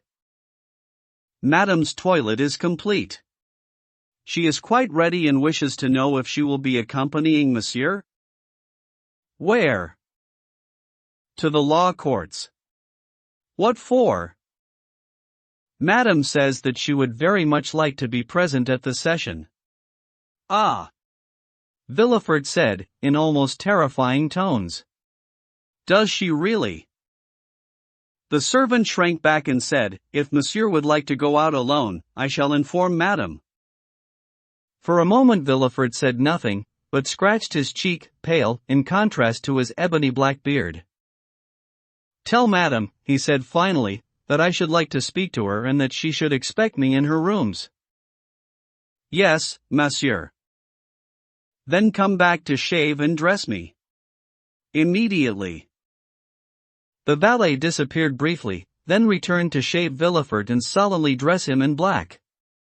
When he had finished, he said, "Madame says that she will expect Monsieur as soon as he is ready." "I am going." With his dossiers under his arm and his hat in his hand, Villefort set off towards his wife's apartments. At the door, he stopped for a moment and wiped away the sweat that was running down his livid white forehead. Then he pushed open the door. Madame de Villefort was sitting on an ottoman, impatiently leafing through some newspapers and brochures that young Edouard was tearing in pieces even before his mother had had time to finish reading them. She was completely dressed to go out. Her hat was waiting for her on a chair and she had her gloves on. "Ah! Here you are, Monsieur," she said quite calmly, in her ordinary voice. Good heavens, how pale you are! Have you been working all night again? Why didn't you come to have luncheon with me?" "So, are you going to take me, or shall I go on my own with Edouard?" As one can see, Madame de Villefort had asked one question after another, in order to get some response, but M. de Villefort remained cold and silent as a statue at every inquiry. "Edouard," he said, fixing the child with a commanding look. "Go and play in the drawing room. I have something to say to your mother." This cold stare, resolute voice and unexpected introduction made Madame de Villefort shudder. Edouard had looked up at his mother and, when she did not confirm M. de Villefort's orders, went back to cutting the heads off his lead soldiers. "Edouard!" M. de Villefort shouted, so harshly that the child leapt up on the carpet. "Do you hear me? Go!" The child, unaccustomed to such treatment, got up, ashen-faced, though it was hard to say whether from anger or fear. His father went over to him, took his arm and kissed his forehead. "Go on, child," he said. Edouard went out. M. de Villefort walked over to the door and locked it. "My heavens," the young woman said, looking deep into her husband's soul and starting to form a smile, which was frozen by Villefort's impassive stare. What is the matter? Madam, where do you keep the poison that you habitually use? The magistrate said, clearly and unambiguously, standing between his wife and the door. Madame de Villefort felt what a lark must feel when it sees the tightening circle of the kite above its head. A harsh, broken sound, somewhere between a cry and a sigh, burst from her chest and she went as white as a sheet. Monsieur, she said. I don't understand. She had leapt up in a paroxysm of terror and now, in a second paroxysm that seemed even stronger than the first, she collapsed back onto the cushions on the sofa. I asked you, Villefort said in a perfectly calm voice, where you keep the poison with which you killed my father-in-law, Monsieur de Saint-Méran, my mother-in-law, Barois, and my daughter, Valentine. Oh, monsieur! Madame de Villefort cried, clasping her hands. What are you saying? It is not your place to question me, but to reply. To the husband or the judge? Madame de Villefort stammered. To the judge, madam, to the judge. The woman's pallor, her anguished expression and the trembling that shook her whole body were dreadful to behold. Oh, monsieur, she muttered. Oh, monsieur, nothing more. You do not answer me, madam, said her terrible questioner. Then he added, with a smile that was even more terrifying than his anger, it is true that you don't deny it. She shrank back. And you cannot deny it, Villefort added, stretching his hand towards her as if to seize her in the name of justice. You carried out these different crimes with impudent skill, though it could only have deceived those whose affection for you predisposed them to blindness where you were concerned. After Madame de Saint-Méran's death, I knew that there was a poisoner in my house. Monsieur d'Avrigny had warned me of it. After the death of Barois, God forgive me, my suspicions turned towards someone, towards an angel, those suspicions which, even when no crime has been committed, are always smoldering in the depth of my heart. But after Valentine's death, I could have no further doubt, madam. And not only I, but others. So your crime, which is known now to 2 people and suspected by many, will be made public. As I said to you a moment ago, madam, it is no longer your husband who is speaking to you, but your judge. The young woman hid her face in both hands. Oh, monsieur, she stammered, I beg you, don't be misled by appearances. Can you be a coward? Villefort cried, in a contemptuous voice. I have indeed always noticed that poisoners are cowards. But are you a coward, who had enough frightful courage to watch 2 old people and a girl die in front of you, when you had killed them? Can you be a coward, he continued, in growing excitement? You, who have counted out one by one the minutes of 4 death agonies?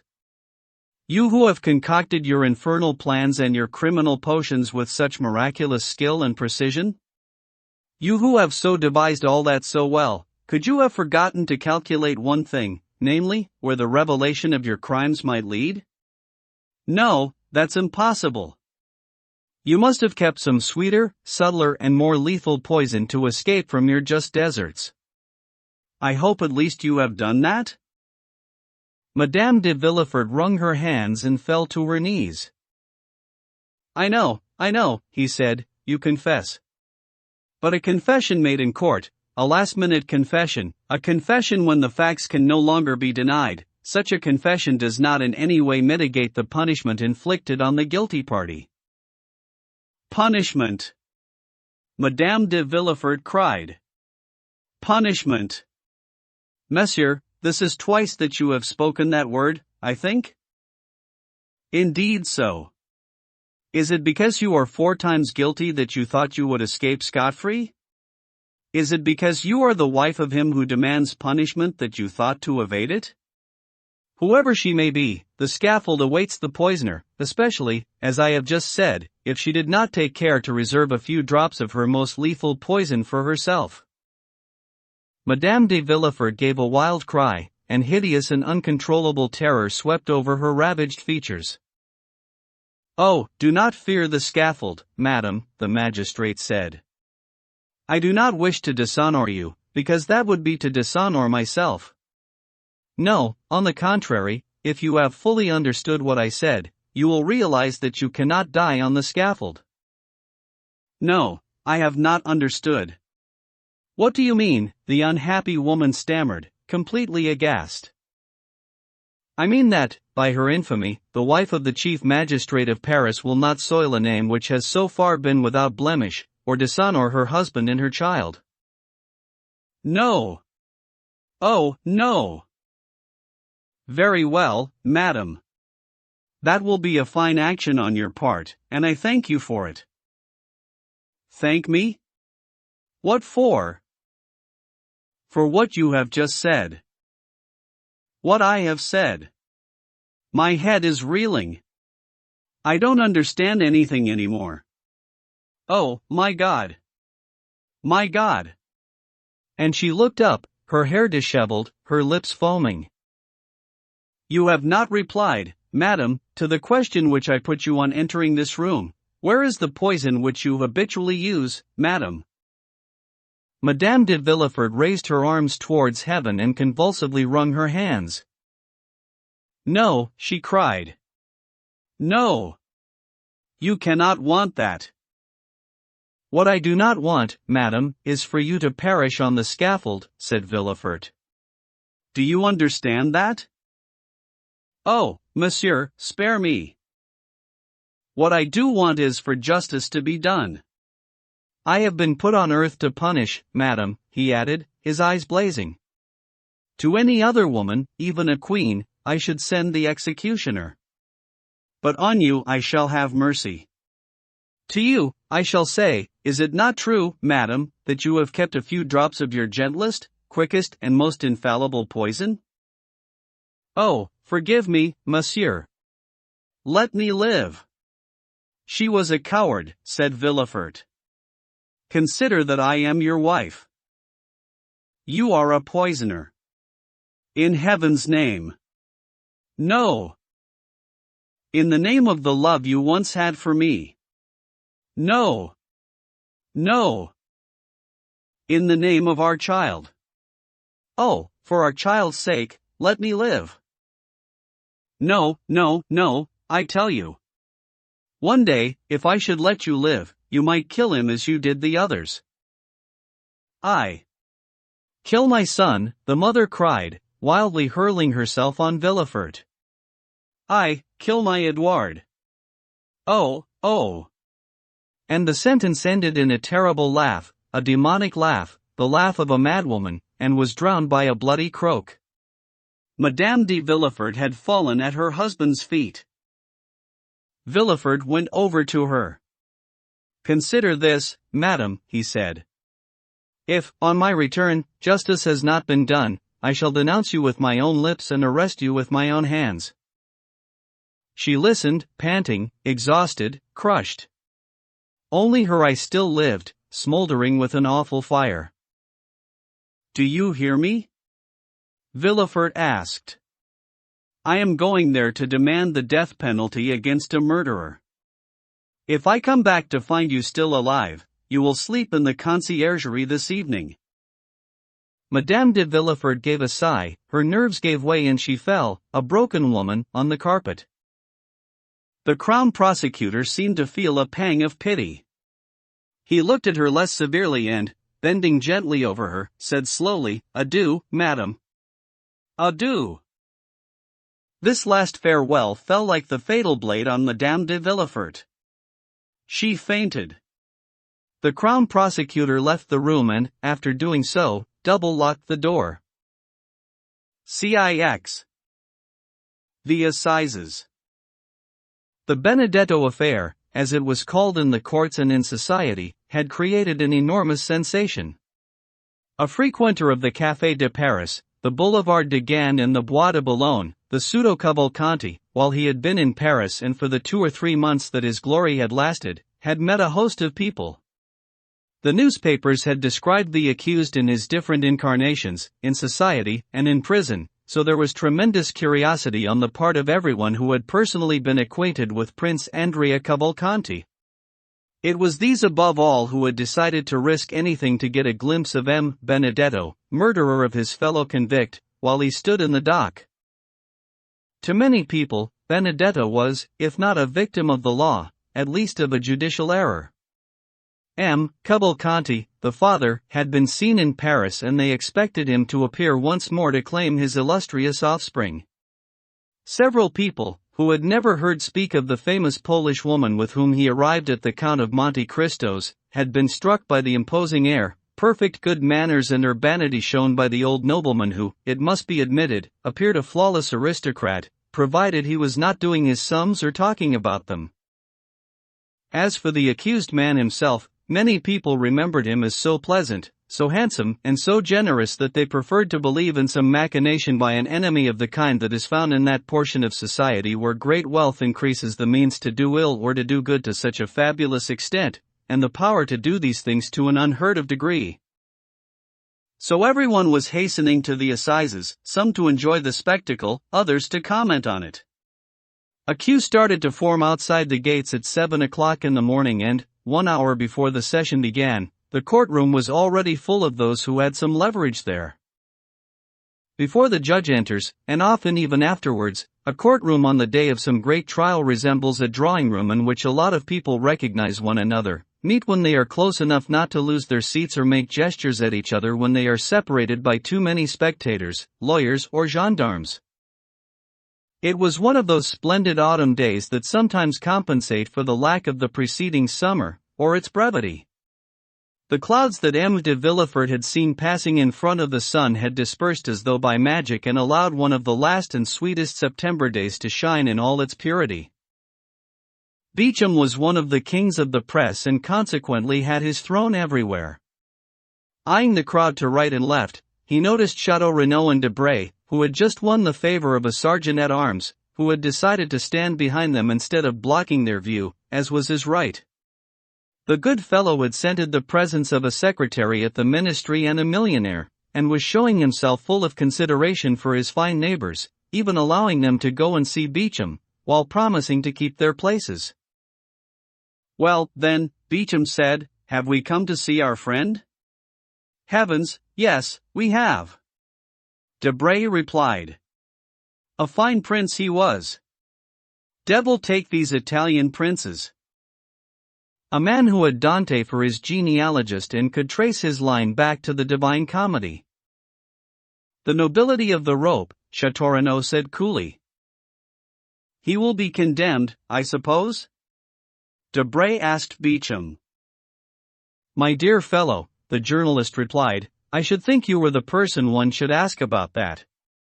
You know the political climate better than we do. Did you see the president at the last soirée in your ministry?" "Yes." "What did he say?" "Something that will surprise you." "Well, then, do tell me, quickly, my dear chap. It's so long since I heard anything that did that." "Well, he told me that Benedetto, who's considered a firebird of subtlety and a giant of cunning, is only a very subordinate, very naive rogue, quite undeserving of the experiments which will be made on his phrenological organs once he is dead." "Pooh," Beecham said. "He played the prince well enough for all that. For you, perhaps, Beecham, you hate those poor princes so much that you are delighted if they misbehave. But I can sniff out a true gentleman straight away and spring an aristocratic family, whatever it may be, like a heraldic bloodhound." "So, you never believed in his principality?" "In his principality, yes, but in his princedom? No." "Not bad," said Debray. "But I assure you that he could get by with anyone else. I saw him with the ministers." "Oh, yes," said Chateau Renaud.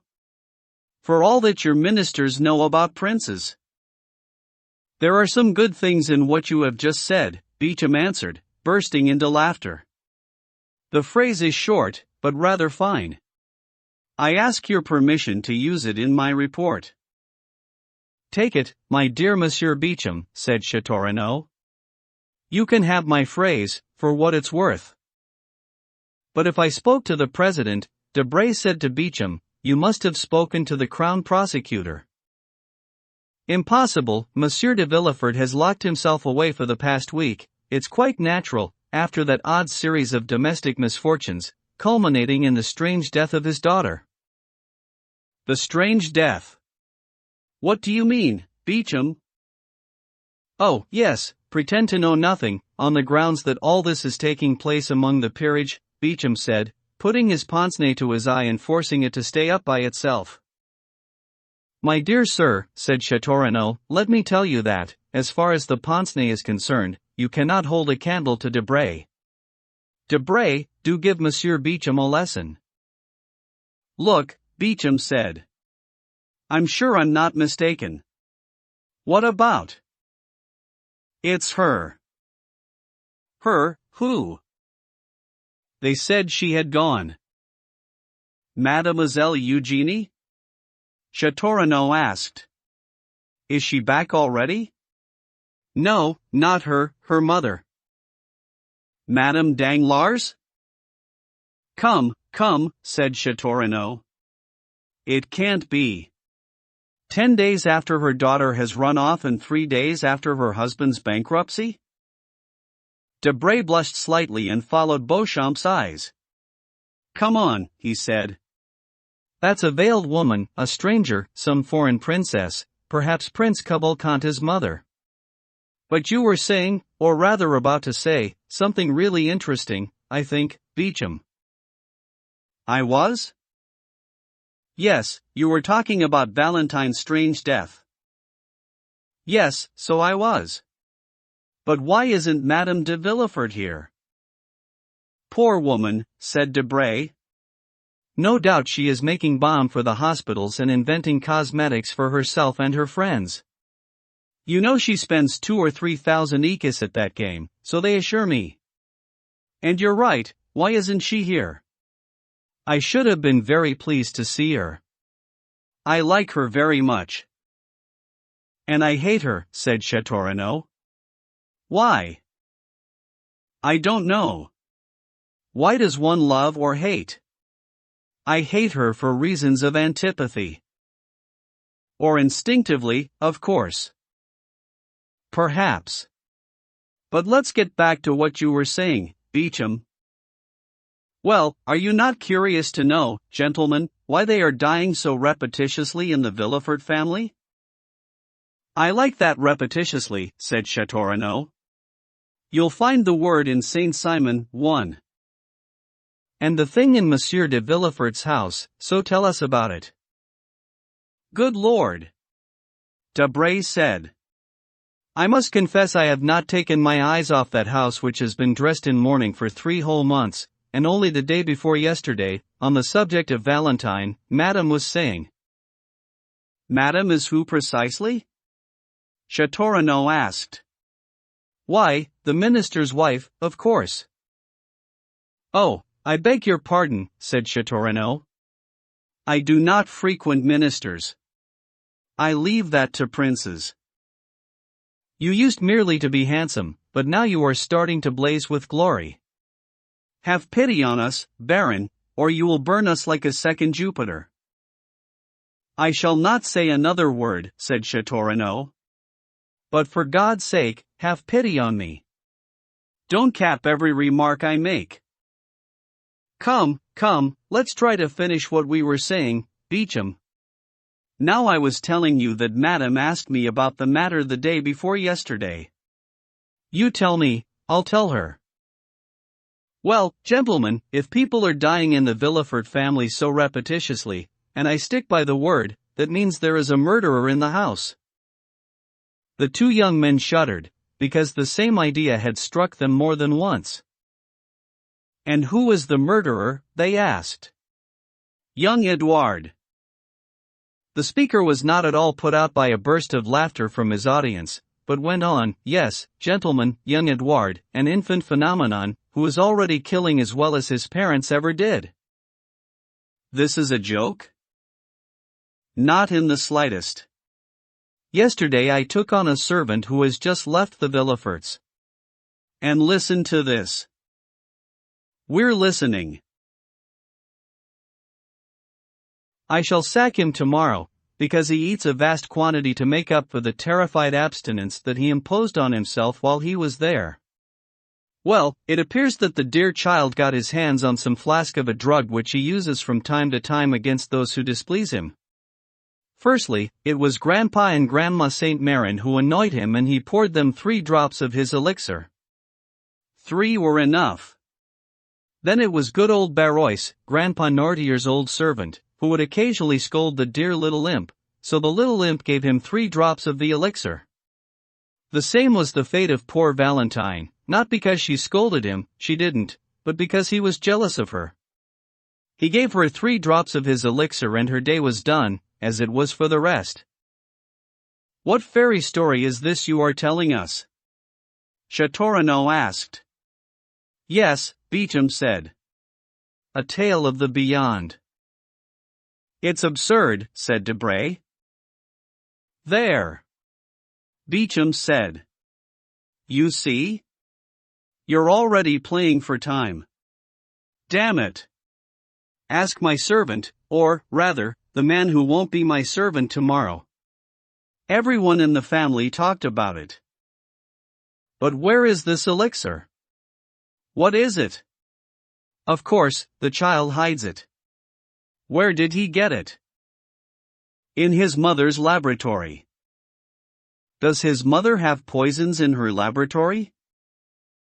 How do I know? You're interrogating me like the Crown Prosecutor. All I can say is what I've been told, and I'm giving you my source. I can't do better than that. The poor devil was too terrified to eat. Incredible. No, my good chap, not incredible at all. You saw that child in the Rue Richelieu last year who entertained himself by killing his brothers and sisters by sticking a pin in their ears while they were asleep. The generation after our own is very precocious, old boy. I am prepared to bet that you don't believe a word of it, Châteaurenaud said. But I don't see the Count of Monte Cristo. How can he not be here? He's blasé, Debray said. He wouldn't want to appear here in front of everyone, after he'd been taken in by all these cavalcantes who came to him, apparently, with false letters of credit, with the result that he has a mortgage of 100,000 francs on the principality. By the way, Monsieur de Châteaurenaud, Beecham asked, how is Morel? Do you know, he answered, I've been round to his house 3 times, and found neither hide nor hair of Morel. But his sister didn't seem too worried about it and told me, quite calmly, that she had not seen him for 2 or 3 days either, but that she was sure he was well. I just thought, Monte Cristo can't be here, said Beecham. Why not? Because he's part of the case. Has he killed someone? Debray asked. No. On the contrary, he's the one somebody tried to kill. You know that it was while he was coming out of Monte Cristo's that fine fellow Caterus was murdered by young Benedetto. Moreover, it was in the Count's house that they found the famous waistcoat in which there was the letter that interrupted the signing of the marriage contract. Can you see the famous waistcoat? There it is, all bloody, on the desk, as evidence. Oh, wonderful. Hush. Gentlemen, the court is in session. Take your places. There was some commotion in the court. The sergeant-at-arms called his 2 protégés with a loud hem. And the usher, appearing on the threshold of the council chamber, cried out, in that yelping voice that ushers had already acquired in Beaumarchais time, Gentlemen, all rise. CX. The indictment. The judges took their seats in the midst of utter silence. The jury filed into their places. M. de Villefort, in his ceremonial headgear, the object of general attention and, one might almost say, admiration, sat down in his chair, looking around him imperturbably. Everyone was astonished to see this grave and severe face, which seemed immune in its impassivity to a father's grief, and there was a sort of awe as they considered this man who was a stranger to human emotions. "Gendarmes," said the presiding judge. "Bring up the accused." At this, the public became more alert and all eyes turned towards the door through which Benedetto would enter. Soon the door opened and the accused appeared. The impression was the same on everyone, and no one mistook the look on his face. His features bore no sign of that deep emotion that drives the blood back to the heart and discolors the forehead and cheeks. His hands, elegantly posed, one on his hat, the other in the opening of his white quilted waistcoat, did not shake. His eyes were calm and even bright. Hardly was he in the chamber than the young man began to examine the ranks of the judges and the rest of the crowd in court, pausing longer on the presiding judge and longer still on the crown prosecutor. Beside Andrea was his lawyer, who had been appointed by the court, since Andrea had not bothered to concern himself with such details, apparently attaching no importance to them. This lawyer was a young man with lustreless blonde hair, his face reddened with an inner turmoil that was 100 times more evident than the defendant's. The presiding judge asked for the indictment to be read. As we know, it had been composed by M. de Villefort's adroit and implacable pen. The reading lasted a long time. The effect on anyone else would have been devastating, and, throughout, every eye was on Andrea, who bore the weight of the charges against him with the merry indifference of a Spartan warrior. Never, perhaps, had Villefort been more pithy or more eloquent. The crime was described in the liveliest colors, while the accused man's antecedents, his transformation and his progress, step by step, since quite an early age, were deduced with all the talent that experience of life and a knowledge of the human heart could supply in a mind as elevated as that of the crown prosecutor. This indictment itself was enough to damn Benedetto forever in public opinion, leaving nothing for the law except to punish him in a more tangible way. Andrea did not pay the slightest attention to the succession of charges raised, then laid on his head. M. de Villefort, who frequently studied his reaction, no doubt continuing the psychological analyses that he had so often had the opportunity to make of men in the dock, could not once persuade him to lower his eyes, however fixedly and penetratingly he stared at him. Finally the reading was concluded. "Defendant," the presiding judge said, "what is your name?" Andrea rose to his feet. "Forgive me, Monsieur le President," he said, in the purest and clearest of tones, "but I see that you are going to pursue an order of questioning which I shall not be able to follow. I claim that it is up to me, later, to justify being considered an exception to the general run of accused persons, so I beg you to let me reply to your questions in a different order, though I shall in fact answer all of them." The presiding judge looked in astonishment at the jury, who looked at the crown prosecutor. A wave of surprise ran through the whole assembly, but Andrea did not seem in the slightest bit concerned. "How old are you?" the presiding judge asked. "Will you answer that question?" "Like the rest, I shall, monsieur, but in its turn." "How old are you?" the judge repeated. 21, or, rather, I shall be in just a few days, since I was born on the night of September the 27th and 28th, 1817. M. de Villefort, who was taking notes, looked up on hearing the date. "Where were you born?" the presiding judge continued.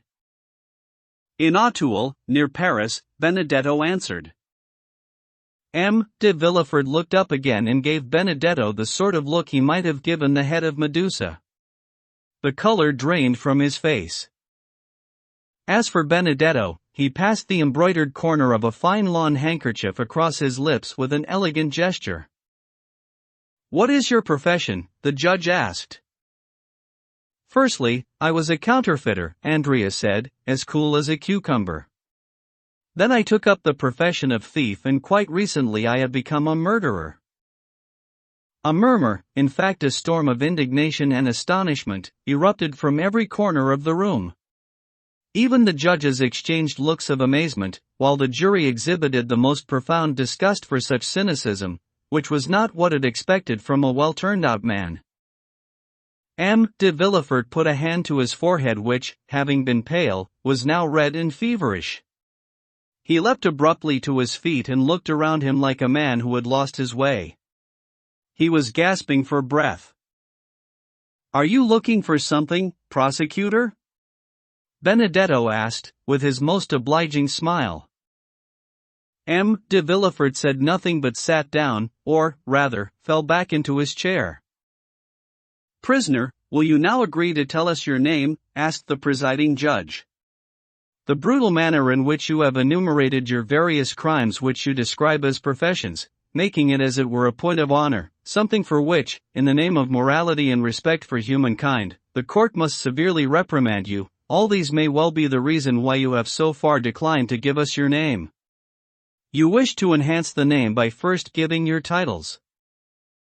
"It's extraordinary, Monsieur le Président," Benedetto said, in the most condescending tone of voice and with the politest of manners, "how clearly you have read my mind.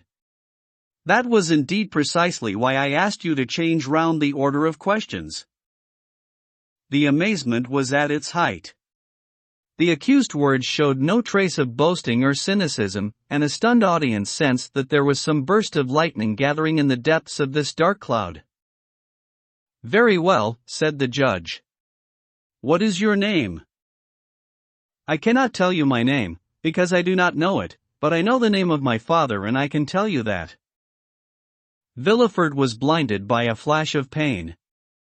Bitter drops of sweat could be seen falling rapidly from his cheeks onto the papers which he was shuffling with distraught and convulsive hands. "Then tell us the name of your father," the judge said. Not a breath or a sigh broke the silence. The whole of this vast assembly was hushed and waiting. "My father is a crown prosecutor," Andrea replied calmly. "A crown prosecutor," the judge said in astonishment, without noticing the shocked expression on Villefort's face. "A crown prosecutor?"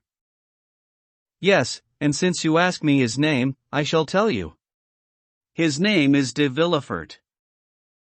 The outburst that had for so long been contained by the respect that is paid to the law while a court is in session erupted, like a peal of thunder, from every breast.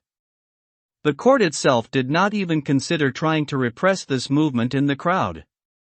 There were interjections, insults shouted at Benedetto, who remained impassive, violent gestures, commotion among the gendarmes and the sniggering of that baser element which in any crowd rises to the surface in times of disturbance or scandal. All this lasted 5 minutes, before the judges and ushers could manage to restore calm. In the middle of all this noise, the presiding judge's voice could be heard shouting, "Prisoner! Are you making fun of the law? Do you dare to give your fellow citizens the spectacle of a degree of corruption which is hitherto unequaled even in an age which has had more than its fair share of the same?" 10 people flocked round the crown prosecutor, who was sitting, completely overwhelmed, and offered him consolation, encouragement and assurances of their entire sympathy. Order was finally restored, except at one place in the room where a fairly large group continued to call out and agitate. It appeared that a woman had fainted. She was offered smelling salts and came back to her senses. Throughout all this commotion, Andrea had turned a smiling face on the crowd. Then, at last resting one hand on the oak handle of his bench, in the most elegant posture, he said, "Gentlemen, God forbid that I should try to insult the court or, before such an august company, try to cause any unnecessary scandal.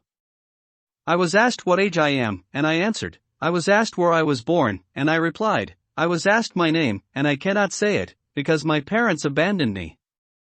But, even without saying my name, since I have none, I can say that of my father, so, I repeat, my father is called Monsieur de Villefort and I am ready to prove it."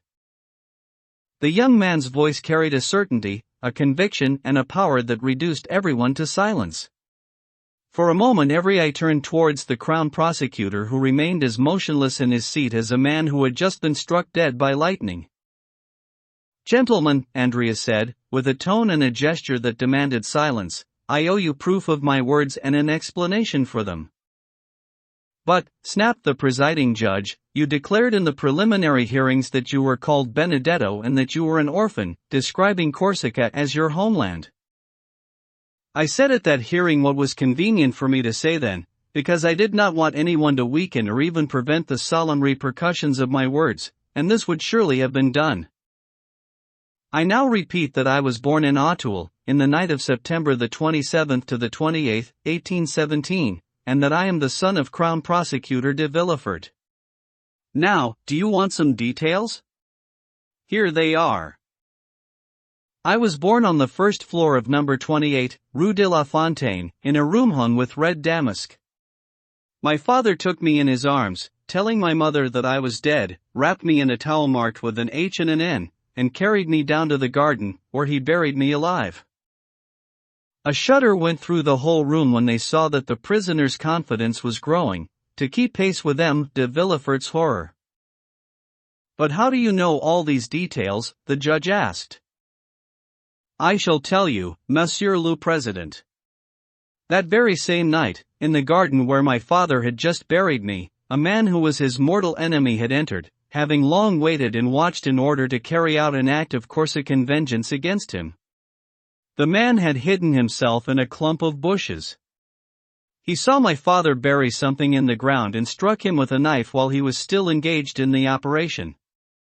Then, thinking that the object must be some treasure, he dug up the hole and found me, still alive. The man took me to the orphanage, where I was admitted under the number 57.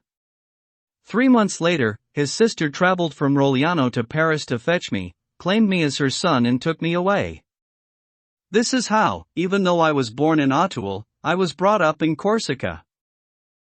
There was a moment's silence, but a silence so profound that, had it not been for the tension that seemed to be exhaled from 1,000 breasts, you would have thought the room empty. Continue, said the presiding judge. No doubt, Benedetto went on, I could have been happy with these good people who adored me, but my perverse nature gained the upper hand over all the virtues that my adoptive mother tried to instill in my heart. I grew up badly and turned to crime.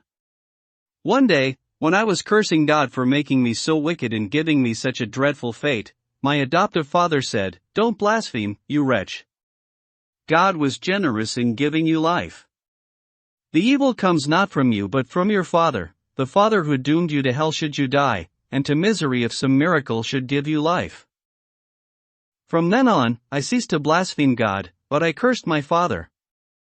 That is why I have come here and spoken the words for which you have reproached me, Monsieur le Président. That is why I caused the commotion from which this gathering has still not recovered. If that is a further crime, punish me for it. But if I have convinced you that from the day of my birth my fate has been mortal, tormented, bitter and lamentable, then pity me. And what about your mother? The judge asked. My mother thought me dead. My mother is not guilty. I have never wanted to know my mother's name, and I do not know it. At that moment, a shrill cry, ending in a sob, rang out from the midst of the group which, as we have said, included a woman. She fell to the ground in a violent fit of hysteria and was taken out of the room. As she was being helped out, the thick veil hiding her face slipped aside and they recognized Madame Danglars. Though nearly paralyzed by nervous exhaustion, and despite the humming in his ears and the sort of madness that had seized his brain, Villefort too recognized her and rose to his feet. Proof, cried the presiding judge. Proof. Prisoner, do you realize that this tissue of horrors must be supported by the most incontrovertible proof? Proof? Benedetto said, with a laugh. Do you want proof? We do. Then look at Monsieur de Villefort, and ask me for further proof. Everyone turned towards the Crown Prosecutor who, beneath the weight of 1,000 eyes turned towards him, stepped forward into the well of the court, staggering, his hair awry and his face blotchy from the pressure of his fingernails. The whole room heaved a long murmur of astonishment. Father, they are asking me for proof, said Benedetto. Do you wish me to provide it? No, M. de Villefort stammered, in a strangled voice. No, there is no need. What do you mean, no need? Cried the judge. I mean, said the Crown Prosecutor, that I should struggle in vain against the deadly fate that holds me in its grasp. Gentlemen, I realize that I am in the hands of a vengeful God. No proof, there is no need. Everything this young man has just said is true. A dark and heavy silence, such as precedes some natural catastrophe, wrapped its leaden cloak around all those who heard these words, and the hair stood up on their heads. What? Monsieur de Villefort, the judge cried, are you sure you are not dreaming? Are you really in full command of your faculties? One might believe that such a strange accusation, so dreadful and so unexpected, must have troubled your mind. Come, now, pull yourself together. The Crown Prosecutor shook his head. His teeth were chattering violently like those of a man eaten up with fever, and yet he was deathly pale. I am in full command of my faculties, monsieur, he said. Only my body is unwell, as you may well understand. I admit my guilt for everything that the young man has accused me of, and I shall henceforth remain at home at the disposal of the Crown Prosecutor, my successor. After saying which, in a dull and almost inaudible voice, de Villefort staggered towards the door, which the duty usher automatically opened for him. The whole company was left speechless and appalled by this revelation and this confession, making such a dreadful conclusion to all the various incidents that had shaken Parisian society over the preceding fortnight. Well, Pigeon said. Let anyone now deny that drama is only in art and not in nature. Good Lord, said Châteaurenaud. I'd really much rather end like Monsieur de Morcerf. A pistol shot is a kindness beside such a disaster. And it does kill you, said Pigeon. Just think. I briefly considered marrying his daughter, said Debray. Poor child, my God, she did well to die. The session is ended, gentlemen, said the presiding judge. The case will be adjourned to the next assizes. The matter must be investigated afresh and entrusted to another council. As for Andrea, calm as ever and much more interesting, he left the room, escorted by the gendarmes, who involuntarily showed him some sign of respect. So, what do you think of that, my good man? Debray asked the sergeant-at-arms, slipping a louis into his hand. They'll find extenuating circumstances, he answered. CXI. Expiation. The crowd, closely packed though it was, opened to let de Villefort pass. Great sorrow is so august that, even in the most unfortunate times, there is no case recorded when the first reaction of the mass has not been to sympathize with a great catastrophe. Many hated people have been killed by the mob, but rarely has anyone unfortunate, even a criminal, been attacked by the men who were present when he was condemned to death. Thus Villefort was able to pass through the ranks of spectators, guards and officials of the courts, and to walk away, having admitted his guilt but protected by his grief. There are some situations which men instinctively comprehend but are unable to comment on intellectually. In such cases, the greatest poet is the one who emits the most powerful and the most natural cry. The crowd takes this cry for a complete story, and it is right to be satisfied with that, and still more so to find it sublime when it is truthful. In any case, it would have been impossible to express the state of stupefaction in which Villefort found himself on leaving the courts, or to describe the fever that made every artery throb, tensed every fiber, swelled every vein to bursting and dissected every point of his mortal body in millions of agonies. He dragged himself along the corridors, guided solely by habit. He threw the magistrate's gown off his shoulders, not because he felt it was proper for him to quit it, but because it had become an overwhelming burden, assured of Nessus, one full of torments. Staggering, he reached the Cour Dauphine, saw his carriage, woke the coachman by opening the door himself and slumped back against the cushions, while pointing towards the Faubourg Saint-Honoré. The coachman set off. The full weight of his devastated fortune had come down upon his head, and this weight was crushing him. He did not know what the outcome would be, he had not measured it, he felt it, but did not assess the legal consequences like a cold murderer commenting on the letter of the law. God was in the depth of his heart. God, he murmured, without even knowing what he was saying. God, God. He could only see the hand of God behind the maelstrom that had overwhelmed him. The carriage sped along. Writhing on his cushions, Villefort felt something underneath them. He reached for it. It was a fan that Madame de Villefort had lost between the cushion and the back wall of the carriage. The fan woke some memory, and the memory was like a flash of lightning in the dark. Villefort thought of his wife. "Oh," he cried, as if a hot iron had traversed his heart. For the past hour he had had only one side of his misfortune before his eyes. Now, suddenly, his mind saw another, and one no less terrible than the first. He had just assumed the role of implacable judge with this woman, condemning her to death, and she, stricken with terror, crushed with remorse and sunk beneath the shame that he had aroused in her with the eloquence born of his own spotless virtue, she, a poor, feeble woman, defenseless against this absolute and supreme authority, might perhaps at this very moment be preparing to die. An hour already had elapsed since her condemnation. No doubt she was going over all her crimes in her memory, asking for God's mercy and writing a letter to humbly beg forgiveness of her virtuous husband, a favor that she would purchase at the cost of her life. Villefort gave another roar of pain and fury. "Oh," he cried, writhing on the satin upholstery of his carriage. "This woman only became a criminal because she touched me. I am oozing with crime. She caught it off me as one may catch typhus, or cholera, or the plague. And I am punishing her. I dared to tell her, 'Repent and die.' No, no, she shall live. She will follow me. We will flee, leave France, wander as far as the earth will carry us. I spoke to her of the scaffold. Good Lord!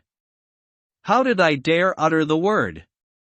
The scaffold waits also for me. We shall flee. I shall confess all to her. Yes, every day I shall tell her, prostrating myself, that I too have committed a crime. What a marriage of the tiger and the snake, worthy wife of a husband such as I. She must live. My infamy must make hers pale into insignificance." And Villefort slammed down the window in the front of the carriage, rather than opening it, crying, "Faster! Faster!" in a voice that made the coachman leap up on his seat. The horses, carried forward by fear, flew to the house. "Yes, yes," Villefort repeated as he drew closer to home. "The woman must live, she must repent and bring up my son, my poor child, the only one apart from the indestructible old man, who has survived the destruction of the family. She loved him, everything she did was for him. One must never despair of the heart of a mother who loves her child. She will repent. No one will know that she was guilty. The crimes that were committed in my house, which now trouble people's thoughts, will be forgotten in time, or, if some enemies of mine do remember them, they will add them to the list of my crimes. 1, 2, 3 more, what does it matter? My wife will escape, taking some money with her or, and above all, taking my son, far from the abyss into which I feel everyone must tumble with me. She will live, she will be happy again, since all her love is invested in her son and her son will never leave her. I shall have done a good deed. My heart grows lighter at the thought." The Crown Prosecutor breathed more freely than he had for a long time. The carriage drew up in the courtyard of the house. Villefort leapt from the running board on to the steps. He saw that the servants were surprised at his early return. He read nothing else on their faces. No one said anything to him. They stopped in his path, as usual, to let him pass, nothing more. He passed Nordier's room and, through the half-open door, he saw as it were two shadows, but he did not concern himself about the other person who was with his father. All his thoughts were drawing him somewhere else. "Come," he said, climbing the little stairway leading to his wife's apartments and Valentine's empty room. "Come, nothing here has changed." He took particular care to close the landing door. No one must bother us here, he said. I must be able to speak freely to her, to accuse myself before her, to tell her everything. He approached the door and reached out for the glass handle. The door opened. Not locked. Oh, good, very good, he muttered, entering the little drawing room where in the evenings they would put up Edouard's bed. Though he was at a boarding school, the child returned home every evening. His mother did not want to be separated from him. In a single glance, he took in the little drawing room. No one, he said. She must be in her bedroom. He rushed to the door, but this one was locked. He stopped, trembling. Heloise, he shouted, and thought he heard a piece of furniture move. Heloise, he said, a second time. Who is there? Said the voice of the woman he was calling. It seemed to him that this voice was weaker than usual. Open up! Open up! Villefort cried. It is I. Despite the anguished tone in which this order was given, the door did not open. Villefort broke the lock with a kick. Madame de Villefort was standing in the doorway to her boudoir, pale, drawn, looking at him with a terrifying stare. Heloise, Heloise, he said. What is it? Speak to me. She held out a rigid, ghastly white hand towards him. It is done, monsieur, she said, with a croaking sound that seemed to tear her throat. What more do you want? And she fell full length on the carpet. Villefort ran to her and grasped her hand. The hand was convulsively clasping a crystal flask with a gold stopper. Madame de Villefort was dead. Senseless with horror, Villefort shrank back to the door of the room and looked at the body. Then suddenly he cried, My son! Where is my son? Edouard, Edouard! And he rushed from the room, shouting the boy's name in such anguished tones that the servants came running. My son! Where is my son? Villefort asked. Someone must take him away. Don't let him see. But Monsieur Edouard is not downstairs, monsieur, the valet replied. He must be playing in the garden. Go and find him. No, monsieur. Madame called her son about half an hour ago. Monsieur Edouard went into Madame's room and has not come down since then. An icy sweat poured across Villefort's brow, his feet stumbled on the floor and his thoughts began to whirl in his head like the disordered works of a broken watch. To Madame's room, he muttered. To Madame's, and he slowly retraced his steps, wiping his forehead with one hand and supporting himself with the other against the wall. Going back into the room meant once more seeing the unhappy woman's body. Calling Edouard meant reawakening the echo of this room which had become a coffin. To speak was to violate the silence of a tomb. Villefort's tongue seemed to be paralyzed in his throat. Edouard, he stammered. Edouard. The child did not reply. So where was he if, as the servants said, he had gone into his mother's room and not come out? Villefort stepped forward. Madame de Villefort's body was lying across the doorway to the boudoir in which Edouard must be. The body seemed to be keeping watch on the threshold with staring, open eyes and with a frightful and mysterious look of irony on the mouth. Behind the body, the curtain was lifted to reveal part of the boudoir, a piano, and the end of a blue satin sofa. Villefort took 3 or 4 steps forward and saw his child lying on the divan. No doubt the boy was sleeping. The unfortunate man had a sudden feeling of unspeakable joy. A ray of pure light had shone into the hell in which he was writhing. It was merely a matter of stepping over the body into the boudoir, taking the child in his arms and fleeing with him a long, long way away. Villefort was no longer the man whose exquisite corruption made a model of civilized man. He was a mortally wounded tiger leaving its broken teeth in its last wound. He was no longer afraid of prejudice, but of ghosts. He took a running jump over the body, as if he had been leaping across a blazing fire. He picked the child up in his arms, holding him close, shaking him, calling to him. The child did not reply. He pressed his eager lips to his cheeks, but the cheeks were livid and ice-cold. He massaged his stiffened limbs, he put his hand to his heart, but the heart was no longer beating. The child was dead. A sheet of folded paper fluttered from Edouard's breast. Devastated, Villefort dropped on his knees. The child fell from his lifeless arms and rolled over towards his mother. Villefort picked up the paper, recognized his wife's handwriting and perused it eagerly. This is what he read. You know that I was a good mother, since it was for the sake of my child that I became a criminal. A good mother does not go away without taking her son with her. Villefort could not believe his eyes, Villefort could not believe his own reason.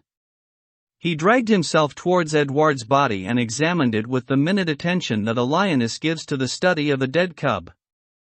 Then he gave a heart-rending cry. God, he cried. As ever, God. The two victims appalled him. Within himself he could feel rising the horror of a solitude peopled by two corpses.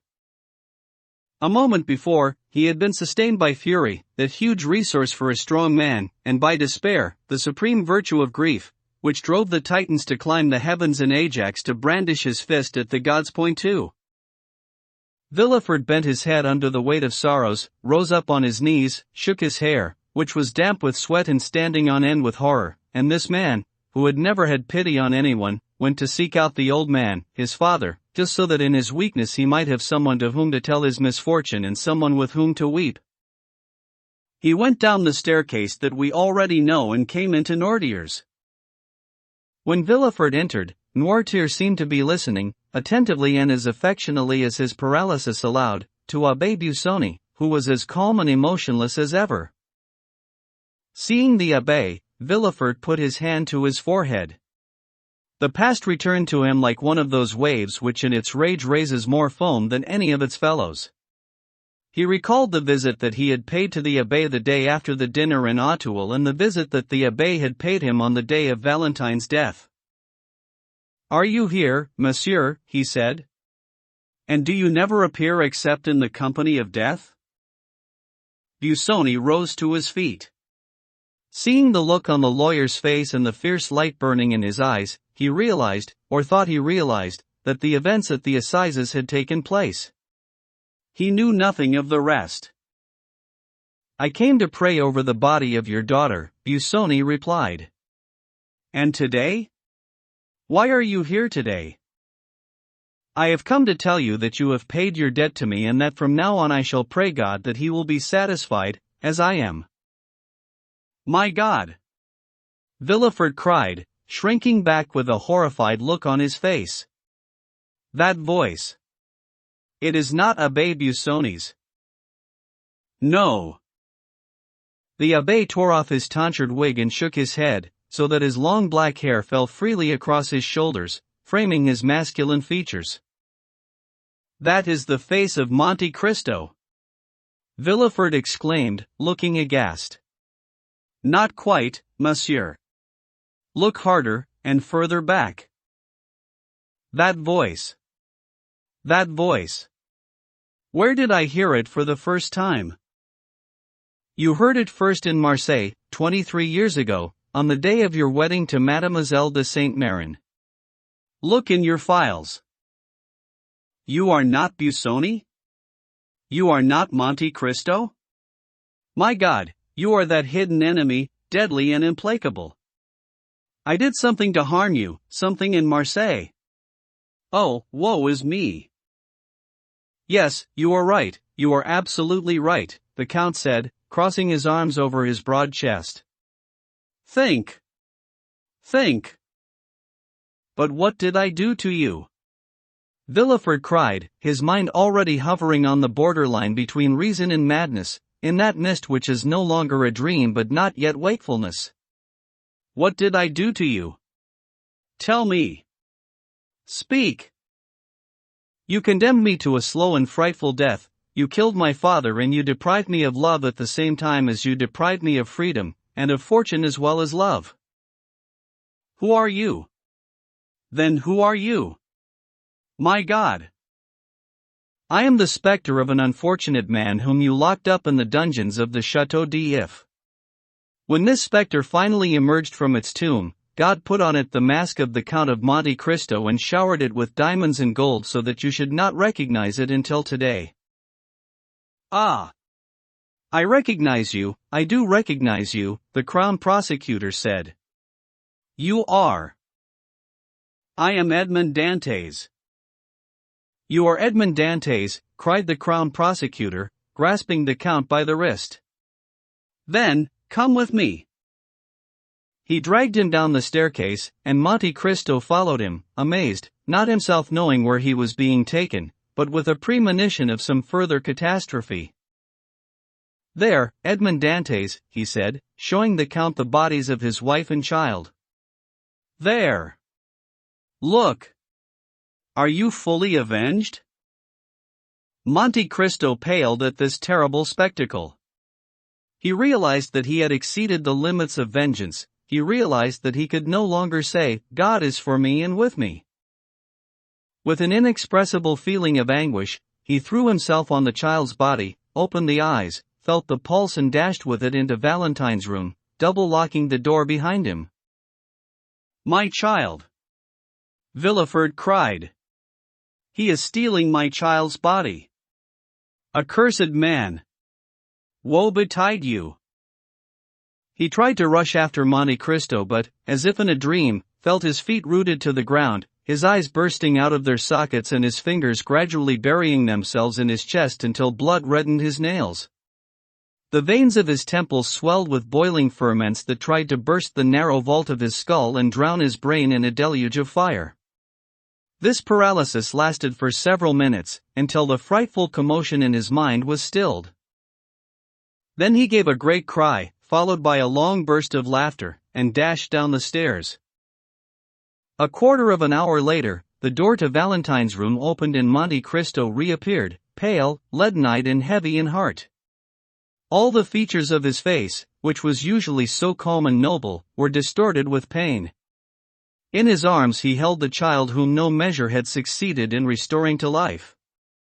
Monte Cristo knelt on one knee and reverently set him down beside his mother, his head resting on her breast. After that, he got up and went out. Coming across a servant, he said, "Where is Monsieur de Villefort?" The servant did not answer but merely pointed towards the garden. Monte Cristo went down the steps and proceeded towards the place where the man had pointed. There, with his servants making a circle around him, he saw Villefort, a spade in his hand, digging the ground in a kind of fury. "It's not here," he was saying. "And it's not here, either." After which he would dig a little further on. Monte Cristo went over to him and said quietly, in what was almost a humble voice, "Monsieur, you have lost a son, but—" Villefort interrupted. He had neither listened nor heard. "Oh, I'll find him," he said. "Even though you say he's not here, I'll find him, even if I have to look until Judgment Day." Monte Cristo shrank back in horror, exclaiming, "He is mad."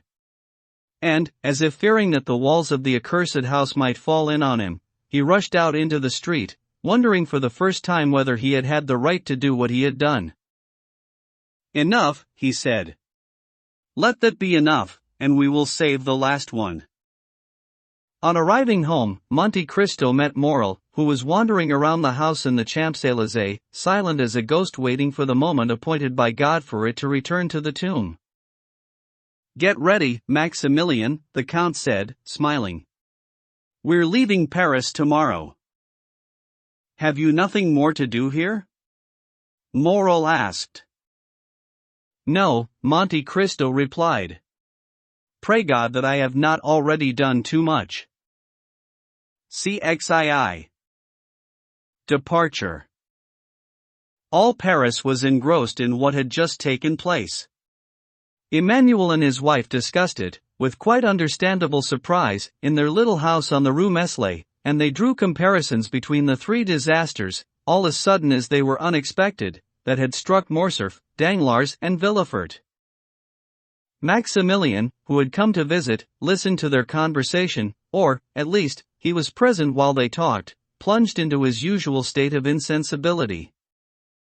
"Really, Emmanuel," said Julie, "wouldn't you think that all these rich people, so happy only a short while ago, had built their fortunes, their happiness and their social position, while forgetting to allow for the wicked genie, and that this genie, like the wicked fairy in Perrault's stories, one who was not invited to some wedding or christening, had suddenly appeared to take revenge for that fatal omission? So many disasters," Emmanuel said, thinking of Morcerf and Danglars. "So much suffering," said Julie, remembering Valentine, though her woman's instinct told her not to mention the name in front of her brother. "If God did strike them," Emmanuel said, "that's because God, who is goodness itself, could find nothing in the past life of these people which would justify a mitigation of sentence. It means that they were indeed damned." "Isn't that a rather rash judgment?" said Julie. "When my father had a pistol in his hand and was ready to blow out his brains, if someone had said, as you are now doing, that man deserves his punishment, wouldn't that person have been wrong?" "Yes, but God did not allow our father to succumb, just as he did not allow Abraham to sacrifice his son. He sent the patriarch, and us, his angel, who cut the wings of death in mid-flight." He had just said this when the bell rang. This was the signal from the concierge that a visitor had arrived. Almost at the same instant the drawing-room door opened and the Count of Monte Cristo appeared on the threshold. The two young people gave a double cry of joy. Maximilian looked up, then let his head fall back. "Maximilian," the Count said, apparently unaware of the different reactions of his hosts to his arrival, "I have come to look for you." "For me," said Morrel, as if waking from a dream.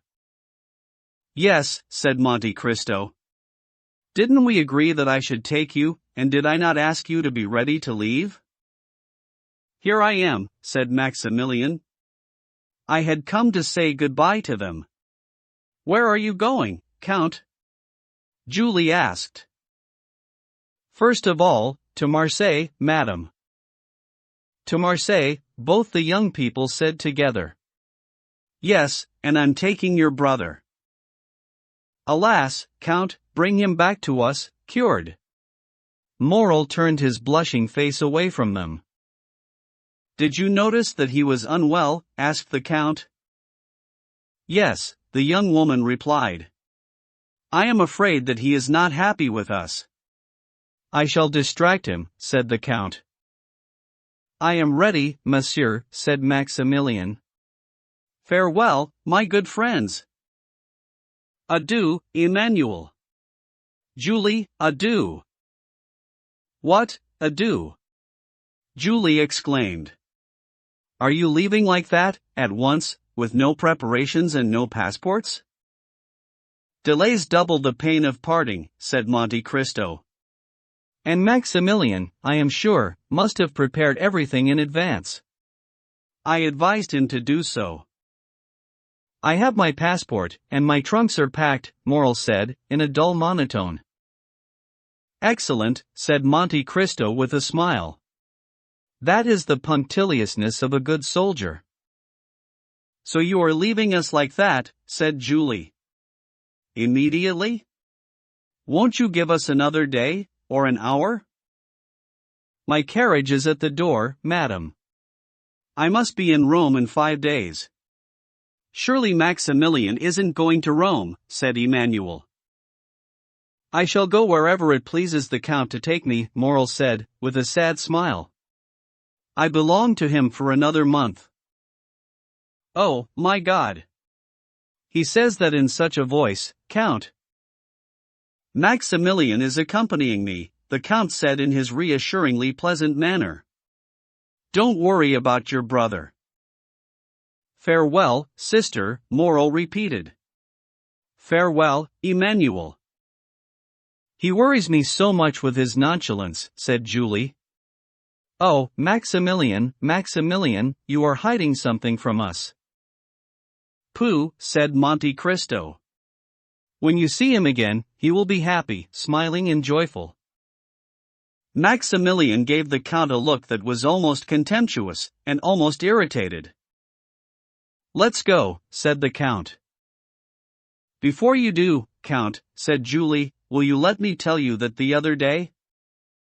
Madam, the Count said, taking both her hands, anything that you might have to say to me will never be worth what I can read in your eyes, what your heart has thought and mine felt. Like a benefactor in a novel, I should have left without seeing you again, but such conduct was beyond my feeble powers, because I am a weak and vain man, and because a joyful and tender look from one of my fellow creatures does me good. Now I am leaving, and I shall take selfishness to the point of saying to you, don't forget me, my friends, because you will probably never see me again. Not see you again? Emmanuel cried, while 2 large tears rolled down Julie's cheeks. Not see you again. This is not a man, but a God who is leaving us, and this God will return to heaven after appearing on earth to do good. Don't say that, Monte Cristo said urgently. My friends, don't ever say that. Gods never do ill, gods stop when they want to stop. Chance is not stronger than they are, and it is they, on the contrary, who dictate to chance. No, Emmanuel, on the contrary, I am a man and your admiration is as unjust as your words are sacrilegious. He pressed Julie's hand to his lips and she fell into his arms, while he offered his other hand to Emmanuel. Then, tearing himself away from this house, a sweet and welcoming nest, he made a sign to Maximilian, who followed him, passive, unfeeling and bewildered as he had been since the death of Valentine. Make my brother happy again, Julie whispered in Monte Cristo's ear. He pressed her hand, as he had done 11 years earlier on the staircase leading to moral study. Do you still trust Sinbad the sailor? He asked, smiling. Oh, yes. Well, you may sleep in peace and trust in the Lord. As we have said, the postchaise was waiting. For lively horses were shaking their manes and impatiently pawing the road. At the bottom of the steps, Ali waited, his face shining with sweat. He looked as though he had just run a long way. Well, the Count asked, in Arabic. Did you go to the old man's? Ali nodded. And you showed him the letter, in front of his eyes, as I told you? Yes, the slave repeated, respectfully. And what did he say, or, rather, do? Ali stood under the light, so that his master could see him and, with his intelligent devotion, imitated the old man's face, closing his eyes as Noirtier did when he meant yes. Very good, he accepts, said Monte Cristo. Let's go. Hardly had he said the words than the carriage began to move and the horse's hoofs struck a shower of sparks from the cobbles. Maximilian settled into his corner without saying a word. After half an hour, the coach suddenly stopped. The Count had just tugged on the silver thread attached to Ali's finger. The Nubian got down and opened the door. The night was shining with stars. They were at the top of the Monte de Villejuif, on the plateau from which Paris is a dark sea shimmering with millions of lights like phosphorescent waves, and waves they are, more thunderous, more passionate, more shifting, more furious and more greedy than those of the stormy ocean, waves which never experience the tranquility of a vast sea, but constantly pound together, ever foaming and engulfing everything. The Count stayed alone and motioned for the carriage to come forward. Then he stood for a long time with his arms crossed, contemplating this furnace in which all the ideas that rise, boiling, from the depths to shake the world melt, twine and take shape. Then, when he had turned his powerful gaze on this Babylon which inspires religious poets as it does materialistic skeptics, he bent his head and clasped his hands as if in prayer, and murmured, "Great city, it is less than 6 months since I came through your gates. I think that the Spirit of God brought me here and takes me away triumphant. To God, who alone can read my heart, I confided the secret of my presence within your walls. He alone knows that I am leaving without hatred and without pride, but not without regret. He alone knows that I employed the power with which he had entrusted me, not for myself, nor for any idle purpose. O great city! In your heaving breast I found what I was looking for, like a patient miner, I churned your entrails to expel the evil from them. Now my work is complete, my mission accomplished, now you can offer me no further joys or sorrows. Farewell, Paris. Farewell. His eyes, like those of some spirit of the night, swept once more across the vast plain. Then, mopping his brow, he got back into the carriage, closing the door behind him, and they had soon vanished down the far side of the hill in a welter of dust and noise. They covered 2 leagues in utter silence. Morrel was dreaming, Monte Cristo watching him dream. Morrel, the Count asked, do you regret coming with me? No, Count, but leaving Paris, perhaps. If I had thought that happiness awaited you in Paris, Morrel, I should have left you there. But it is in Paris that Valentine rests, and leaving Paris is to lose her for the second time. Maximilian, the Count said, the friends whom we have lost do not rest in the earth, they are buried in our hearts, and that is how God wanted it, so that we should always be in their company. I have 2 friends who are always with me, in that way, one is the man who gave me life, the other is the one who gave me understanding. The spirit of both lives in me. I consult them when I am in doubt and, if I have done any good, I owe it to their advice. Look into your heart, Morrel, and ask it if you should continue to show me that sorry face. My friend, said Maximilian, the voice of my heart is sad indeed and promises only misfortune. Only a weak spirit sees everything from behind a dark veil. The soul makes its own horizons, your soul is overcast, and that is why the sky seems stormy to you. That may be true, Maximilian said, then he reverted to his reverie. The journey was accomplished with that astonishing speed that was a peculiar talent of the Count's. Towns passed by like shadows on the road, the trees, shaken by the first winds of autumn, seemed to rise up before them like disheveled giants and fled rapidly into the distance as soon as they had caught up with them. The next morning they arrived at Chalon, where the Count's steamship was waiting. Without wasting an instant, the carriage was put on board and, even before that, the 2 travelers had embarked. The ship was built for speed, like an Indian dugout. Its 2 paddle wheels were like 2 wings on which it skimmed the water, a migrating bird. Morrel himself experienced that heady intoxication of speed, and at times the wind, lifting his hair, seemed also for a moment nearly to lift the cloud from his brow. As for the Count, the further he moved away from Paris, the more a sort of inhuman serenity appeared to envelop him like an aura. It was as though an exile was returning home. Soon Marseille, white, warm, throbbing with life, Marseille, twin sister of Tyre and Carthage, their successor as ruler of the Mediterranean, Marseille, ever younger, the older she grows, Marseille appeared before them.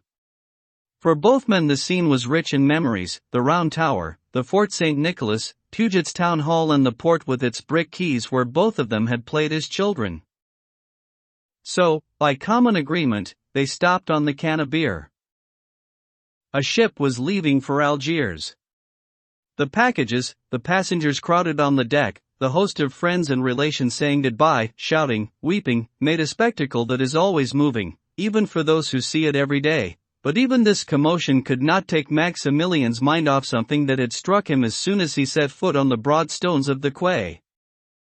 Look, he said, taking Monte Cristo's arm. This is the place where my father stopped when the Pharaon came into port. Here the good man whom you saved from death and dishonor threw himself into my arms. I can still feel his tears on my face, and he did not weep alone. Many other people were in tears when they saw us. Monte Cristo smiled. I was there, he said, showing Morrel the corner of a street. As he said this, from the direction towards which the Count was pointing they heard a painful groan and saw a woman waving to a passenger on the boat that was about to leave. The woman was veiled. Monte Cristo watched her with an emotion that Morrel would easily have perceived if, unlike the Count's, his eyes had not been fixed on the boat. Oh, my God, he cried. I'm right. That young man waving his hat, the one in uniform, it's Albert de Morcerf. Yes, said Monte Cristo. I recognized him. How could you? You were looking in the opposite direction. The Count smiled, as he did when he did not want to reply, and his eyes turned back to the veiled woman, who disappeared round the corner of the street. Then he turned back to Morrel. Dear friend, he said. Don't you have something to do in town? I must go and weep on my father's grave, Morrel replied softly. Very well. Go, and wait for me there. I shall join you. Are you leaving me? Yes. I too have a pious duty to perform. Morrel placed a limp hand in the one the Count offered him. Then, with an indescribably melancholy movement of the head, he left his companion and walked towards the east of the town. Monte Cristo let him go, remaining on the same spot until he had disappeared, before turning towards the Allées de Mailhan, going back to the little house that our readers must remember from the start of this story. The house was still standing in the shadow of the great avenue of lime trees which serves idle Marseillais as a place to stroll, furnished with huge curtains of vines which crossed their arms, blackened and shredded by age, on stones turned yellow by the burning southern sun. 2 stone steps, worn down by passing feet, led to the door, which consisted of 3 planks, repaired every year but never touched by putty or paint, patiently waiting for the damp to reunite them. Old as it was, the house was charming, joyful despite its evident poverty, and still the same as the one where old Dantes had once lived. The difference was that the old man used to occupy the attic, and the Count had put the entire house at Mercedes' disposal. The woman whom Monte Cristo had seen leaving the departing ship came here and was shutting the door just as he appeared at the corner of the street, so that he saw her vanish almost as soon as he caught up with her. The worn steps were old acquaintances, and he knew better than anyone how to open the old door, its inner latch raised by a broad-headed hook. He went in without knocking or calling, like a friend, like a guest. At the end of a passage paved in brick lay a little garden, bathed in warmth, sun, and light. Here, at the place he had mentioned, Mercedes had found the money that the Count had considerately put there 25 years earlier. The trees of this garden could be seen from the street door. As he reached the threshold, Monte Cristo heard a sigh which was like a sob. This sigh guided his eyes to a leafy arbor of jasmine with long purple flowers, where he saw Mercedes sitting, weeping. She had raised her veil and, alone in the sight of heaven, her face hidden in her hands, she freely abandoned herself to the sighs and tears that she had repressed for so long in her son's presence. Monte Cristo took a few steps forward, the sand crunching under his feet. Mercedes looked up and cried out in terror at seeing a man in front of her. Madam, the Count said, I am no longer able to bring you happiness, but I can give you consolation. Would you accept it, as from a friend? Indeed, said Mercedes, I am very unhappy, and alone in the world. I only had my son and he has left me. He did the right thing, the Count replied. He has a noble heart. He realized that every man owes some debt to his country, some give their talents, others their hard work, some watch, others bleed. Had he stayed with you, he would have wasted a life that had become useless to him and would have been unable to accustom himself to your grief. The frustration would have filled him with hatred. Now he will become great and strong by struggling against adversities that he will change into good fortune. Let him rebuild the future for both of you, madam. I can promise that he is in good hands. Alas, the poor woman murmured, sadly shaking her head, I shall not enjoy this good fortune that you speak of and which with all my heart I pray God to give him. So much has been broken in me and around me that I feel I am near to my grave. You did well, Count, in bringing me close to the place where I was so happy. One should die in the place in